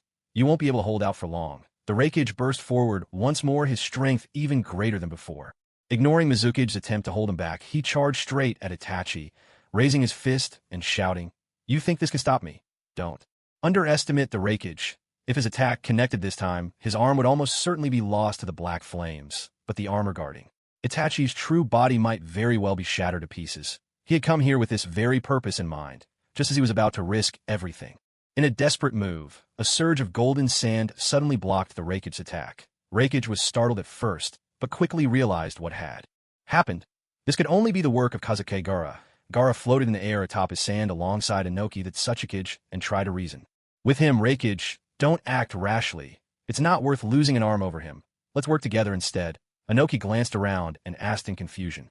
Speaking of which, where are the other members of the Akatsuki? Weren't they supposed to be here too? How are they slower than an old man like me? And the Kazakage? What they didn't know was that Nagato and the other Akatsuki members had already been stopped by someone not far from Konoha. Madara. A jolt of dread shot through Nagato's heart. He never imagined Madara would appear so soon. Judging by his appearance, he must have been resurrected by the reanimation jutsu. Well, the red-haired brat from the Uzumaki clan, you took my eyes, but you won't work for me. Are you tired of living? Madara jumped in front of Nagato. With just a glance, he noticed something unusual about Nagato's body. You've grown tall. You were just a little thing when you were young. What have you been eating to grow like that? Wait a second. This is the body of a sage, Nagato. You've been playing quite a game, haven't you? Madara's sudden appearance left the Akatsuki members momentarily stunned, feeling the oppressive aura radiating from Madara. A chill ran down Nagato's spine. He muttered a curse under his breath. Damn it. Who topped up 648 and brought this cheat character into the game? As he turned around, he saw that every one of his comrades was breaking out in cold sweat, their bodies trembling uncontrollably. Were they afraid? They had all seen on their laptops the scenes of Madara single-handedly taking on the allied shinobi forces and the 5 Kage. Nagato frowned, then softly urged, "Don't panic if things really get dire. I can always pull out my trump card. Let Madara witness the famous Black Zetsu heart-stealing scene. Maybe he'll go settle things with Black Zetsu right away." A chorus of dry chuckles followed. Suddenly, Nagato realized that there was no fear in their eyes, only a blazing fighting spirit. Deidara sneered, "Boss, haven't you noticed? Right now, you're the most nervous one here. I'm so excited I can hardly contain myself. Only by fighting someone stronger than me can my art truly shine." "Yeah," Kage chimed in. "Deidara's right, and even if you show him the Black Zetsu heart-stealing thing, it won't change anything. To achieve his goals, he'll still want the tailed beast inside us. We might as well give it our all. It's been a long time since I've felt this kind of intense thrill. In terms of individual strength, perhaps none of them could truly match Madara. But they fought together. Well, that was another story. Oh, so, judging by your stance, you're all planning to take me on?" Uchiha Madara spoke with disdain. "Sigh. I simply want to reclaim the eyes that rightfully belong to me. It seems that no matter the era, violence remains the only way to resolve things." Nagato called out, "Prepare for battle. Remember what I told you before. Scatter. Hey there, I'm up front. Let me go first." With that, Haiden leaped forward, gripping his scythe in his right hand as he swung it wide, aiming a vicious strike straight at Madara. Madara stood his ground, unmoved. "Few dare attack me head-on in person. Are you an idiot? Calling me an idiot? Look at me, I'm almost as handsome as you. But that's because I traded my brains for these looks. Now die." By this point, Haiden was already above Madara's head, poised to strike down. In a flash, Madara raised his right hand and grasped Haiden's throat, while his left hand punched straight through Haiden's heart, ripping out my heart. "Didn't expect you to know that trick too." Haiden coughed up blood, but a wicked grin still played on his lips. Madara was secretly startled. Strange. His heart's been shattered. So why isn't he dead? And why did he say too? In the very next instant, while Madara was still distracted, a fist entwined with black tendrils shot through Haiden's chest, and then pierced Madara's own heart as well. Madara glanced at his wounded body, genuinely surprised. "Well, you don't see that every day? What kind of bizarre technique is this?" But that wasn't all. Suddenly, he noticed that among the dense black threads piercing his chest, there were hidden masses of white clay tucked away from atop a giant bird. Deidara laughed boisterously. "Huh? Oh, ancestor of the Uchiha. Let me show you my art. Take this." A thunderous explosion erupted from within Madara's body, shattering him into clouds of dust and debris. Seeing this, Nagato rushed toward the swirling dust, shouting at the top of his lungs, "Shinra Tensei!" A powerful repulsive force blasted the gathered dust apart. Before it could reform, sheets of pale paper appeared, swiftly wrapping around each fragment and dragging them to the ground. Perhaps the force drawing the dust together was too strong. Even after Konan's paper technique restrained the fragments, they still showed signs of converging, albeit much more slowly than before. Konan called out urgently, "Sasori, the final step is up to you." "Understood," came Sasori's gruff reply. Now he had already activated his tailed beast transformation. From his regeneration core, a mass of blue chakra threads surged forth, each thread attaching itself to the scattered paper bundles, locking them in place. Then layers of sand, inscribed with the one-tail sealing marks, erupted upward, like a massive pyramid burying all the paper-wrapped fragments deep underground. Seal? This time, wasn't Madara's Edo Tensei body being sealed, but every single dust fragment, before they could even coalesce into a form, was individually sealed away. Phew. Time passed by second after second, but the seal on the pyramid remained still, showing no signs of disturbance. Deidara, sitting atop his giant bird, circled the pyramid again and again, taunting. "Gentlemen, surely it can't be over this easily," Sasori replied. Let's wait a bit longer. I doubt such simple tricks could hold him for good. Still, this was our first time working together, and I'd say it was quite a flawless collaboration. Nagato chuckled and said, of course. We've spent so much time together lately that we know each other's abilities inside out. That kind of rapport just forms naturally. At that moment, Haiden struggled to his feet, clutching his chest. Damn it, not killing anyone really makes me suffer, Kakuzu flicked out, his black threads reattaching his hand that had been blasted off and landed some distance away. In a low voice, he muttered, he's already a dead man. If there were blood, things wouldn't be this troublesome. Achem, this hand is a complete mess. I need to find a living replacement soon. Haiden twisted his neck and said, that kid from earlier, Shikara, was it? His hand looked pretty good. He's probably still passed out. Let's go back and get it. But you have to let me cut off his arm. It's been ages since I smelled blood. I'm craving it. Nagato's voice rang out sharply, cutting them off. If you want a hand, there are plenty in Konoha, maybe even a perfect match. Madara is still not making a move after all this time. The seal must be working. Come on, let's hurry to Konoha and support Itachi.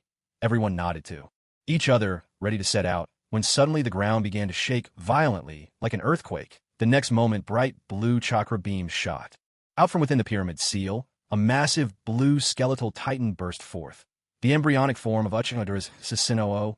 Damn it, I knew he wouldn't be that easy to defeat. Despite his shock, Nagato had been mentally prepared. After all, their opponent was none other than Uchiha Madara. Madara crossed his arms with an air of disdain, both Sharingan eyes spinning in a Mangekyo form. He nodded with faint approval. I must admit, your abilities are quite interesting, Nagato. Your companions are impressive. They use techniques I rarely encounter. After this battle, Madara finally realized that these young upstarts before him were not so easily dealt with. The one with ashen hair crushed his heart, and still he would not die. The masked one could extend his arms, his fists clad with powerful earth-style jutsu, hard as steel, and even capable of punching through Madara's own body. The blonde brat riding that ridiculous bird. Those white explosive clays must be under his control. The purple-haired girl controlled paper like weapons. Precise and with perfect chakra manipulation. As for that short guy, he's most likely a puppeteer. He can actually control over 100 chakra threads, and from the look of him, he's already mastered the one tail perfectly. And finally, there's Nagato, the Rinnegan. He's using it with incredible skill as well. Ha ha ha, ha ha ha, ha ha ha. How interesting. This is just too interesting. You're all quite impressive. Truly, truly impressive. Come. It's time I got serious. You bunch of rascals. Let me make you all dance. Ha ha ha. Listening to Madara's hearty laughter, Haiden frowned and muttered, is being handsome some kind of curse? Why is he suddenly laughing so happily? Kakuzu snapped, idiot. Did you forget everything from training? The boss made it clear. Madara is the leader of the 4 Uchiha maniacal laughers. He's not like you. That's not mindless laughter. It's just his nature. Nagato sighed and asked Konan, if only you'd swapped those paper jutsu for explosive tags just now, maybe it would have made it harder for him to resurrect. Konan complained, easy for you to say. I ran out of explosive tags ages ago. Ever since those 5 days ended, no matter how many times I've put in requests, Kakuzu has never bought me more. Kakuzu snorted coldly. You shouldn't have used them all up. Couldn't you have held back a few 100 million sheets? It's not like it would have changed the outcome. We were going to lose anyway, hemph women, always so wasteful.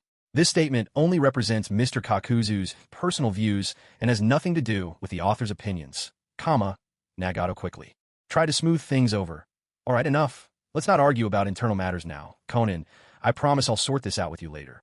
But for now, let's focus on the problem in front of us. While the Akatsuki members were bickering in good spirits, Madara's anger grew ever deeper. To be laughing and joking in front of me, you really don't take me seriously, do you? Fire style? Majestic destroyer flame. A sea of fire surged forward, engulfing everything as it rushed toward the Akatsuki. Kakuzu immediately called out, everyone fall back. I'll counter him with water style. No, at that moment, Nagato rushed to the front of the group, raising both his hands. Your water jutsu isn't strong enough. Cover my back. I'll use the Hungry Ghost Path to absorb the flames. Hungry Ghost Path. Sealing absorption. Just as the inferno was about to hit, a colorless barrier formed around Nagato's hands, transforming the roaring flames into chakra and drawing it directly into his body. However, the sea of fire was immense, and absorbing it would take time. Madara knew the Rinnegan could absorb ninjutsu, yet he had still chosen to use a fire technique. Clearly, he was planning to strike the rear while Nagato was occupied. Sure enough, in the next instant, Madara's figure suddenly appeared behind him. Brat, give me back the Rinnegan. Dream on. As long as I'm here to shield, I'll never let you get near the boss. Just as Madara's hand was about to reach Nagato, Haiden leapt in front of him, blocking the way. With a sickening sound, Madara's hand pierced straight through Haiden's body once again. You immortal freak! You really are a nuisance, Madara grumbled, preparing to tear Haiden's body apart with his bare hands. But in that instant, three of Kakuzu's Earth Grudge Fear masks suddenly surrounded Madara. Their elemental masks opened wide, and three powerful streams of lightning, wind, and fire style ninjutsu erupted simultaneously: wind style, pressure damage; lightning style, false darkness; fire style, headhunter, their target, point-blank range. At the very moment those three S-rank ninja techniques fired off in unison, Madara's Sharingan spun rapidly in desperation. Suddenly it transformed into the Rinnegan. With a thunderous boom, not only did the ninjutsu get blown away, but even Haiden and Kakuzu's masked creatures were sent flying into the distance. Haiden twitched on the ground for a moment, then struggled to his feet, cursing, "Damn it, he's actually taking this seriously now." He upgraded his eyes to the Rinnegan this quickly. Kakuzu steadied the staggering Haiden and said in a low voice, "It's only natural. This situation is just like when Naruto threw the Raisin Shuriken at Edo Tensei Madara in the original story. If he doesn't use the Rinnegan now, his body will turn to dust once again. Why aren't any of you surprised at my Rinnegan? And what is this original story you keep talking about?" Madara finally sensed something was off. These people seem to know far too much about him. Haiden slung his crimson scythe over his shoulder, pouting as he replied, "You're better off not knowing. I'm afraid you'd cry if you found out. But honestly, I'm getting tired of your maniacal laughter. Hearing you cry for once might be refreshing. You brat, show some respect. You may be immortal, but I have plenty of ways to make you suffer," Madara growled, clearly annoyed by Haiden's attitude. Just then, in the distance, a series of thunderous explosions echoed from the direction of the Hidden Leaf Village. "This is bad. Something might have happened to Itachi." Nagato's voice was tinged with worry. "Go and help Itachi. I'll stay here and keep Madara busy for a while." Konan refused without hesitation. "No way. I'm staying too." Nagato smiled, gently ruffling Konan's hair. "Don't worry, I'll be fine. In fact, there's something I need to confirm.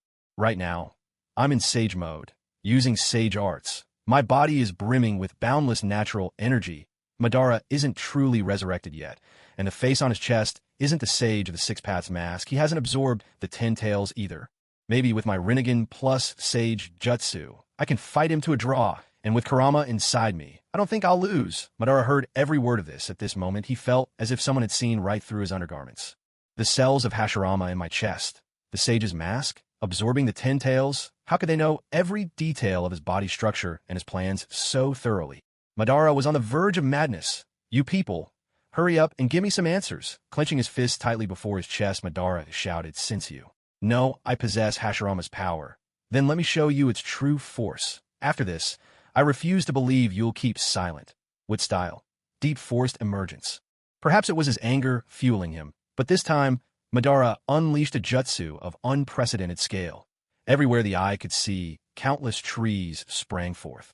The roots tore from the ground, their trunks twisting and writhing like colossal vines with a mind of their own, surging from all directions toward the Akatsuki members. Deidara, ever quick-witted, instantly formed 3 giant birds and urged, "Hop on quickly." Kaku, Haiden, and Sasori didn't hesitate for a second. They leapt aboard at once. Konan unfurled her wings with her dance of the Shikigami, while Nagato could already fly on his own. "You think you can escape? You're far too slow." These trees, born from the vibrant chakra within Hashirama's cells, were overflowing with life, with style's essence. It wasn't a straightforward chakra attack. It used chakra to stimulate trees to grow, forcing them to move and act according to the caster's will. An unrelenting, automatic assault that wouldn't stop until its target was subdued. As the members attempted to ascend, they suddenly realized the branches were spreading at a terrifying speed, completely blocking the sky above them. In an instant, Nagato and the others were swallowed up by a sea of monstrous vines. A bunch of mischievous brats. Just as Madara thought he'd succeeded, 6 overwhelming surges of tailed beast chakra erupted all at once. A long time had passed since Zetsu and Uchiha Madara departed. Orochimaru and Kabuto still stood alone on the hillside. Orochimaru spoke. "Kabuto, are you really just letting Madara walk away like that? You're the one who cast the impure world reincarnation. Why not control him?" Kabuto looked embarrassed, rubbing his head. "Lord Orochimaru, do you know how hard I try to control him? But I just can't." Orochimaru was clearly disappointed. He had hoped that once Madara was revived, he could make use of him. But it seemed that had been wishful thinking. Just then, at the foot of the hill, a man covered in thick body hair was racing toward Konoha at top speed.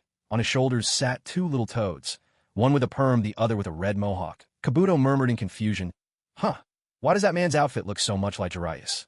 Orochimaru sneered, "That is Jiraiya. He's just in sage mode now." Kabuto was taken aback. "Seriously? He's changed that much? Especially that nose." Orochimaru replied, "You see it too, don't you? Absolutely hideous. Humph. Jiraiya's sage mode requires a cold start and has a long preparatory phase. By doing this, he's probably trying to engage in battle using sage mode more quickly." Kabuto nodded, half understanding, and asked, "So what should we do? Are we just going to stand here and watch?" Orochimaru replied, "No, both my prize specimens and my Edo Tensei army are in his hands. Come on, let's follow him. Who knows, maybe my second spring is about to arrive." At that moment, while still hurrying toward the Hidden Leaf Village, Jiraiya suddenly turned his head and glanced at Orochimaru. However, after only 2 seconds of eye contact, Jiraiya simply ignored him and continued running toward the village. Kabuto marveled, "Amazing. Even though we've hidden our presence so well, Jiraiya can still sense us. Is this also an ability of sage mode?" Orochimaru nodded silently, saying nothing, and quietly followed along. "Kid, are you really not going to deal with that snake brat? The way he looked at you just now, it didn't seem very friendly. Wife didn't. You see that perfect Susanoo hovering above the hidden leaf? If we waste any more time on the snake brat, the village might be destroyed. Honestly, kid, it's been so long since you visited, you don't even come back to Mount Mayaboka to see us. If it weren't for this big mess, I bet you'd have forgotten about us already. Come on now, dear, don't be mad. Young Jiraiya must have his reasons, right? Don't you shield him. Once this is all over, he must come back and try my latest bug cuisine." Listening to the two great elders of Mount Mayaboku constantly bickering in his ears, Jiraiya felt a headache coming on. Still, as their disciple, he had no choice but to explain, half helpless, "Sorry to trouble you both after so long, boss, big sis. Anyway, please lend me your strength." Inside the Hidden Leaf Village, with the addition of the 4 Kage and Itachi's eyes straining from overuse, the tide of battle clearly began to favor the allied shinobi forces. But that was merely their perception. Itachi calculated the time, thinking that his younger brother Sasuke should be rendezvousing with Nagato and the others by now. This had been his and Nagato's plan from the start. By now, Itachi's crow had both of Uchiha Shursue's eyes. Shursue's ocular jutsu was still hailed by the older generation as the strongest illusion technique. His right eye could subtly take control of someone's actions, making them obey the caster's will without ever realizing. The left eye, meanwhile, could implant an order that the target would follow forever. Though its cooldown was extremely long, Itachi's plan was to use the right eye's Kodoha Mitsukami to control Tsunade's mind and have her issue the command for Sasuke to be taken out of the village and led north. Meanwhile, members of the Akatsuki would approach from the north. Once they spotted Sasuke, they would immediately rescue him, as the number of enemies increased. And with his perfect Susanoo having been maintained for too long, Itachi decided it was best to retreat for now and regroup with the other members. However, just as his focus wavered, several waves of sand formed from golden dust suddenly plummeted from the sky, attacking Susanoo's armored form over a wide area with astonishing speed. At the outset, these sand bullets would not have left a scratch on Susanoo's cloak. But as time passed, Susanoo's power was no longer as resilient as it had been at the beginning. At that moment, a voice suddenly echoed within Itachi's mind. "It's not enough to keep relying solely on my chakra. If you go on like this, your body will give out. Sooner or later, let me take over. Let's go into tailed beast mode." The voice belonged to the 5 tails Mu. Itachi, Uchiha nodded, and thought to himself, "All right, but don't get carried away. These Kage are not so easily dealt with." Mu replied, "Don't worry. Once we're in tailed beast mode, I'll leave the main consciousness to you. I just don't want to see you ruin your body like this. After all, you're one of the few Jinchuriki who actually cares about us tailed beasts. Let's begin. I'm ready." For the first time in days, Itachi allowed a faint smile to surface. The fully formed Susanoo began to fade away. The Kage, seeing this, were elated. The Raikage shouted, "He can't hold out any longer. Now's our chance. Let's attack together. No need to make it so complicated. I'll handle him myself." Inoki suddenly soared in front of Itachi, preparing to unleash his dust release. But just then, an overwhelming surge of blood-red chakra erupted from Itachi's body, shooting skyward in a pillar of crimson light that seemed to pierce the heavens. The sight was reminiscent of that moment in the original story, when Naruto lost control and partially transformed into a tailed beast after Hinata's death. Sadly, none of them had seen the original. The chakra of the tailed beast was infamous for its terrifying nature. It wasn't just the sheer amount that inspired awe. The red chakra itself brimmed with malice, darkness, and a primal fear that sent shivers down the spine. Ordinary people could not even touch it. To brush against the crimson chakra cloak meant certain corrosion and searing burns. As the temperature soared, many shinobi, unable to withstand the heat, fled the battlefield and took shelter atop the nearby rooftops. Then something stranger still occurred, accompanied by a thunderous boom from outside the village. 6 more pillars of blood-red chakra burst skyward in the distance, mirroring the one before them in every respect, thick and towering. Inoki, witnessing this, finally began to lose his composure. The Reikage cried out in alarm. Could it be the other Akatsuki members approaching are also going into tailed beast mode? Then could my brother? He was right to worry. Not far from the hidden leaf village on another battlefield, under the onslaught of Madara Uchiha's deep forest emergence. Led by Nagato, all 6 members began to transform into their tailed beast forms. As for his younger brother Killer Bee, whether he was alive or dead, he dared not speculate any further. Meitarumi called out anxiously, "Don't worry about what's happening outside. Take down Itachi right now. If we wait for them to join forces, we'll have no hope left." Seeing the situation, Shikaka Nara shouted. At Tsunade, Lady Hokage, things have gotten this far. Why are you still hesitating? Yet Tsunade remained motionless, her face a mask of cold determination, as if she hadn't heard a word. Just then, Hayashi Hyuga, who was overseeing the evacuation of the villagers, suddenly noticed a black crow perched on the rooftop. What caught his eye was that the crow's eyes were Mangekyo Sharingan. And more alarmingly, under Hayashi's Byakugan, those eyes were green. That's Uchiha Shirsue's color. As an elder of the Hyuga clan, he was naturally well acquainted with the Uchiha prodigy Shirsue. Following the direction of the crow's gaze, he realized it was fixed on Tsunade. In that moment, he finally understood why Lady Tsunade hadn't acted. He was about to unleash his gentle fist to kill the crow on the rooftop, when suddenly the ground began to tremble violently. Itachi's tailed beast transformation was complete. The fully manifested 5 tails Muo appeared before everyone. A beast, not quite horse, not quite dolphin, a pure white creature fused from both with powerful, muscular limbs built for incredible speed. Itachi's upper body emerged from atop Muo's head. He had no intention of lingering. He was ready to rely on Muo's speed to break free of the village. But at that very moment, in the sky above, Itachi caught sight of the one person he least wanted to see. Sasuke in his cursed seal form. Flying high, Sasuke shouted down at him, "Itachi, I'm here to help you. But after this, you owe me a real explanation for what you did to me." Itachi stared up at him in stunned silence. Even Muo, poised to bolt, froze in place. In that instant, Itachi's expression said everything. Part grievance, part anger, and a shadow of despair. He was famed for his composure and grace. Vulgarity was beneath him, and he would never curse at his beloved brother. But from the author's perspective, it was as if Itachi was thinking, "You absolute trouble magnet. Why did you come back? After all the trouble I want to get you out, you think I need your saving?" Sasuke landed on Muo's head, glaring at Itachi in silence. He wanted to press further, but with his understanding of Itachi, he sensed that this time, Itachi was truly angry. Not the feigned irritation of his childhood, but genuine fury. "Itachi, I'll take care of them for you. When this is over, you have to tell me everything." Itachi clutched his wildly pounding heart, forced down his anger, and said in a low, firm voice, "Stop. Be honest with me. Don't do anything, just stay by my side, and don't move." "I'm about to speed up."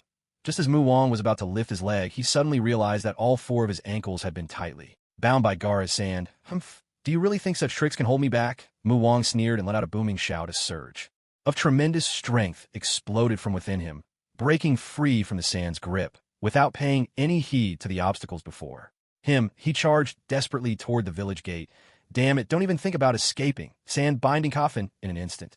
Yellow sand erupted throughout the entire Hidden Leaf village, swirling even in front of Mu Wang, just as the sand was about to engulf him. The voice of Shikaku suddenly resonated from within Gaara's body.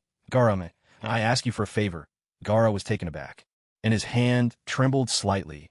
From childhood to this moment, it was the first time Shikaku had ever spoken to him in such a calm tone, let alone used the word ask. "Gaara, though I am now only the young Shikaku, my heart is still connected to that of my own half. The true aim of Akatsuki's actions is to free us tailed beasts, to let us have a genuine place to exist, not to live trapped inside humans, tailed beasts stripped of freedom. Jinchuriki branded as village outcasts, you of all people should know how that feels. Do you really wish, after your death, to pass the tailed beast on to your own child? For them to walk the same path of pain? To spend a lifetime unable to sleep? Do me this favor. Don't stand in Akatsuki's way any longer. In exchange, I will share my power with you freely from this day forward, and you will finally be able to rest in peace. Gaara's hand slowly fell to his side. The sand around Mu Wang lost its grip, collapsing quietly to the ground and sinking into the earth below. Sasuke was momentarily stunned. Why would Gaara call off his attack? At that moment, Mu Wang called out. It was the young Shikaku inside him. He asked Gaara to do this. The tailed beasts can speak to each other in their hearts. Now, with the ground solid beneath our feet, instead of shifting sand, I'm going all out. Hey, you loudmouth brat, hold on tight. With the Kage withdrawing his jutsu, the other three Kage looked surprised, but now wasn't the time for questions. The most urgent matter was to defeat the tailed beast form Itachi. The Raikage sprang into action, his body flickering with lightning as he appeared before Mu Wang, ready to unleash a devastating blow. But suddenly thick white steam erupted all around Mu Wang. The searing heat was so intense that Raikage had no choice but to leap aside, unable to attack any further. The Leaf Village shinobi standing guard at the border quickly scattered to both sides as well. If even the Raikage couldn't withstand the boiling hot steam, how could any of them hope to stand against it? At that moment, several stone hands burst from the ground, trying to seize Mu King's galloping limbs. But Mu King, with his massive build, was not only incredibly fast, but also astonishingly agile, dodging Inoki's stone hands with flawless precision. Inoki gritted his teeth. Damn it, how is it still so fast? Obito, who had been watching the battle from the sidelines, could finally restrain himself no longer. He had wanted to keep his strength hidden from everyone. But now, if he didn't act, Uchiha Itachi would truly escape, just as he was about to unleash the power of his right. Two enormous toads suddenly appeared out of thin air at the village's edge, blocking Mu King's path. One toad gripped a pipe in its mouth and held a short blade in its hand. The other wielded a harpoon in its right hand and carried a massive shield in its left. The Konoha shinobi recognized them instantly. They were none other than Lord Jiraiya summoning beasts Gamabunta and Gamaken. In the faint mist between the two great toads, Jiraiya himself slowly emerged. Is that Lord Jiraiya? Lord Jiraiya, who had gone missing, has returned. Jiraiya's arrival was like a stabilizing force for the assembled shinobi. Konoha not only had one of the legendary Sannin, but another was back, Jiraiya himself. Seeing this, Uchiha Itachi immediately brought Mu King to a halt. He understood at first glance that brute force would get him nowhere against Jiraiya in this state. Jiraiya was now in sage mode. Itachi had seen in the training materials. Jiraiya spoke in a cold, commanding voice. Itachi, last time I let you and that Hashigaki Kisame get away. This time, I won't hold back. Knowing the time for sage arts was limited, Jiraiya was determined to end this battle swiftly. The old couple, Fukasaku and Shima, exchanged a knowing glance.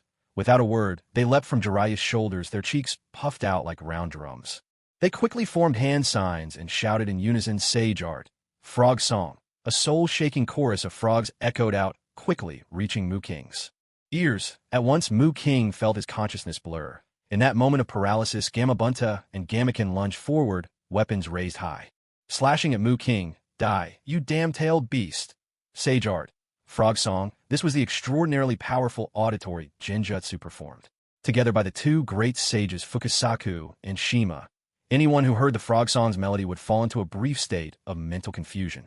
Uchiha Itachi knew this well. The instant the two sages leapt into action, he rapidly spat out two enormous fireballs, trying to break their technique, ninjutsu. Great fireball barrage. Seeing this, Gamabunta instantly gathered chakra in his belly, sheathed his blade, formed a sign, and shouted water style.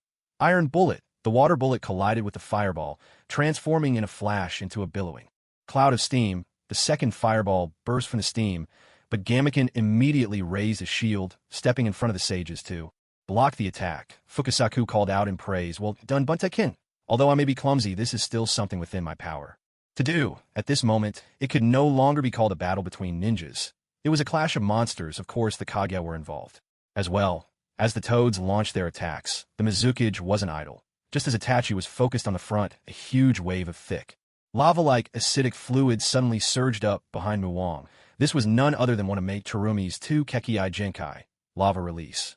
Mu Wang had no technique to counter. With forced into a corner, he could only leap up, soaring into the air. Toad boss Gamabunta and Gamaken were not about to let such an opportunity slip by. Both unleashed water release, iron bullet attacks sending globes of water hurtling at Mu Wang as he sprang upward, surrounded on all sides, attacked from every direction. This perfectly described the dire situation for Itachi and Mu Wang now. No matter how agile Mu Wang was, once airborne he lost his balance and had no way to dodge. 2 iron. Bullets crashed heavily into Mu Wang's body. Ugh. Mu Wang grunted, stifling a groan. The iron bullets weren't fatal, but they left his body battered and bruised. Seeing this, Sasuke bit his finger and shouted, "These despicable fools! I'll summon Manda right now." Itachi quickly stopped him. "No, you can't control Manda's will.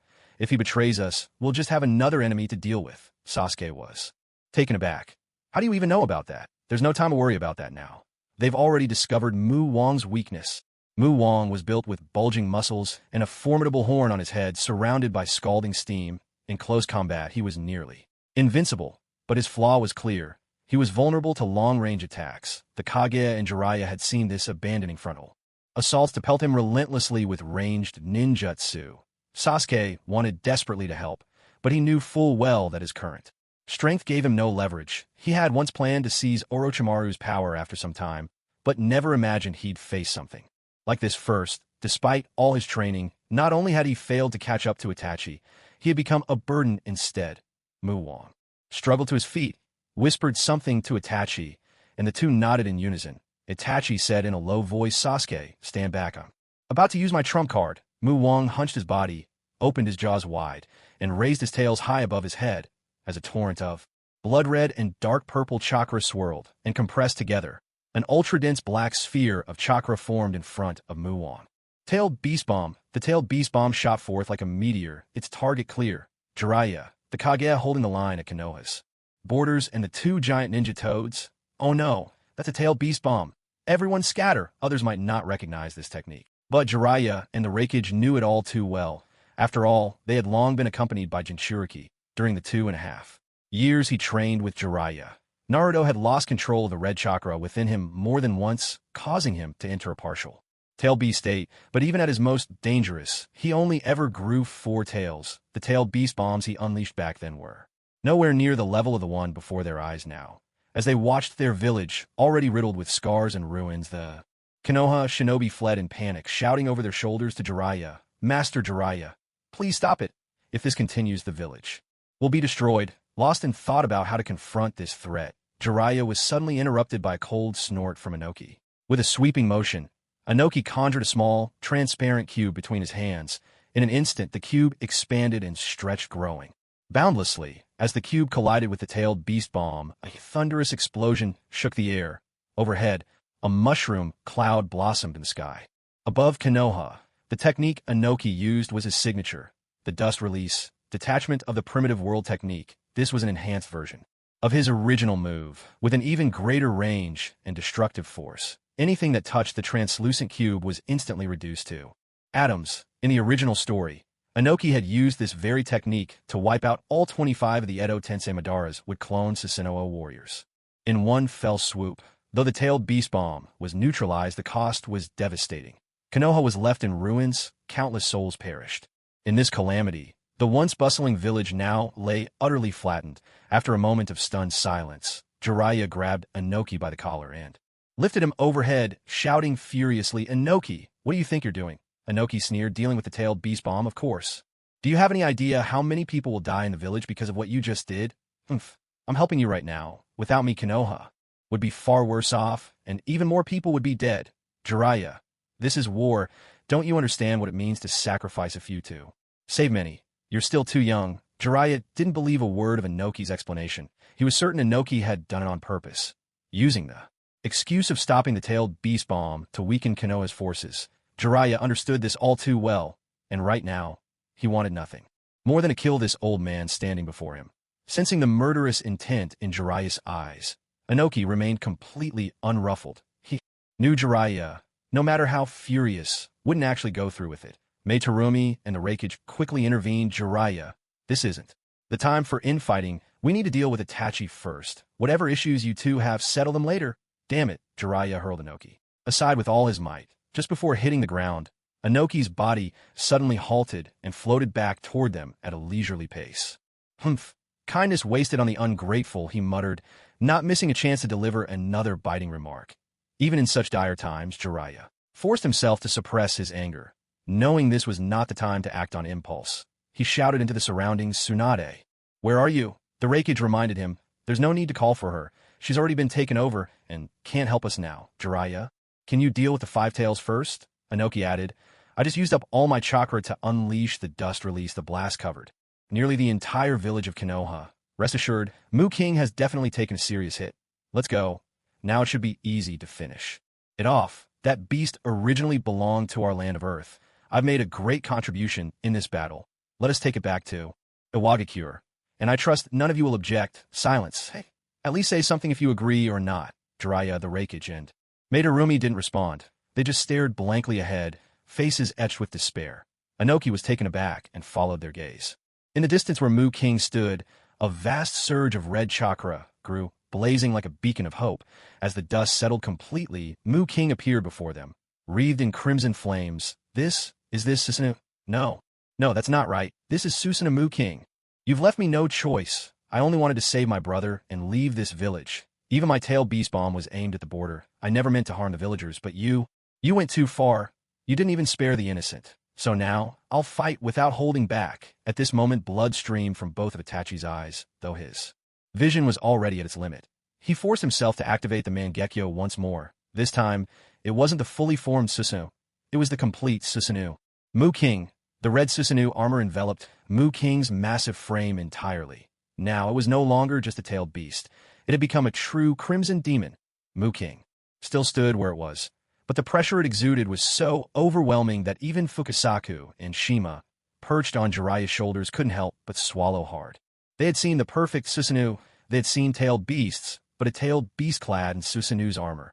This was a first. It's even possible to do that. Maitarumi's expression collapsed into hopelessness. The fishnet mesh on her chest, already tattered, began to melt away in the searing heat that filled the air. Before they could react, Mu King unleashed a massive burst of steam, charging at them at full speed. The horns atop Mu King's head could shatter anything in their path. A single blow would mean certain death. Gamakichi and Gamaken leapt in front of Jiraiya, ready to block with their weapons, but the searing heat was overwhelming, making it impossible for them to muster their full strength. In the very next instant, King Mu surged forward. With a powerful thrust of his head, he sent both Gamakichi and Gamaken flying, hurling them outside the village dam. Don't underestimate me. Inoki shouted, palm aimed at the Itachi atop King Mu's head, preparing to strike, but suddenly a massive crimson sword extended without end from in front of King Mu's forepaw, piercing straight through Inoki's body. The Tatsuka blade. Inoki recognized the sword and knew all too well the fate that awaited anyone struck by it. This ancient spiritual weapon could draw both the body and consciousness of its victim into an intoxicating dream world of illusion, sealing them forever within the blade itself. Power that defied all reason. Even as Inoki braced himself to resist in his final moments, the Tatsuka blade retracted in a flash, absorbing him into its gleaming length. After living for so many years, Inoki finally met his end in battle today. Not a single last word left behind. Not even a trace of his remains. Such, perhaps, is the price of inciting the wrath of both Itachi and King Mu. The Tatsuka blade moved with a speed far beyond anything Jiraiya or Madarumi could hope to match. Perhaps the Reikage's lightning body flicker could dodge it a handful of times, but constant evasion would do little to change their fate. Witnessing Inoki's death before their eyes, Madarumi and the Reikage felt their fighting spirit falter. Sensing this, Jiraiya let out a thunderous shout. Mizukage, Reikage, hold him off for 1 minute. Just 1 minute. I need time to summon some reinforcements. Reinforcements? Who in this world could possibly defeat him? There may be no one in this world, but perhaps those who are no longer in it might stand a chance. At that moment, the Tatsuka blade once again extended from King Mu's forepaw, this time aiming straight for Madarumi. In the nick of time, the Reikage exploded into action, grabbing Mei and whisking her away with his lightning body flicker, narrowly evading the sword's deadly strike. Mizukage, running won't save us. I don't quite understand what Jiraiya is planning, but for now, he's our only hope. We must buy him that 1 minute, no matter what. Use as many clones as you can, and keep your true body hidden. It's no use. Itachi wields the Sharingan. He'll see right through our clones. That doesn't matter. As long as we can stall him, it's enough. The Sharingan is already pushed to its limit, just maintaining Susanoo's armor. He doesn't have the energy left to analyze our every move. All right, let's do this. Water clone jutsu. Lightning clone jutsu. While they held Fist and King Mu at bay, Jiraiya was already concealed among the ruins nearby. Jiraiya turned to the two sages on his shoulders and said, Boss Big Sis, my sage mode is about to run out. You should go back now. If you stay any longer, I'm afraid something unexpected might happen to you. Fukasaku sounded worried. Little Jiraiya, hurry up and use the reverse summoning jutsu to go back to Mount Myaboka with us. The enemy is too strong, and with the ancient spiritual weapon, there's no way. You and I can handle this. Jiraiya gave a wry smile.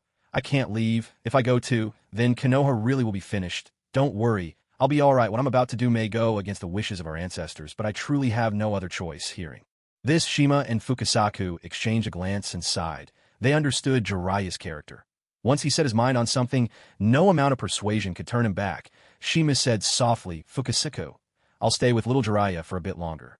We'll head back together in a moment. All right then. Little Jiraiya, when this is over, remember to come back to Mount Myaboka with us for a meal. I'll be waiting for you both. I will. With a pop, Sage Shima disappeared, returning home. Jiraiya's face, still wearing a wan smile, gradually grew serious. He bit his finger and pressed his palm firmly to the ground, calling out in a loud voice, summoning Jutsu. A normally sized, dark-colored toad appeared before him. The toad's body rapidly swelled up. When it reached a certain size, it puffed up its cheeks and spat out 4 unconscious sound ninja. Forgive me to save the world. I have no choice but to use you as sacrifices. While forming hand seals, Jiraiya chanted Tiger, Snake, Dog, Boar.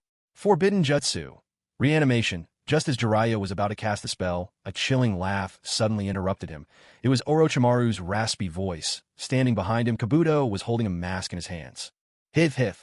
Jiraiya, you couldn't hold back for long, could you? Orochimaru and Kabuto slowly emerged from the shadows and stopped before Jiraiya. Jiraiya asked coldly, Orochimaru, you know how dire the situation is. Are you here to stop me? Orochimaru sneered. No, you're mistaken. I'm here to help you. Without me, you won't be able to see the people you wish to meet at that moment.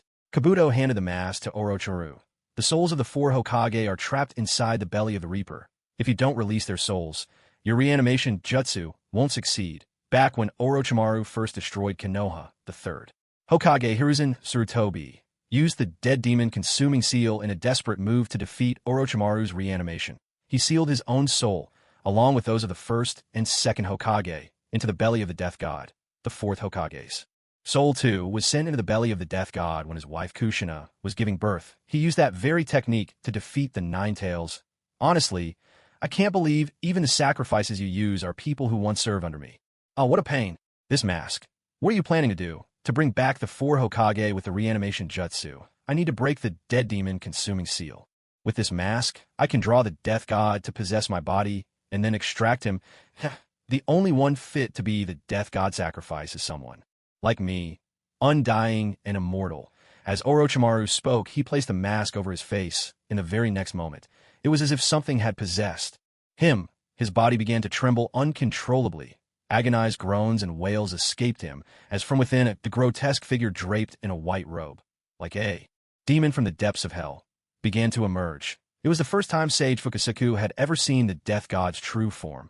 He murmured in awe, so, this is the Death God? Just then, the Death God gripped the short blade held in its mouth, and to the shock of Jiraiya and Fukasaku, it sliced open its own abdomen without hesitation.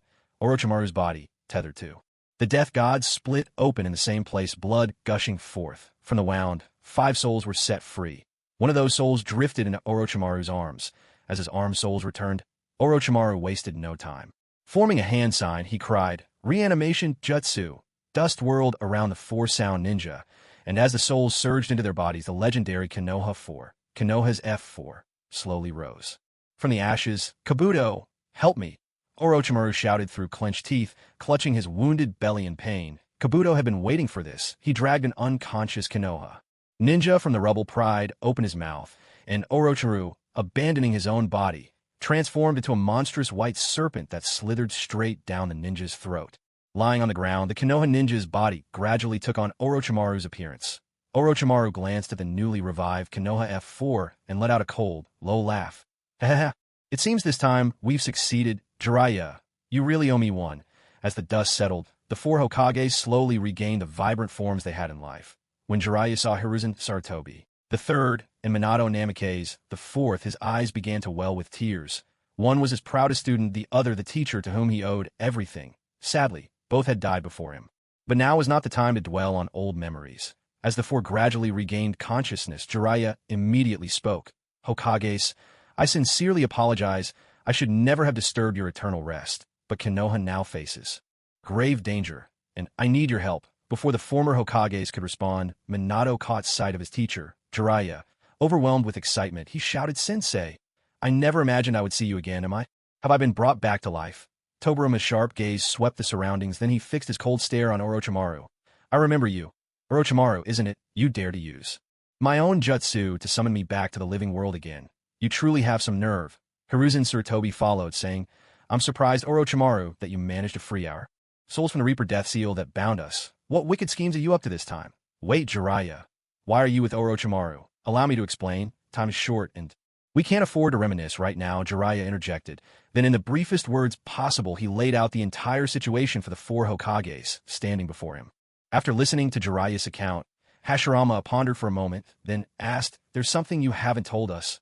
Why can't I sense Uchiha Madara's chakra? Has he been resurrected as well?" Jiraiya was taken aback. The first Hokage, hailed as the god of shinobi, was renowned for his unerring perception. If Hashirama sensed Madara's presence, then Madara had indeed returned.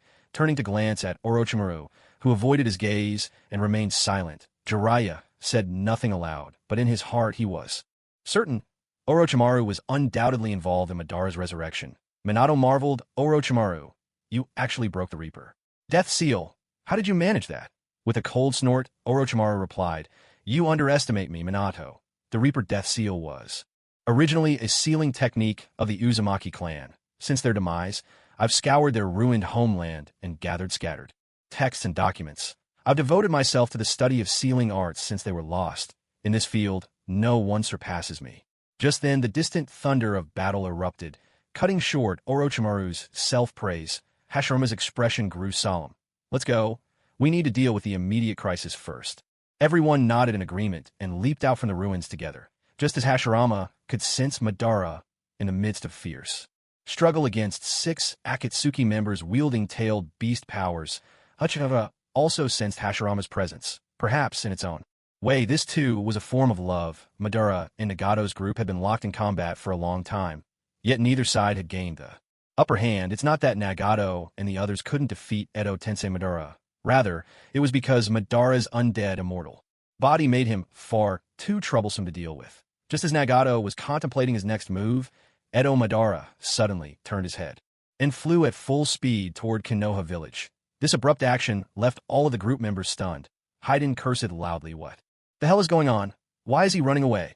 Although no one knew the real reason, Nagato was deeply worried for Itachi, who had been alone in Konoha all this time. He responded immediately, "Whatever the reason, Itachi is still in Konoha. We need to move now." "Yes, sir." In order to evade Itachi's Tatsuka blade, both the Reikage and Mizukage had been relying on their clones to attack, not daring to confront Itachi's true form directly. "Damn it. Where is that fool Jiraiya? It's been several minutes already. Why hasn't he shown up?" The Reikage grumbled. The Reikage and Mizukage had been locked in a fierce struggle with the colossal Susanoo for quite some time, their chakra reserves nearly depleted from repeatedly creating lightning and water clones. Now, neither of them had enough chakra left to conjure even a single clone. Their true bodies hid beneath a pile of stones near Susanoo's feet. Just as the Reikage was steeling himself to make a desperate move, Sasuke, holding his Chidori, suddenly launched himself at them from the front. Before the Reikage could react, the Chidori morphed into the shape of a spear and thrust straight into his chest. In a last-ditch effort, the Reikage activated his lightning release armor, but his weakened state allowed it to flare for only a split second, though the armor absorbed most of the Chidori spear's force. Sasuke, empowered by the second stage of the Curse Seal of Heaven, still managed to pierce the Reikage's chest. Ugh! A surge of intense pain radiated from his chest, forcing the Reikage to stifle a groan. He shot Sasuke a fierce glare and, unwilling to admit defeat, spat, "To think I'd actually be wounded by such a weak lightning release. Uchiha brat, if I survive this, I'll make you pay for it. Count on it." "I won't give you that chance," Sasuke retorted coldly, just as Sasuke was about to manipulate the Chidori spear to behead the Reikage. A dark shadow appeared at his side. With a powerful kick, the newcomer sent Sasuke flying. The force of that blow, had Sasuke not been in his cursed seal state, might have knocked him out cold. "Are you?" Sasuke asked, clutching his side as he struggled to his feet. When he got a clear look at the figure, he froze. He had seen this face before in old photographs from his childhood. It was none other than the second Hokage, Tobirama Senju himself. But what shocked Sasuke even more was that 3 other figures appeared beside him. each one a former Hokage. With a snarl, Sasuke demanded, "Weren't you all dead? How are you alive again?" Itachi, standing nearby, was not particularly surprised by this turn of events. He simply let out a quiet sigh and reminded Sasuke this is the power of the Edo Tensei, the impure world reincarnation. It allows the dead to return to life. When Tobirama Senju saw the Susanoo Mu King appear, his heart sank. It wasn't the terrifying pressure of the Susanoo Mu King that unnerved him, but rather the Tatsuka blade it held in its hand. In a low voice, Tobirama cautioned, "Everyone be careful. Whatever you do, don't let that sword touch you. Even the slightest contact, and even a body revived by Edo Tensei will be drawn in and sealed away by it. Its sealing power is formidable. If that happens, we'll have no chance of resurrection." As the creator of the Edo Tensei technique, Tobirama knew its drawbacks better than anyone. The other three Hokage nodded in grim understanding, fully aware of the Tatsuka blade's power. Hashirama Senju gazed at Itachi's body, seemingly sensing something amiss. In a low, distant voice, he remarked, "Young man, it seems your body is reaching its limit. And you don't need to keep up the act. That fully armored Susanoo is nothing more than an illusion, a last-ditch bluff. There's no point in trying to deceive me." The others were stunned by this revelation. Uchiha Itachi fell silent for a moment, then slowly closed his eyes. The armor of the Susanoo faded away from the Mu King's form. When he opened his eyes again, Susanoo reappeared, this time enveloping only his own body, and only in its standard form. In a cold, measured tone, Uchiha Itachi said, as expected of the leader of the Senju clan, "Your powers of observation are truly exceptional." His eyes and body could no longer sustain the fully armored Susanoo, but even more crucially, his eyes were not the eternal Mangekyo Sharingan. He had never transplanted his brother's or a relative's eyes. His Mangekyo was not eternal. Only the eternal Mangekyo could maintain the perfect Susanoo for any length of time. Itachi had forcibly awakened his full Susanoo by drawing on massive amounts of tailed beast chakra, fully prepared to sacrifice his sight to save his younger brother. Yet just as one crisis passed, another arose. He had subdued Tsunade, won over Gaara, slain Inoki, and crippled both the Raikage and Meitorumi. But just as the ordeal seemed to be ending, the four Hokage of Konoha's past had appeared once more, unexpectedly. "It seems today is where my journey ends." Uchiha Itachi let out a self-mocking laugh, then turned gentle eyes to his younger brother Sasuke, and said softly, "No matter what happens next, don't get involved. Go back to Orochimaru. He's the one who cast this Edo Tensei, and as long as he's around, you won't die. Remember, I know you plan to seize Orochimaru's power. Once you succeed, seek out the Akatsuki. They'll take care of you." "What are you saying? Is this some kind of joke? Are these your last words?" "Itachi, I've never been the obedient type. I want to fight alongside you until the very end. I've had enough of always being the one you protect. Today, let me protect you." Itachi sighed softly, shaking his head and saying nothing more, yet deep in his heart, a warmth blossomed. At this moment, he realized his little brother had truly grown up. Nevertheless, it was still reckless, driven by impulse and emotion.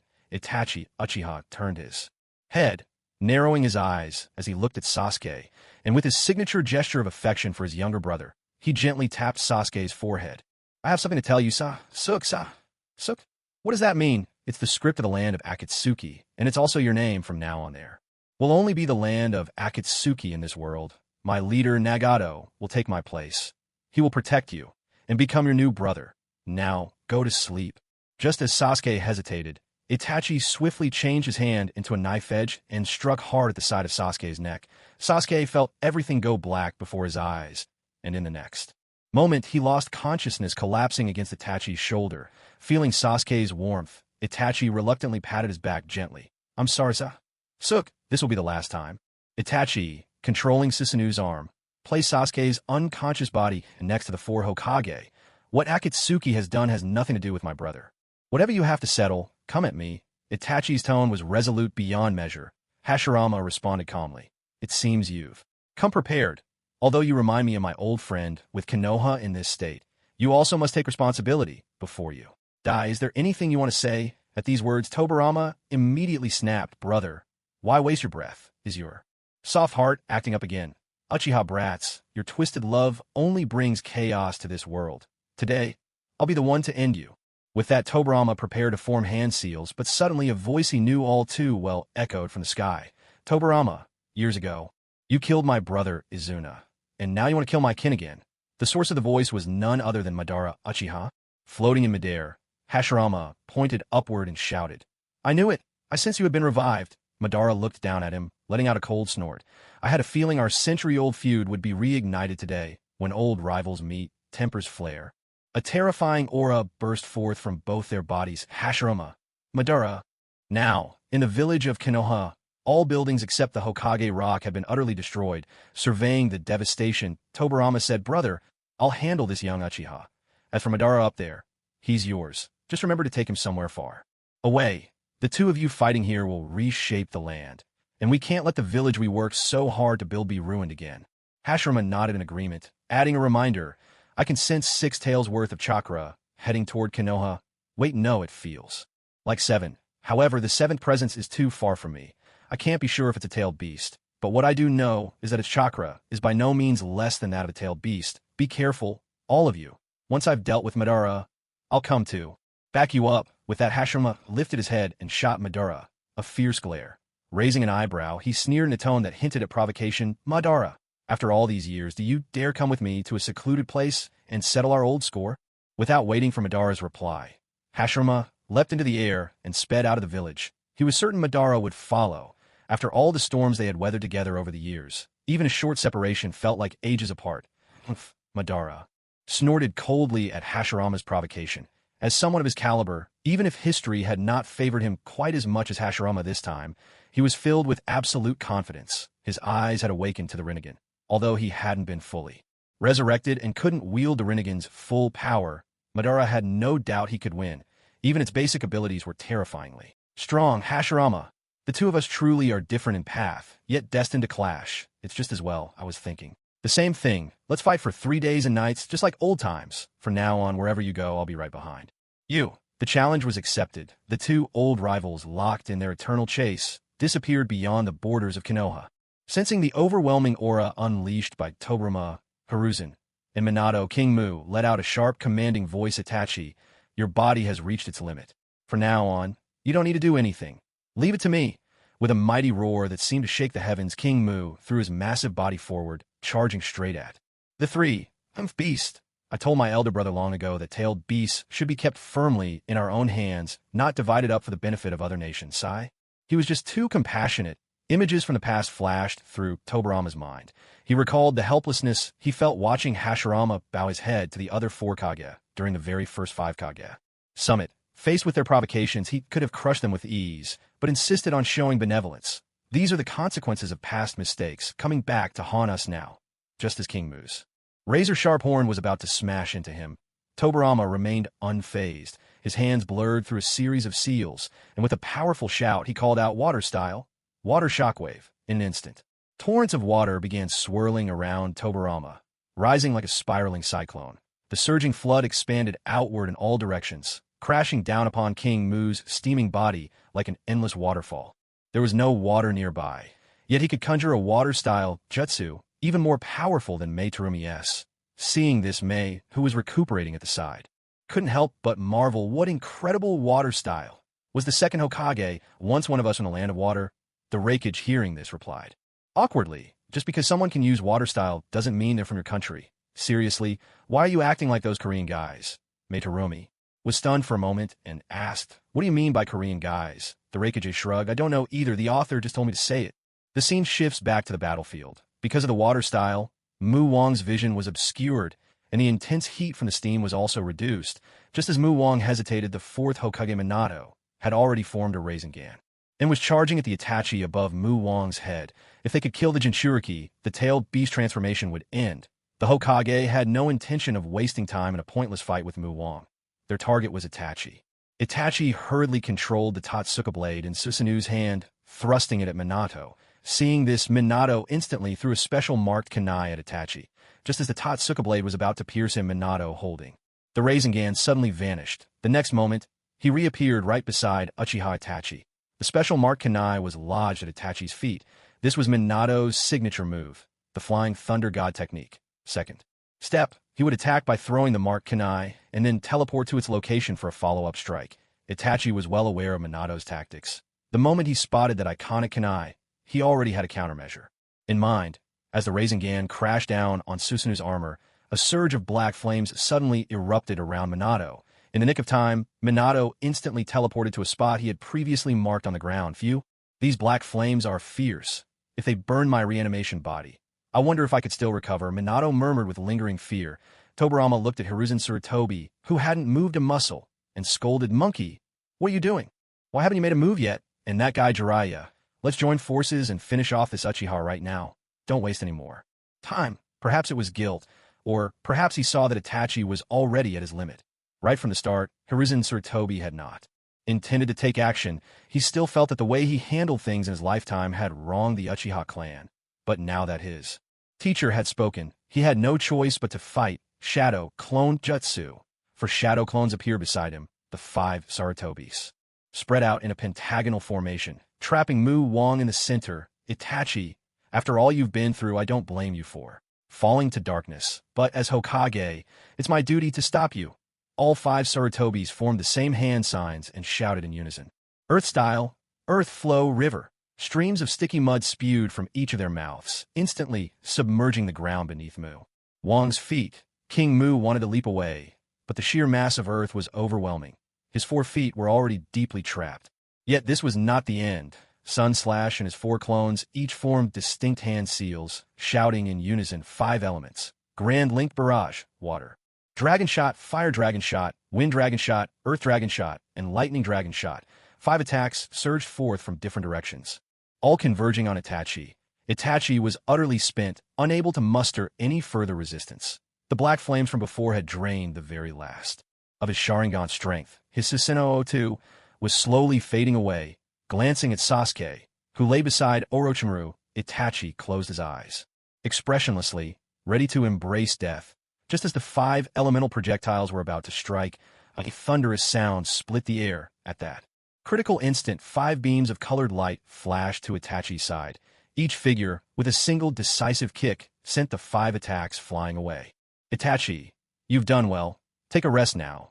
Leave the rest to us. As the dust settled, the true forms of the 5 figures emerged, astonishing everyone present. The 1-tails Jinchuriki, Gyoka the Scorpion, the 2-tails Jinchuriki Ao, the Deidara, the 4-tails Jinchuriki Kita, the Kaku, the 6-tails Jinchuriki San the Haiden, the 9-tails Jinchuriki Uro the Nagato.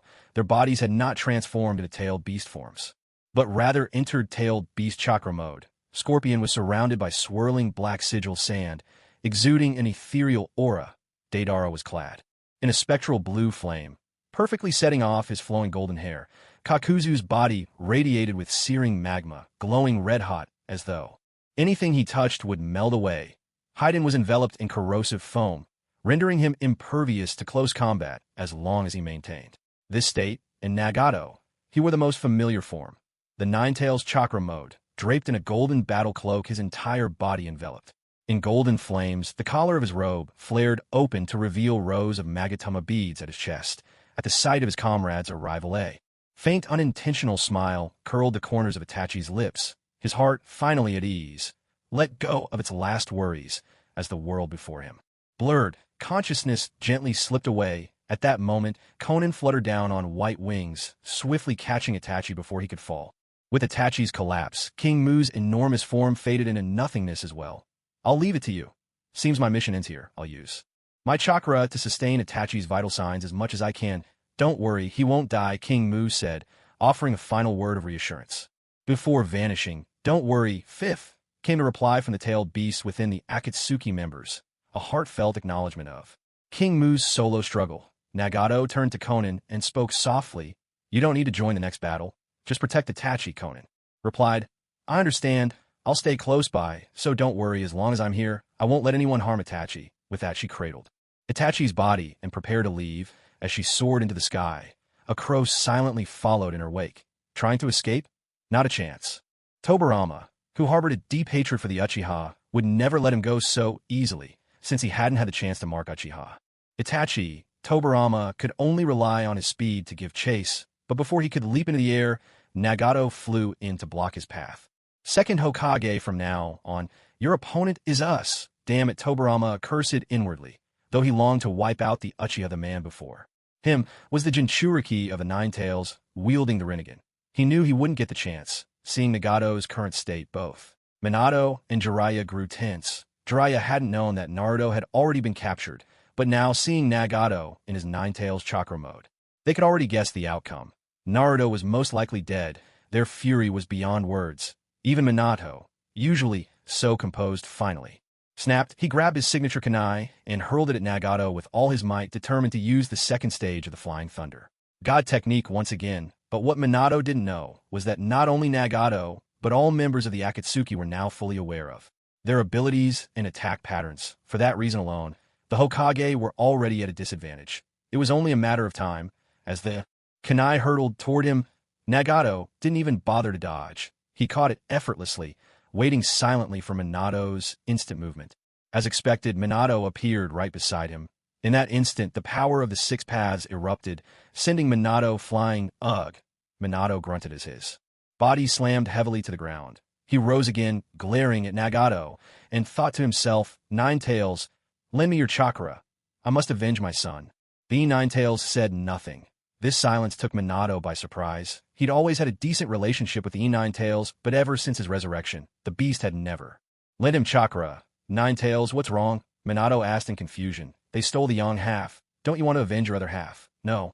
Watch your words. It wasn't stolen, it's doing quite well. Actually, though, it's hard to explain right now. What I want you to understand is this. My other half is now living for its own will, not for the will of a Jinchuriki. Minato. Whether by force or by choice, the era of us tailed beasts obeying humanity is coming to an end. A new age is about to dawn, and those like you relics of the old era won't understand. With those words, the Nine-Tails faded away once more. Its meaning was already clear. There was absolutely no way to borrow its chakra. While Minato hesitated, Nagato suddenly unleashed a tailed beast bomb, which crashed heavily onto the Hokage rock. The 5 enormous stone faces of past Hokage shattered into massive boulders, their former glory crumbling and sinking into the rubble. Buried and forgotten, Tobirama roared. In fury, what do you think you're doing, boy? Nagato shot back immediately. Why are you yelling? I've always found this thing an eyesore. It's a bad influence. What do you take this for? The United States? Before his soul had crossed over into Nagato's body back in his original world, there was a place called the United States. They're in a national memorial park. They had carved the faces of 4 presidents into a mountain, just like the Hokage rock in Konoha.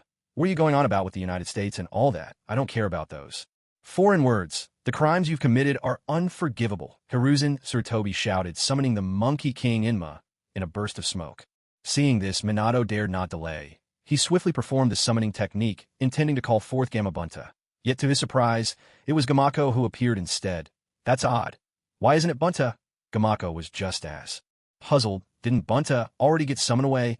At that moment, Jiraiya reminded them Gamabunta and Gamaken were both knocked out of the village just now by Mu Wang. They were sent flying a long way and are probably unconscious by now. Jiraiya was right. Bunta had indeed been flung far from the battlefield. At that very moment, he was lying on the ground, groaning in pain. Damn it, it hurts. Every bone in my body aches. Meanwhile, Might Guy Anko, Mitarashi, Izumo Kamizuki, and Kotetsu Hagane were escorting the daimyo of the Land of Waves back to the Allied Forces headquarters. On the road to Konoha, they happened to encounter Gamabunta. Anko stopped in her tracks, startled. Isn't this Lord Jiraiya's summoning toad? What's he doing here, and why is he so badly hurt? Gamabunta gritted his teeth and managed to roll over, warning the 4 of them, Don't worry about me. Hurry. Hurry back to Konoha. Uchiha Itachi has transformed into a tailed beast. The casualties in the village. Things are looking grim. What did you say? Guy exclaimed in shock. Last time when the Akatsuki attacked the Forest of Death, I wasn't there, and now I've missed it again. You guys take care of the daimyo. I have to get back to the village at once. Without waiting for an answer, his figure had already vanished into the trees. Lieutenant Niji and my old rival Kakashi, please, all of you stay safe. Hovering in the air, Nagato looked down coldly at the Hokage. Words are pointless now. The tension's been built up enough. Let's get started. Akatsuki, prepare for battle. At Nagato's command, the members sprang into action without hesitation, charging straight at the Hokage. I remember you. Your name is Hiruzen Sarutobi, isn't it? If mastering the 5 great nature transformations is enough to become Hokage, then as someone who controls all 6, do you think I'm not qualified? Kaku, flanked by his for elemental earth grudge fear masks, surrounded the 3rd Hokage and Inma at the center, shouting in fury. You used this trick against Itachi earlier, didn't you? I've seen your whole life, you hypocritical old man. I'll show you what it means to repay someone in their own coin. This saying is straight from the Akatsuki's own dictionary. Remember to learn it in your next life. wind, lightning, water, fire, and Kakuzu's own body all attacked. At once converging on the third Hokage in the middle, these weren't common, well-known techniques like the Dragon Bullet. They were true S-rank jutsu, Earth Style, Earth Spear, Water Style, Water Curtain, Wind Style, Pressure Damage, Lightning Style, False Darkness, Fire Style, Headhunter Flame, and here's the next move, Lava Style, Scorching River Inferno. A barrage of 6 powerful elemental jutsu swept across the battlefield, leaving no escape, no safe corner. Even Hiruzen, with all his legendary skill, was hard-pressed to survive such a relentless onslaught. Jiraiya rushed forward, intent on helping his teacher, but Haiden blocked his path immediately. Where do you think you're going? You're the only one here with real flesh and blood. Slashing at those others is no fun at all. You'd better stick with me for a while. Lord Third, Minato was shocked by Kakuzu's extraordinary abilities, but his greater worry was for Hiruzen's safety. He too tried to help, but Tobirama quickly reminded him, don't forget, we're both Edo Tensei. Nothing can really harm us. Hiruzen will be fine. Focus on dealing with the trouble right in front of us. Standing before Minato and Tobirama were Nagato Deidara and Sasori. Humph, I knew you two would stick together both. If you can use Flying Thunder God. Are you planning to coordinate your attacks? Nagato's words made Tobirama pause. The very reason he'd kept Minato by his side was to employ just such a tactic. The Flying Thunder God's true strength lay in its unpredictability, striking before the enemy could react. Yet the man with the Rinnegan before them had seen through his plan with disturbing ease. Could the Rinnegan really read minds? A ripple of laughter ran through the Akatsuki. The Rinnegan's powers are already otherworldly. If it could read thoughts too, wouldn't that be just too much? Before either Hokage could make a move, Deidara, already itching for action, flung out 2 clay spiders wreathed in blue flames. Like facehuggers, they sped straight toward Minato and Tobirama. Minato didn't know exactly what Deidara's abilities were, but he sensed immediate danger from the spiders and prepared to teleport away on the spot. At that moment, Tobirama suddenly dashed forward, catching both spiders firmly in his hands. Well, you've got guts. I'll give you that. Deidara sneered. Ha! With his signature shout, Deidara triggered the spiders, and they exploded in a violent blast, blowing Tobirama's arms clean off. Minato was shocked. Lord Second, what are you doing? Why aren't you escaping? Tobirama landed beside Minato and reminded him, don't shout. I'm not dead yet. This impure world reincarnation is a technique I invented. Those under its influence are neither truly dead nor alive. While disrupting the enemy, I can also analyze their abilities. I've always done this when facing unfamiliar ninja. It's just that this time the roles are reversed. I'm the one being controlled. I see. As expected of the second Hokage, Minato finally understood Tobirama's intention in self-destructing. As the dust gathered once more between his arms, Tobirama's body returned to its original state. Seeing this, Deidara grumbled discontentedly, what's the point? If you keep doing that, my art loses all meaning, Sai. I really hate fighting people brought back by that jutsu. Nagato, a bit helpless, turned to Sasori and said, I have a feeling he'll blow himself up a few more times just to test our abilities. Sasori, once you've smashed them, use Shikaku's sealing jutsu again. I can understand if Madara slipped through, but if even these two can't be sealed, then the one-tail sealing technique is truly pathetic. Inside Nagato, Kurama rumbled, I agree with that. That stupid Tanuki is definitely the weakest among us. Hearing this, Shikaku inside Sasori flared up immediately. You stinking fox. Who are you calling weak? How dare you look down on me? This time, I'll give it my all and seal these guys for sure. You lot, hurry up and crush them. Give me a chance to shut that fox up for good. All right, Shikaku, your moment of truth is coming. Nagato spread his arms wide, facing Tobirama and Minato, and shouted sharply, Universal Pull. A powerful force surged forth. Tobirama and Minato suddenly felt an overwhelming gravitational pull so strong that they couldn't control their own bodies. Both were drawn helplessly toward Nagato's outstretched hand. Damn it, if it's just to test their abilities, let me handle it. Alone, fourth, use Flying Thunder God and teleport to safety. Understood. Without hesitation, Minato instantly flashed to where another kunai was embedded. But before he could catch his breath, a puppet wielding a multi-bladed, venomous scimitar appeared behind him, slicing him cleanly in half at the waist. Minato spun around, startled at the sight of the puppet. Damn it, isn't that a Sand Village puppet? Could one of them be a puppet master? Even though his body was split in two, Minato's hands were still functional.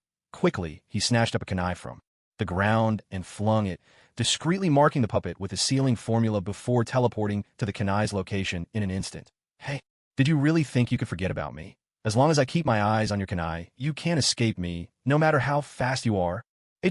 Back when Minato threw out his kunai, Deidara had already released 2 clay-winged birds, following the kunai's trajectory. The twin-winged birds moved with incredible speed, matching the kunai's pace. The very instant Minato appeared beside his kunai, the birds wreathed in.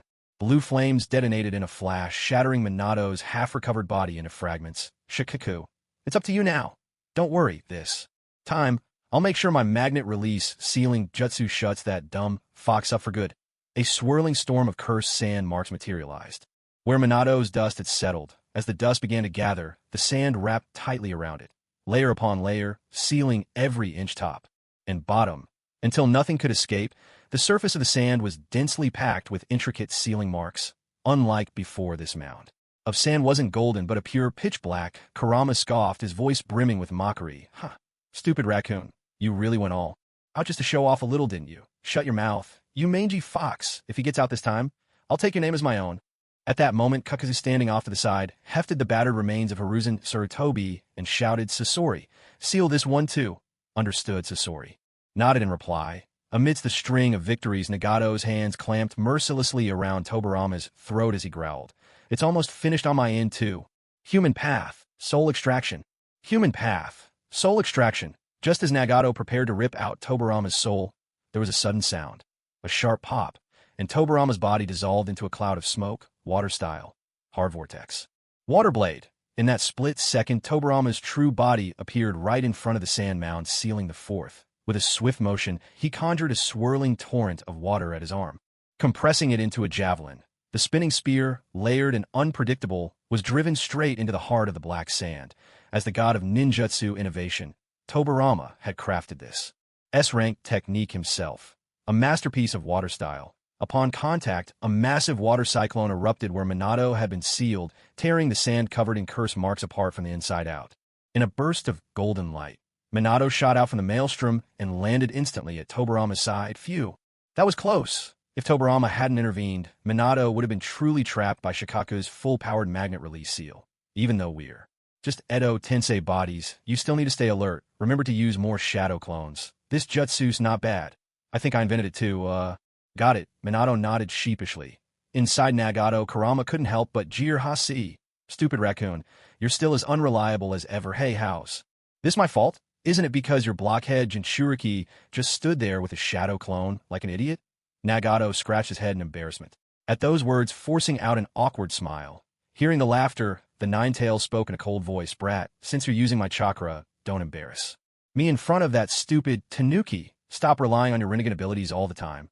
Make full use of your power as the Nine-Tails Jinchuriki.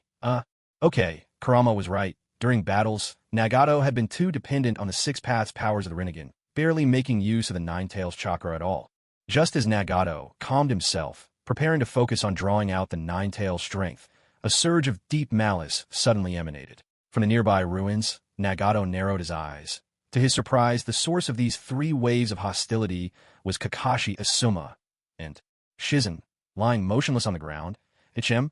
What's going on? Judging by their appearance, they should be dead. At that moment, a thought flashed through Nagato's mind. Of course, this was the unique sensory ability of the Nine-Tails chakra mode. Naruto had once used this very technique in the original story to uncover disguised white Zetsu clones among the allied shinobi forces. Could it be that all 3 of them were really white Zetsu in disguise? He remembered that Obito had already infiltrated Konoha successfully, and for Zetsu, Obito was the only one he could truly rely on. There was no way they'd split up. After lurking in Konoha for so long, pulling off a switcheroo like this would be child's play for them.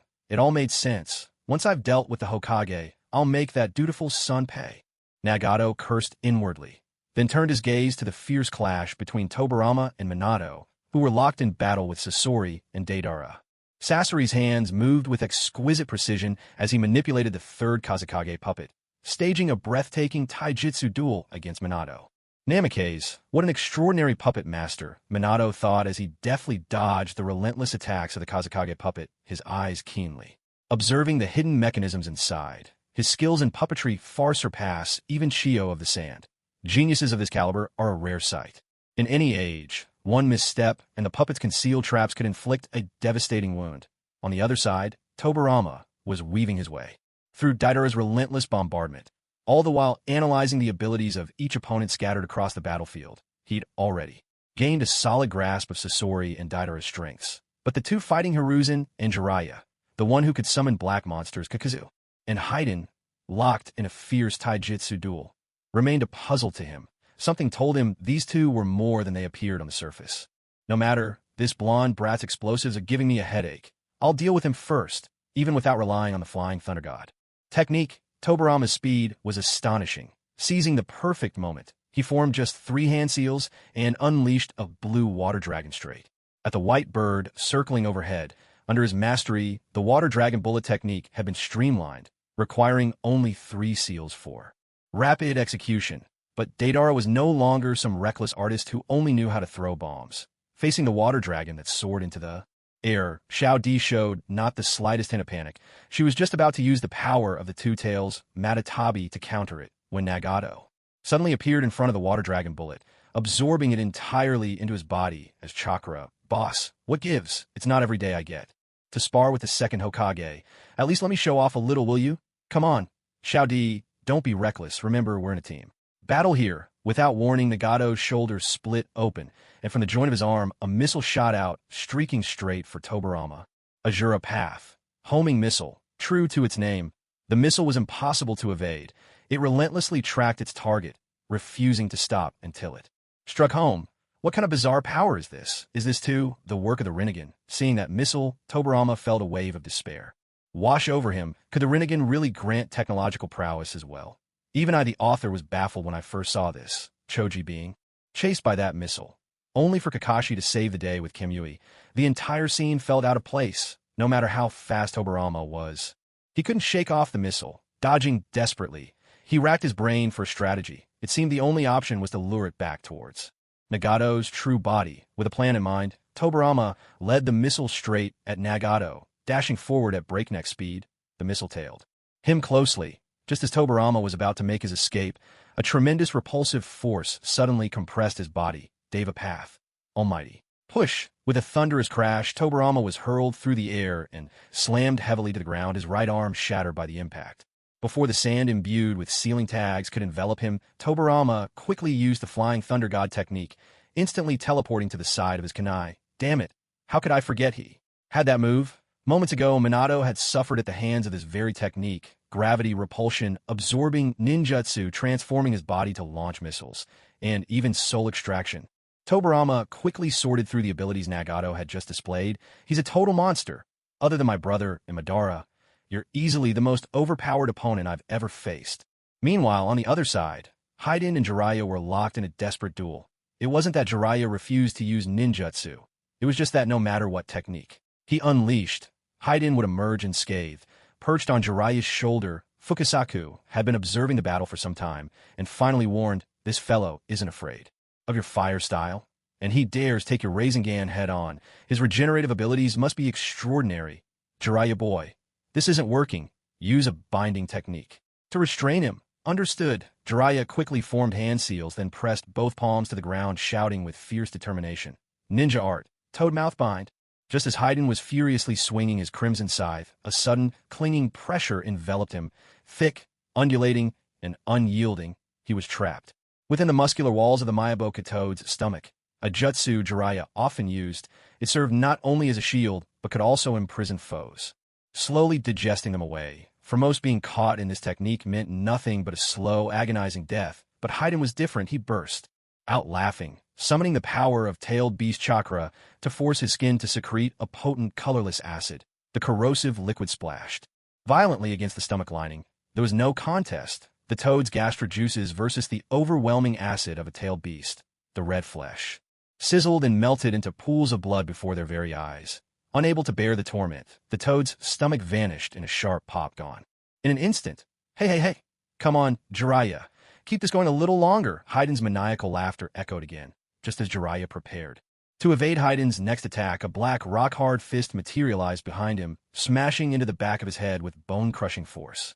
Ugh! Jiraiya groaned in pain, the blow so fierce that his mind went blank. He slumped to the ground, unconscious. Jiraiya. Hiruzen Sarutobi, his body restored, let out a desperate shout. He rushed to save his beloved student, but before he could reach him, a burning red sword pierced straight through his chest. This. What? Hiruzen turned his head in disbelief. Behind him, Itachi stood commanding the mighty system. Why are you still alive? How? Your body. Only then did he notice Tsunade at Itachi's side, her hands glowing with medical ninjutsu as she worked to heal him. A short while earlier, Konan had moved Itachi to a safe spot, keeping a watchful eye on the battlefield while guarding him before long. Tsunade approached with a stoic expression. Just as Konan was about to attack, Itachi's weak voice stopped her. Konan, don't be alarmed. She's under the control of Kodo Tsukumi, released from my crow's right eye. I need her to heal me. I must return to the battlefield. Without the Totsuka blade, those reanimated bodies will be nearly impossible to deal with. Under the care of Tsunade, the greatest healer in the ninja world, Itachi could not be completely cured of his grave illness, but his strength was restored enough for the battle ahead. The third Hokage's reanimated body became the Totsuka blade's next sacrifice. The blade contracted swiftly, drawing Hiruzen's entire form into itself, leaving not even a speck of dust behind. To his dying breath, Hiruzen never understood why Tsunade would help heal Itachi, but it didn't matter. The twice dead have no more need to worry about such things. Monkey, Lord Third, Tobirama, and Minato called out at the same time. They longed to intervene, but there was nothing they could do. The power of the sword of Totsuka was simply overwhelming. Unstoppable. TCH, that's Itachi for you. Haiden muttered in admiration as he walked over to Jiraiya's unconscious body. He drew a long black spear from his waist, aimed it at Jiraiya's heart. And just as he was about to strike, Fukasaku suddenly spat out a razor-sharp jet of water from his mouth, splitting Haiden's body cleanly in two from head to toe. Before I leave, I'm at least going to make sure you die, Fukasaku shouted furiously at Haiden's two halves, which now lay sprawled on either side. But in the very next moment, something happened that even a sage like him found utterly shocking. Both halves of Haiden's body were still alive, glaring at him with murderous intent. Damn, that hurts. You old toad. Just you wait. When I'm done here, I'm going to draw a cursed circle on the ground just for you. Fukasaku was stunned. How could someone survive after being cut in half from head to toe? Perhaps sensing his astonishment, Haiden sneered, haha. Surprised, are you? What's so great about being a sage, anyway? Only Lord Jashin is truly invincible. Even if you wanted to abandon the light and embrace the darkness, I wouldn't let you, I swear. I'll sacrifice your withered old body to Lord Jashin himself. At that moment, Fukasaku finally lost all hope. With the aid of departed Hokage spirits, he had once believed victory was within reach, no matter how powerful the Akatsuki were. But after witnessing this, he realized these opponents weren't just Jinchuriki. Each one possessed terrifying, unnatural abilities. A decision crystallized in Fukasaku's heart. Just as Kakuzu's black fist was about to strike his face, Fukasaku quickly activated the reverse summoning, whisking both himself and Jiraiya back to Mount Myaboku. Shima had been waiting anxiously for some time, and when she saw Fukasaku and Jiraiya reappear, she burst with joy. How did it go? It's all over, isn't it? Fukasaku shook his head and sighed. Getting little Jiraiya back alive was the best I could do. We've lost this battle. Meanwhile, Haiden's two halves each waved their hands, dispersing the lingering white mist before them, cursing and complaining. What's with that old toad? Where'd he run off to? Kakuzu replied. Coolly. He probably went back to Mount Myaboku. Without a summoning contract, we can't get there. Come on, let's finish off the second and fourth Hokage. Once it's done, it's almost over. Hey, Kakuzu, could you give me a hand with my body here? Kakuzu, Haiden, are you looking to die? Ah, just kidding. Kakuzu sighed and released a black thread from his sleeve. Ow. Take it easy, will you? Kakuzu. In no time, Haiden was as good as new. He leapt to his feet, flexing his freshly rejoined body, and exclaimed, not bad. I'm in pain, but it feels great. Humph. Kakuzu snorted coldly at his words. At that very moment, a colossal wave surged in from outside the village, instantly engulfing the ruined Hidden Leaf village. A man carrying a giant sword shaped like a shark stood atop an overturned giant tortoise, floating over to the assembled members and calling out with genuine concern, Mr. Itachi, I'm here to rescue you. Are you all right? I'm fine, Itachi replied with a gentle smile, nodding at Kisame. That's good to hear. Boss, I brought back the Three Tails. How's everything on your end? I didn't arrive too late, did I? Not at all. You're right on time with that. Every member of the Akatsuki was finally gathered. All the members of the Akatsuki now stood before Tobirama and Minato. At last, Tobirama understood.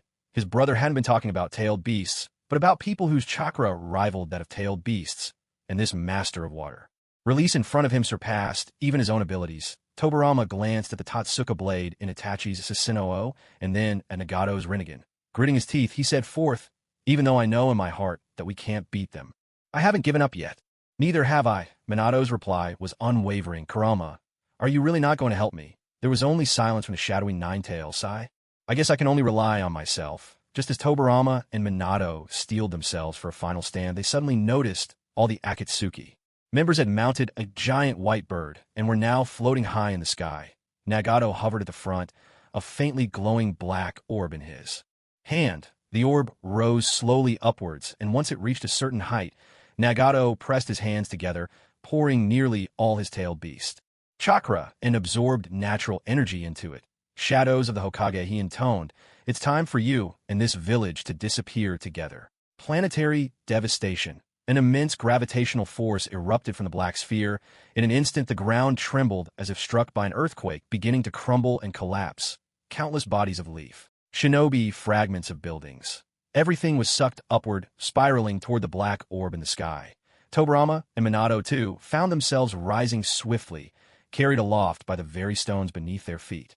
Acting quickly, both hurled kunai marked with their teleportation seals in an attempt to flash back to the ground. But it was useless. The pull of the gravity persisted, dragging their bodies inexorably upward. The power was so overwhelming they couldn't break free. Damn it, what is this power? Second, what do we do? Minato called out, frustration mounting. Tobirama, ever analytical, instantly deduced that the black orb was the source of the planetary devastation technique. He shouted forth, do you have any powerful long-range jutsu? If we attack that black sphere together, maybe we can do something. I can't. Most of my techniques are close-range, designed to work with Flying Thunder God for assassinations. And the shadow Nine-Tails inside me refuses to cooperate, so I can't unleash a tailed beast bomb, but I can use Sage mode. My Sage chakra is almost ready. At this moment, the Raikage and Mizukage, who were also caught up in the chaos, leaped onto the rising slabs of stone along with Orochimaru and Kabuto. In unison, they shouted, let us help too. All right, let's all unleash our most powerful long-range ninjutsu to attack that black sphere. Fourth Hokage, infuse your Sage chakra into our techniques. Got it. The plan sounded perfect, but the Akatsuki would never give them that chance except for Kisame. The others had each formed 7-tailed beast bombs, which they unleashed all at once. Sensing the searing heat hurtling toward them, Tobirama and the others were startled, their hearts sinking in dread. It's over. Even if the second and fourth Hokage could teleport those tailed beast bombs away, there just wasn't enough time. Their bodies were drawing ever closer to the black sphere, just as despair was about to swallow them. Suddenly, the gravitational pull drawing them and vanished. The stones and debris, suspended in midair, plummeted rapidly to the ground. Minato and Tobirama didn't know what had happened, but there was no time to ponder. Acting swiftly, Minato grabbed Orochimaru and Kabuto, while Tobirama took hold of the Raikage and Mizukage. Each used their teleportation to return safely to the ground, narrowly evading the tailed beast bomb's destruction. When they looked up again, the black sphere had vanished. They couldn't understand why, but for the Akatsuki members, the cause was perfectly clear. Just moments ago, a swirl of spatial distortion had erupted around the black sphere, whisking it away like a whirlpool. There could be no doubt this was the power of Itachi spoke up as a reminder. When I arrived in Konoha earlier, I saw Obito. Both his eyes are now Sharingan. It seems he's taken Kakashi's eye. He's got dual Kimui now. Nagato didn't look particularly surprised. He simply replied coldly, so we finally force him out. You all take care of those old weak and wounded. I'll go have a word with Obito. Calm settled once more, but the Kage were still catching their breath, shaken by how close to death they'd come. Before they could fully recover, the Akatsuki members had already closed in before them. On the other side, Obito finally appeared. Honestly, the combined forces of the 5 great nations are still unreliable. In the end, I have to depend on myself. At that moment, Nagato descended before him. Obito, let's talk again. Oh, by the way, about Zetsu. Did he tell you everything he should have? Obito glared at Nagato, eyes wide with anger, and replied slowly, Nagato, I remember you weren't this tiresome. Nagato gave a helpless smile, coughed lightly, and, after a moment's thought, put on a serious face and said, oh well. You once said I am no one, and I don't want to become anyone, but actually you're just like me, aren't you? You want to become Hokage? Obito was caught off guard, frowning. What nonsense are you spouting? Have you lost your mind? That's strange. Did I say something wrong? I remember Naruto started his so-called talk no jutsu with this exact line when he spoke to you. Why doesn't it work for me? Could it be that Naruto ate some kind of face fruit to help him out? Nagato muttered to himself, scratching his head. Then he unbuttoned his coat and pulled out a laptop that was clipped to his belt. So this is the laptop Zetsu mentioned?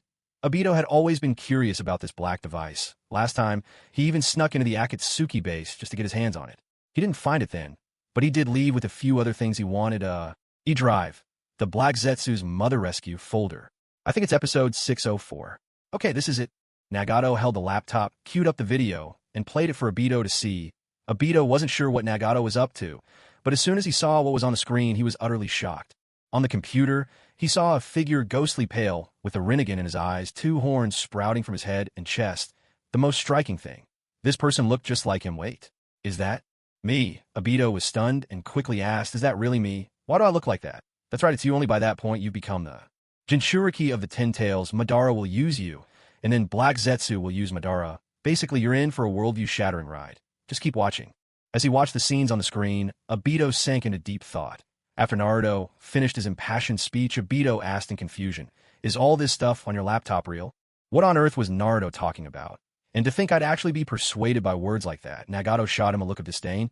Who knows what you were thinking? Back then, maybe the plot demanded it. But that's not the point. Keep watching. There are some iconic moments you need to see. Hang on, let me find them for you. The laptop sat open before Obito, the seconds ticking by. He didn't even blink, afraid to miss a single detail. At first he was skeptical, but when that particular scene came, his eyes turned moist. A burst of white light filled the screen. Every longtime fan knows this means a flashback is about to start. Just as Nagato reached to fast forward, Obito quickly stopped him. There he saw the person he missed most. On the screen, there was a bench, and 2 children sat together. The girl carefully bandaged a wound on the boy's cheek, her eyes full of concern. Rin, you saved me. That's the same as saving the entire world. Just think someday I'll become Hokage and put an end to this war. For that, I have to live my life to the fullest. The girl turned her head to gaze at the distant scenery, her enchanting smile still lingering on her lips. Seeing her remain silent, the boy stared at her somewhat lost and asked, do you understand what I mean? Hearing this, the girl immediately nodded vigorously, her eyes full of trust for the boy. It's a bit hard to grasp. The boy hurried to explain awkwardly, actually, how should I put it, if you're not always by my side, watching over me? Well, perhaps recalling what he wanted to say, the boy turned his head just as he was about to speak, only to find the girl's face suddenly leaning in so close, just inches away. Maybe this is what adolescent shyness and bashfulness are like. The sudden intimacy left the boy flustered, and he sprang up from the bench, pretending to be angry as he cried out, why did you get so close? All of a sudden, you startled me. The girl kept smiling as always, her smile as gentle and pure as an angel's, softly replying, weren't you the one who wanted me to stay by your side and watch over you? Hey. That adorable face, those warm words, left the boy standing there once again, cheeks burning red. After a brief hesitation, the boy turned around, raised his thumb to point at the clan crest on the back of his shirt, and declared in a loud voice, yeah, I said it. Watch me.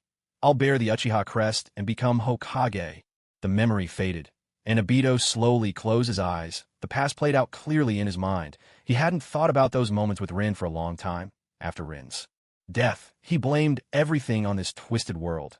All he wanted was to change it, to let people sleep in dreams and enjoy the happiness within them. Where there is light, there must be shadow. So long as the concept of victor exists, peace will never truly be possible in this world. That's the reality I've come to know, like a raging river. No matter how you try to block it, it will swallow everything in its path. Nagato, the unified peace you desire, just isn't possible. Human hearts can't be controlled. Better to join me and realize the Eye of the Moon plan together. Really now? Was all that just for nothing? Nagato sighed, a bit exasperated, and retorted, who says a surging river can't be stopped? I'll show you it can be done. Nagato shoved the laptop into Obito's arms, leapt down, and landed atop the water release technique Kisame had just unleashed. Using the power of his Rinnegan, he absorbed all the water, converting it into chakra in an instant. With unmatched strength, you can stop anything. Obito, my goal is to unify the ninja world. And once unified, as long as one's strength is solid and there are laws and controls, war won't break out. Again, it's tough, but that's the real world, not a dream. So let's forget about that. You're getting off track. Hurry up and keep watching. Nagato snatched back the laptop, quickly searching through those iconic scenes. From the moment Black Zetsu manipulated Obito to use the Rinne rebirth and resurrect Uchiha Madara, to the instant Madara seized Obito's eye and entered the Kinui dimension, where he personally revealed how he had used Obito to achieve his ultimate goal, the true nature of the infinite Tsukiyami, and finally, the Black Zetsu's betrayal that brought Kage Akatsuki back to life. These scenes, every last one, were laid bare before Obito.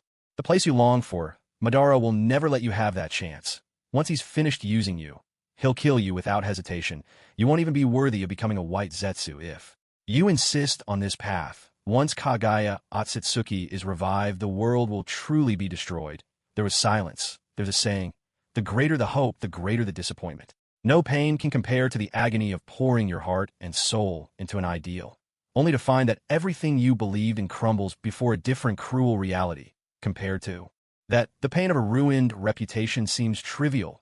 At this moment, Obito was on the verge of collapse. Seeing his state, Nagato spoke up.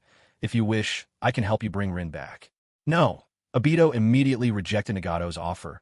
I've killed too many people, including Kakashi. If Rin were brought back, it would only bring her more pain. At these words, Nagato sighed, placing a reassuring hand on Obito's shoulder. Obito, it's time to look forward. Don't keep living in the past. Come with me. Let's change the world together. Not a world of illusions, but the real one. Our own lives may be beyond saving, but we can ensure that those who come after us never have to endure our pain. Well said. Suddenly, the voices of the other members rang out from behind. Nagato was taken aback. Have you all dealt with the previous Hokage? Haiden answered, his tone proud. Of course. With Itachi's Totsuka blade, it was way more reliable than Shikaku's sealing jutsu. Why do you keep bringing that up? Are you ever going to let it go? Shikaku's voice echoed from within Sasori, full of frustrated indignation. Sasori replied with a hint of disdain. Why are you shouting so loud? They can't hear you anyway. Just sit tight. A little longer, and you'll be free. Deidara walked up to Obito, and before Obito could react, he slung an arm over his shoulders in a gesture of camaraderie. With an affectionate tone, he said, Obito, no, I think I'll just call you Toby. We may not have truly worked together, but in the original story, we got along pretty well. There are many people I care for that much, so how about it? Will you come back? I'll look out for you. Haiden chimed in. If you join us, there just happen to be openings for the 8 Tails and 3 Tails Jinchuriki. Take your pick. Kakazu interjected, exasperated. Idiot, what nonsense are you spouting? Once we take care of Black Zetsu, we'll be able to set the tailed beast free. There's no point in Obito being a Jinchuriki. Please try to use your brain. Uchiha Itachi, carrying Sasuke on his back, spoke in his usual calm manner. Obito, now that you know the truth, what will you choose? Will you join us, or do you plan to keep pursuing that impossible goal of yours? It was clear that everyone wanted Obito to become one of them. Obito kept his head down, silent. Once he calmed himself, countless thoughts ran through his mind. He slowly untied the bandage over his left eye and spoke softly. Black Zetsu should be watching the fight between Madara Uchiha and Hashirama Senju right now. Let's go. I'll take you to him. Deidara shouted loudly. Huh. So you're saying you're coming back to the organization? Huh. Obito didn't answer. He just let out a faint chuckle. Rin, watch from above as I change. With the Akatsuki, I'll create a world without war. Forgive me. Just as everyone was about to set out, Nagato suddenly remembered something. Wait, before we go, there's someone we need to settle a score with. Orochimaru should still be here, now that Obito has rejoined us. I've just had an idea. At this moment, Orochimaru's eyes were fixed longingly on Sasuke, who was slung over Itachi's shoulder. His heart ached as if it were bleeding.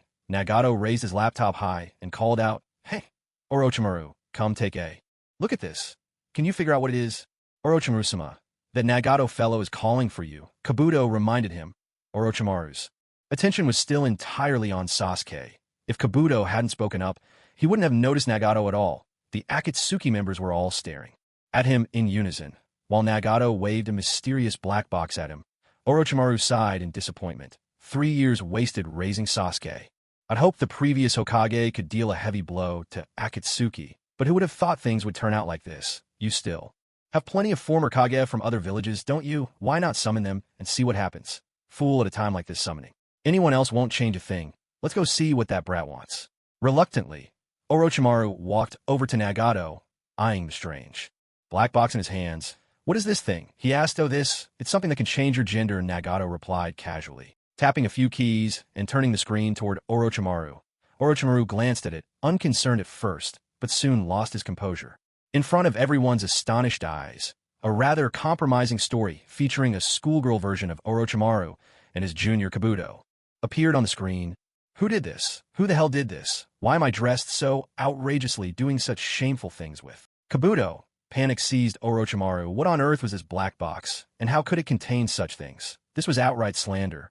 In all his life, Orochimaru had never sullied himself like this. He had never stooped to anything so disgraceful.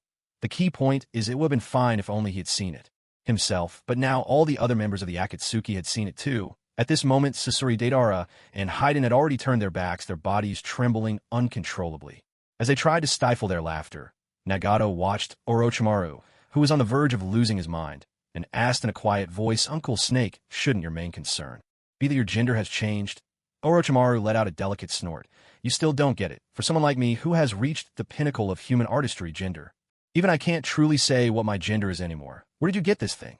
Destroy it now." Just as Orochimaru lunged to snatch the black box from Nagato's hands, Nagato dodged swiftly, a mischievous grin on his face. "Sure, I can do that, but only if you agree to one thing. Destroying these pictures is easy. What do you want from me this time? Join us." This was Nagato's second time inviting Orochimaru back to the Akatsuki. He had always believed that Orochimaru was a true talent.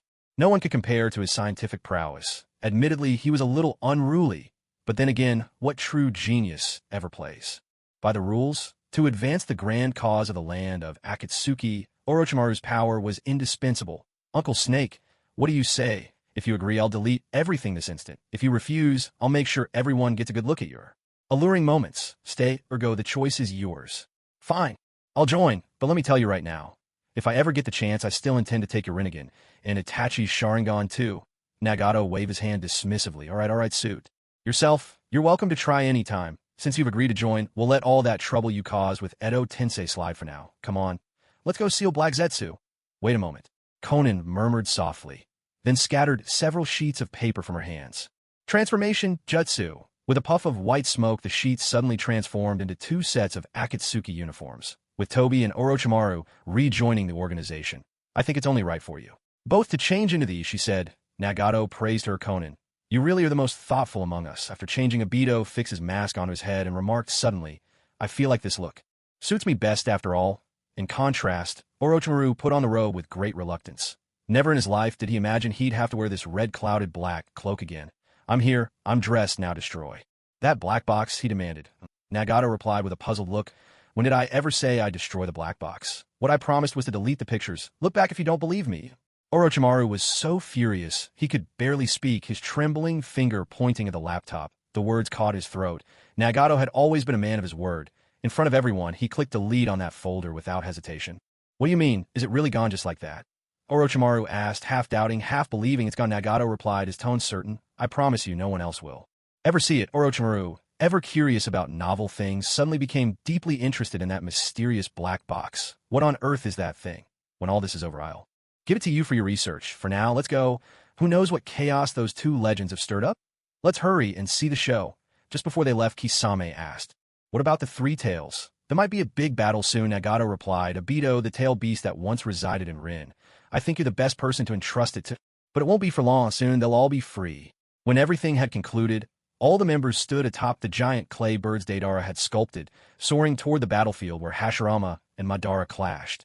Deidara sidled up too. Nagato, lowering his voice conspiratorially, "Boss, it's such a shame you deleted that notebook. I was just starting to enjoy seeing Orochimaru's embarrassing moments. Couldn't get enough, yeah?" Nagato chuckled mischievously. "Hey, Deidara, tonight? No, better wait until tomorrow during the day. Sneak over to me. I'll show you what a recycle bin really means." "Boss, you mean you didn't actually delete it?" "Should keep it down. I paid good money for that. No way I just toss it." The two couldn't help but clutch their heads and snicker in secret. Konan called out, "Nagato, what are you two giggling about?" Nagato, caught off guard, quickly composed himself and coughed twice in embarrassment. "Ahem. Deidara and I were just discussing tactics for dealing with Madara and Hashirama, and the best way to seal Black Zetsu." At that moment, Haiden piped up, "Hey guys, I just thought of a brilliant idea." Nagato looked at him in surprise. Well, look at you using your brain for once. Let's hear it." Well, Haiden rested his chin on his hand and replied with exaggerated seriousness. "I remember in the original story, when Madara was a kid, he once told little Hashirama not to stand behind him when he was peeing, otherwise he wouldn't be able to go. That's a fatal weakness, so here's the plan. We just wait until Madara needs to relieve himself. Then all of us line up behind him and mess with him a few times. Who knows? Maybe he'll just die from holding it in."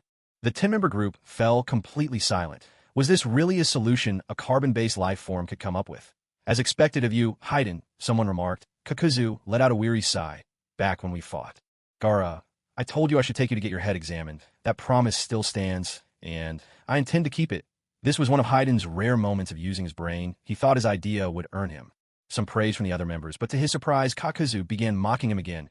"Hey, Isn't my idea good? It's simple and effortless. Are you an idiot? People brought back by the reanimation. Jutsu. Do they need to use the bathroom? They don't need to. Hayden's suggestion was so absurd that after the members explained it to him over and over, he finally started to understand and stopped arguing. Resigned, he turned away, squatted quietly on the bird's back, and began tracing circles with his finger, muttering under his breath, "One day, I'll offer all of you up to Lord Jashin as sacrifices. Then you'll see who's calling me brainless." In the distance, on the battlefield between Madara and Hashirama, a wooden titan clashed with Susanoo, their fateful rivalry seemingly endless, as if doomed to repeat for all eternity unless some outside force intervened. Hashirama had long sensed that his brother and the other Hokage's chakra signatures had disappeared. Anxious to return to the Leaf Village, he found Madara stubbornly refusing to let him go, entangling him in battle until now. As both the wooden construct and the Susanoo collapsed, the two men stood face to face, gasping for breath, ready to continue fighting in person. Madara, this battle will only benefit the Akatsuki. In the end, if we keep this up, it's pointless. Not only will the village we poured our hearts into be ruined, but the whole world will end up ground beneath the Akatsuki's heel. Our village? Humph, Hashirama. You still have a nerve to talk about our village. Forget it. I don't feel like arguing. As long as I take care of you, those brats are nothing to worry about. At that moment, Zetsu emerged silently behind Madara, his voice cold and eerie. Lord Madara, Obito has betrayed us. Now all of them are heading this way. But I left a little insurance. I thought you should know. Zetsu leaned in and whispered his plan into Madara's ear. Madara listened, a note of surprise in his expression. Oh, you were able to recruit someone like that? Of course. Zetsu replied with a sinister grin, gesturing behind him. From the ground, Danzo's half-dead body began to emerge. I fused all the Hashirama cells we cultivated into Danzo's body and reactivated the dying cells he already had in him. That's the only reason he's still alive. Madara noticed something odd about Danzo's right arm and asked, all those closed eyes, were they? They're all Sharingan, used for his Izanagi. Hearing this, Madara's anger flared instantly. For someone like Danzo, not even an Uchiha, to possess so many Sharingan. There was no telling what horrors he'd inflicted on the Uchiha clan in the past. Madara wanted nothing more than to crush Danzo on the spot, but for the sake of his grand plan, he chose to endure. For now, old man, you'd better hang in there. My Rinne rebirth depends on you.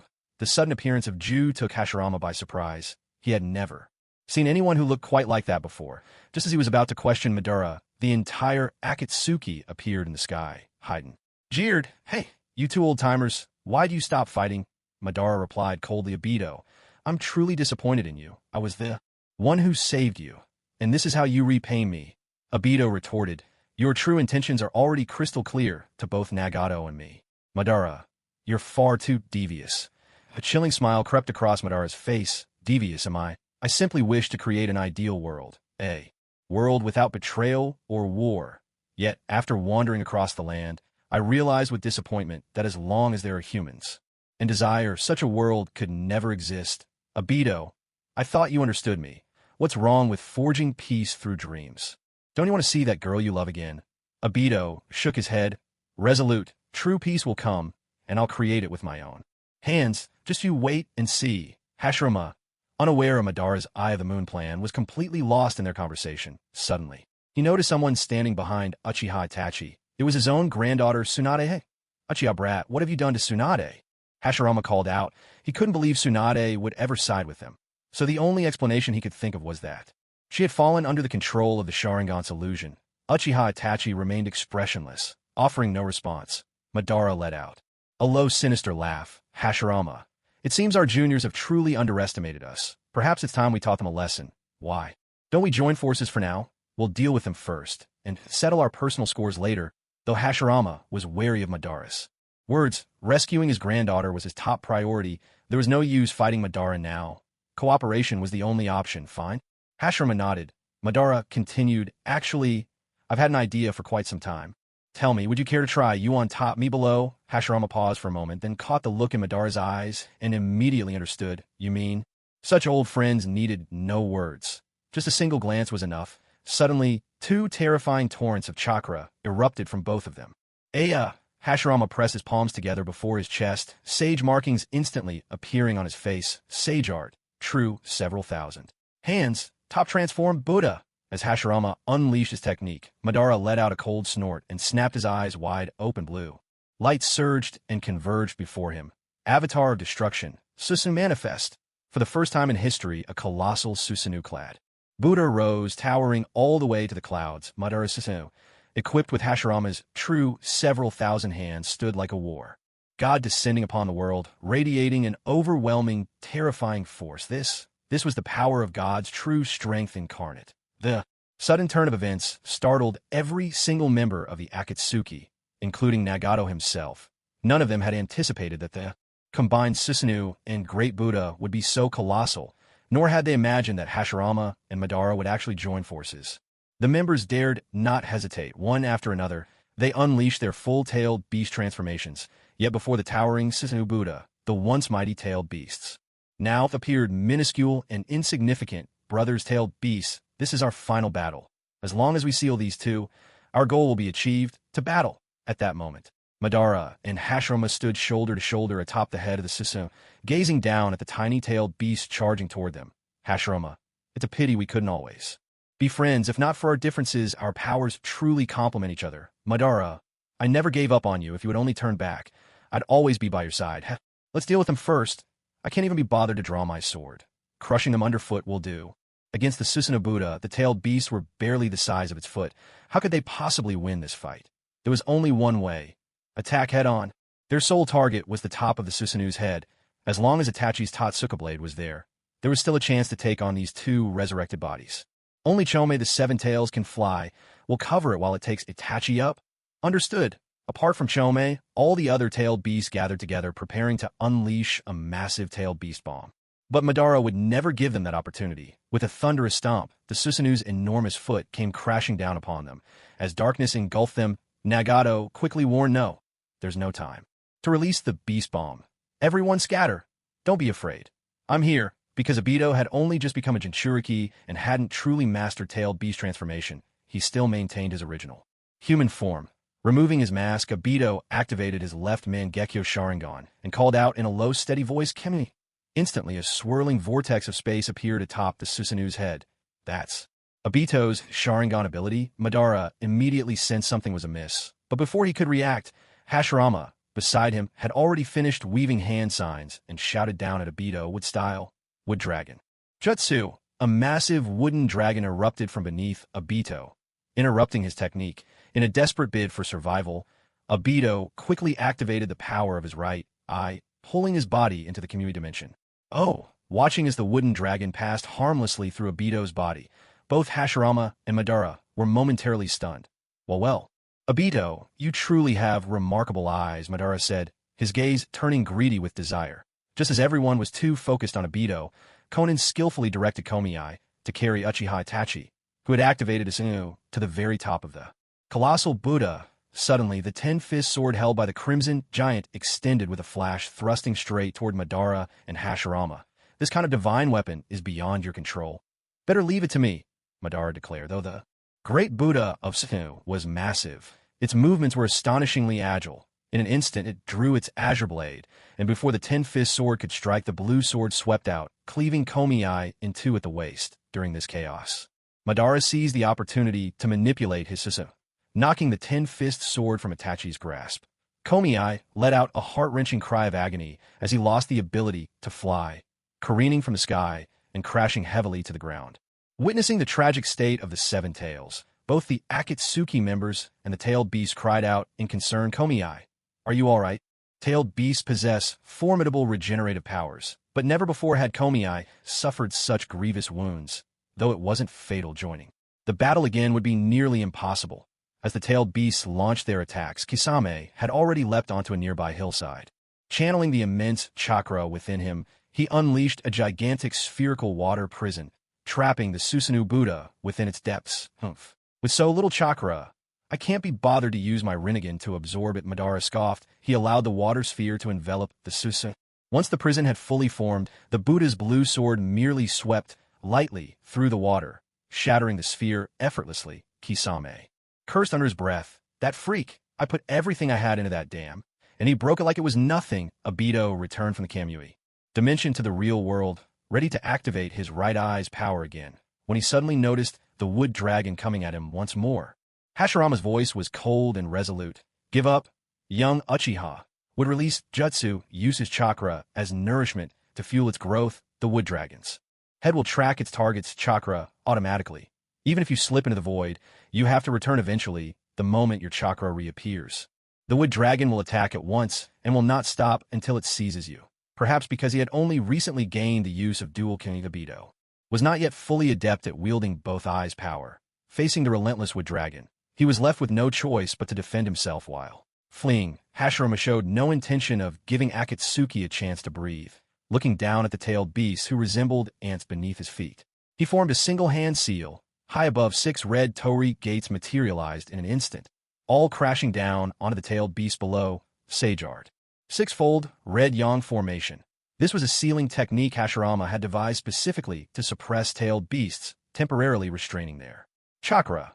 Under the weight of the red yang gates, the tailed beasts howled in anguish, but no matter how they struggled, they could not break free. Yet this was not the end. It seemed Hashirama's fury had truly been kindled. He clenched his fists and formed seals once more, channeling the power of the entire 1,000-armed cannon behind his Susanoo, gathering every ounce of strength into his fists, as thousands of gigantic fists rained down at breathtaking speed. Each one seemed powerful enough to shatter mountains, crashing down upon the tailed beast beneath the gate of the divine Sage Art. Top Transcendent Buddha! Just as the fists were about to strike, in a moment of desperation, Nagato urgently called out, "Everyone, quickly release your tailed beast transformations. Don't harm the beasts." With his orders given, he soared alone into the sky, facing the overwhelming barrage of colossal fists hurtling toward him. He drew upon all the natural energy he had painstakingly suppressed with his formidable willpower, unleashing it in an instant. Cursed markings, shifting from crimson to black, erupted across his body, and a colossal protective barrier shimmered into existence, encasing his comrades within its shelter. He braced himself to endure Hashirama's true 1,000 hands onslaught to counter Sage Art. Only Sage Art would suffice. Ah! He roared as countless titanic fists slammed relentlessly into the energy barrier sustained by natural energy, though the shield held firm. Nagato's body was racked with agony, every blow reverberating within him. It's not enough. Not yet. Damn it, I'm running out of power, he thought desperately in that critical moment. Kurama surged to his aid, pouring torrents of chakra into Nagato's body. "Don't forget, you still have me," the beast reminded him, gritting his teeth and barely holding back the pain. Nagato forced his eyes open, staring through the rain of blows pummeling his shield. As the final, most devastating wave crashed down, he could hold on no longer. Spreading his arms toward the heavens, he let out a hoarse, soul-shaking cry. Sage Art. Ultra Almighty Push. Both Hashirama and Madara had long since recognized Nagato as a sage, but they never imagined the sheer magnitude of natural energy within him, enough to stand against the true 1,000 hands itself. As the top Transcendent Buddha's fists rebounded, even Madara, with his Rinnegan, was unable to retaliate in kind. He could not wield Sage Art, and his body, still not fully resurrected, was incapable of unleashing a technique on the same level as Nagato's almighty push. The rebounded fist crashed down upon the Susanoo Buddha, shattering Madara's Susanoo armor in an instant and sending him crashing heavily to the earth below. The fractured Susanoo Buddha dissipated into nothingness. Hashirama and Madara struggled to their feet. Madara sneered, "Nagato, I really did underestimate you." But even as Madara spoke, Nagato suddenly felt a searing pain in his Rinnegan. His body began to wither, visibly shrinking at an alarming rate.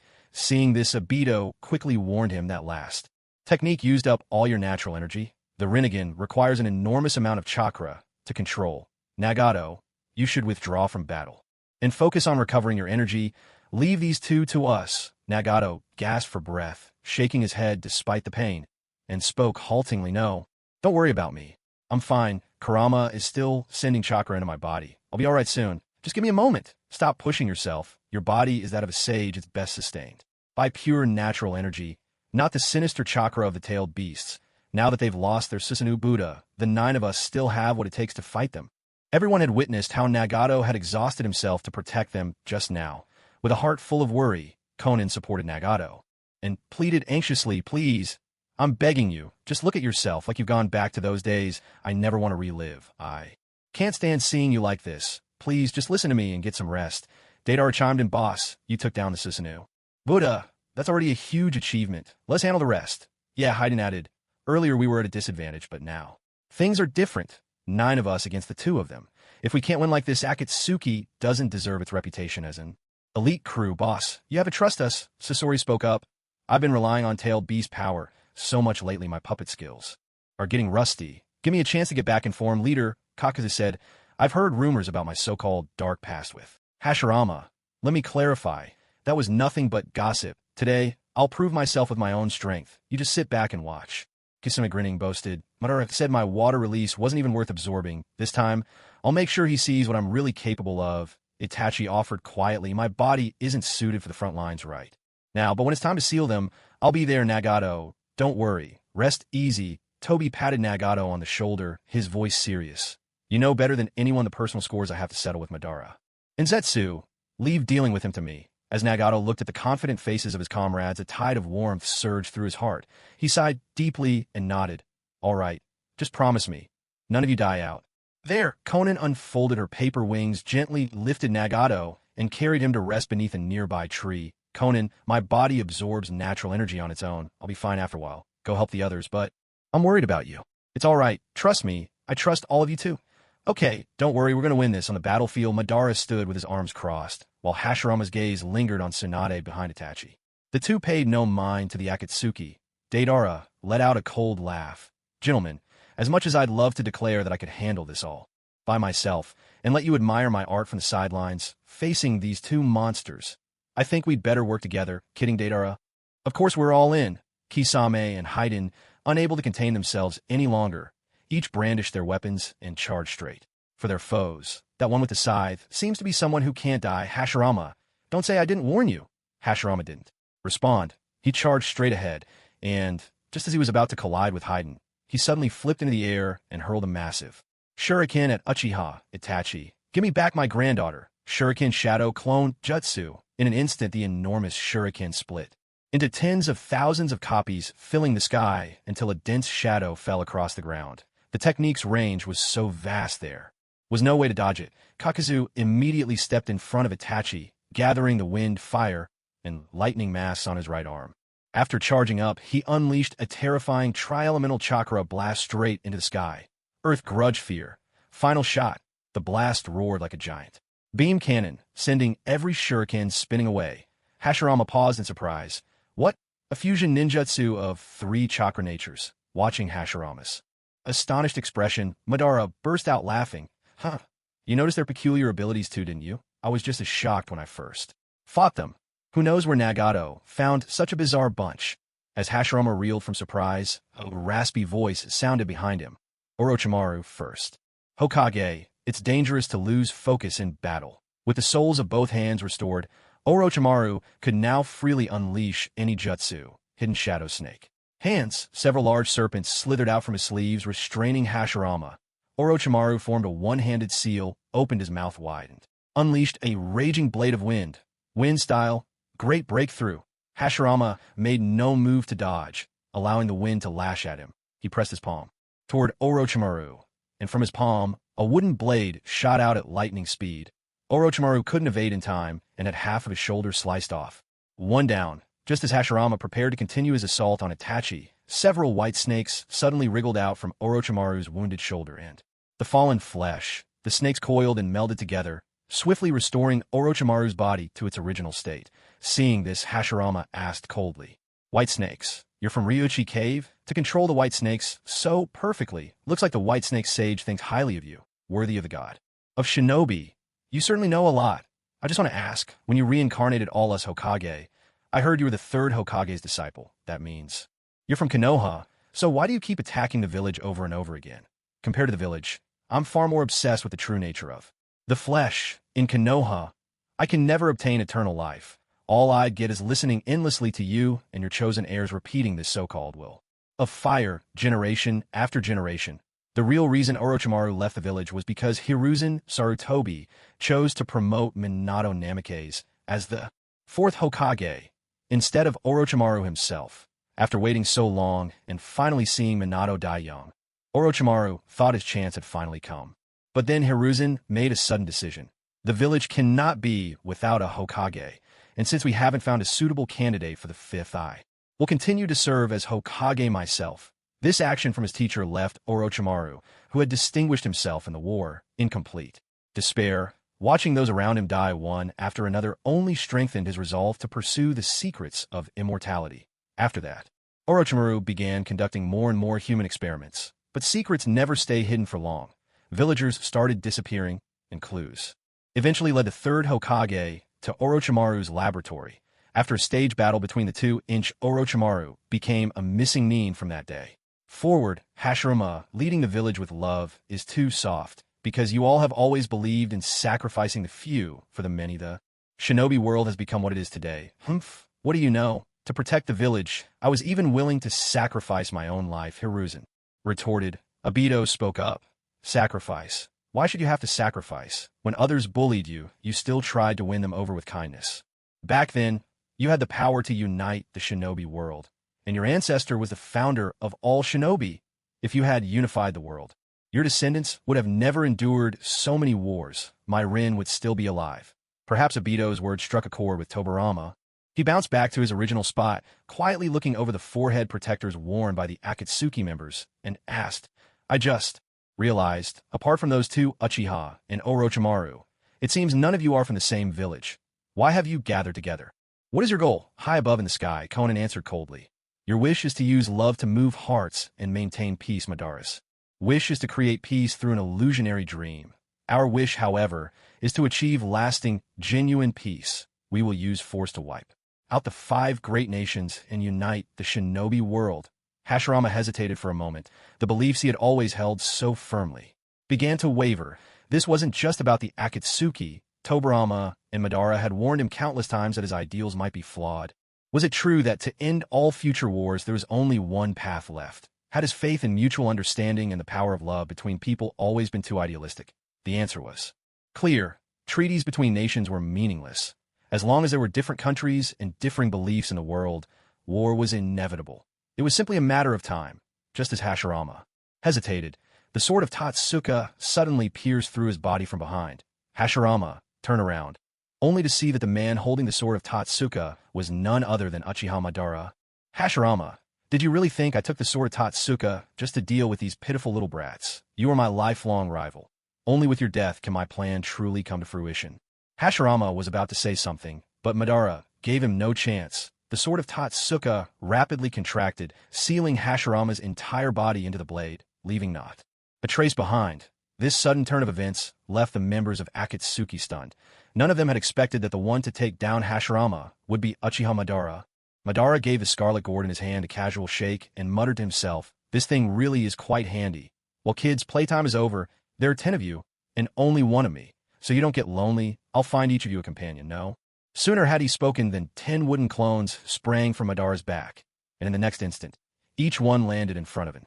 Akatsuki member, damn it, don't look down on us. Haiden swung his triple-bladed scythe at the clone before him. The clone dodged, nimbly, paying no heed to the corrosive foam covering Haiden's body, and with a single crushing punch sent Haiden's head flying. Madara let out a cold snort. Humph. Even if you can't die, let's see how much trouble you can cause without a head. Haiden! Kakuzu shouted. He rushed forward to help, but Madara's clone immediately blocked his path. Out of my way! Kaku merged all 4 of his massed hearts back in his body. Dozens of thick black tendrils burst from him just as he prepared to attack. In a flash, Madara's clone unleashed the Susu, pinning Kakuzu beneath its foot. Kakuzu roared, quickly hardening his body with earth release to increase his resistance, and with all his strength, forced himself out from under the massive foot. Meanwhile, the other Akatsuki members were also locked in fierce battles with Madara's wooden clones. Sitting atop a hillside, Madara surveyed the chaotic battlefield with satisfaction. Zetsu emerged silently from the earth and spoke in a low tone. Lord Madara, enough playing around. Nagato is almost out of strength. Itachi's body is at its breaking point.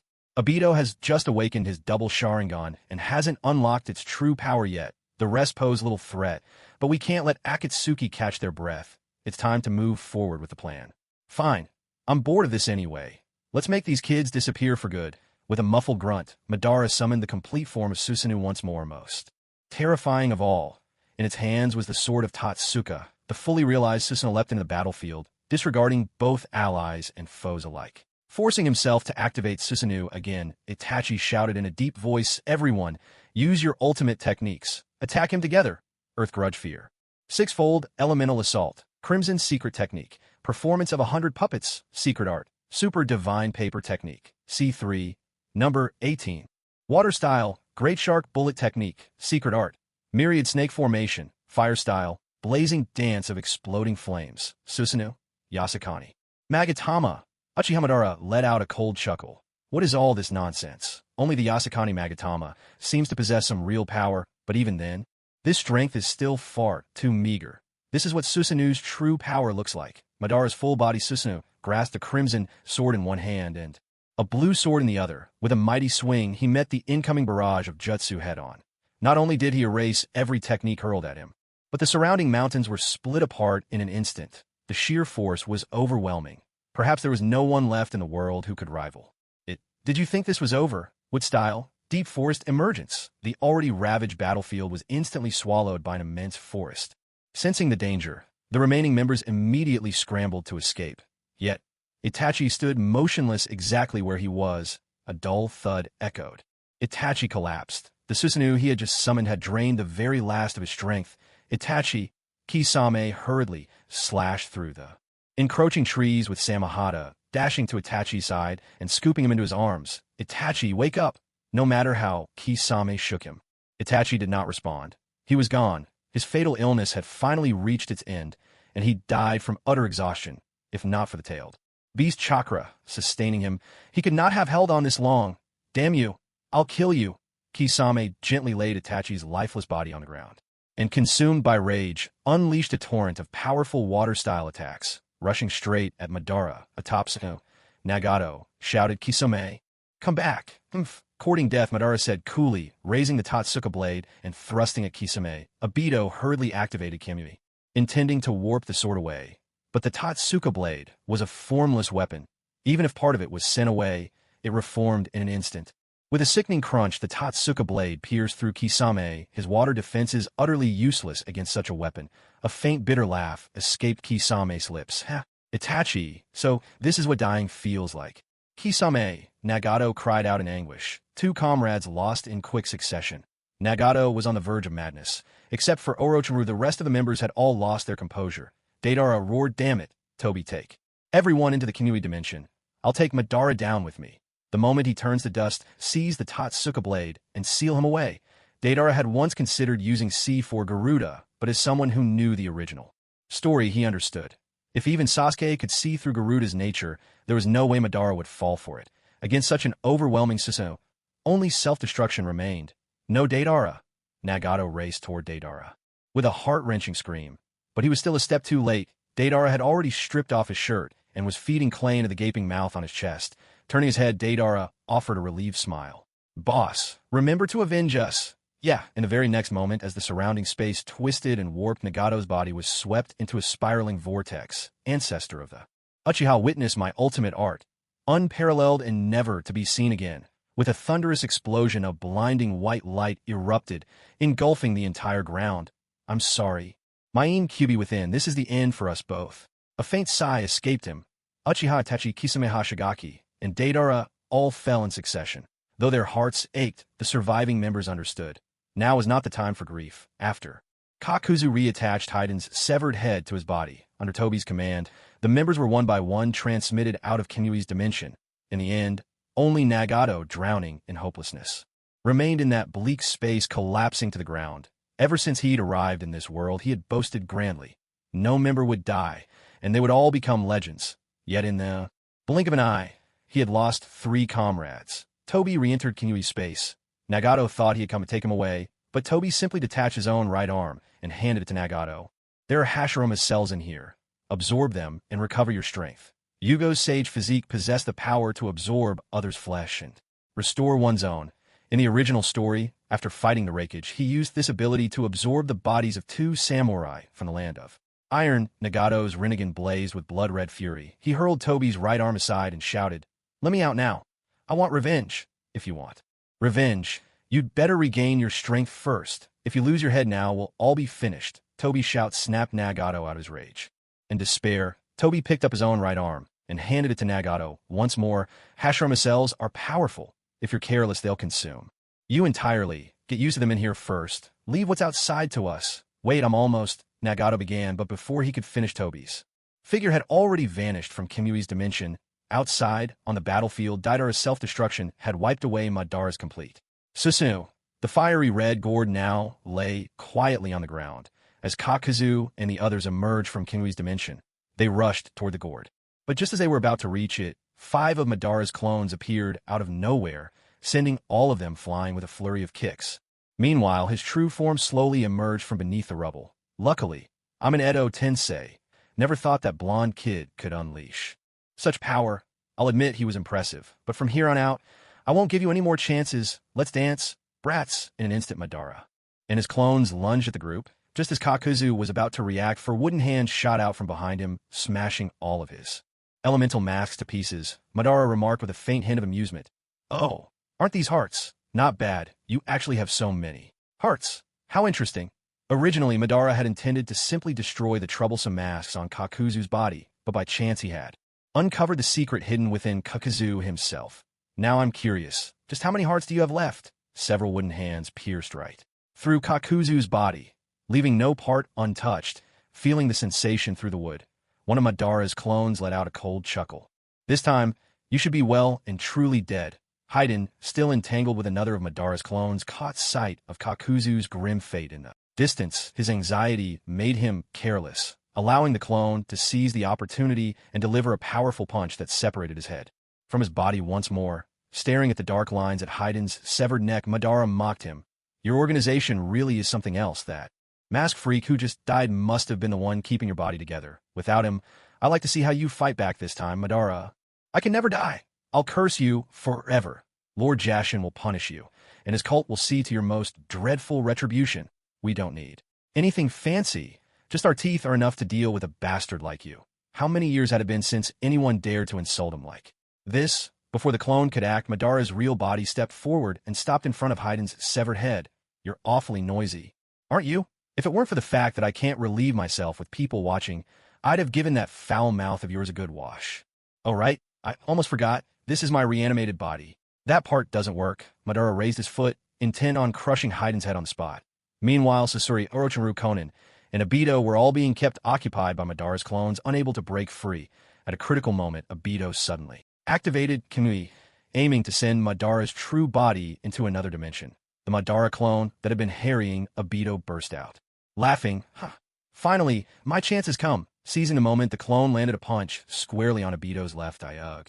Obito clutched his eye in pain. Just then, as a ripple of space emerged over his right eye, Nagato appeared. Ichim, at the sight of Nagato, Madara's brows knit together. For some reason, Nagato now radiated a chilling aura, utterly different from before. Nagato fixed Madara with a steely gaze and pressed his right hand to the ground. Members-tailed beasts, I'm sorry. When this is over, I'll revive you all. Summoning Jutsu. Demonic statue of the outer path. With a furious roar, a colossal, withered wooden statue erupted from the earth. As the demonic statue of the outer path revealed itself, 9 black rods immediately extended from its chest, impaling Nagato's body. Perhaps thanks to the cells of Hashirama and the power of the sage body, Nagato was not emaciated this time. Even his searing pain shot up his back. Nagato formed a hand seal with one hand and shouted, Outer path. Chains of the Ghetto statue. 9 spectral soul chains burst from the mouth of the Ghetto statue, 8 of them plunging into the bodies of the Akatsuki members, dead or alive. Without hesitation, Deidara's body had long since been reduced to fragments after his self-destruction.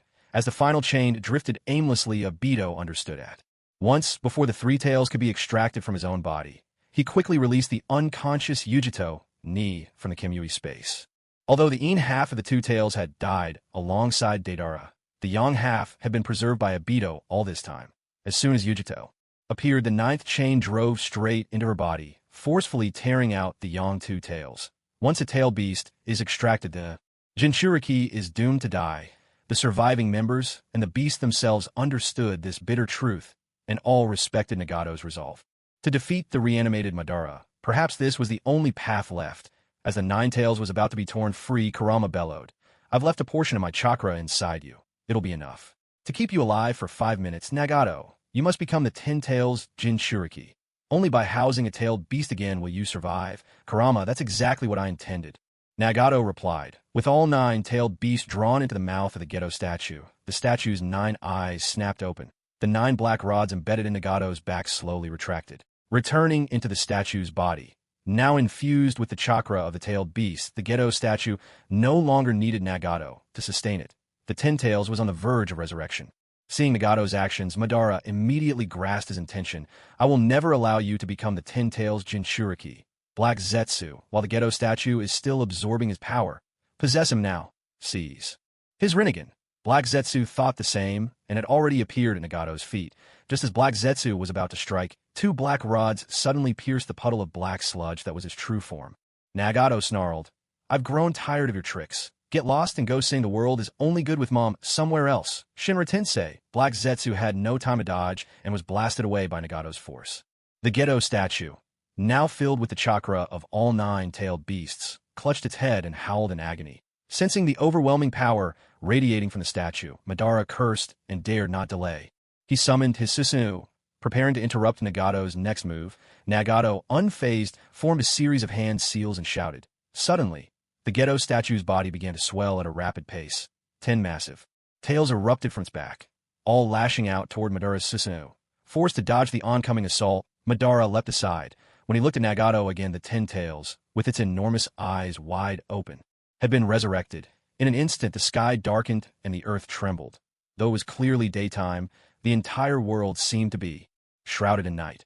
A blood-red moon cast the image of a cross-shaped star, and an overwhelming aura radiated outwards in every direction.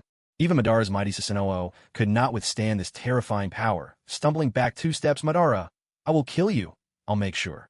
Not even your bones remain. 6 paths. 10 tails coffin seal. Nagato soared to the 10 tails side, pressing both hands against its massive hide. In the next moment, accompanied by a thunderous rumble, the 10 tails body began to dissolve into a stream of pulsing flesh, which Nagato drew continuously into himself. When the dust finally settled, a white sphere hovered suspended in the sky. Suddenly, with a resounding crack, the sphere shattered. Shards of crystal drifted through the air as Nagato at last became the 10 tails Jinchuriki.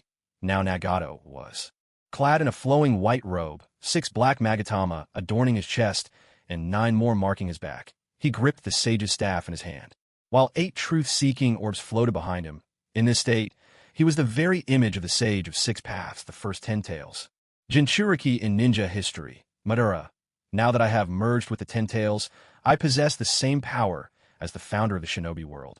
I will become the second sage of 6 paths. Even if you are an Edo Tensei, it means nothing in the face of my strength. Damn it! Madara and Black Zetsu finally sensed the looming threat. Their original plan had been to seize Nagato's Rinnegan and implant it into Danzo, who possessed Hashirama cells. Black Zetsu would then control Danzo to use Rinne Rebirth to bring Madara back to life. After using Danzo, they would hand the Rinnegan over to Madara so he could summon the demonic statue of the Outer Path and become the final 10 tails Jinchuriki, thus realizing the Eye of the Moon plan. But unexpectedly, Nagato seized the initiative. They had never imagined that Obito would give up his Hashirama cells to Nagato. I will use every speck of dust from your body to honor the comrades who died for my dream. Nagato suddenly vanished in midair. Madara, startled, relied on his keen eyes to sense that Nagato would appear behind him, but he couldn't react fast enough. With a single swing of the staff, Nagato severed Madara's right arm. Ugh! Madara grunted, quickly leaping to the side. The dust from his severed arm didn't regroup, but scattered and drifted down into the earth carried by the wind. Madara could no longer regenerate. No, I can't let him hit me again. If this continues, this body will. As Madara frantically searched for a countermeasure, he suddenly felt an immense gravitational force. It was so powerful he couldn't break free, and his body was pulled directly toward Nagato's outstretched hand. I will not die so easily at your hands. Madara steeled himself for a desperate gamble. As he was drawn in by Nagato's almighty pull, he instantly summoned his Susanoo and hurled the sword of Totsuka straight at Nagato. Nagato raised his sage staff and struck aside the swiftly approaching blade, his voice cold and unyielding at this point. Do you really think something like this can affect me? Madara's final struggle ended in failure. Now, Nagato had pulled him close, gripping his throat with a merciless hand. Madara thrashed with all his might, hoping to break free from Nagato's grasp, but all he achieved was the loss of yet another arm. Nagato tore off Madara's second arm without hesitation. Nagato, I was the one who gave you the Rinnegan, the one who granted you this power. Is this how you repay me? Spare me the pointless words, Nagato replied coolly. But before you die, I'll tell you one thing. Black Zetsu isn't your creation, nor does he act by your will. He is the child of Kage Akatsuki, to resurrect his mother. He tampered with the Uchiha clan stone tablet, and has been using you to further his own plans. Madara, you were deceived.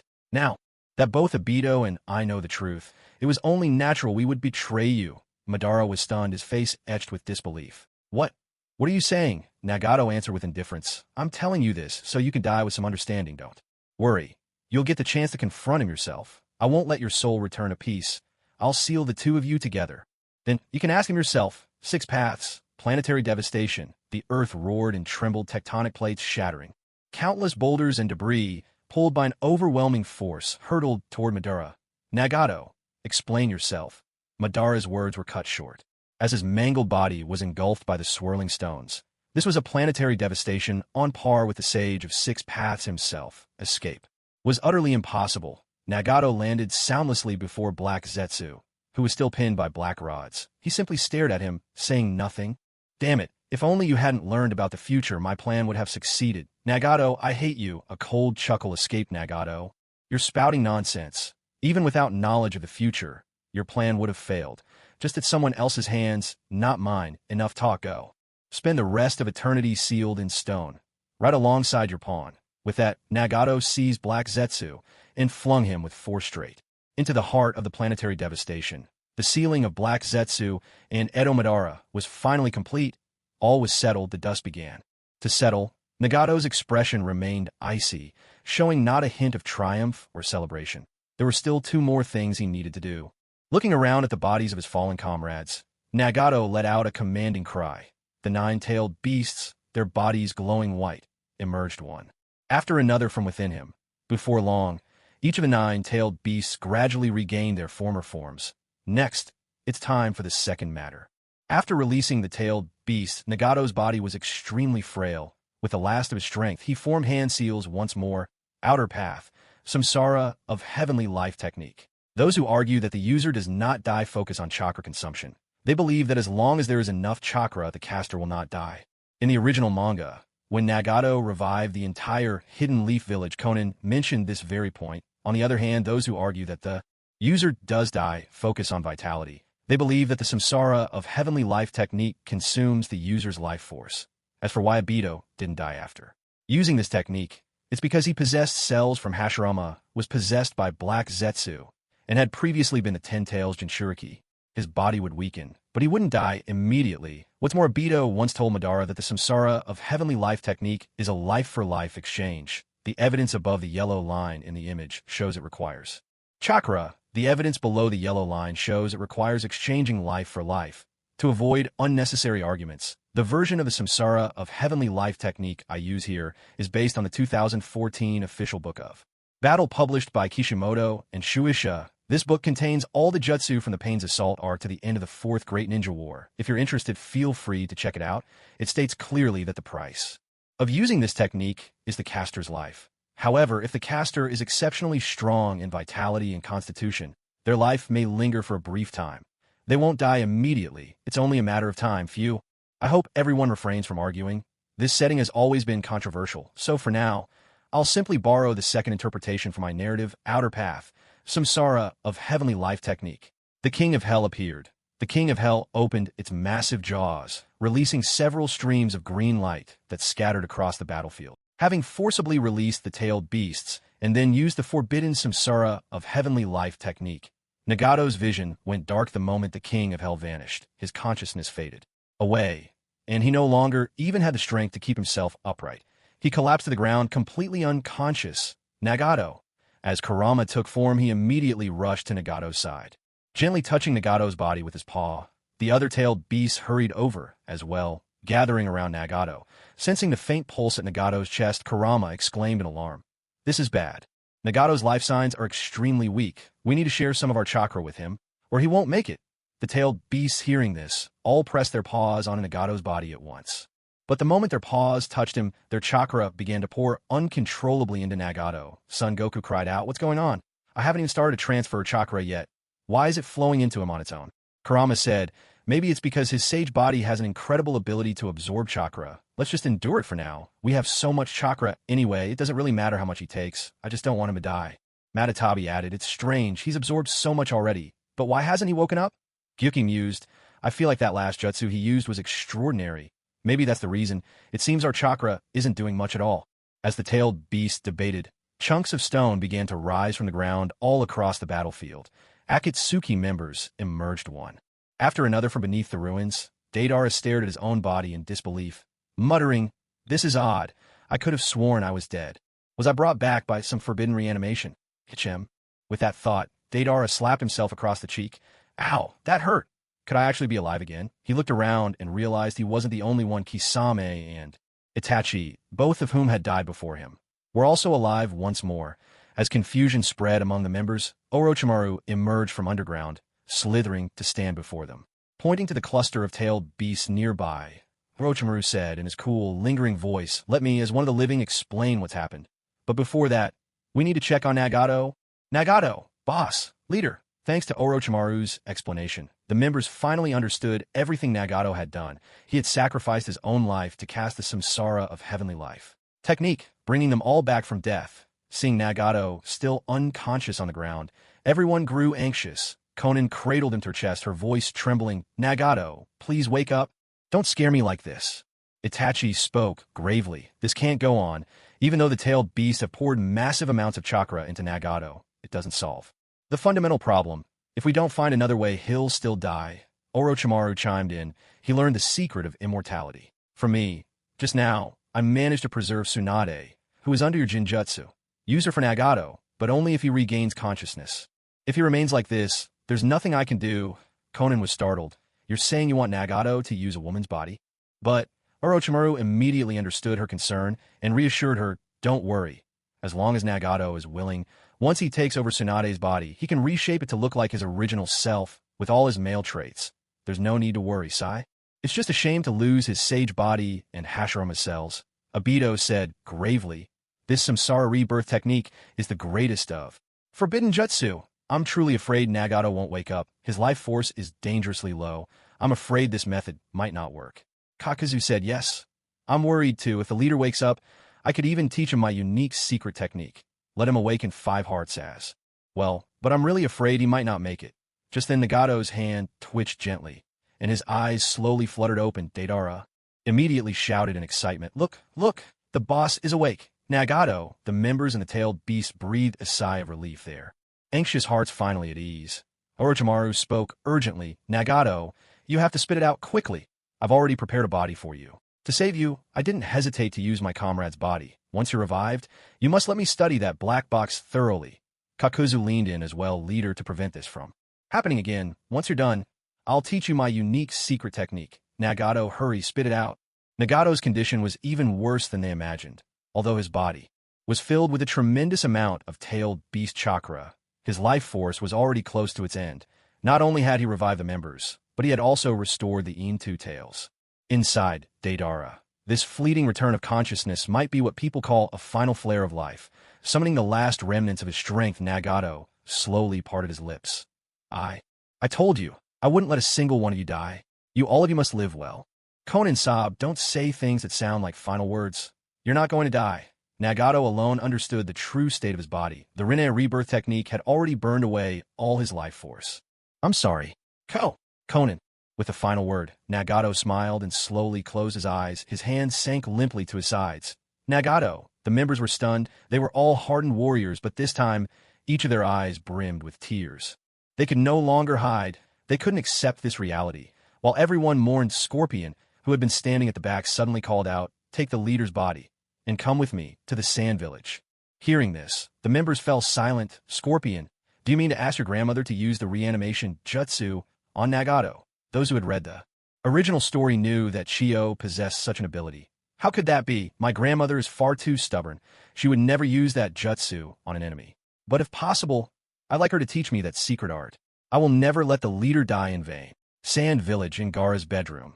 On white sheets, as a pair of aged hands gently descended, a life was successfully transferred. Nagato opened his eyes, looking at the members' ecstatic faces. In a soft voice, he asked, where am I? As Konan wiped the tears from the corners of her eyes, she sobbed and replied, "We're in Sunagakure. It was Granny Chiyo who brought you back to life." Only then did Nagato notice the body of Chiyo lying beside Gaara and Sasori. "Why would Chiyo save me?" Gaara let out a sigh. "Let me explain. Not long ago, the Akatsuki members arrived at Sunagakure. The Sand Ninja, thinking Akatsuki was launching another attack, were thrown into panic. At that moment, Sasori stated his true intentions. He wanted to meet his grandmother. If the Kage refused, Akatsuki would annihilate the Land of Wind.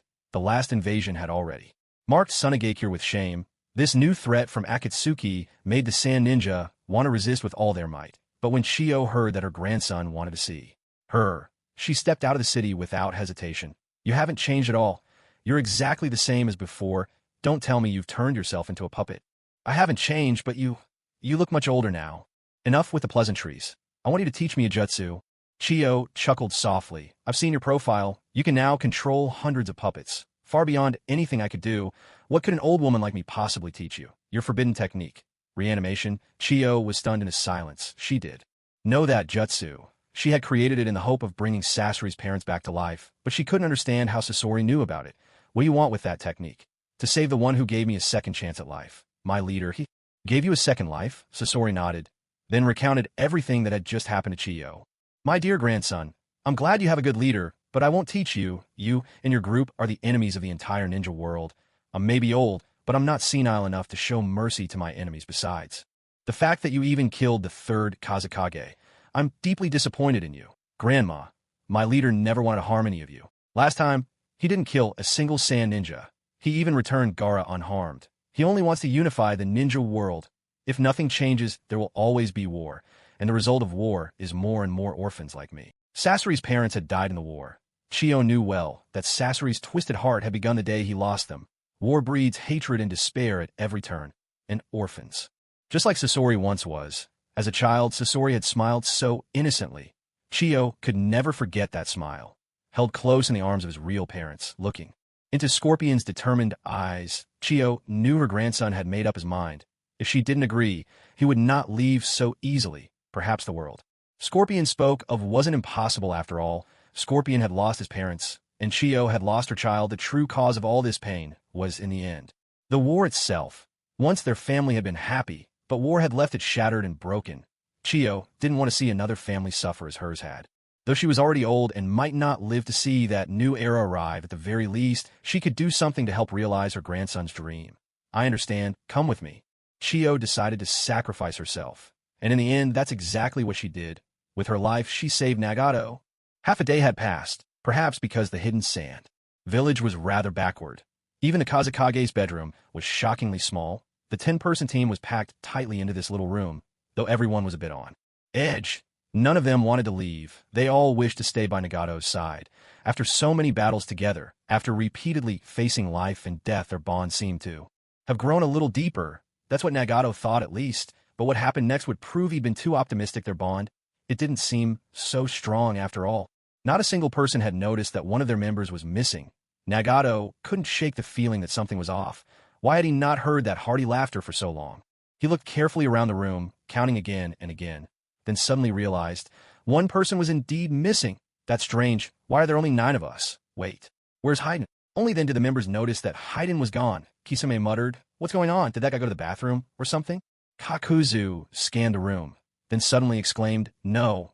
When we came to the Land of Wind, I don't think he was even with us," Konan said, uncertainly. I remember the last I saw Haiden Madara knocked his head off. Kakuzu, did you help him put it back on?" Kakuzu replied, "Yeah, I did." Konan shook her head. "No, after you died, he lost his head again." Kakuzu protested. "How would?" "I know, I was dead. How could I put it back on for him?" The others fell silent. Deidara chimed in, "Haiden is immortal. He doesn't need Rinne rebirth. After we were revived, each of us crawled out of the rubble ourselves. Could it be he's still buried under the ruins? That must be it." "Yeah, what the heck? You mean you all just left Haiden behind?" It made sense. The conclusion fit the facts. By now, Haiden had been buried alone for nearly a whole day. Everyone's attention after the resurrection had been focused on Nagato, and they'd completely forgotten about Haiden. Kakuzu hurriedly said to Nagato, "Leader, you get some rest. I'll go bring Haiden back right away." Deidara, "You come with me, huh?" "Why?" "You have a giant bird." "The journey is too long, and I'm too lazy to walk." Back on the battlefield, the air was thick with the lingering haze of gunpowder. The landscape had been utterly transformed by the fighting. There was no trace of life left here, yet, if you listened carefully you could make out a faint, pitiful, whimpering sound. It came from somewhere beneath the distant ruins. The voice, muffled by the piles of rubble, or perhaps buried too deep, was impossible to make out at first. But if you drew closer and listened intently, the words finally became clear. "You bunch of bastards! It's been so long. Why hasn't anyone come to save me yet? Where is everyone? Have you all died somewhere? Have you forgotten about me? What happened to us being one big loving family? Have you all abandoned me? Oh please, someone come save me. Kakuzu, where are you? My head hurts so much. I miss you." Wow, what a huge ball. It really looks like the moon, HM. Staring at the Chibaku Tensei, floating high above the battlefield, Deidara couldn't help but marvel. "I wonder if my art could blow that thing apart." Kakuzu jumped down from the giant bird and urged, "Enough with the admiration. Let's hurry up and find Haiden. This place is enormous, and who knows where he's buried. Let's not waste time." Deidara reached into his pouch and pulled out some explosive clay, grinning mischievously. "No need to make it so complicated. Kakuzu, you better stand back. If we keep searching like this, who knows when we'll find him? I'll just blast him out instead." Kakuzu nodded. "Good idea." Before long, Deidara had crafted a handful of clay spiders. He tossed them down, and the little spiders scattered across the battlefield, crawling into the ruins. "HM, that should do it." Just as Deidara was about to shout his command, Kakuzu quickly stopped him, pointing into the distance. "Wait. There's someone over there." Deidara followed his gaze. When he saw the man's face clearly, he exclaimed in shock, "Danzo, how is this guy still alive?" The two of them hurried over to Danzo's side. Though he was still alive, his body was in terrible shape, so weak he could barely speak. Deidara sneered, mocking him. "Danzo, you really are hard to kill, huh? After all the times we kicked. You're still not dead." "Humph, Kakuzu, don't you still need for more hearts? I remember Danzo's specialty is wind release. Just take him." Yeah, Kakuzu was already thinking along those lines. It wasn't just his hearts. He wanted to take even more from Danzo. He tore away the sleeve on Danzo's right arm, revealing a grotesque human face embedded in his upper arm. He's managed to stay alive this long. Must be thanks to the Hashirama cells inside him. Obito's right arm was absorbed by the boss, so he's missing a limb. I think Danzo's right arm would suit Obito just fine. Hearing that the two members of the Akatsuki wanted to take his right arm, Danzo's eyes snapped open. With a menacing voice, he declared, "You can have my heart, but if you covet my right arm, that is absolutely impossible. I will never let you grow stronger and use that power to harm Konoha again." The cells from Hashirama were intensely active, without immense willpower and strength. They could easily overwhelm their host. Danzo's frailty was due to the fact that he used all his chakra to suppress the Hashirama cells in his right arm. His heart he could sacrifice, but his right arm was out of the question. In an instant, Danzo's right arm began to swell uncontrollably, transforming into a towering tree. Kakuzu and Deidara quickly jumped back to avoid being caught up in the surge of wood release. Just moments before, the battlefield had been a wasteland, but thanks to Danzo, it was suddenly bursting with life. Deidara remarked, "This old man still got some backbone." Kuku muttered. "Who knows what else he'll pull next? We can't give him a chance. If he uses a sealing jutsu on himself, my wind-style heart will be lost too." Just as Danzo was about to self-destruct, Kakuzu landed beside him.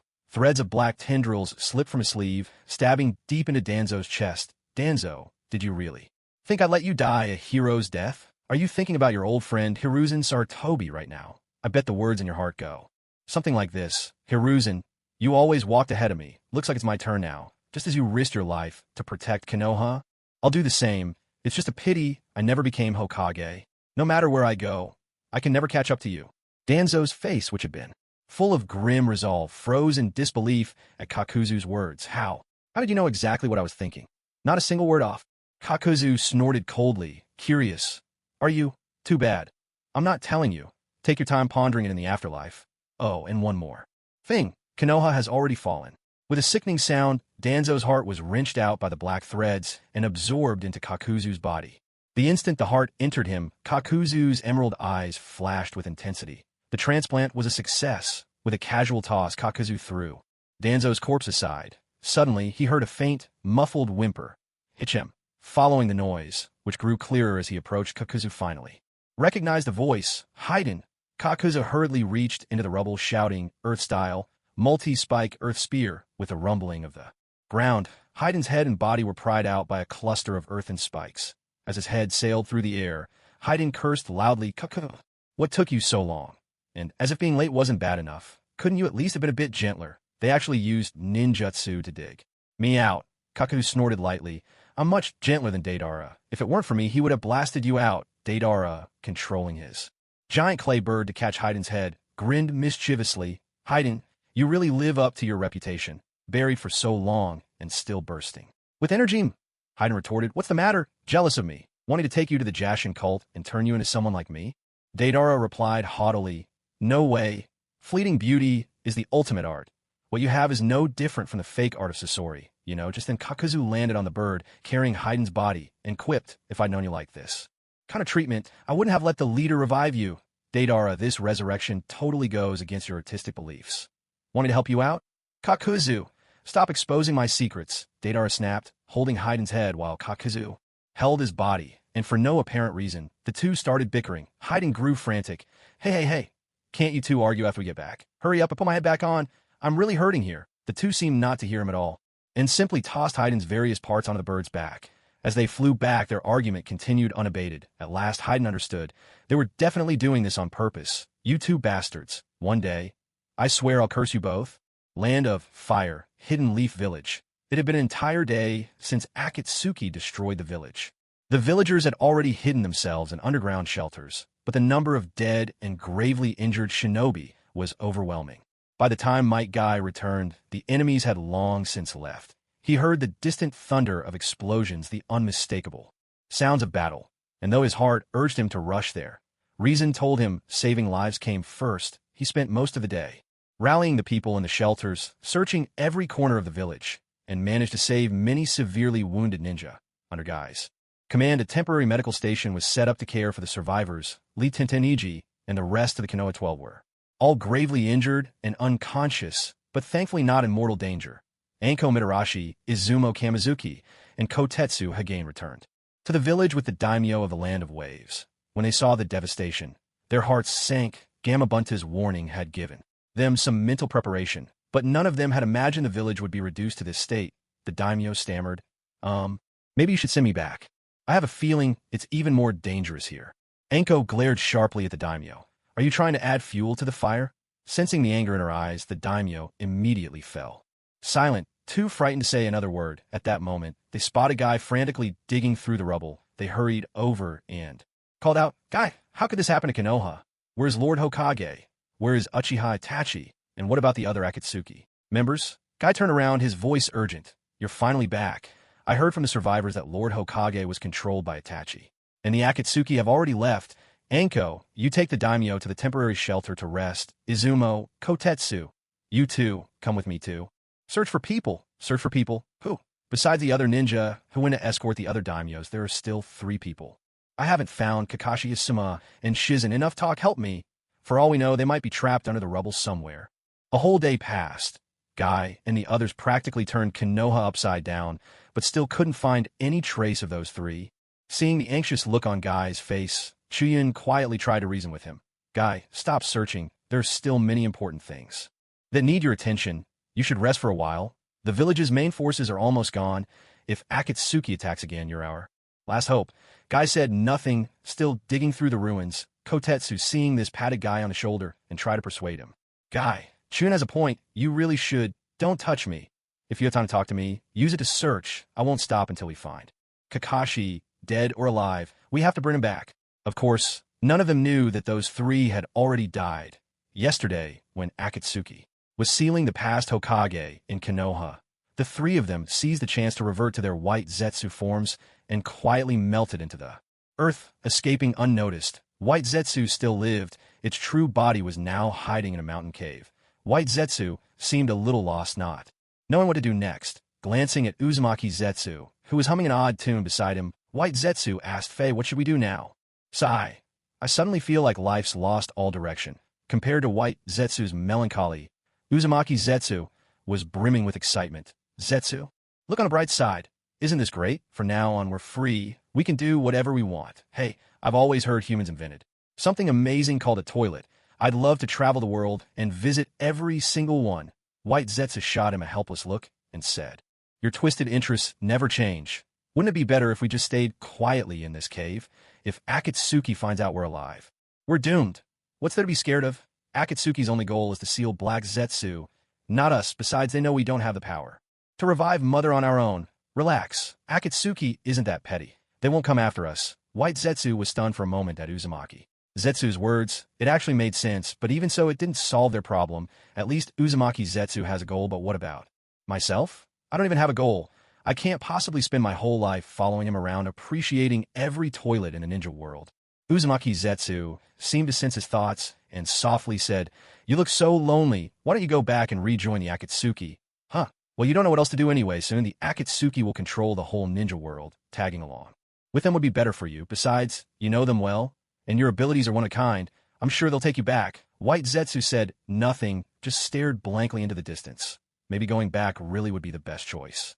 In the blink of an eye, 3 more days passed. News of the war between the allied shinobi forces and the Akatsuki spread throughout the world. In the land of fire, Konoha was destroyed, the 5th Hokage Tsunade went missing, and countless ninja perished. A devastating loss in the land of lightning. The 4th Reikage, I was killed. Although the village itself was unharmed, Akatsuki had already dealt it a heavy blow. The village was in no shape to seek revenge. In the land of water, the 5th Mizukage Meitarumi died, and the 3 tails she guarded was captured by Kisame Hashigaki during the war. In the land of earth, the 3rd Tsuchikage Inoki perished, not even leaving a complete body behind. Still, the village's fighting strength remained mostly intact, and they had some power to resist, but it hardly seemed to matter. Now, in the land of wind, the 5th Kazekage Gaara withdrew from the allied shinobi forces and pulled out his troops midway through the war, making himself the target of the other 4 great nations. The outcome of this conflict shattered the smaller countries' trust in the 5 great nations. No longer did they offer supplies or money.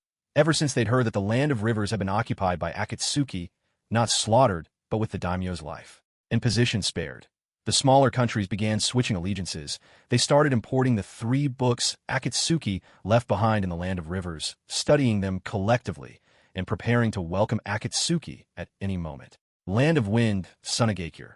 Although Heiden's head had been reattached after their return, he still held a grudge. Every so often he'd grumble seriously. "You guys, there aren't many of us in the organization to begin with, and when you suddenly lost one handsome guy, you didn't even notice for a whole day. Unbelievable. Do you know how traumatizing that is?" Kakazu could only sigh.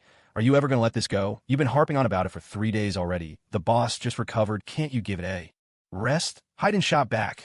"Easy for you to talk about the boss. If the leader hadn't woken up and realized I was missing, would you have ever remembered me? Kakazu, I always thought you cared about me the most, but humph, if you lose your head, you can stitch it back on, but when your heart breaks, all that's left is pain.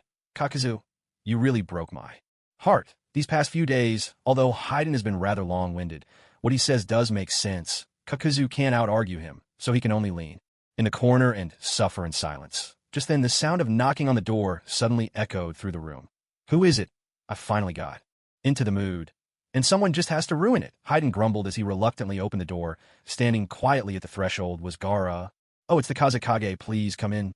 Ever since Haiden learned that it was Sasori's grandmother, Chiyo, who saved Nagato with Gaara's blessing, and after Gaara withdrew from the allied shinobi forces, his attitude toward Gaara had gradually softened. Gaara stepped inside at a measured pace, his gaze settling on Nagato. "There's someone outside looking for you," he said. "He calls himself Zetsu. Wow. They always say the land of wind is short on water, but that doesn't seem to be the case at all." Gazing at the vast stretch of water just outside Sunagakure, Uzumaki Zetsu marveled. "I always thought the villagers here used sand to cover things up after using the toilet, but it looks like I was wrong. With so much water, there's more than enough for flushing." The journey to the land of wind wasn't far and white. Zetsu's underground travel speed could have gotten them there in no time, but Uzumaki Zetsu insisted on stopping to inspect every restroom they passed, missing not a single one. Because of this, the 2 Zetsus spent a full 3 days just getting to Sunagakure. White Zetsu was at a loss. "Didn't you see the 3 tails and 8 tails in the water? It's obvious. Kisame must have used water style to create this pool, so those 2 aquatic beasts wouldn't dry out under the sun." "Oh, I didn't notice until you pointed it out," Uzumaki Zetsu mused, propping his chin thoughtfully. "By the way, why are all these tailed beasts hanging around here? I get it. Everyone knows Sunagakure betrayed the 5 great nations. Maybe they invited these tailed beasts over as bodyguards to fend off revenge." At that moment, Nagato and the other Akatsuki members emerged from the village. Nagato spoke. "They're not bodyguards. Most likely they're waiting for us, choosing to stay here on their own." Kisame grinned. "White Zetsu, we were just about to look for you. Didn't expect you'd walk right in yourself. How convenient." White Zetsu's expression darkened. "What do you want with me?" "Planning to kill me." Haiden slung his blood-red scythe over his shoulder and laughed boisterously. "Huh. If we don't kill you, are we supposed to just let you keep causing trouble for the ninja world? White Zetsu didn't bother to respond, letting out a cold snort as he quietly activated his spore technique. Orochimaru spoke up. It was Zetsu who brought me Madara's corpse and asked me to use reanimation jutsu to revive him. That's what led to all this chaos. I say we just get rid of Zetsu now. With that, Orochimaru glided forward, his voice chilling, ready to strike. Wait, Nagato interrupted, fixing his gaze on White Zetsu. You took a huge risk coming here. What do you want to say to us, spy? Ju paused for a moment, then turned his head aside without saying a word. Seeing this whirlpool, Ju spread his hands and said, he's a bit embarrassed, so let me explain. To put it simply, he wants to rejoin the Akatsuki. As for me, I'm just here to tag along. Huh. Everyone is taken aback. Deidara exclaimed, are you out of your mind? There's no way we're letting you back in. Are you trying to gain our trust just to take revenge on Black Zetsu? Kakuzu added, I'm against it too. Having another member means another paycheck. That's quite a loss for the organization. Baiju narrowed his eyes and replied helplessly, Kakuzu, isn't that reason a little far-fetched? With my looks and abilities, do you really think I need money? Hide and cut and save those useless words. This time, I'm with Kakuzu. You don't even have blood in your body. That's a serious offense against Lord Jashin. Baiju responded, I was born this way. What can I do? Besides, you're always talking about Lord Jashin, but I've read the original story. Even Kishimoto never really explained it. Honestly, I think your so-called Jashin is just an excuse for your killing sprees. Upon hearing this, Haiden exploded. What did you say? How dare you question the existence of Jashin? Do you want me to take you to my homeland, that place where cherry blossoms bloom, so you can witness our Jashin cult with your own eyes? Baiju sneered, sure, I'd love to see it. Fuming, Haiden turned to Nagato and said, boss, let's take Baiju in. When you've recovered, we'll head to Yugito in the Land of Rivers. I'll make sure it sees the truth of Jashin with its own eyes. Sasori interjected, hey, don't get carried away. Baiju just riled you up a little, and your stance flipped so fast. Still, I have to admit, I'm pretty curious about this Jashin cult of yours. It wasn't just Sasori. Everyone was intrigued. The Jashin cult had always been shrouded in mystery, and aside from Haiden, no one had ever mentioned it. Nagato smiled and said, Baiju, you never fail to impress. You really do have a knack for steering the conversation off course. I approve your return. The rest of the members were all taken aback, except for Uchiha Itachi, whose face remained as expressionless and detached as ever. Nagato explained, this whole game has been orchestrated by Black Zetsu from the start. Baiju and Whirlpool Ju are just two among countless white Zetsus who developed self-awareness. They're hardly Kagaya's real children. Besides, isn't it better to have them close by? If they make any moves, we'll catch on immediately. With Nagato's approval, the others had nothing more to say. Whirlpool Ju dashed over to Obito, shouting excitedly, Obito, I miss you so much. Wait, where's your right arm? Obito replied, awkwardly. That was precious Hashirama tissue. I let Nagato absorb it to boost his abilities. Huh, what's so precious about that stuff? Did you forget? We cultivated a great many back at our base before. You know, if you want some, just go back and fetch them. Whirlpool's Zetsu circled Obito, scrutinizing his face before frowning. Without your mask, you look so gentle. Not fierce at all, sighed lately white Zetsu, and I have visited so many restrooms. I'm exhausted. Let me rest on your body for a while, and while I'm at it, I'll heal your arm without waiting for Obito's reply. Whirlpool Zetsu merged directly with his body. That familiar spiral mask instantly reappeared on Obito's face. See, now you look a bit more imposing. The other members, seeing this, nodded in agreement. Yes, you do look more like yourself now. At that moment, Gaara emerged with the Sand Ninja, looking at the Akatsuki members and saying, Nagato, your body is almost fully recovered now. It's time to go back. If you don't leave, neither will the tailed beasts. My villagers might understand my actions, but the other great nations do not. They've already branded Sunagakure as an enemy for colluding with Akatsuki. I'm afraid, if this continues, they'll attack and harm my people. Sasori scoffed. What's there to fear? If anyone dares hurt the Sand Village, I'll wipe out their whole family. Gaara shook his head. I just don't want unnecessary trouble. As long as you leave, that's enough. As for the other four nations, I'll explain to them the reasons for my betrayal. I can only hope they'll understand. Lowering his head, Gaara touched his stomach and continued, honestly, I'd like to hand over Shikaku's yang form to you right now to give him his freedom, but he refuses. He says he wants to stay with me until the day I die. If Shikaku's yang form ever left Gaara's body, Gaara would surely die. Shikaku simply doesn't want that to happen. Hearing this, Shikaku's yin form suddenly burst from the earth, roaring, it's all right. Shikaku and I share the same heart. Whatever freedom I feel, he can feel too. There's no need to worry about him. Nagato nodded, smiling. Then we'll take our leave for now. But after some time we will return, Gaara replied. I understand. You mean you want to bring Sunagakure under the Akatsuki's banner, don't you? Nagato said. Yes. Although Sunagakure has done me a great kindness, my goal won't change. Because of that, I still plan to bring your village under our nation.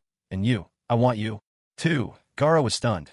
What do you mean? Nagato patted Gaara's shoulder. Don't get worked up. I simply hope you'll become the Kage of our Akatsuki nation. Gaara was astonished. You want me to be the Akatsuki Kage? Of course, we in Akatsuki are just a bunch of ordinary fighters, not suited for politics. You have real experience. Trusting the shinobi world to you puts my mind at ease. Gaara looked a bit bewildered. I'm not sure this is a good idea. What are you afraid of, Konan? Hand those 3 books over to him, said Nagato. Konan nodded and took out 3 books from within her robes, passing them to Gaara. Gaara gazed at the books in his hands. Asterisk the Akatsuki.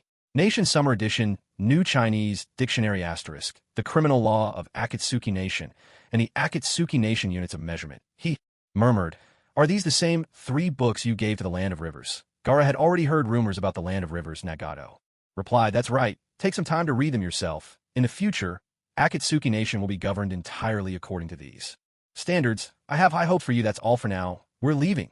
With that, Nagato leapt onto the giant bird Deidara had prepared, waved his hand, and departed with the other members. They hadn't gone far when all at once small-tailed beasts hopped onto the shoulders of each member. On Konan's shoulder perched Komi-ai the 7 tails, who had now transformed into a green caterpillar. Konan stroked Komi-ai's head fondly. How adorable. Is this what you looked like as a child? Komi-ai blushed and bobbed its tiny head enthusiastically.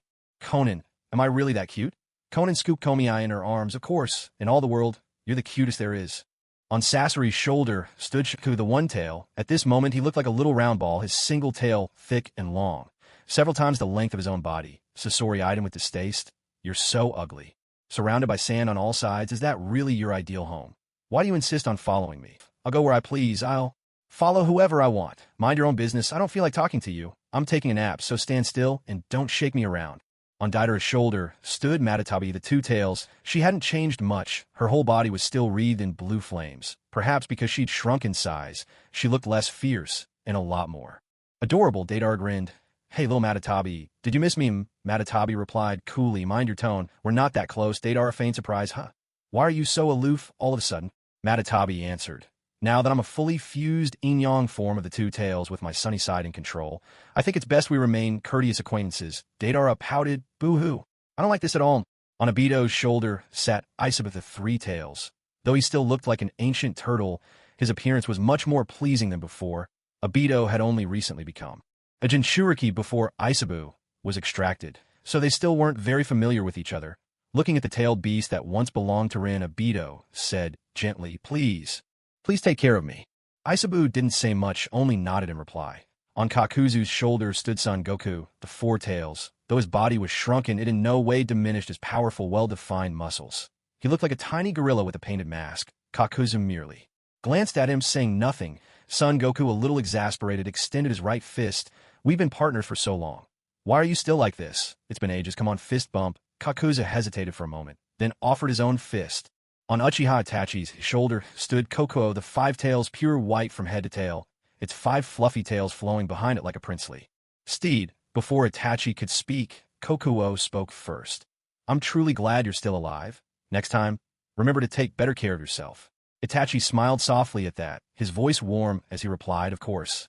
Having faced life and death together, their bond had long since transcended the ordinary. On Haiden's shoulder perched Saiken the 6 tails. Up close, it looked like a sticky slug, from afar more like a bald, shivering marmot.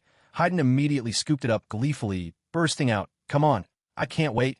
Melt me with your acid. The sharper the pain, the greater the thrill, Saiken replied in a gentle murmur. Of all my past Jinchuriki, you are by far the strangest, Haiden. Pressed on enough talk, just do it. I'm dying for it. On Nagato's shoulder sat Kurama, the 9 tails. Kurama's expression was as aloof as ever, head held high and eyes closed, completely ignoring Nagato. Seeing that proud, prickly demeanor, Nagato couldn't help but snicker. Hey, brat, what's so funny? No, it's just that I'm not used to seeing you like this. What, you don't like how I look? No. It's just, you're so cute now, it takes some getting used to, haha. But Kurama, you're all free now. There are plenty of paradises. In this world where no humans live, you don't have to stay with us in Akatsuki. Go wherever you wish. You don't need to worry about us. Those eyes of yours, they belong to the old man. When we tailed beasts look at you, It's like seeing him again. You're so weak. Without us, you'd be long dead. Guarding the old man's legacy is something we do willingly. And there was still one more tailed beast, lost in a daze. Gyuki the Eight Tails leaped onto a bird's back, gazing at the departing figures of Kisame Hashigaki, Orochimaru, and White Zetsu, and fell in a deep thought sigh. These oddballs, who should I pick? One's a shark, one's a snake, and as for that last one, I honestly have no idea. Until I met these guys, I thought Killer Bee was the strangest person I'd ever seen. It was only after meeting them that I finally understood the meaning behind the saying often on human lips. There is always someone better, just as the sky stretches endlessly beyond what we see. After a long struggle within himself, Killer Bee the octopus fish steeled his resolve and leapt decisively onto Kisame's shoulder. Kisame turned his head, his voice cold as he demanded, "Why did you choose me? I've said before, I am a tailless tail beast. I don't need your chakra. Besides, sharks sometimes eat octopuses, aren't you? Afraid that one day I might eat you?" Faced with Kisame's indifference, Gyuki grinned slyly and replied, "You're the kind of person who says the harshest words but acts with the gentlest heart, aren't you? Outside the hidden sand village, you had no obligation to help me or the Three Tails. Yet you used water style, so we didn't have to suffer under the blazing sun. Just for that, I believe you wouldn't treat me so cruelly." Humph. Perhaps because Gyuki had seen right through him, Kisame merely snorted and fell silent. Before the sage of six paths passed away, he left these words to the tailed beasts. "My time is almost up. Shikaku Matatabi, Isabu Sun Gokukukosakin Komiai Gyuki Karama. No matter how far apart you are, you must always remain together. You will find the right guidance, and you will encounter those who cherish you." After ages had passed, the actions of the Akatsuki finally convinced the proud and lofty-tailed beasts that their waiting was over. "Old man, we've waited far, far too long." The land of fire, Konoha. In this war, the losses here were especially severe. After 3 days of recovery, thanks to AMBU Root member Tenzo's unique wood release, 3 rooms and a hall technique, the village's buildings had largely been restored, their outlines beginning to take shape once more, but the Hokage of the leaf Tsunade was still missing. No word, not a single trace. As for the other village leaders, many had fallen or were gravely wounded.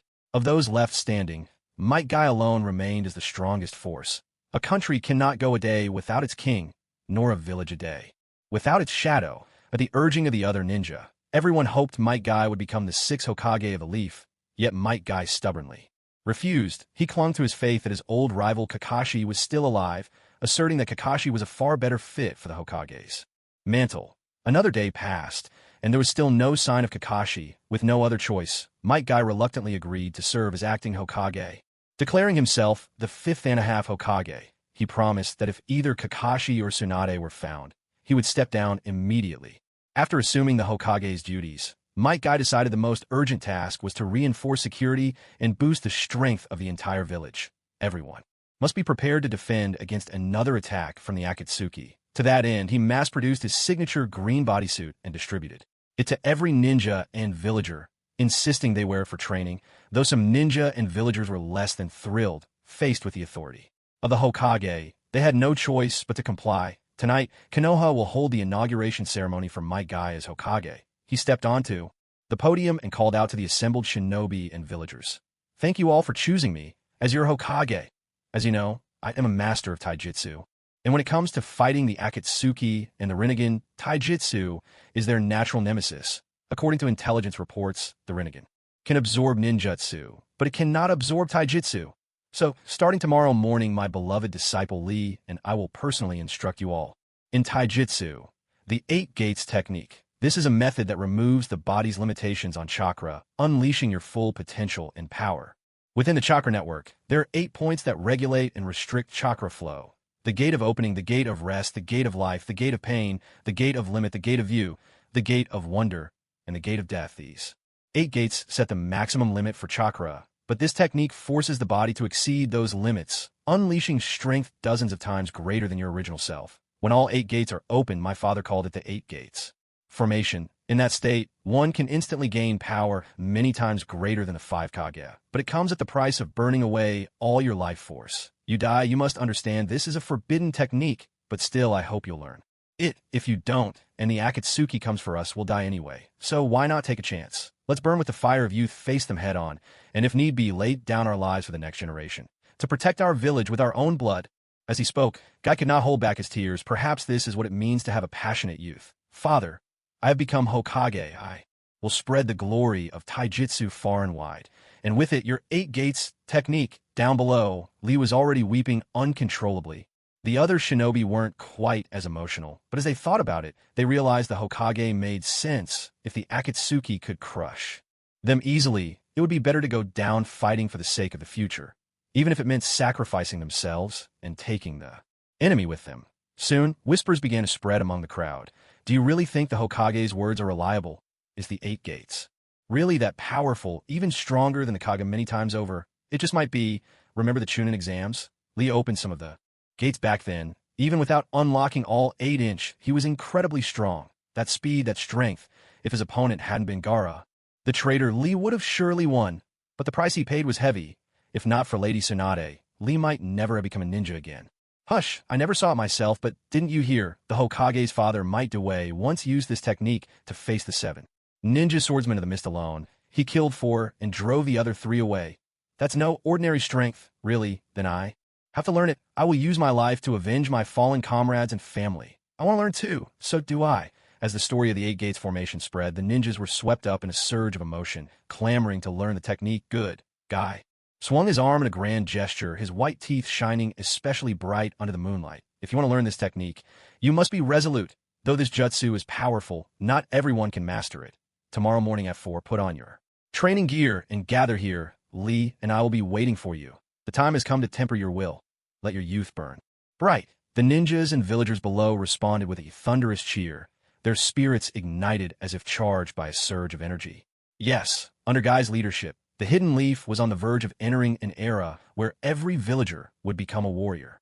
At the same time, news from other great nations began to arrive. In a land of water, after the death of the 5th Mizukage, Matermi, the prodigy of the Mist Chijiro, wielder of the twin swords of the 7 ninja swordsmen's 3rd generation, was chosen as the 6th Mizukage. The Leaf had recovered the bodies of Ao and Materumi and returned them to the land of water. In the land of earth, Kuratsuchi, granddaughter of the 3rd Tsuchikage, Onnoki, took up the mantle as the 4th Tsuchikage. The fighting strength of Awagakure was largely intact. Kuratsuchi prepared to lead the 5 nations, uniting them to strike against the Akatsuki's Amage Cure, seeking vengeance for her grandfather Onnoki, the Land of Lightnings.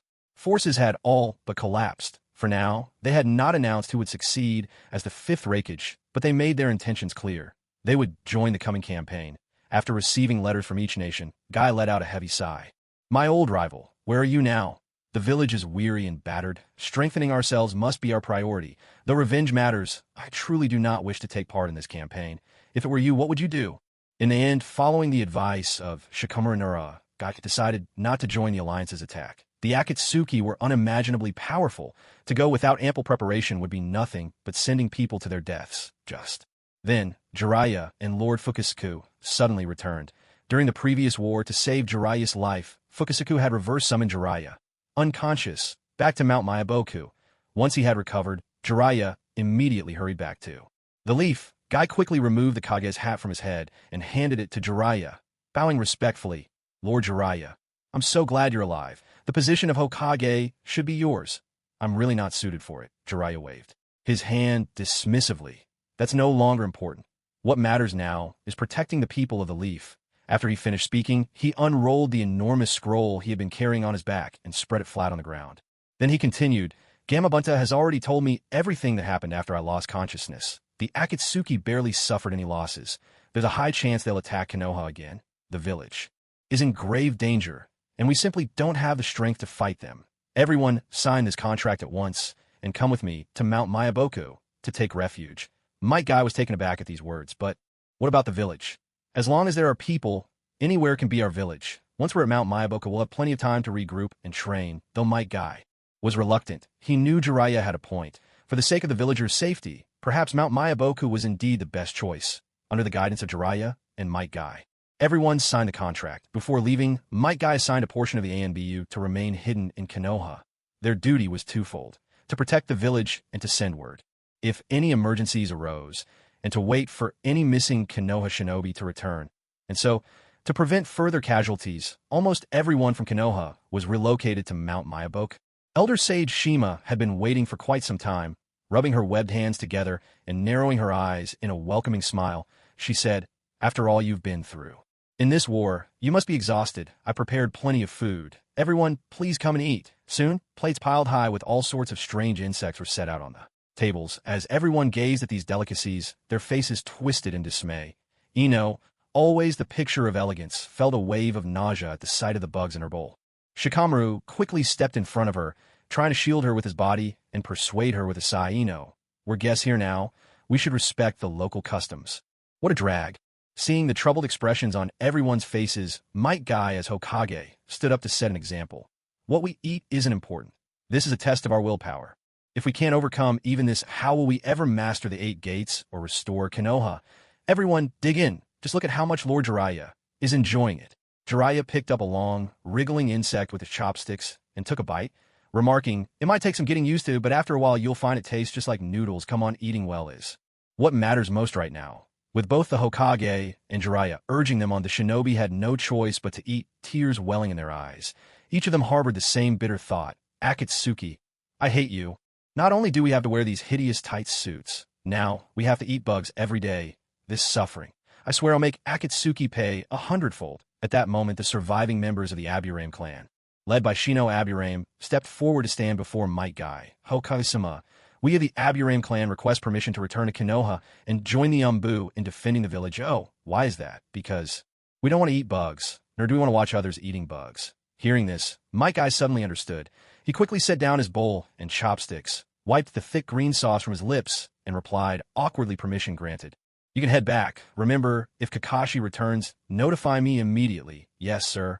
And so, except for the Aburame clan, all other Konoha ninjas and villagers were about to begin a hellish life in Mount Myaboku, land of Akatsuki Chuan Province. Nagato, accompanied by all the members of Akatsuki, had settled here. Leader, I've done everything you asked. Now nearly everyone in Chuan Province has studied these 3 books. To be honest, this criminal code is really something. Under the mighty reputation of the Akatsuki, nobody dares to commit any crimes. The crime rate has plummeted, and the people respect you greatly. Nagato nodded in satisfaction. "Not bad. Who would have thought that someone as rotund as you could actually get things done so efficiently? Enough talk. Find us 10 rooms. I'm exhausted after these past few days and need some rest. I've already had a special residence built for you all. From now on, whenever Akatsuki comes to Chuan Province, you can stay there. If you need anything, just call for me. I'll come visit you at any time." "Good. That's thoughtful. I have high hopes for you." You flatter me. Right this way." Led by the provincial governor, the members each returned to their rooms. Some on their own, some in pairs. "Go on in." Sasuke and Itachi entered the same room. "Itachi, there's no one else here this time. You can finally explain everything to me." Leaning against the wall, Itachi let out a gentle sigh and said quietly, "Look into my eyes." Sasuke froze for a moment. In the next instant, everything that had happened to Itachi flashed before his mind like fleeting images. The truth about Itachi was finally laid bare. Sasuke said nothing. He simply undressed and slipped under the covers. "Are you going to sleep, Sasuke?" "Yeah, I'm tired." Before long, soft sobs could be heard from beneath Sasuke's blanket. Itachi quietly moved closer, laid down beside Sasuke, and pulled him gently into his arms. "Oh, Tudo, it's been so long since I held you like this." Nagato and Konan also returned to their room together. Konan blinked and looked around, her expression tinged with dissatisfaction. "This room feels rather shoddy." Nagato smiled. "Nothing we can do. It's only been a few days since we last left Chuan Province. For the governor to have built such a grand residence so quickly, he must have cut some corners. Let's just make do for now." Shounen let out a soft hum and immediately used her paper jutsu, layering the walls around them again and again with white sheets of paper. Nagato paused in surprised curiosity, sparking his eyes as he asked, "What are you doing?" Blushing, Shounen answered shyly, "I'm worried the soundproofing isn't good enough." Nagato grinned mischievously and pulled Shounen into his arms. Just as the two were about to put the soundproofing to the test, an ill-timed knock echoed through the room, shattering the mood. "Knock, knock, knock. Knock, knock. Who is it?" "It's me, Orochimaru. I hope I'm not interrupting anything." Nagato reluctantly opened the door and snapped, "Uncle Snake, what do you want?" Orochimaru turned his head, eyeing Shounen as she nervously clutched her clothes and gave a sly, almost wicked smile. "I hope I didn't get in the way of any important business. What do you think? The night's still young. No rush." "Nagato, could you do me a favor first?" Hearing this dangerous request, Nagato quickly took a step back, instinctively crossing his arms over his chest as he demanded, "What are you up to? Don't tell me you've fallen for me." Nagato had always harbored doubts About Uncle Snake's gender. Even before crossing over to this world, in Boruto, Orochimaru had somehow produced 2 children, Mitsuki and Log, all by himself. Although he claimed they were artificial humans who really knew how they were created, the details were shrouded in mystery, best left unexamined for now. Orochimaru replied, "That laptop of yours, could I borrow it for some research?" "Oh, so that's all? You gave me a fright." Nagato returned to the room, picked up the laptop, and held it out. "Of course you can borrow it, but can you promise me one thing first?" "What is it? Let me give you a squeeze. I want to see if you're packing or not." And so, under Nagato's astonished gaze, Orochimaru took the laptop and left for his room. When Orochimaru was gone, Shounen turned to Nagato with a playful curiosity. "So did you find out?" Nagato gazed down at his own palm, savoring the lingering warmth from Orochimaru's hand, then replied in a daze. "He seems to have both what he should and shouldn't have." Sigh, "Never mind. Let's get started." Impatience getting the better of him, Nagato pulled Shounen back into his arms and kicked the door shut with a resounding thud. Just as he was about to explore further, the now familiar knocking sounded once more. Knock, knock, knock. Knock, knock. 3 long, 2 short. Nagato didn't need to guess. It had to be Orochimaru again. Exasperated, Nagato let Shounen go yet again, yanked open the door, and shouted, "Uncle Snake, what now? Can't you see Shounen and I are in a hurry? Unlike you, I actually have desires, you know."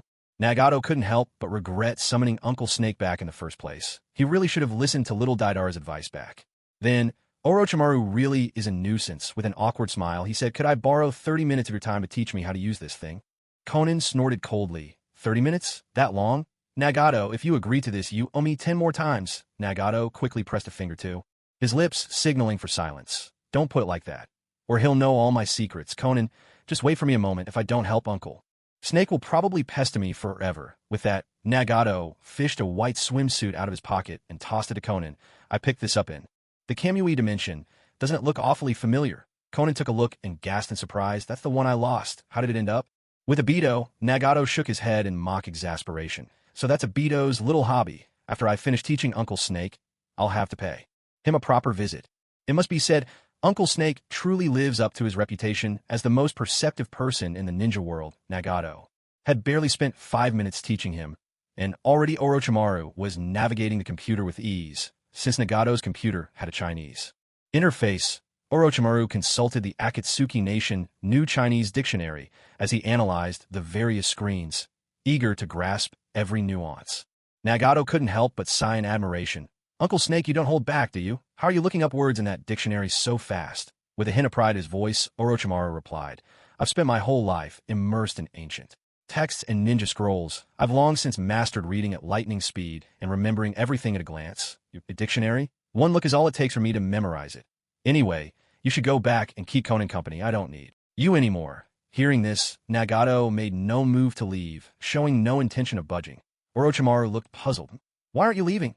Didn't you say you were in a hurry?" The truth was Nagato didn't want to go. He was worried that Orochimaru would dig into the computer's hidden folders. Given his skills, it was a real possibility. Those were Nagato's secrets, his most treasured study materials collected over half his life. They weren't meant for public viewing just yet. I'll stick around a bit longer," Nagato stammered awkwardly. "If you run into something you don't understand and have to come find me again, wouldn't that kill the mood?" Orochimaru narrowed his eyes, but said nothing more. At that moment, a low chime sounded from the computer. The battery was running low. Nagato seized the chance and said hastily, "Oh dear, talk about timing. The battery's out. How about we continue tomorrow? I'll go find Kakuzudo." Before Nagato could finish, Orochimaru took out a scroll, the character Thunder boldly written on it. Nagato was taken aback. "Well played, Uncle Snake. I didn't expect you to guess right away that it charges with lightning-style chakra." Orochimaru let out a cold chuckle. "Most of the equipment in my base runs on the same principle, thunder and lightning. Without thunder, where would the electricity come from?" The previous mechanical Naruto also ran on lightning release. Before long, under Orochimaru's almost magical manipulation, the laptop finally started charging, and at a pace far faster than Kakuzu's. "You can actually control the voltage?" "Of course, I just finished reading that dictionary and now understand what voltage and current mean. Frankly, this isn't difficult for me at all. The gap between people can be that vast, it seems." For a moment, Nagato was in complete awe of Orochimaru, bowing deeply as he said, "Uncle Snake, can you mass-produce this thing?" Orochimaru frowned slightly. "It's possible, but only if you trust me." "What do you mean?" "In order to mass-produce it, I'll have to take this computer apart, analyze each and every component, and only after I understand how they work can I build new ones. Are you willing to? Let me dismantle it. Nagato hesitated, silent for a moment. This device was especially important to him, perhaps even a tool powerful enough to change the heart of any shinobi.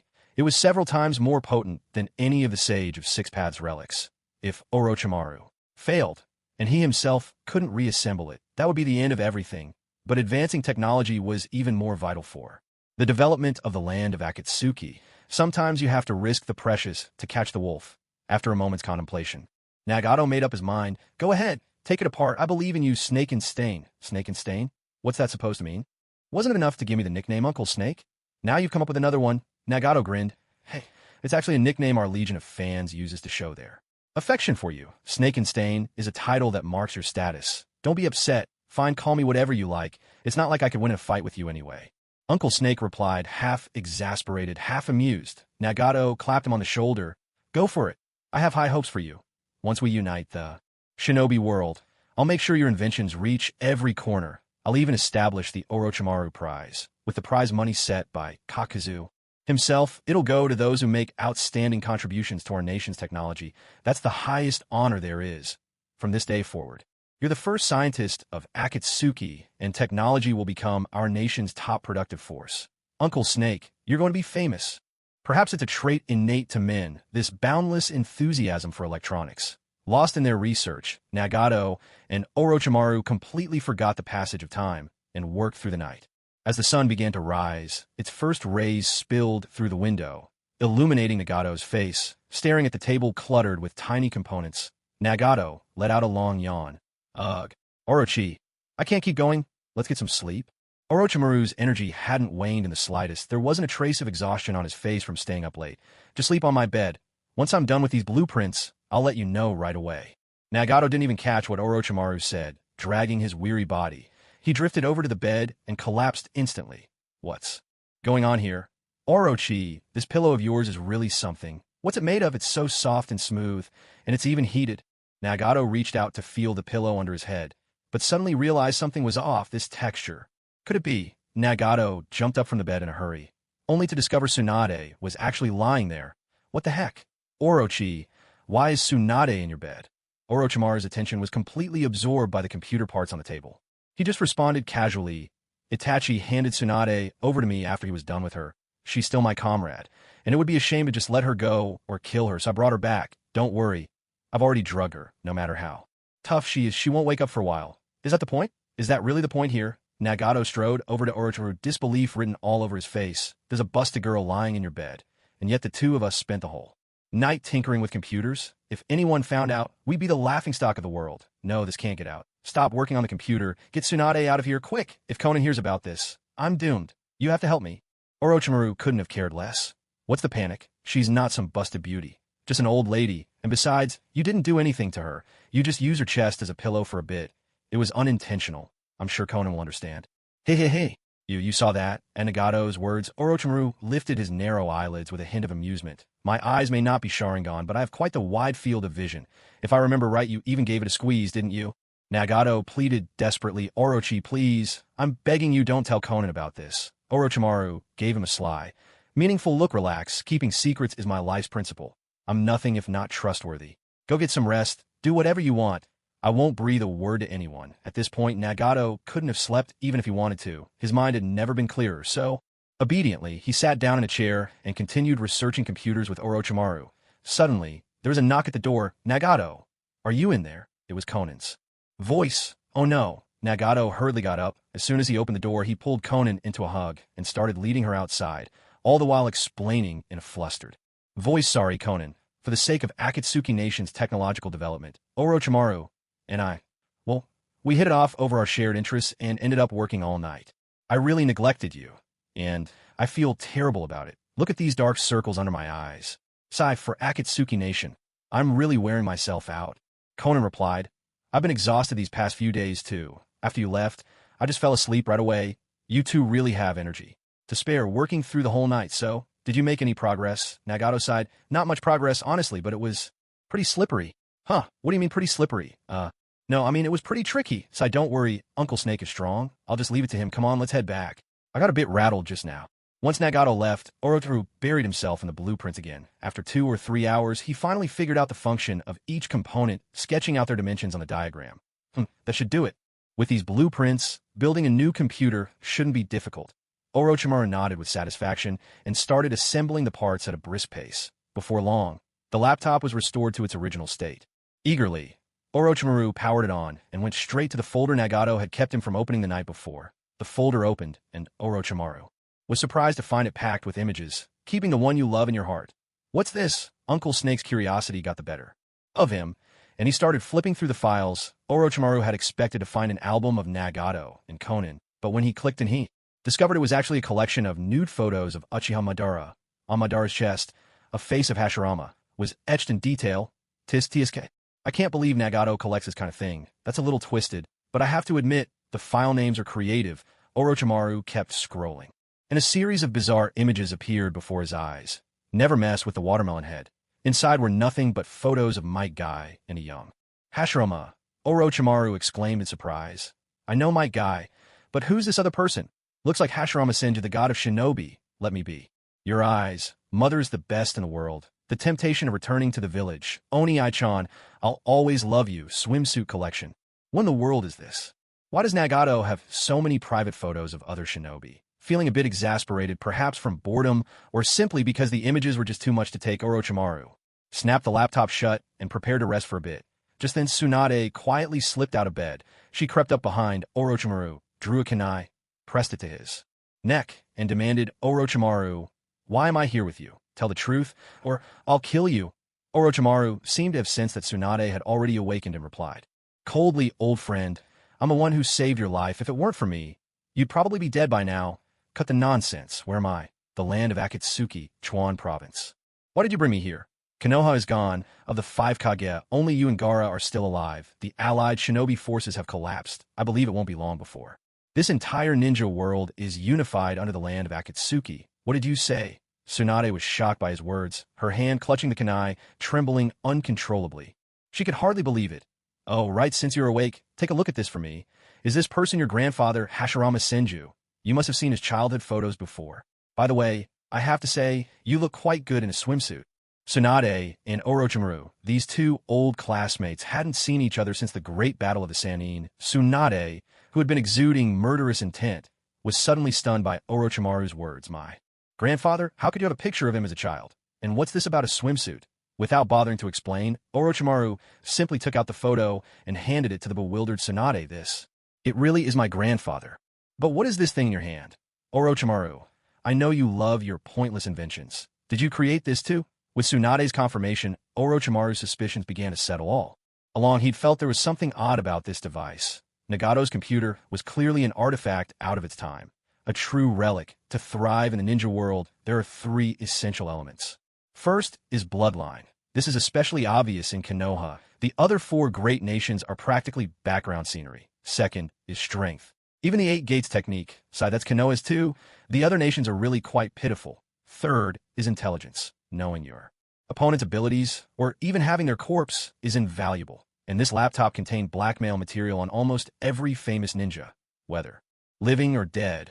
Orochimaru couldn't help but envy Nagato, with the Rinnegan that tailed beasts, and the secrets nobody else dared to reveal. He truly seemed like the chosen one, no matter whether it came to strategy or strength. Who could stand against him? Glancing at the feisty yet endearing Tsunade behind him, Orochimaru shook his head helplessly. Noticing his look, Tsunade frowned slightly and asked, why are you looking at me like that? Orochimaru sighed. Oh, it's nothing. It's just a shame. Being Hashirama's descendant, you don't even come close to a tenth of his power. Water from a near source is just an empty phrase for you. Stung by the insult, Tsunade demanded angrily, what exactly are you trying to say? Orochimaru fell silent, continuing to scroll through the photos. He pointed at the screen and asked, then tell me, who is this? Is that Uchiha? When Tsunade was very young, she had seen Madara by Hashirama's side, but she was only 5 at the time, so the memory was vague. Orochimaru nodded, continuing to flip through the photos, and this person, isn't that the old fossil Danzo? Tsunade gritted her teeth in resentment when she saw Danzo's photo. And this one, him, I think he was a member of Root, the ANBU division. His code name was Tenzo.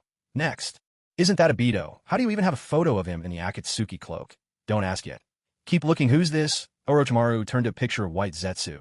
This time Tsunade truly didn't recognize the face. Seeing her silence, Orochimaru said in a low voice, "This one is called Zetsu, member of Akatsuki. All the people I've shown you just now have one thing in common. Do you know what that is?" Tsunade shook her head as words. "They all possess your grandfather's cells. It's practically everywhere like weeds growing wild, spread all across the world. And you're nothing special at all, a total waste of your bloodline." Tsunade was stunned, never imagining her grandfather's cells would be so sought after. Her mind was spinning. With the village destroyed, herself inexplicably waking up in Orochimaru's private quarters and being force-fed so many bizarre tidbits. She honestly didn't even know how to express her emotions, but one thing was clear. This machine that could automatically display images was dangerous. It was filled with all sorts of unspeakable secrets.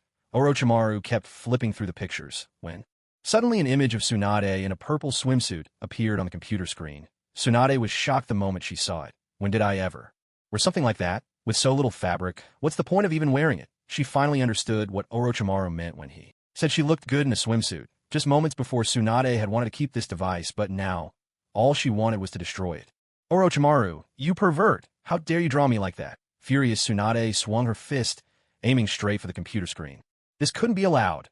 Orochimaru knew Tsunade's punches all too well. One blow from her, and not just the computer but the entire room could be reduced to rubble. Seeing this, Orochimaru quickly shielded the computer, using his body to absorb the force of Tsunade's punch. He had expected his body to be pulverized, but to his surprise, Tsunade's punch felt like nothing at all. The moment Tsunade moved, a wave of exhaustion swept over her. Cursing, she spat, "Damn it, Orochimaru, what did you drug me with? Why can't I muster any strength?" With a sly chuckle, Orochimaru replied, "Oh, it's the same drug I used on Jiraiya back in the day. Though, it seems your constitution is a bit better than his. You woke up much faster than I expected.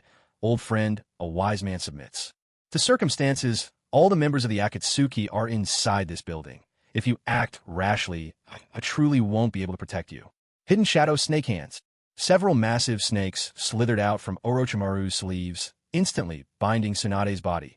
Tsunade's already curvaceous figure looked even more voluptuous under the tight coils, and combined with her pale, weakened face, she radiated a fragile allure. Normally, Tsunade could have broken free from this technique with ease, but in her current weakened state, she simply couldn't muster any strength. Right in front of Tsunade, Orochimaru opened the laptop once more and reminded her this device contains the very lifeblood and secrets of every ninja. "It's not mine. It belongs to Pain, the Akatsuki leader.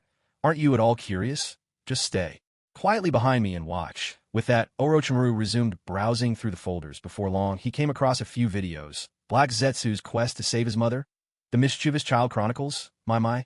Even the titles make you want to keep watching. Without hesitation, Orochimaru clicked on one of the videos. They watched for a long time, and both Orochimaru and Tsunade were stunned. As a scientist, Orochimaru was someone who always valued efficiency above all else. Any scenes he considered trivial, he simply skipped ahead. No wonder Pain knows everything about the ninjas. Turns out our stories have been made into videos. Orochimaru became convinced. These must be creations from the future. But why does that Nine-Tails brat appear in every single episode? Don't tell me he's the protagonist. A trace of dissatisfaction flickered across Orochimaru's heart. Why isn't the main character me? Is it because I'm not handsome enough? My resume, not impressive. Am I not eccentric enough? That can't be. Just look at how villainous I appear. Even I want to punch myself. But why should that Nine-Tails brat get to be the lead? With suspicion nagging at him, Orochimaru kept skipping forward, continuing to watch. Maybe it was the addictive nature of the content. But Orochimaru gradually fell silent, eyes glued to the screen. Not even blinking, Tsunade behind him was equally captivated. Perhaps it was that proud, thunderous streak in Orochimaru's bones. Anyone he didn't care about, or plot lines that seemed irrelevant, he skipped without a second thought. This creator isn't bad. He seems to understand every ninja's personality and strength. Masashi Kishimoto, HM. Never heard of the Kishimoto clan before. I wonder which village he hails from. Orochimaru was convinced. These videos must have been made by descendants of the ninja world. He had no interest in rehashing events he'd already lived through, so he jumped from one episode to the next, until he finally reached the Shippuden arc. Why does everything seem to change here? The events are diverging from how things unfolded in reality.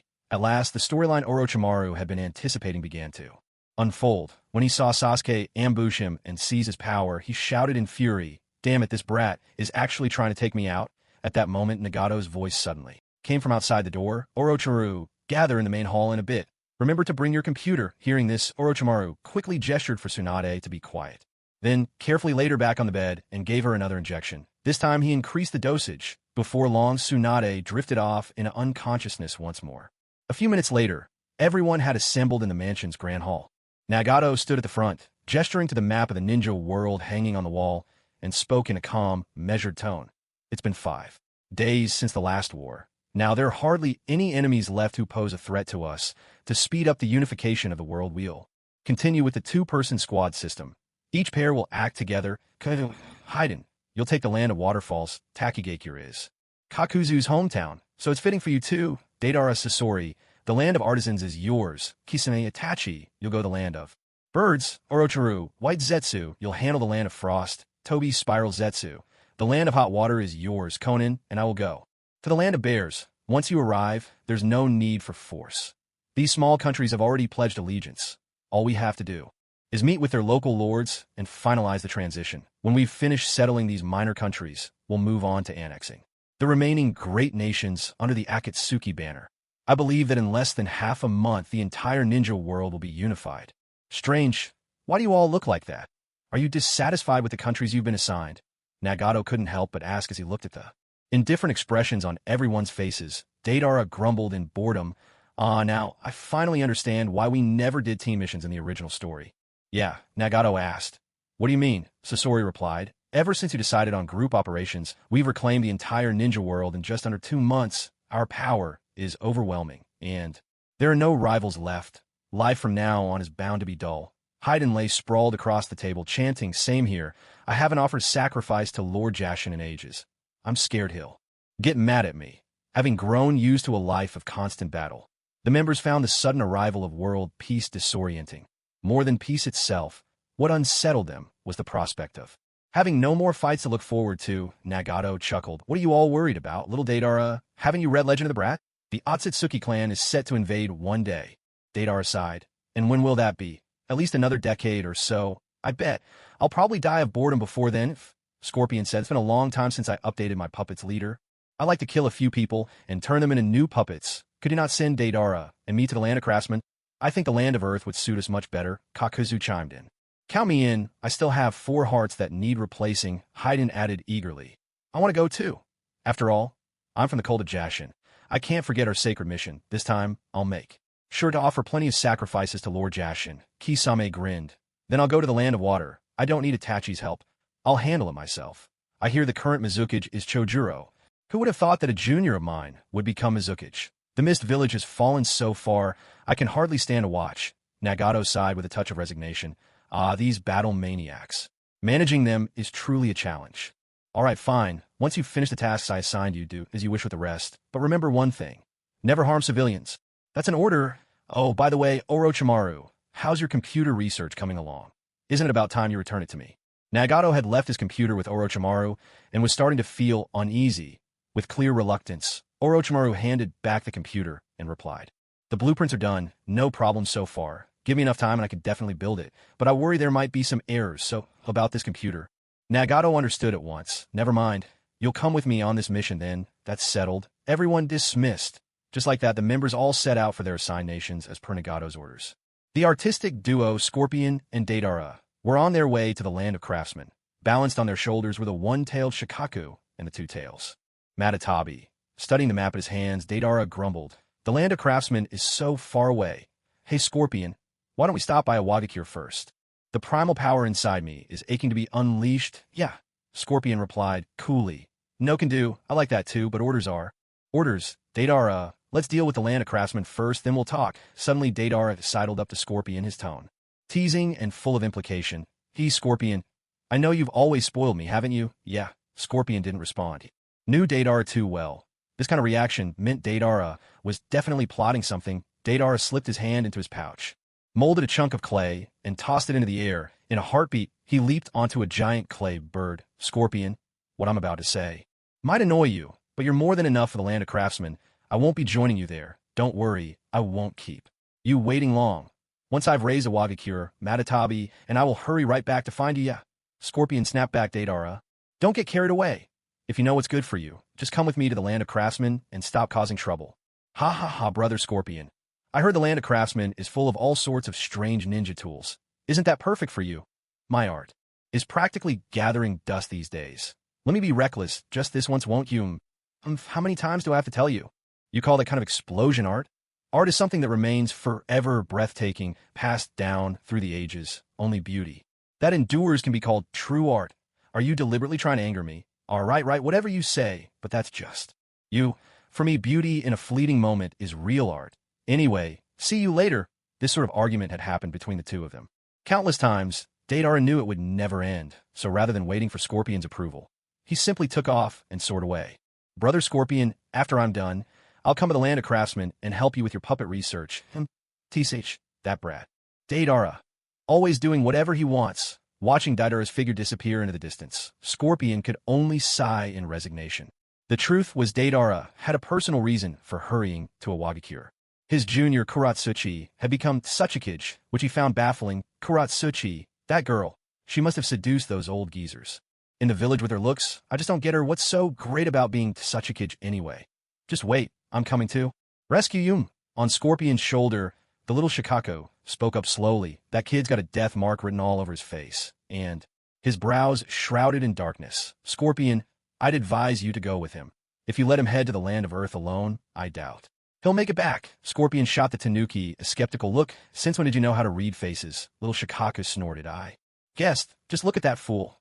Always grinning without a care in the world. And now he's marching straight into Iwagakure all by himself. Feels like he's out 1 foot in the grave already. At those words, Scorpion let out a cold snort and continued walking straight toward the land of craftsmen. Shikako, you underestimate Deidara. That kid's been sharp since he was little. He's no pushover. Let's go, don't worry about him. We'll head to the land of craftsmen first. Elsewhere, with the immortal duo, Haiden was lazily chewing on a blade of grass, boredom in his voice. Hey, does Takigakure have anything good to eat? Tell me, will you? Kakuzu frowned, ignoring Haiden completely as he kept walking. When they reached a fork in the road, Kakuzu turned and headed off in a different direction. Huh, where are you going? Isn't Takigakure that way? Kakuzu's voice was low and serious. The organization's been sticking together for ages. I haven't had the chance to act alone. Now that we're finally back to working in pairs before we head to Takigakure, come with me to the fire temple. I need to restock a few hearts. Haiden balked. What? Why do I feel like I've seen this before? Don't tell me you're planning to cash in that monk's head again. Kakuzu shot him a glare. It's best to see through things without exposing them. Have you still not learned the ways of the world? The leader said we're not allowed to kill civilians, but he never forbade us from killing monks. Haiden, stop complaining. There are plenty of offerings for your rituals here. I'm thinking of you. Nonsense. You're clearly just in it for the money. Seriously, if I'd known we were coming to that filthy exchange house, why didn't you bring Zetsu Uzumaki to team up with you instead? Hey, slow down. Wait for me. Watching Kakuzu's figure disappear into the distance, Haiden could only sigh and reluctantly hurry after him. Before long, the two arrived in front of the temple. Haiden sneered. The Temple of Fire. Tsich, look at those two guardians at the gate. They're even uglier than you without your mask. With that, Haiden raised his crimson triple-bladed scythe and swung it at the temple's main doors. With a loud crash, the doors didn't so much as budge. Not even a scratch had appeared. Huh, why are these doors so sturdy? Looks like I'll need a little help from my trusty pet. Just as Haiden was about to summon his small rhino, Kakuzu stepped forward, his fist turning black as he unleashed a mighty punch. In an instant, the massive doors splintered apart. Kakuzu casually brushed the dust off his ring and strolled inside at his own pace. Haiden let out a sigh. "'Cause you're stronger than I thought. I can't believe you smashed open the door that even I couldn't break." Kakuzu replied coolly, "This iron gate is special. There's a barrier jutsu and a sealing technique cast on it, connecting the door to those two guardian statues. It's called the sealed iron wall. Someone as simple-minded as you could never have broken it." Kakuzu, are you mocking me again? Let's get to work. Haiden, I'm doing this for your sake. Once we get paid, I'll use the money to help you get your head checked. Inside the temple, the monks who had been sweeping the floors witnessed the destruction of the gate. They immediately shouted to those inside. "Intruders! They've breached the sealed iron wall. Hurry and inform Lord Chiriku." The sight of this panicked, bald-headed crowd only made Haiden more irritable. Looks like none of them want to convert to the cult of Jashin. It's always the same. Every single one. I wonder if Lord Jashin will be satisfied with your bodies as offerings. As the dust settled, the monks were finally able to see the intruders clearly. That outfit. There's no mistake. It's the Akatsuki. By now, the Akatsuki's notoriety was known in every household. The moment the monks saw Haiden and Kakuzu's cloaks, their hearts sank. If they wanted to survive, their only hope was to rely on Chiriku, once one of the 12 guardian ninja of the Land of Fire. Before long, Chiriku emerged slowly from the main hall. Haiden asked coldly, "Kakuzu the one you're after, isn't it him?" Kakuzu said coldly, "Watch your words. To me, he's not a person. Just 30 million Ryo walking around. You and I both know his abilities. There's no need for us to fight him together. Leave those worthless bald monks to you, and I'll take care of Chiriku myself." Haiden stuck out his tongue, ran it along the edge of his crimson scythe, and sneered, "Fine by me. I haven't caught the scent of blood in ages. Haha. I wonder if these smelly monks have blood worth drinking." Chiriku strode up to the two of them with composure, offering a polite warning. "I don't know what business brings you here, but I suggest you turn back. This is no battlefield. The sanctity of this temple is not to be violated." Haiden burst out laughing. "Huh. Your faith forbids you from killing, right? Don't worry. Even if we stood here and let you attack us for 3 days and nights, you'd never break your vows because we simply can't die." Chiriku's brow furrowed as he listened, a faint sense of unease creeping in. These two were clearly not ordinary foes. "Haiden, you idiot. Every time, you give away your abilities." Before we even start, Kakuzu rebuked his partner, then turned back to Chiriku. "I've heard that the Fire Temple is renowned across the Land of Fire, that its monks wield powers said to befit the Sage Clan itself. I have no other purpose here. I simply wish to test myself against one who commands sage arts. Surely there's no problem with that." Haiden waved dismissively, mocking note. "Listen to him, Baldy. He just wants your head to cash in for the reward." Kakuzu snapped. "Haiden, undermine me one more time, and I really will kill you." Haiden cackled. "I'd love to see you try. Why not give a shot right now, Kaku-kun?" Watching the two, who regarded him as if he were nothing, Chiriku could no longer contain his rage. His eyes blazed as he roared, "You Akatsuki scum! I'll break your bones and avenge the Leaf Village." Chiriku stood tall and resolute. His right hand dropped, and with his left he formed a seal at his chest. In the next instant, a towering statue of the thousand-armed cannon rose behind him, radiating awe-inspiring authority. Kaku, already familiar with this technique, replied gruffly, "Money doesn't talk. As a bounty worth 30 million Ryo, you do best to keep your mouth shut. You're the ones who should shut up." Chiriku shot forward, blazing toward Kakuzu and Haiden. The thousand-armed cannon behind him morphed into the wrathful Fudomites, massive red fists raining down on the pair like a storm. Just as Chiriku thought he had them, two hands, black threads trailing from their wrists, shot up from the ground and clamped tightly around his ankles. Startled, Chiriku cursed, "Damn it! What is this thing? Who would be foolish enough to fight you, you so-called bodhisattva? As long as we restrain your true form, your technique will fall apart on its own." With a sickening crack, Kakuzu broke both of Chiriku's legs. Retracting his hand, he tossed one of the severed feet to Haiden and said coldly, "He's all yours." Haiden let out a chilling laugh. Then, to the shock of everyone present, he brought Chiriku's mangled limb up to his lips and stuck out his tongue. Slowly, his body began to turn pitch black. Lying on the ground, writhing in agony, Chiriku could only listen as Haiden snarled at him, "Baldy, let me show you what it feels like to have every inch of your body eaten away by powerful acid. Trust me, it's a rush like you've never felt before." Kakuzu shouted urgently, "Hey, that's enough. Do whatever you want his body, but make sure his head stays perfectly intact. That's 30 million Ryo on the line." Seeing their abbot grievously wounded, the monks rushed forward to help, brandishing their staffs. But before they could reach him, the little six-tailed rhinoceros pup, perched on Haiden's shoulder, leapt into the air, spewing jets of corrosive acid that forced the monks back. One jet even landed on Haiden himself. Acidic slime enveloped his body, instantly burning his skin and sending up clouds of white steam. He screamed in agony, but then grinned wildly. "Oh, this is amazing." Haiden threw his head back, veins bulging in his bloodshot eyes, and lay in the center of his ritual circle, gasping with pleasure. "Kaku, I'm going to need a little time for prayer. The rest of those baldies are all yours." "What's this? Didn't you say you want a few more sacrifices?" "No need now. I don't desire anything else at the moment. I just want to savor this feeling." While Haiden was lost in his twisted ecstasy, Chiriku died from the pain, his suffering finally over. With the abbot gone, the fate of the remaining monks was clear. Soon, with Kakuzu's help, the entire fire temple was strewn with the corpses of monks. Though their skills were lacking, Kaku still extracted 4 hearts, storing them within his own body.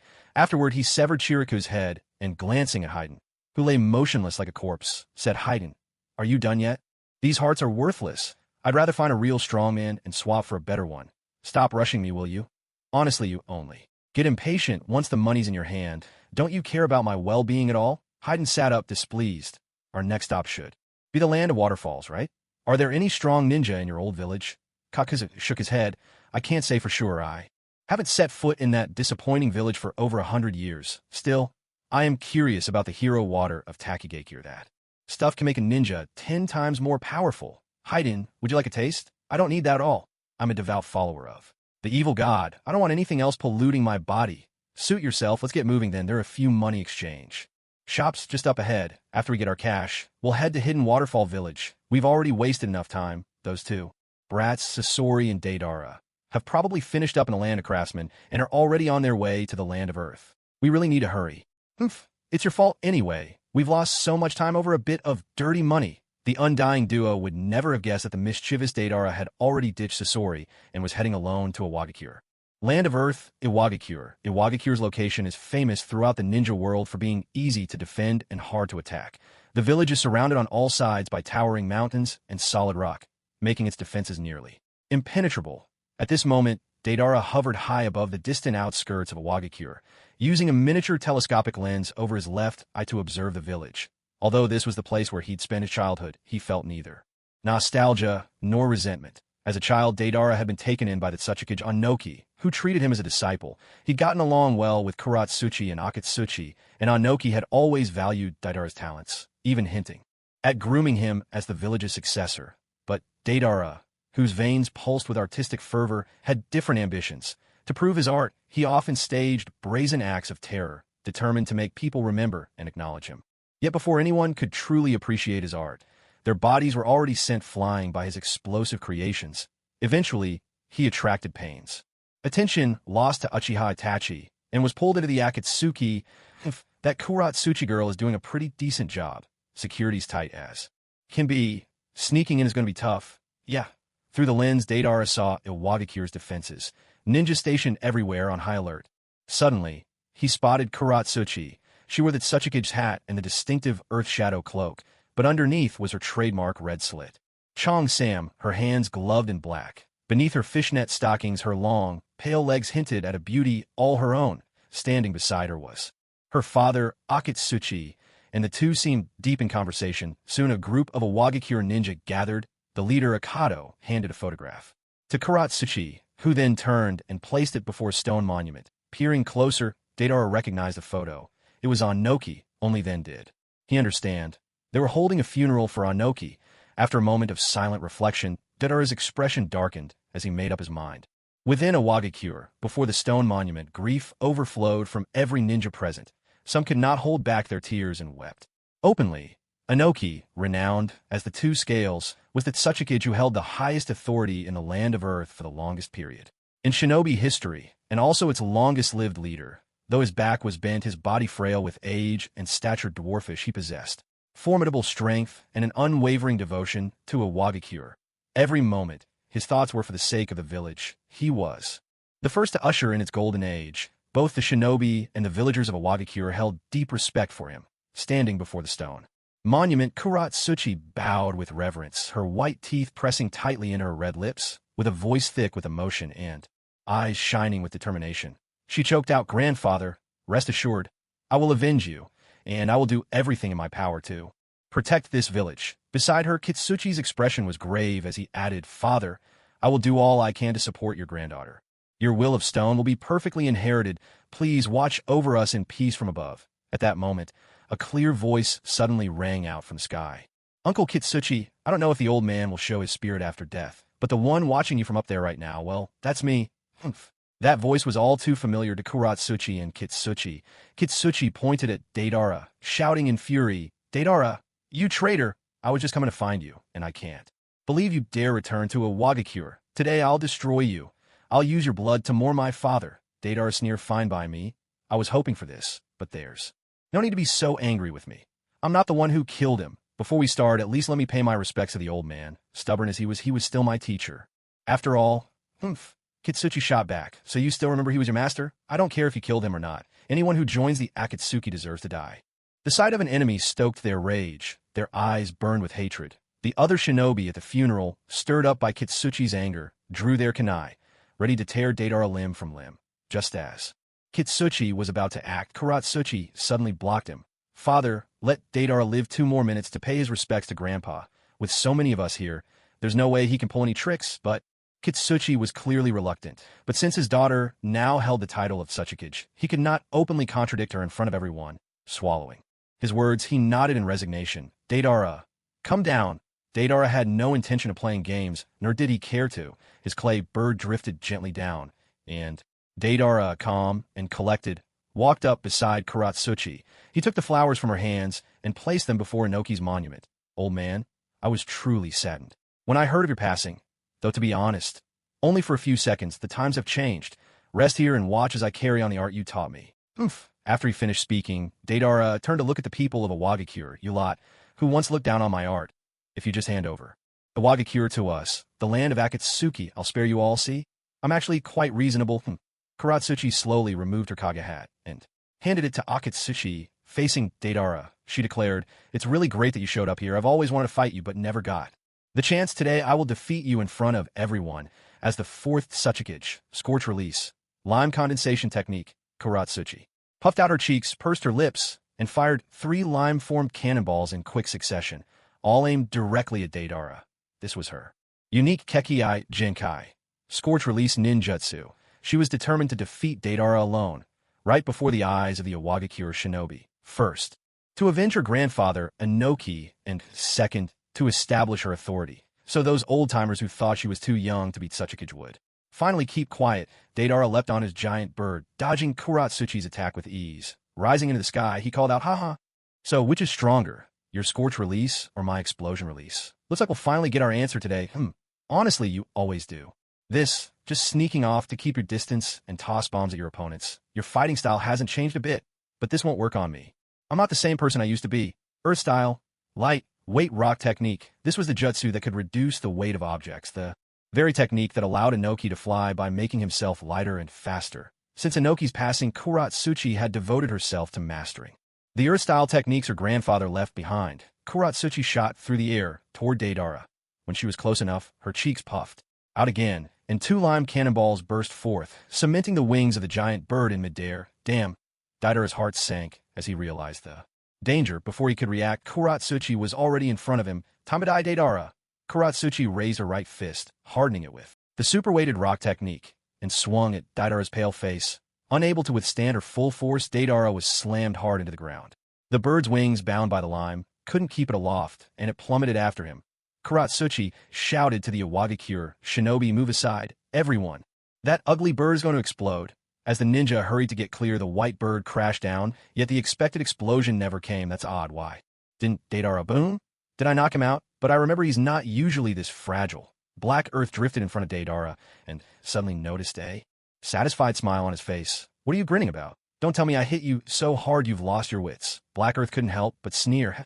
Deidara slowly got to his feet. Wiping the blood from the corner of his mouth with a sinister grin, he said, you went all out and landed a punch on me. So how does it feel? Satisfying?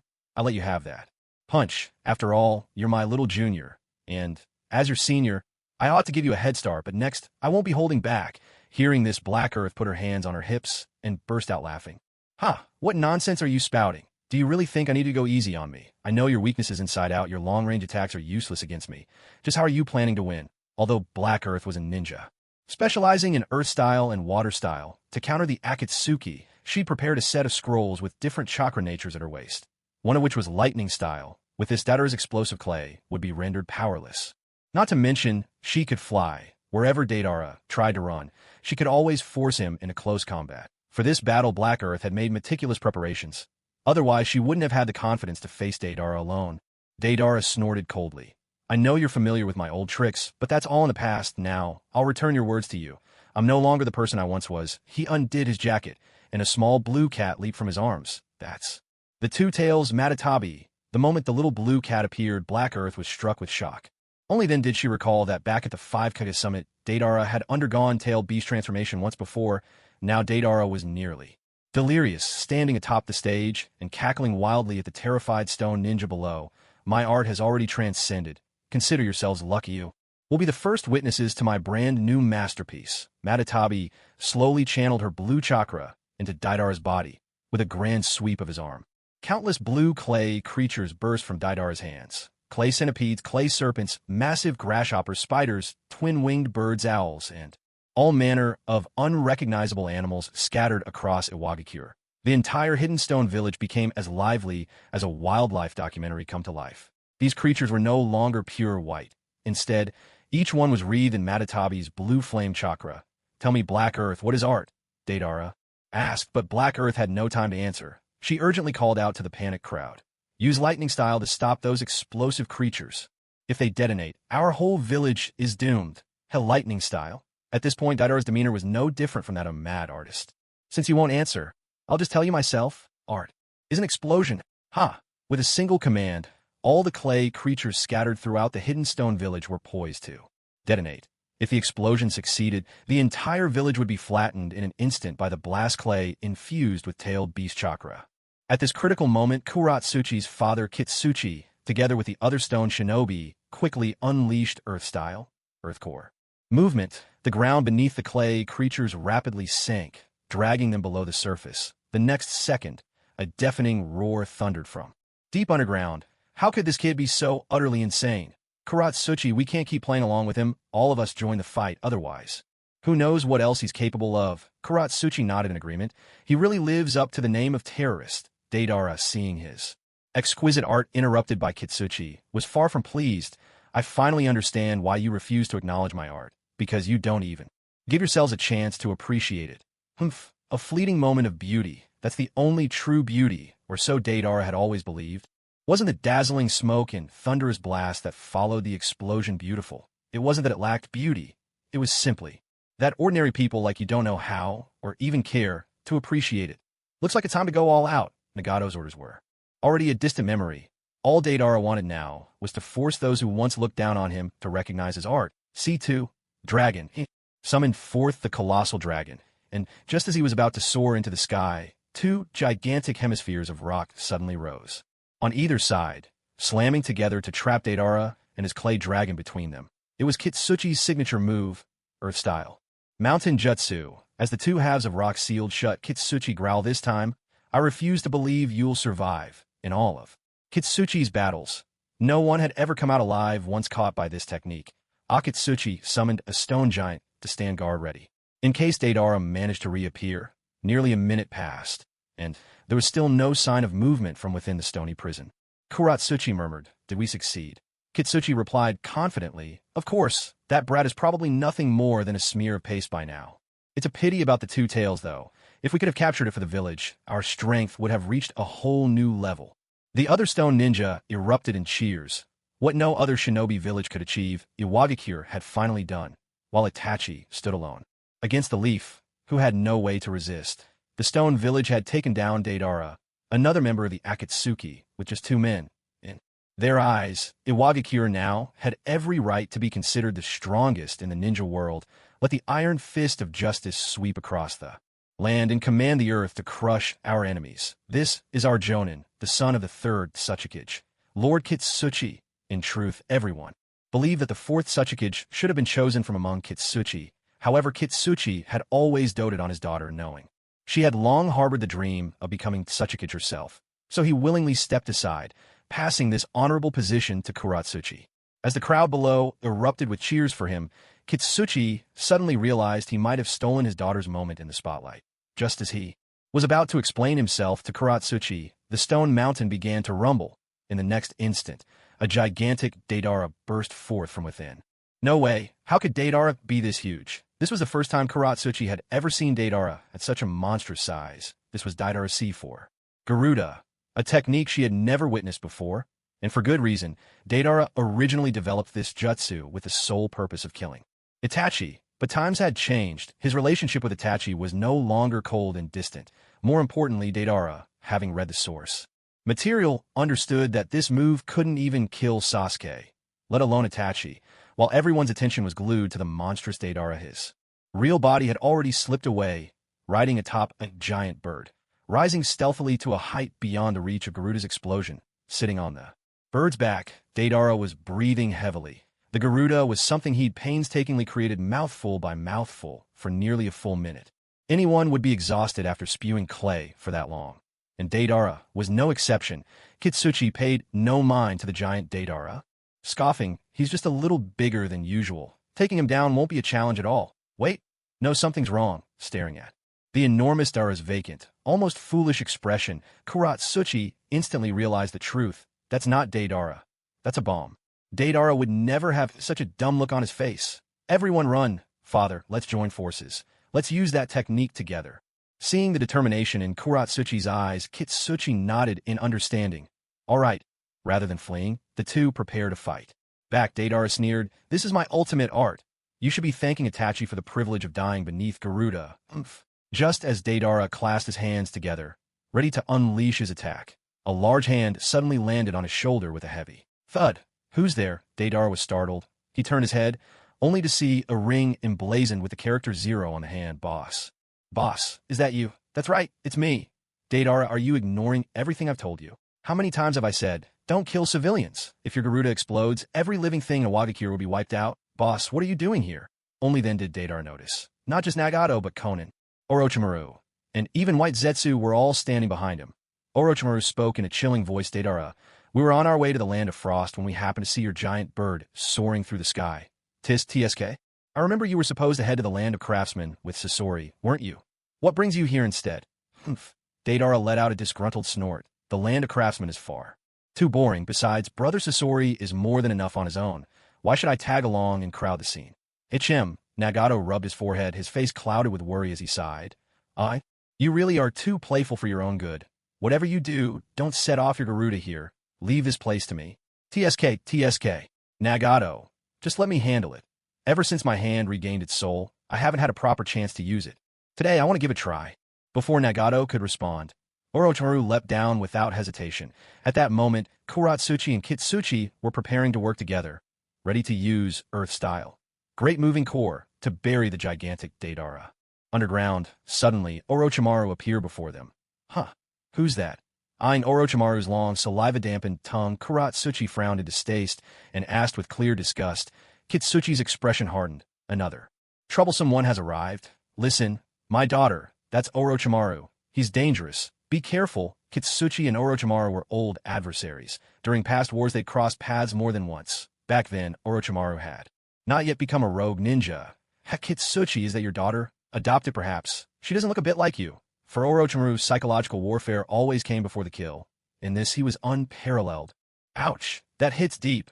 Orochimaru's words struck right at the heart of Kitsuchi's delicate soul. He looked strong on the outside, but in truth, he was rather sensitive. The fact that Kuratsuchi bore no resemblance to him was something everyone in Wagakure knew, but no one dare mention it for fear of offending Lord Kitsuchi. Whether there was a hidden secret behind it, no one could say. Orochimaru, you just had a poke where it hurts. Today, I swear I'll take you down. Earth-style, rock fist. This was a jutsu that transformed his fist into solid stone, but not ordinary stone. His own chakra fortified the rock, making it harder and stronger than anything natural. One punch could shake the very earth. In the original story, Kitsuchi had used this technique to send the tailed beast transformed Kinkaku flying with a single blow. As the burly man charged at him with astonishing speed, Orochimaru remained perfectly calm, extending both hands as he spoke in a low, deliberate voice. Forbidden jutsu. Reanimation. In an instant, a coffin burst from the ground, blocking Kitsuchi's attack. He saw the large 2 painted on the coffin lid and jumped back in alarm, quickly retreating to Kuratsuchi's side. The coffin door creaked open and a bandaged figure stepped out. Father, is that? Kuratsuchi stared at the mysterious bandaged man. He seemed so familiar, yet she couldn't quite place him. Orochimaru, you really are a piece of work. Kitsuchi cursed through gritted teeth, never imagining Orochimaru would actually summon the second Tsuchikage himself. Huangtu did. You really think it was over? Orochimaru let out a sinister laugh as yet another coffin appeared before him. This time, the man who stepped out of the coffin was someone Huangtu recognized as well. He had once been a member of a Wagakure's demolition squad, known as Shoei. Wielder of the bloodline limit explosive release, Kuratsuchi called out, Father, what exactly is going on here? Who are these two people? With a grim voice, Huangtu replied, This is the reanimation jutsu. It's a forbidden technique that brings back the souls of long-dead shinobi, resurrecting them in physical form. Kuratsuchi, be careful. These two in front of you are the second Tsuchikage and Bakutan Sho. Now they're nothing but Orochimaru's puppets. They'll do whatever he commands. Hearing this, Kuratsuchi suddenly understood. He now remembered. The bandaged man's face was one he'd seen in a photograph in his grandfather's office. At that moment, under Deidara's control, the giant clay Deidara began to shrink and finally vanish from sight. Perched atop a bird's back, Nagato watched Orochimaru's handiwork and sighed helplessly. Ah, Uncle Snake is playing with the dead again. White Zetsu chimed in strange. Why only summon 2 people? Before we set out today, he borrowed 50 of my clones. Nagato was taken aback. Huh? And you just lent them to him? White Zetsu shrugged. I have so many clones. What's a few here or there? If only we could capture. Konoha's Yamato. With his cells, my White Zetsu army's mobility would get a massive boost. Nagato replied, well, when we have time, let's swing by Konoha and snatch him. Honestly, I'm quite fond of Mommy Yamato. If only he could join Akatsuki. Deidara interjected, boss, you like Yamato's mom. Nagato snapped back. That's just what the netizen from my old world used to lovingly call Yamato. What are you imagining? Deidara pressed on. Boss, I'm really curious. What was your old world like? If you get the chance, take me there. Nagato chuckled. You want to visit my world? Oh, little Deidara, that's no place for ordinary people. It's packed with prodigies. Some can blow up the heavens, some have crooked grins, some are gods among swordsmen, some sell miracle pills. And there are even people who can extend their lifespan just by doing a few push-ups. If you ever go there, remember, there are several kinds of people you must never provoke. Deidara's eyes lit up. What kinds of people? Nagato replied. Those with nicknames like Dragon Commander, God of War, Divine Doctor. And especially those who've just survived a car accident, married into another family, suffer from incurable diseases, or have been betrayed by their lovers. These folks can awaken powers or systems at the drop of a hat. If I took all of Akatsuki back to my world, we'd probably have to keep our heads down, just to survive. Deidara whistled. Wow, boss, that sounds like paradise. A world teeming with powerhouses is exactly what I dream of. Come on, give it some thought. Find us a chance to visit. I bet the other guys would love it too. All right, once the shinobi world is unified, I'll see if there's a way to go back. But for now, let's enjoy Orochimaru's performance. The scene returns to the battlefield. Facing the formidable opponent before her, a fine sheen of cold sweat finally appeared on Kuratsuchi's delicate cheeks. Her adversary was none other than a legendary figure. Mu, the second Tsuchikage. Since childhood, she had grown up hearing her grandfather recount tales of Lord Mu's exploits. Not only was he a master of the Kekkai Toda technique, dust release, but he also possessed exceptional sensory abilities. He could even use bizarre techniques, such as invisibility and splitting himself in two, with such terrifying power. Neither she nor her father had any hope of winning against him. What's more, their opponent was now in the form of an Edo Tensei. Resurrected from the dead, despair crept into Kuratsuchi's expression. Sensing this change, Kitsuchi barked at her, his voice stern and urgent. Kuratsuchi, what are you doing? Pull yourself together. No matter how strong the enemy, we must fight until our very last breath. This was the so-called will of stone. Unyielding, unwavering, never giving up. Seeing this, Orochimaru shook his head with a resigned smile. Your face is showing an expression I don't quite care for. Since you still wish to resist, let me show you something even more interesting. The moment he finished speaking, countless coffins erupted from the ground all around them, encircling Kitsuchi and Kuratsuchi completely. As the figures within stepped out from the coffins, Kitsuchi's clenched fist finally went slack, his strength failing him. Iwagakure is finished. Hopelessness overwhelmed him at last. He recognized most of these people. The fourth Kakeraza, the third Reikage, the second Mizukage, Jinjetsu Hozuki, Yitsong, wielder of Scorch Release, Hayashi Hyuga from the Hyuga clan. Tsunade's first love, Dan Kato, Hate Gecko, the infamous Gold and Silver brothers, Kinkaku and Ginkaku, the Magnet Release Ninja Toroi, the Jinchuriki of the Eight Tails, Blue Bee and Killer Bee, the seven ninja swordsmen of the Mist led by Kisame's predecessor, Fuguki Suikazan, Hanzo the Salamander, the former leader of Amigakure. There were also some he did not recognize. The Sound Five, Kimimaro Jirobo Sakan and Yukon Ku, and Tuya, the Ice Release Ninja. Haku, who once followed Zabuza, the old monk Shido, master of Kurko. Dado, once a samurai of the Land of Iron, who perished during the destruction of his country by Sasori and Deidara, and others like the Weather Child and Tai. With such a force arrayed before them, who wouldn't tremble in fear? Orochimaru brushed back his flowing hair, murmuring with a sly smile, let me make it clear. Only true opponents are Mu and Gari of Explosion Release. The others I've summoned are here to massacre the rest of Iwagakure's shinobi and civilians I pride myself on. Fairness. After all, I won't bully just the two of you. Upon hearing Orochimaru's words, Kuratsuchi's father Kitsuchi gave up. He stepped forward to face Orochimaru. Resentment in his tone, Iwagakure surrenders. My life is yours to take as you wish, but I beg you, please don't harm anyone else in the village and spare my daughter. Orochimaru let out a low, chilling laugh. If this were the old days, I wouldn't have hesitated to take all of you as my test subjects, but times have changed. I've lost interest in human bodies now. There's only one person I care about. As for surrender, you'd best discuss that with him. With that, Orochimaru looked up at the great bird soaring above and waved his hand, signaling Nagato to descend. White Zetsu, spoke up. Nagato. Orochimaru's calling you. Looks like he's finished the job you gave him. Nagato nodded, straightened his back, and flew down to stand beside Orochimaru. He gave his shoulder an approving pat. Well done. Then, turning to the terrified faces of Kitsuchi and Kuratsuchi, Nagato spoke gently. From today onward, Iwagakure will belong to the land of Akatsuki. Do you accept this? Though Nagato's tone was kind, the overwhelming pressure from his Rinnegan was so terrifying that Kitsuchi found it even more dreadful than the reanimated warriors surrounding them. With a heavy sigh, he reluctantly replied, "We accept, father." Kuratsuchi started to protest, but Kitsuchi quickly placed a hand on her shoulder and shook his head in resignation. At that moment, Deidara descended from the sky, landing beside Kuratsuchi. Kuratsuchi, I told you before, a new era is coming. In the face of absolute power, it's better to join Akatsuki and accept reality. Damn it. Kuratsuchi cursed inwardly. It was only her first day as Tsukikage, and before she could even savor the taste of power, she was forced to hand it all over. But she understood her father's intentions. He was doing this to save the lives of everyone in Iwagakure. In this ninja world where might makes right, those without strength are doomed to be at the mercy of others. At Nagato's command, Kitsuchi and Kuratsuchi gathered all the ninjas and civilians of the village to announce the surrender. The daimyo of the Land of Earth soon received the news as well. With Iwagakure, the only remaining military force, fallen, he had no choice but to agree to hand over the entire country to Akatsuki. Nagato's policy remained unchanged. He renamed the Land of Earth to Earth Province and Iwagakure to Iwagakure City, leaving the original daimyo and Tsukikage in charge of administration. In front of them, Nagato made a solemn vow. As long as they obey, their lives would be peaceful and untouched by war. Even if foreign enemies invaded in the future, it would be Akatsuki who protected them. Hearing this, Kuratsuchi let out a cold laugh. Foreign enemies.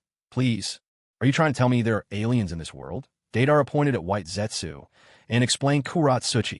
Don't be so quick to dismiss it. See him? Do you think he looks like a person? Hyde is sized up by Ju from head to toe. Isn't he just an aloe vera spirit? Aloe vera spirit? Baiju's face immediately darkened. Ha. Deidara stifled his laughter with his hand and went on explaining, just wait another 10 years or so and the Otsutsuki clan will invade this kid. Well, after the Otsutsuki invaded the Earth ages ago, they turned people into shape. It's a long story and I can't really explain it all at once. Anyway, you have to trust me. Yeah, how do you know all this? Haida was a little curious because I know the future. Our boss has a ahem. Nagato cleared his throat twice, cutting Deidara off mid-sentence. Seeing this, Deidara held his tongue and leaned in closer to Haitu, whispering conspiratorially, my boss has this magical laptop. Everything about the ninja world from its founding to future invasions by outsiders is recorded in perfect detail. Even the abilities of every ninja are laid out crystal clear. Want to take a look? It's insanely fun. Yeah, Haida blinked her big, sparkling eyes in surprise. Are you serious? Of course I'm serious. How else do you think the Akatsuki managed to unify the ninja world so easily? And I've even seen what you'll look like in the future. TSK. Those legs of yours. They'll be even wider and longer. Yeah, Haida was about the same age as Deidara, right in the midst of her teenage years, and curiosity bubbled in her about everything. Hearing Deidara's words, she could hardly contain herself. All she wanted now was to see this so-called magical laptop for herself. Could it really show the future? She knew what her senior was like.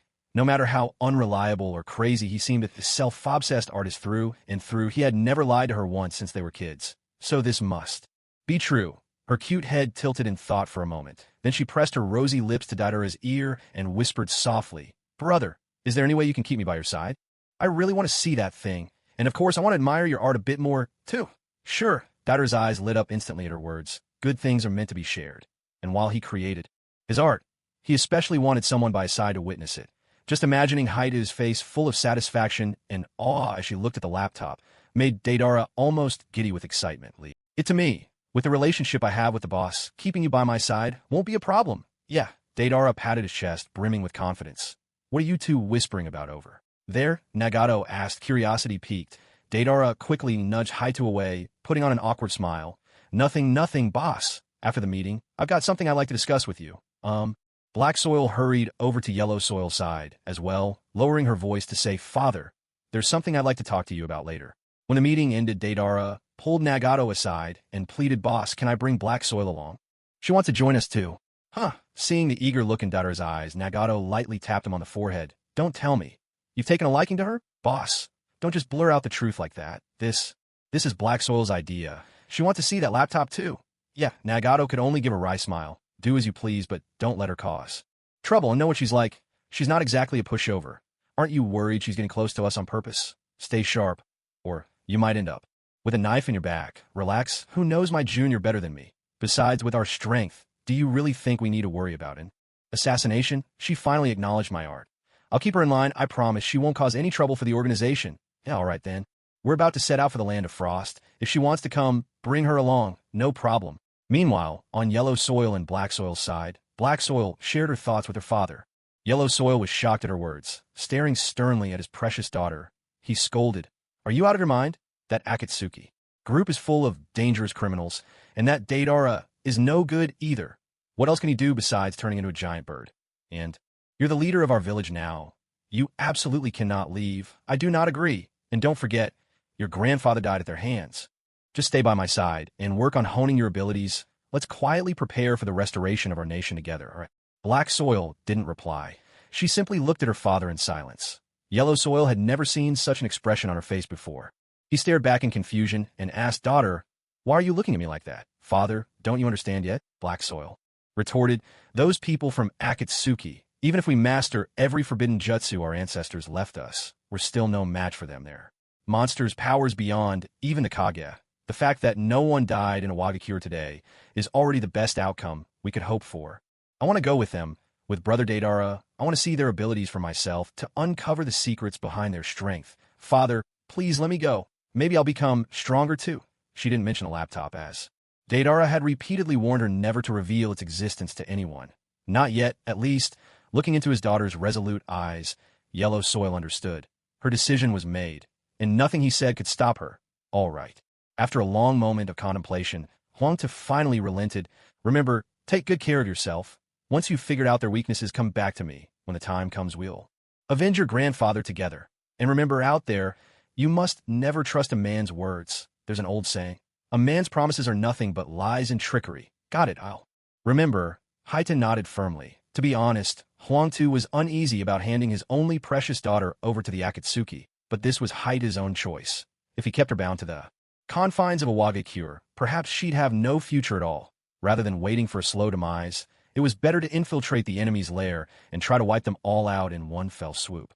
This might be the only way to restore their homeland. Yet, Huangtu could never have imagined that by agreeing to Haita's request today, he would set in motion changes that would shape her entire life and transform her very spirit. Nor could he ever have foreseen that, many years later, Haita would return to him with a granddaughter named Nendo. With the affairs of the Land of Earth resolved, there was little reason to remain. Nagato and the others rode on a giant bird, crafted from Dura's explosive clay, soaring toward the Land of Frost. Naturally, Haita was among them. As dusk approached, the actions of the other members were relayed to Konan by delicate paper butterflies fluttering through the sky. Nagato, half complaining and half amused, glanced meaningfully at Orochimaru. "What a hassle. Every time we wait for news, it takes this long. If only we had the internet." Konan shot him an exasperated look. "Be grateful. My message delivery is already among the best in the ninja world, but if it's a race, you're certainly faster than my paper butterflies." Nagato was so startled he nearly slipped off the bird. He leaned into Konan, grumbling in a low voice. "There are so many people here. Can't you let me save a little face? Besides, yes, I admit I'm a bit faster, but at least I'm consistent. Haven't I made up for everything I owed you?" Konan said nothing, stuffing the paper butterflies into his hands like a sulky wife. Turning her head away, refusing to pay him any more heed, Nagato could only sigh helplessly and turn to where Deidara and Haita were chatting nearby. He offered a gentle reminder. "Deidara, while you're young, you should really take care of your health. If you and Haita keep going like this, I have a feeling you'll soon understand my suffering." Nagato's words went right over Deidara and Haita's heads. Haita poked Deidara lightly with her finger, her voice full of innocent curiosity. "What's your boss talking about? I didn't get it all. I'm not really sure." "Myself," Deidara replied, with a resigned sigh. "You'll get used to it. I asked him about this before when he made similar remarks, but he refused to explain and insisted that I see the book Paradise of Intimacy for myself." "Do you really think I'm the type who likes to read? HM, who doesn't know you? Asking you to read a book is about as good as asking you to risk your life. But I actually like reading. When you have time, help me get a copy. I'd like to study it myself." To Haita, this was a significant clue. Perhaps the leader of Akatsuki became stronger. Because of that book, Haita secretly resolved to Study it thoroughly in private. Deidara waved his hand and said, "All right, no problem, but you have to promise me something. Read it aloud to me when the time comes. I can't get into reading, but I can listen. Deal, consider it done." Nagato unfolded the paper butterfly in his hand, reviewing the reports sent back by the members. Kakuzu and Haiden were on their way to the land of waterfalls and expected to arrive tonight. Kisame, Itachi, and Itachi's younger brother Sasuke had already completed their mission in the land of birds. To fulfill Kisame's wish to spar with Chojuro, they were now headed for the land of water. Obito and Zetsu had finished their business in the land of hot springs and were now making their way to the neighboring land of iron, Sasaris. Report was rather interesting. In his written update, he said he and Deidara had successfully brought the land of crafts to heel. Since the region excelled in ninja tools, Sasori needed to restock his arsenal and would be staying there a while. Nagato understood that Sasori had phrased it this way to protect Deidara, not wanting him to know Deidara had slipped off to the land of Earth on his own. After reading Sasori's report, Nagato crumpled the note into a ball and tossed it to Deidara. "See how much your big brother Sasori spoils you. You abandoned him, but he still covers for you. Even lying to me, be a little nicer to Sasori from now on." Little Deidara opened the note, and after reading its contents aloud, his cheeks instantly flushed red. He scratched his head in embarrassment. White Zetsu snickered. "I've never seen Sasori act like this before. He hates waiting for people and never likes using other people's ninja tools. Almost all his poisons and weapons were his own inventions. Deidara, I'd bet the reason he's staying in the land of crafts is to wait for you." At this, Orochimaru chimed in. "Sasori, showing this side of himself. Because of various reasons we've never gotten along. I always thought he was a cold, reclusive puppeteer. Never imagined he'd be so kind to Deidara. This time, I really was too harsh towards Sasori." Deidara thought back to how he'd abandoned the Akatsuki mission for his own selfish reasons and run off to a Wagakure, leaving everything to Sasori. A pang of guilt welled up in his heart. "Boss, I won't be accompanying you to the land of frost. I need to make a trip to the land of crafts to find Brother Scorpion. Is that all right?" "Go ahead, but you can't take the giant birds we're riding. The land of frost is still a long way off, and honestly, I'm too lazy to walk." "Don't worry, they'll take you all the way to the land of frost. I won't keep you any longer. I'm afraid Brother Scorpion might be anxious. Black Earth, and I will head out now. See you." As soon as he finished speaking, Deidara turned and with Black Earth by his side soared off toward the land of crafts. "Deidara, why are you splitting up from your boss? I was looking forward to checking out that laptop. We'll talk about it in a few days. My dear brother is waiting for me alone right now. You know, you promised to show me that artifact. My father was right after all. Men's words are nothing but empty promises." At the border of the land of water, to guard against an attack from the Akatsuki, the Hidden Mist Village had issued strict orders dispatching several ANBU members to patrol all along the frontier. Their task was clear. As soon as any suspicious person crossed into their territory, they were to alert Chujiro the Mizukage without delay. For several days now, they had stood watch, the sea calm and unbroken, with no sign whatsoever of the Akatsuki. Just as they began to think today would be no different, a massive shape suddenly appeared where the sky met the ocean in the distance. Even from afar, its size was unmistakable. If that thing came any closer to shore, who knew what might happen? The ANBU captain quickly lifted his binoculars, and what he saw made his heart leap. The creature had the head of an ox, but the body of an octopus, and atop the octopus, 3 figures stood. The sunset's glow was too strong to make out their faces, but through the binoculars, 2 of them wore unmistakable robes, black, adorned with red clouds. "This is bad. The Akatsuki are here." The captain's mind raced. He immediately turned to his subordinates and issued orders. "Whatever you do, don't engage the Akatsuki head-on. It doesn't matter if they land. What matters is that their true target must be the Hidden Mist Village. You'll have a better chance to ambush them once they move in the jungle. Understood?" "Yes, Captain. What about you?" "Me? I'm heading back to report this to the Mizukage. Remember, only strike when you have the perfect opportunity. Otherwise, you'll all be wiped out." "Understood." Hidden Mist Village, Mizukage's office. Chojuro sat motionless in his chair, his spirit all but drained, staring blankly out the window. For days now, his mind had been filled with memories of Mei Terumi's warm smile and the gentle words she once spoke to him. As the loyal retainer who was always by Lady Mei's side, Chojiro's devotion to her was as clear as day. Though he was timid and indecisive by nature, he quietly vowed to himself, "Mizukage-sama, Ao, I will do everything in my power to protect our village. One day, I will bring down the Akatsuki, lay waste to Konoha, and avenge all of you. But can I really do it? It's not just the Akatsuki. Even against Konoha as it is now, I might not stand a chance." Chojuro knew his own strength all too well. If the Hidden Mist Village hadn't been so desperately short of capable people, Elder Jinchuriki would never have entrusted him with the Mizuki's hat. After all, he was still so young. Only 19 years old. When it came to studying and handling ninja corpses, the Hidden Mist was second to none in the shinobi world. Other than Orochimaru, no other nation could compare to their expertise in this field. After Konoha returned the bodies of Mei Terumi and Ao, the Mist forensic team had carefully examined both of them. There was nothing unusual about Mei's remains but Ao's body. Clearly bore marks of having been tampered with after death. His right eye had been destroyed, the Byakugan that never truly belonged. To him, the Mist examiners confirmed that the injury to Ao's Byakugan was inflicted after he had died. It was obvious. Konoha had done this to reclaim the Byakugan, destroying both the seal and the eye itself when they couldn't break the Jutsu on it. This was the reason Chojuro wanted to raise Konoha to the ground, as he wrestled with doubt over whether he truly had the strength to take revenge. There was a sharp bang, followed by a swirl of white smoke. The ANBU captain suddenly appeared in his office. Mizuki-sama, 3 members of the Akatsuki are on their way. They'll reach the shores of the land of water any moment now. What did you say? Chojuro shot to his feet, grabbing his twin blades, Hiramakirai from beside him. Lead the way. Seeing this, the ANBU captain exclaimed. In alarm, Mizuki-sama, shouldn't we bring some capable jonin with us?